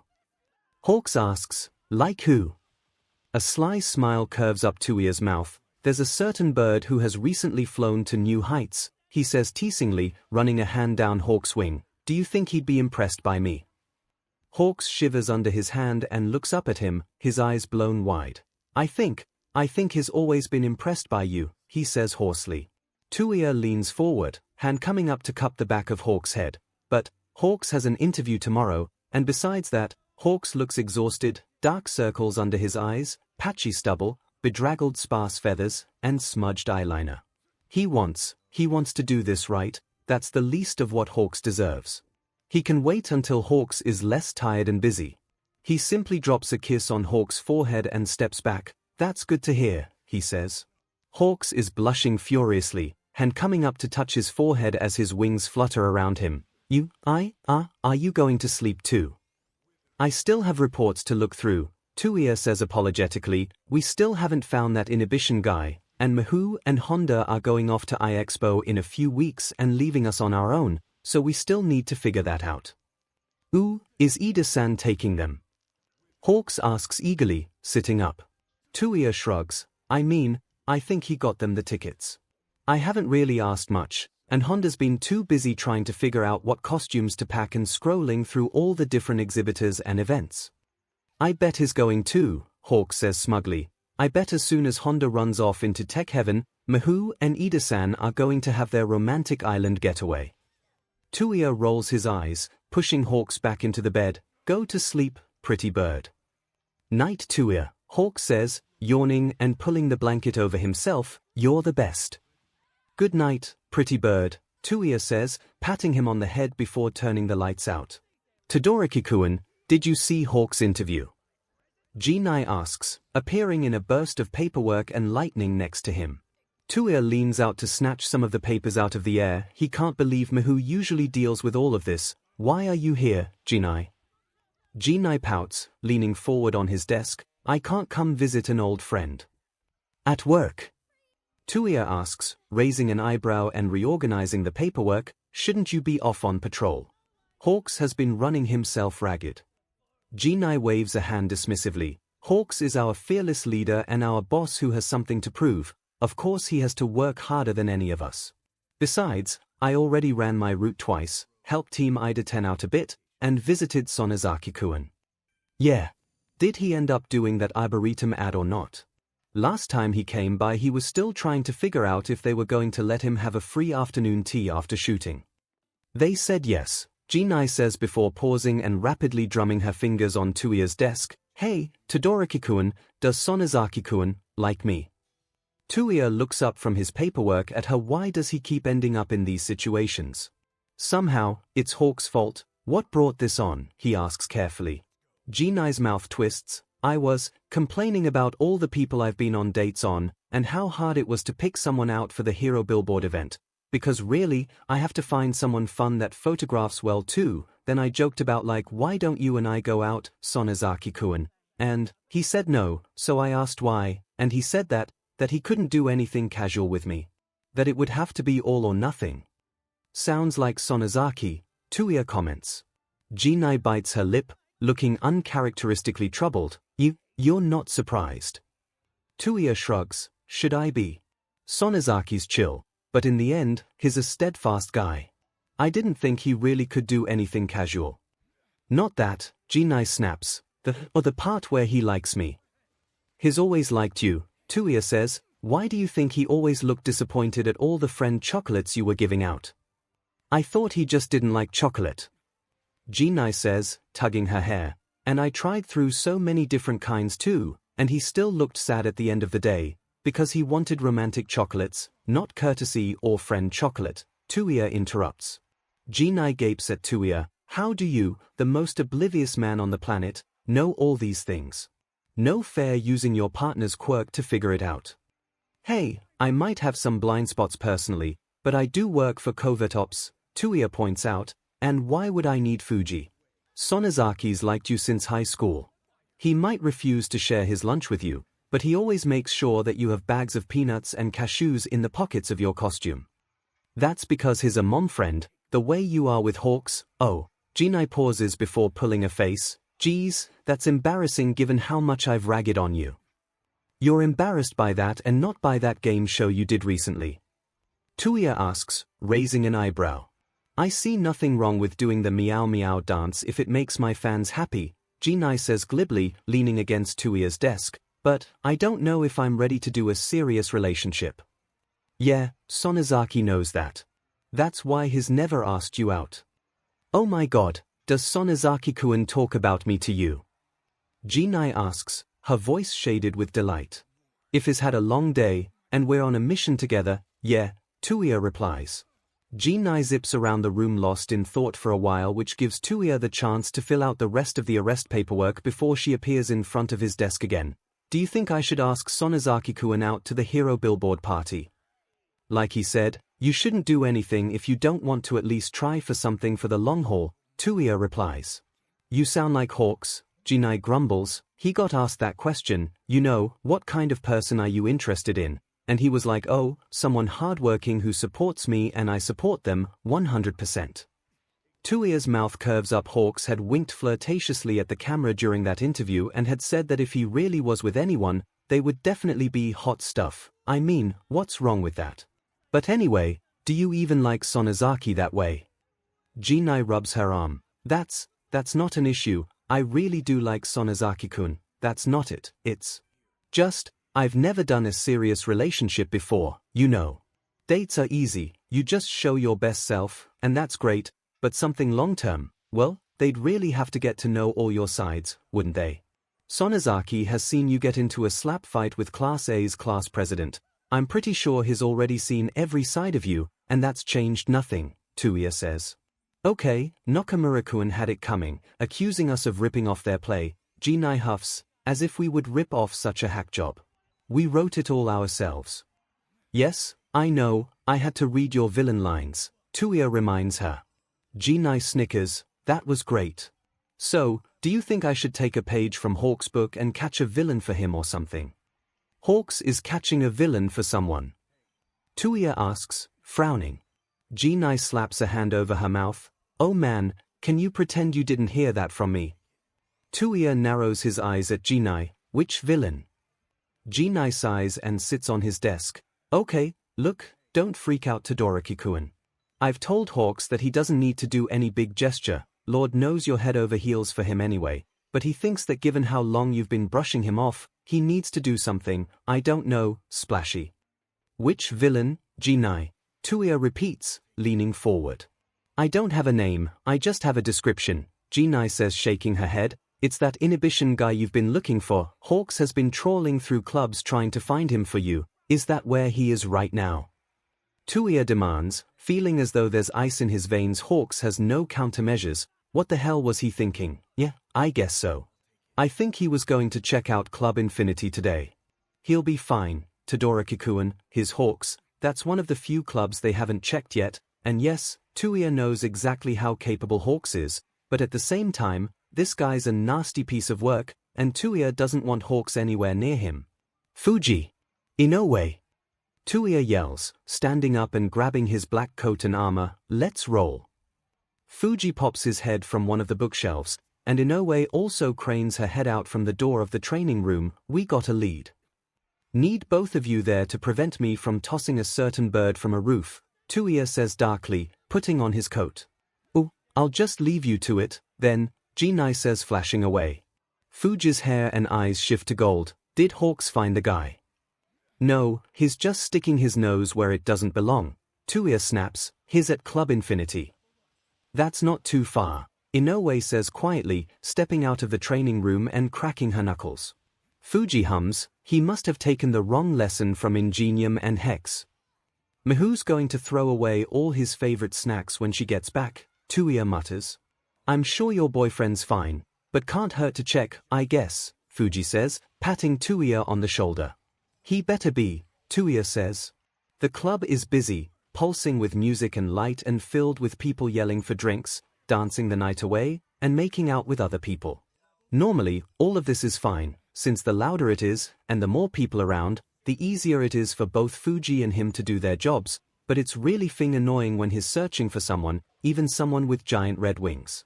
A couple people try to reel him in for a dance or a drink, but he lets Inoue shove them away while Fuji flutters at his side, smoothing things out. He pushes past another crowd, and finally catches a hint of red, and when he moves closer he sees Hawks, leaning up against the bar. Hawks looks downright indecent, with his eyes rimmed coal black, his tank top tight and showing off his arms, and his breathes both tight and low on his hips. And he's chatting with some spiky-haired guy who is leaning way too close to Hawks.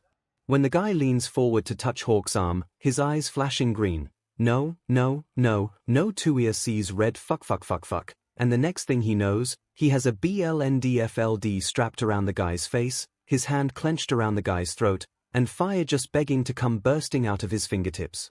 Caught you, BSE, he snarls, glaring at the man and shoving him away from Hawks. Darby, Fuji says calmly by his side, jabbing the villain in the neck to make him go limp. We can't incinerate him yet, that would be too kind.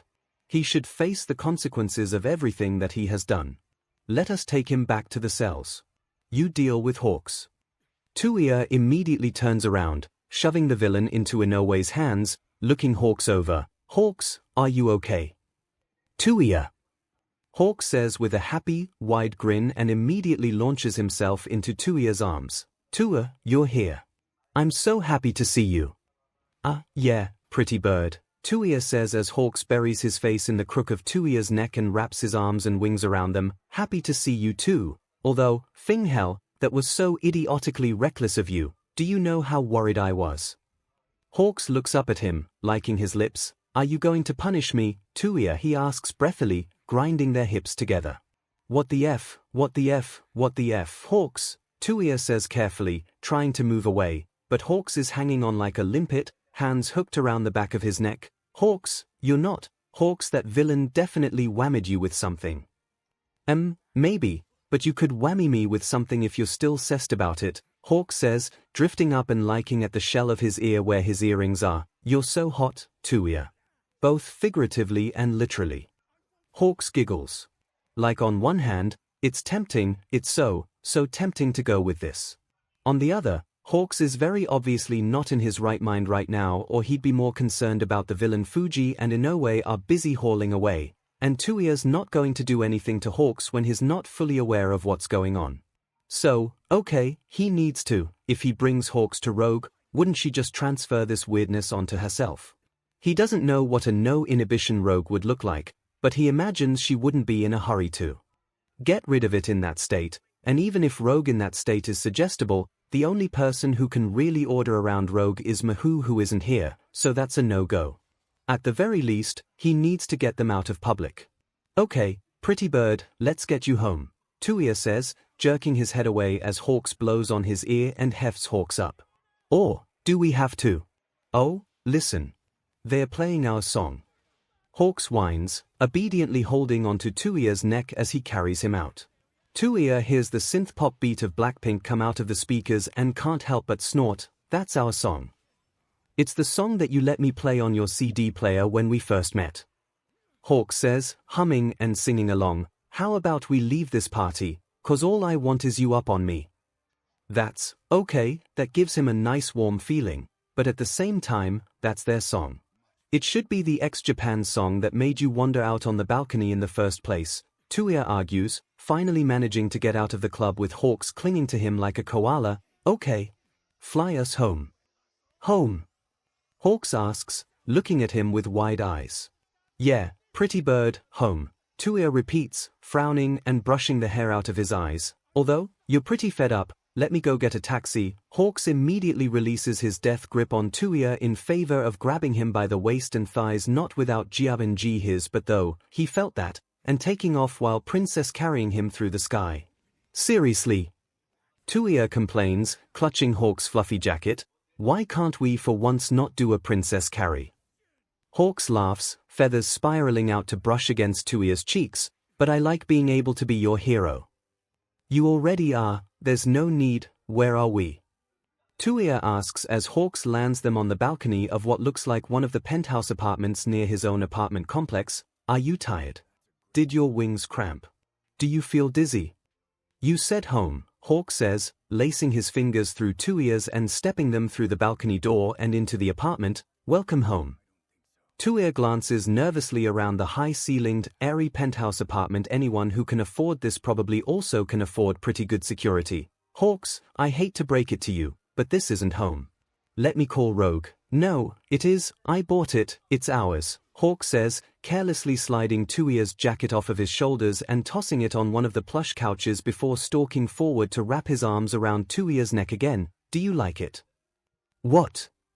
Touya asks, whirling them around so he can get a better look at the apartment. "You bought this. You never told me about it." "It's a surprise, Nate." Hawks laughs, backing Touya into one of the sofas. "Have to feather the nest properly before showing you." Was this the surprise that 𝐿𝐼 had mentioned? Or was it that villain? Either ways, it's way too much, but he can't say he's not happy, if overwhelmed, at how far Hawks has gone with this. Of course the problem right now is that Hawks really is out of it. "Hawks," Touya says as Hawks slides into his lap and attempts to kiss him. "Hawks. You've basically been roofied, you don't know what you're doing." "I sure as F know what I'm doing, Touya," Hawks says, looking up at him, gold eyes glinting. "I've waited so long for this. I don't know why I was waiting to try and impress you with a giant gift first. I'm in love with you, and I want you to F me, so bad. I've imagined it so many times. You'll take care of me, won't you?" Touya simultaneously felt a hot, sharp flare of lust ignite his body and at the exact same time wanted to melt into the ground. "Oh my God. I may not have much experience, but you can teach me what you like," Hawks whispers into his ear, biting at the lobe of it. "I'll be so good for you, Touya. I want you to take all my firsts." "You," Touya gasps, feeling his breathes grow even tighter than before and gritting his teeth to try and control himself. "You've never, with anyone else." Hawks shrugs. "Sure, other guys are hot, and maybe if I hadn't met you first, I would have messed around with a few, but I did meet you first, and you're the one that I want. Anyone else would just be a bad substitute." "Are you saying that I'm your type?"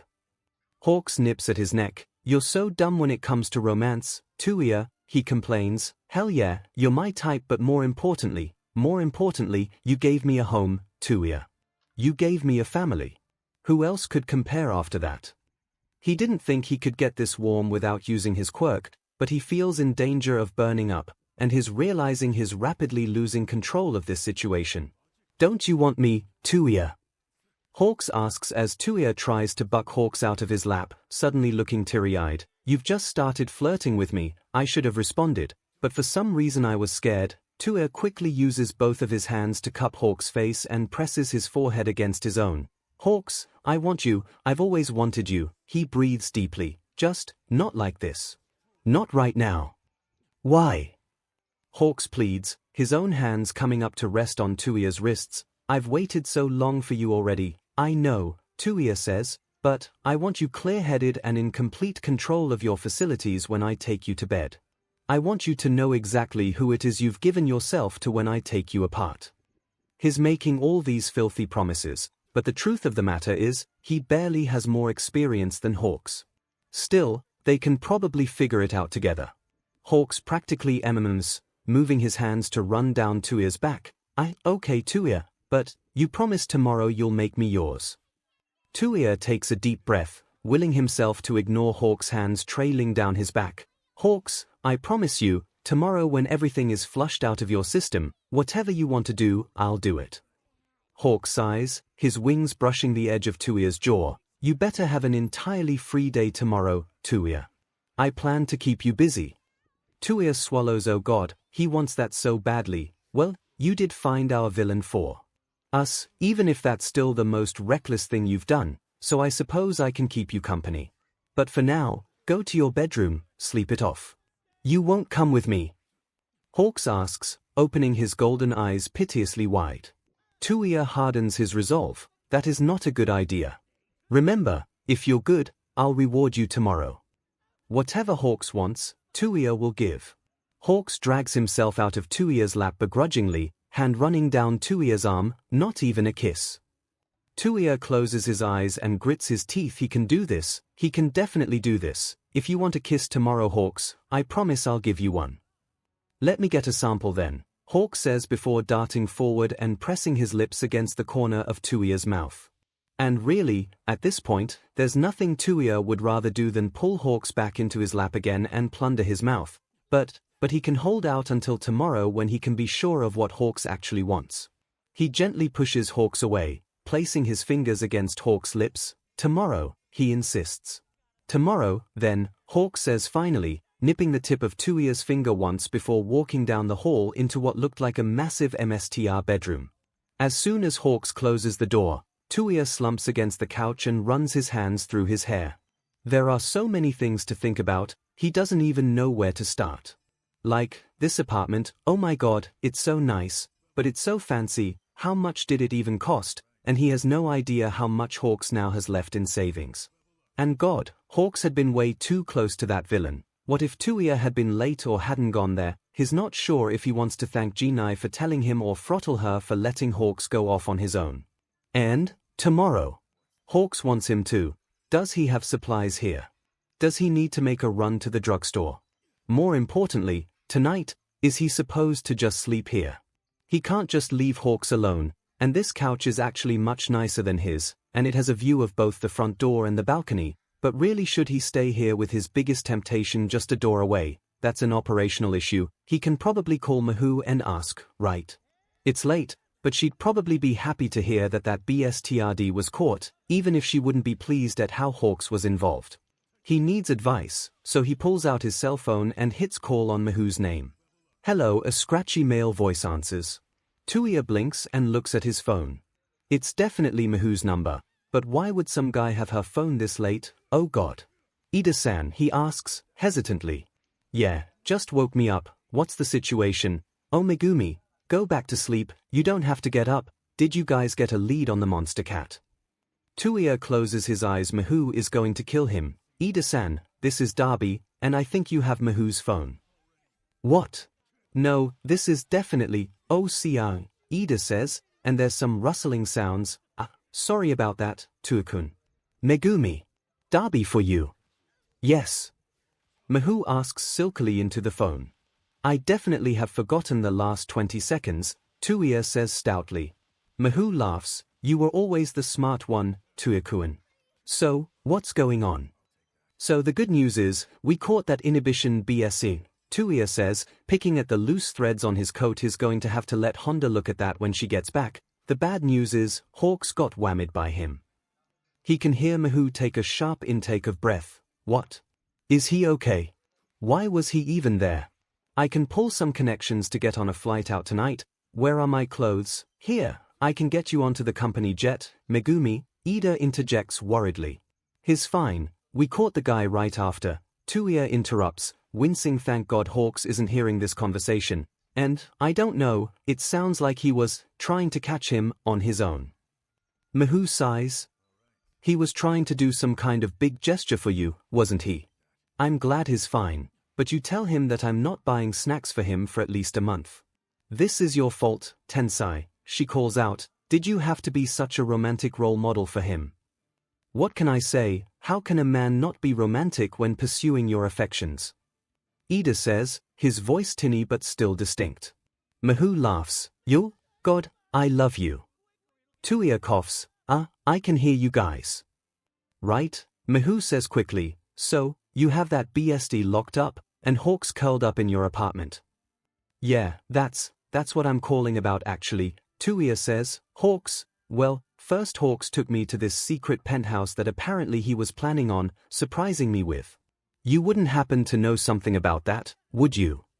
Hawks may have needed some help with the forms and brokers, 𝐒𝐻 says, amusement laced in her voice. I expect to be invited to the housewarming party.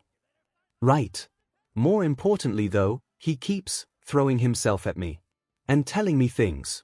And it's driving me crazy, Touya confesses. 𝐒𝐻 hums, well, at least he's with you. Convince him to go to sleep, he's highly suggestible right now, that should work, he'll probably knock out for the night, and then make yourself comfortable in the guest room. Make him breakfast tomorrow, and remember to go pick up some condoms and lube. Touya chokes, what, safe sex is important, Tukun? 𝐒𝐻 chides, or do we have to bring in Nemirai again for a talk? Once was definitely enough, Touya says, cheeks burning. Nemirai is very thorough, 𝐒𝐻 comments, I don't want any of the details, but I doubt Hawks thought to stock that penthouse that well, so you should help him out. But do you really think it's fine that I'm the one watching over him? Touya asks, fingers digging into his phone.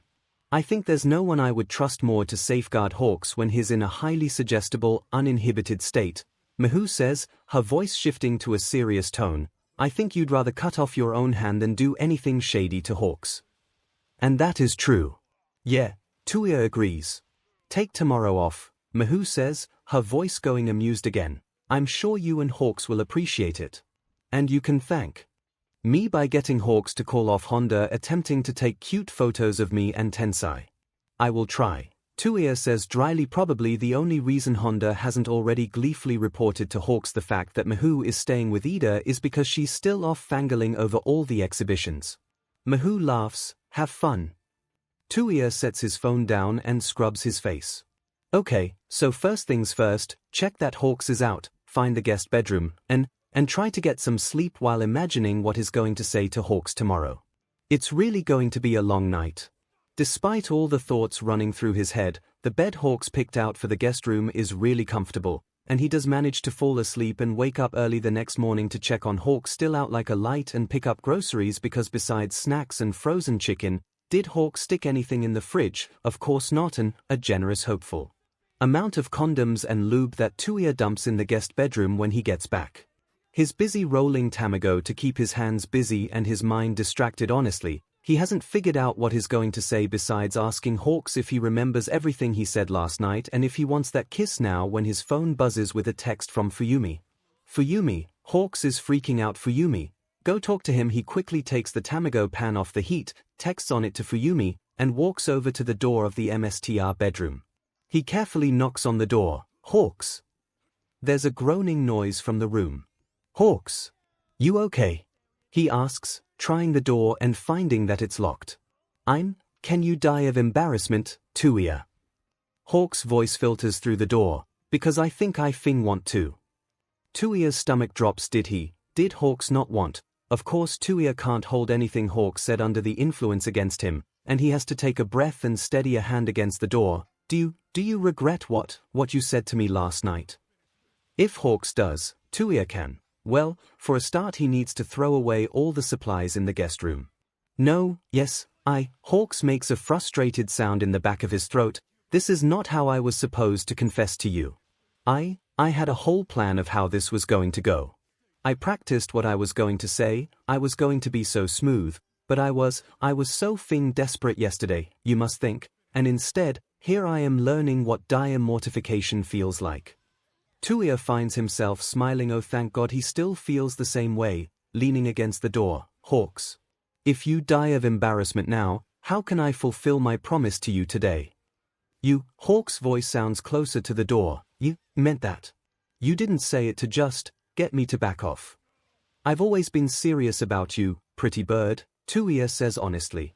There's a clicking sound, and the door opens slightly, and a tousled-looking Hawks peeks out through the gap in the door. You're not just saying that because you feel sorry for me or something. I know I said a lot of embarrassing things, yeah, but you want to hear some embarrassing things from me, Hawks? I don't know when I fell in love with you, I just knew that I was after your Shiketsu entrance exam. I dream about you, a lot. We're usually naked, I've spent a lot of time in the bathroom with my fist stuffed in my mouth because you keep insisting on crawling into my bed and being an octopus, Touya says recklessly, words spilling out of his mouth and heat crawling across his cheeks. But this is important. He needs Hawks to understand that he doesn't pity him, and that he loves him, and he wants him. Hawks opens the door wide, flushed almost as red as Touya is sure he is, wings fluttering all around him. You, really? Really? All that time spent cleaning the bathroom, I was cleaning, kind of had to, after, you know, Touya says, making an awkward jerk-off motion. Hawks laughs, stepping forward, his wings brushing against Touya's hair and arms. All that time, we could have been going out in high school. No, we couldn't. Shiketsu has a no-dating rule, remember?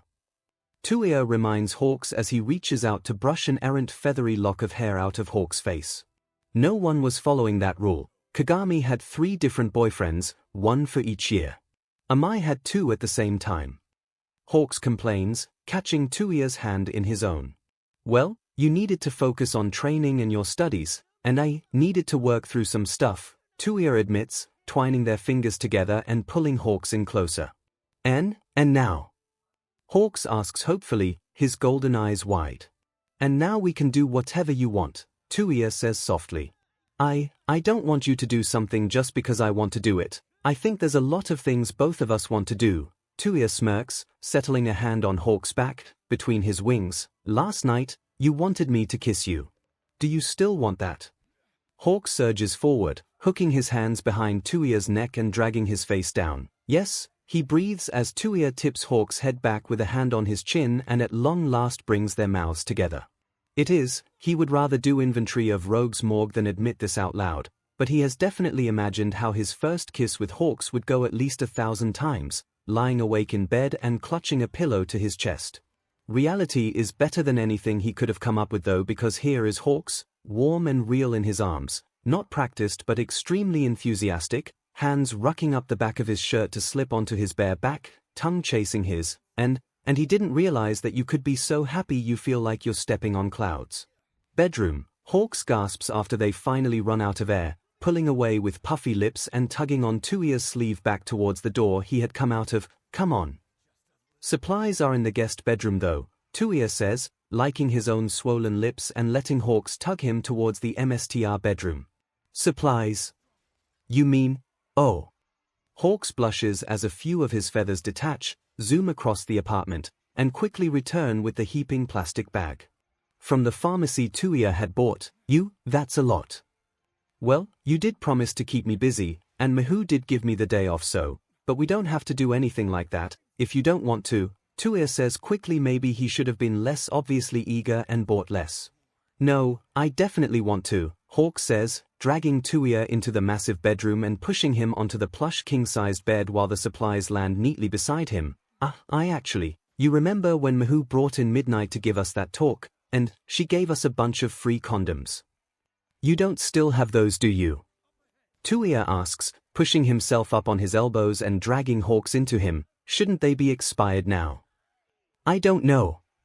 Hawk squawks, sulkily pressing his face into Touya's neck while trying to get Touya's shirt off. I had a whole plan where I was going to catch that villain, you were going to scold me but be kind of impressed, and then I would WHP out the papers to this place, and then I'd fly you over here, and if everything went really, really well, you'd get lucky. Touya smirks, letting Hawks drag his shirt over his head. Yeah, Hawks breathes, placing a trembling hand on Touya's chest.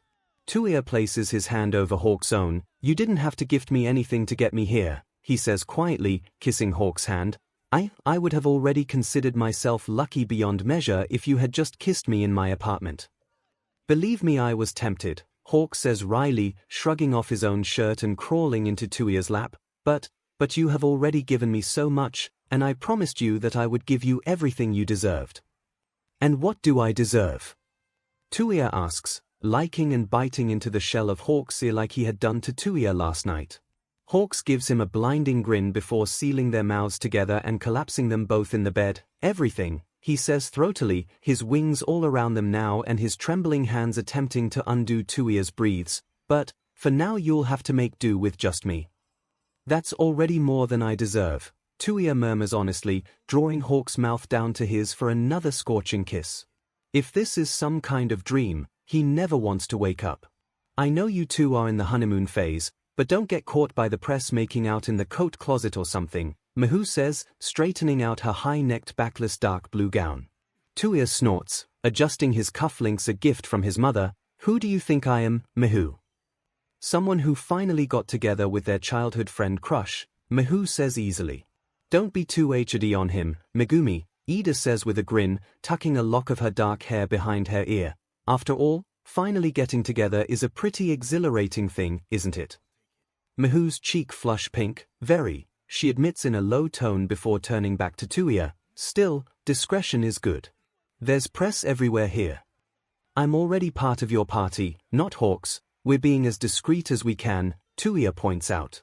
𝐔𝐬𝐚𝐽 appears in a flash of blue lightning next to him, moving her goggles onto the top of her head. "Discreet," he says. She snorts, like Takahiro didn't have to borrow his girlfriend's makeup to cover up all the hickeys on Hawk's neck.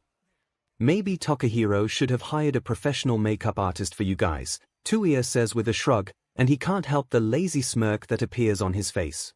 He loves the sounds Hawks makes when he goes for his neck, and he has to admit he also likes the red marks left behind. "Apparently we're going to have to," 𝐔𝐬𝐚 sighs. "I guess on the plus side though, I'll also be able to get professional styling done." "You look pretty great already though, Erika," Sonozaki comments, walking over with one normal plate and one plate of what looks like nearly every dish laid out on the dining table. 𝐔𝐬𝐚 grins at Sonozaki, taking the precariously balanced plate and starting to dig into it. "Thanks, Keiichi." The lights begin to dim, and 𝐔𝐬𝐚 starts wolfing down her food even faster. "That's our cue," she says as she grabs Sonozaki and zooms him back over to the table where Hawk's agency has been seated. A small dark-haired boy with glasses around Xiaoto's age comes jogging out of the crowd as well, hands chopping in front of him. "It is time for the ceremony to start." "Thanks, Tenya," Ida says, reaching down and ruffling the boy's hair. "Lead the way." Touya follows Ida, Megumi, and Tenya to the table set aside for Team Ida 10 as the stage lights up, and the announcer steps up. Touya cheers for Ryukyu when she comes up on stage, but of course, all his attention is taken by Hawks as soon as he flies onto the stage, hair gleaming in the lights and red wings flared wide.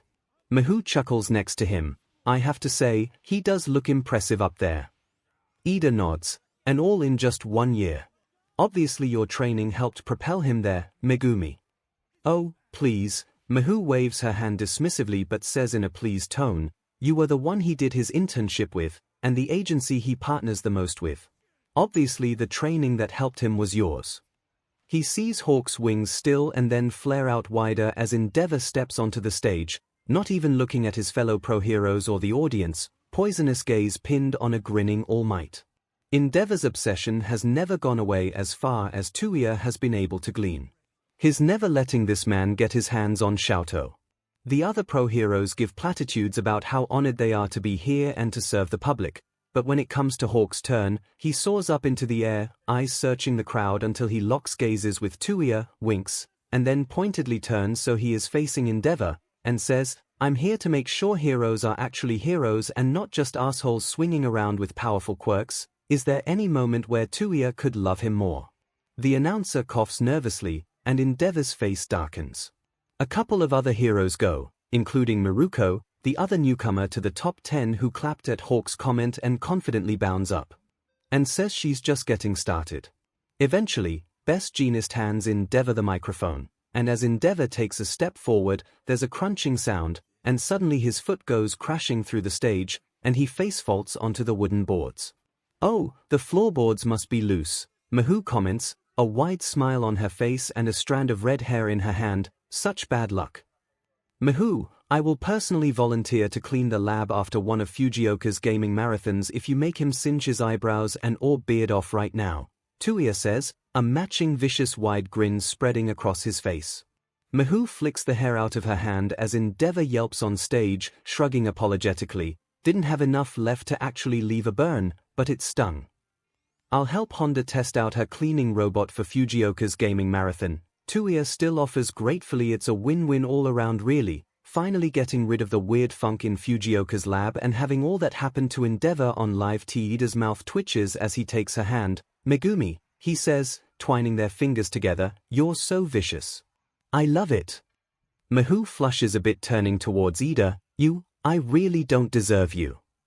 "Yeah, you do," Ida affirms, lifting her hand up to kiss the back of it with a smile. Touya clears his throat obnoxiously, leaning forward so he blocks the view of an eager-looking reporter at a neighboring table, who said something about being discreet. "I regret ever asking Tensai to invite you," 𝐒𝐿 grumbles. "Always glad to have you around, Touya-kun," Ida says easily. "Shesh," Ida's little brother gestures sharply. All Might is about to give his speech. All Might proves his worth as the #1 hero by easily taking all the attention onto himself and making everyone seem to forget Endeavor's misstep. However, Touya's not going to forget anytime soon, and he's pretty sure Hawks is already in the process of getting the tape just for him. Near the end of it all, a slight wave catches the corner of his eye, and when he turns to see one of the mirrors in the banquet hall, there's Kagami, holding up a sign that says Birdie, Dressing Room 5, and winking at him before slipping away into another mirror. "Excuse me," he says politely, standing up and leaving his napkin in his seat. "I have to go to the bathroom." 𝐒𝐿 quirks an eyebrow up but waves her hand dismissively. "Give my congratulations to Hawks and don't get photographed." Touya rolls his eyes as he walks off, as if he doesn't know how much harder it would make his cover and his job if it were publicly known that he's the winged hero Hawks' boyfriend. He still can't help but feel giddy every time he thinks it. He definitely understands Hawks' longing to just announce it over the rooftops. "Touya," a deep, unfortunately familiar voice sounds behind 𝐻𝐻𝐿.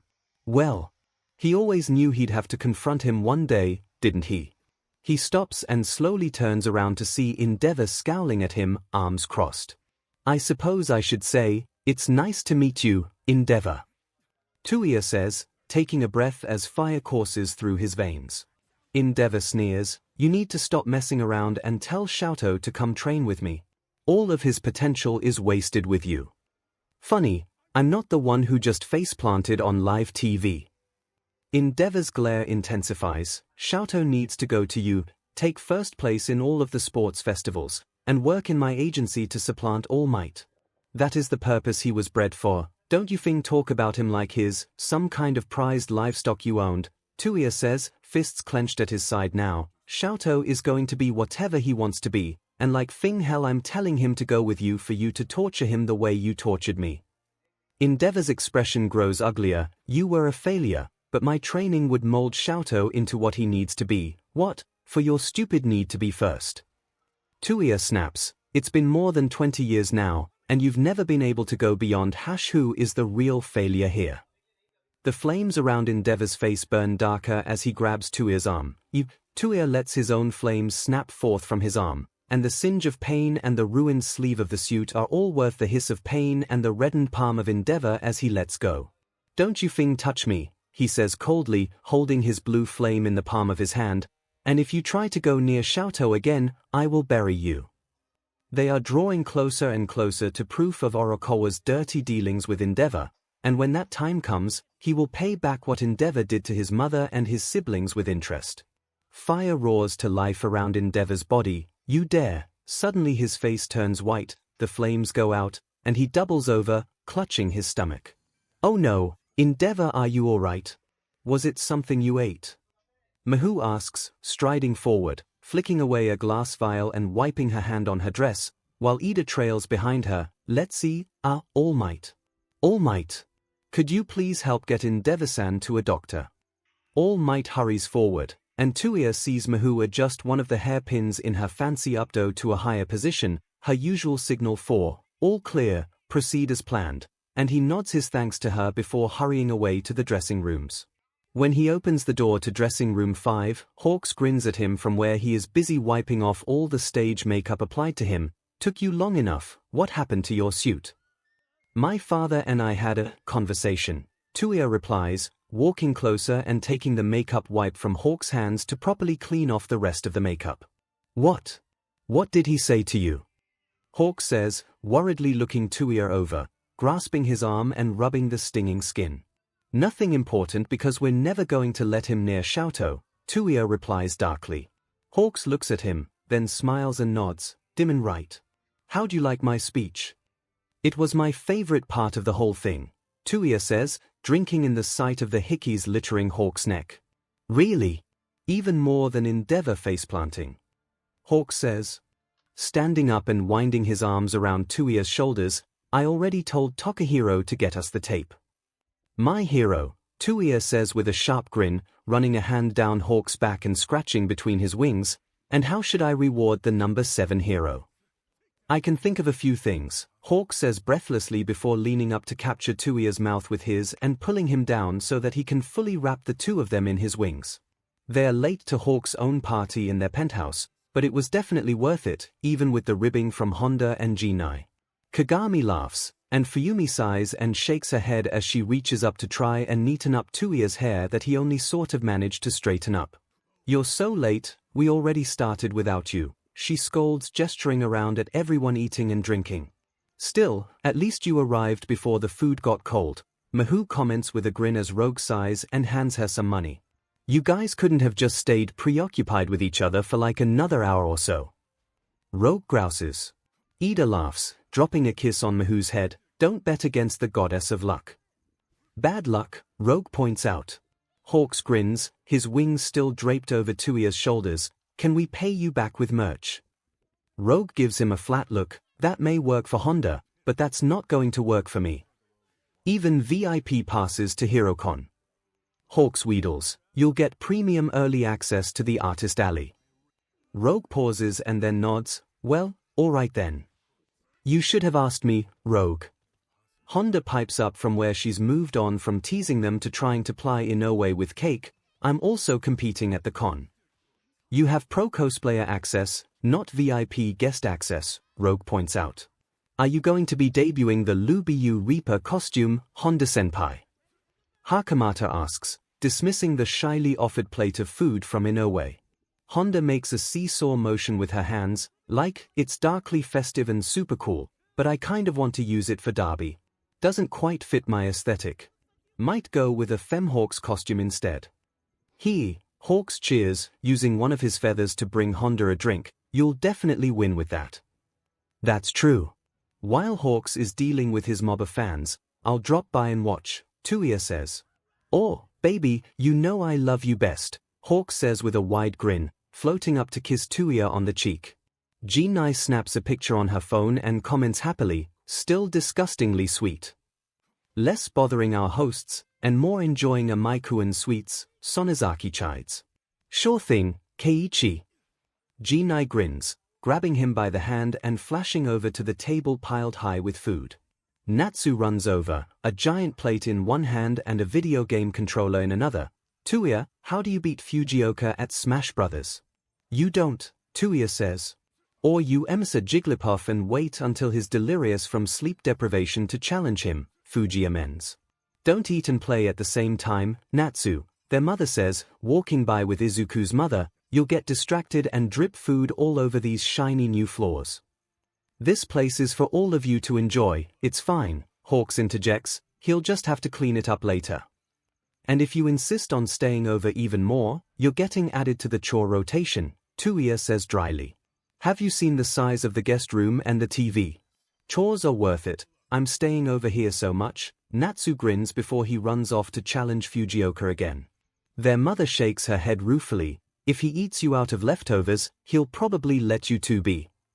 If he doesn't have practice games, I think he'll just buy Konbini food and camp out in front of the TV. Touya says before holding up a hand, "Don't worry, I'll make sure he does his homework." "I know you will, Touya," his mother says, reaching out and patting him on the head before turning to Hawks and also ruffling his hair, "And I am so happy for you too." Hawks preens at Touya's side, wings happily fluttering all around him. "Todoroki-san, I can never thank you enough." "You don't have to," his mother says warmly. "I'm simply very happy to see you two so happy. Still, I have a surprise for you. It's not ready yet, but you're going to love it," Hawks assures her.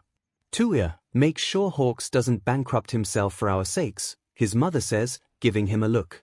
"Don't worry, I've made Takahiro let me look at their books," Touya says, gesturing at Takahiro, who is currently taking selfies of the party with his girlfriend and the rest of Hawks' agency. Hawks wanted to gift a Ryokan to Touya's mother as soon as possible, but realistically, Touya is having him thoroughly research all Ryokans on the market or likely to go on the market soon, and start budgeting out savings for that. His mother deserves the best after all. "Such good boys," Izuku's mom says fondly. "I hope you will not mind Izuku and 𝐿𝐴𝐷 dropping by, as I'm sure they will." "Already have Pro Heroes Smash Brothers all ready for them," Hawks comments, gesturing at the game set where Fujioka is busy decimating all challengers while maining Edge Shot. "And have you seen the training room yet?" Touya asks, pointing down one of the halls. "We've got a lot of gloves and mats, so don't worry about Izuku-kun, Midoriya-san." Izuku's mother's eyes are dangerously shiny at this point. "You two have always treated Izuku so well." "We try our best." Hawks grins, "He's a great kid. And obviously, 𝐿𝐴𝐷's favorite." They all turn to look at 𝐿𝐴𝐷 calmly watching Izuku diligently try to instruct Rigi how to fight with all might on the other controller. "He's going to do so well at UA," Touya comments. "We'll just have to disguise ourselves when we go to the sports festival," Hawks declares, glancing up at Touya through his lashes. "I'm sure Honda can provide some appropriate costumes." Touya rolls his eyes and lightly shoves Hawks. "We're not cosplaying just to get in." "You're no fun," Hawks pouts, pulling them towards the table of food. "Not what you were telling me in your dressing room," Touya says into Hawks' ear, purposefully squeezing Hawks' thigh where he's pretty sure he's left a mark. Hawks' eyes dilate as he presses closer to Touya. "When this party is over, let's skip the cleanup and just christen the rest of the penthouse we haven't fed in yet," he says in a low tone, letting his feathers creep into the back of Touya's shirt. "We're not doing it in the guest room or the kitchen," Touya says firmly, making a plate of fried chicken for Hawks and setting it in his hands. "So the balcony?" Hawks asks brightly, taking a bite of the fried chicken. "If it's warm enough," Touya concedes. Hawks' grin is absolutely filthy as he pulls Touya down for a quick kiss. "I'm sure you'll keep me warm." Okay, no sneaking off," Honda chides, walking up with both Hakamata and Inoue in tow. "I've been dispatched to make sure you actually host this party instead of wandering off again." Hawks laughs. "Well, I guess we can hold off." "Good," Honda beams, holding up a remote and clicking it. "Let's get some proper music in here." Touya groans as 𝐻𝐸 music starts piping through the penthouse. "Really? You secretly love it, and I'll definitely make it up to you," Hawks says with a wink. And Touya thinks that here, right now, with Hawks happily wrapped in his arms, and his friends and family all around them laughing, eating, and celebrating, he couldn't ask for anything better than this.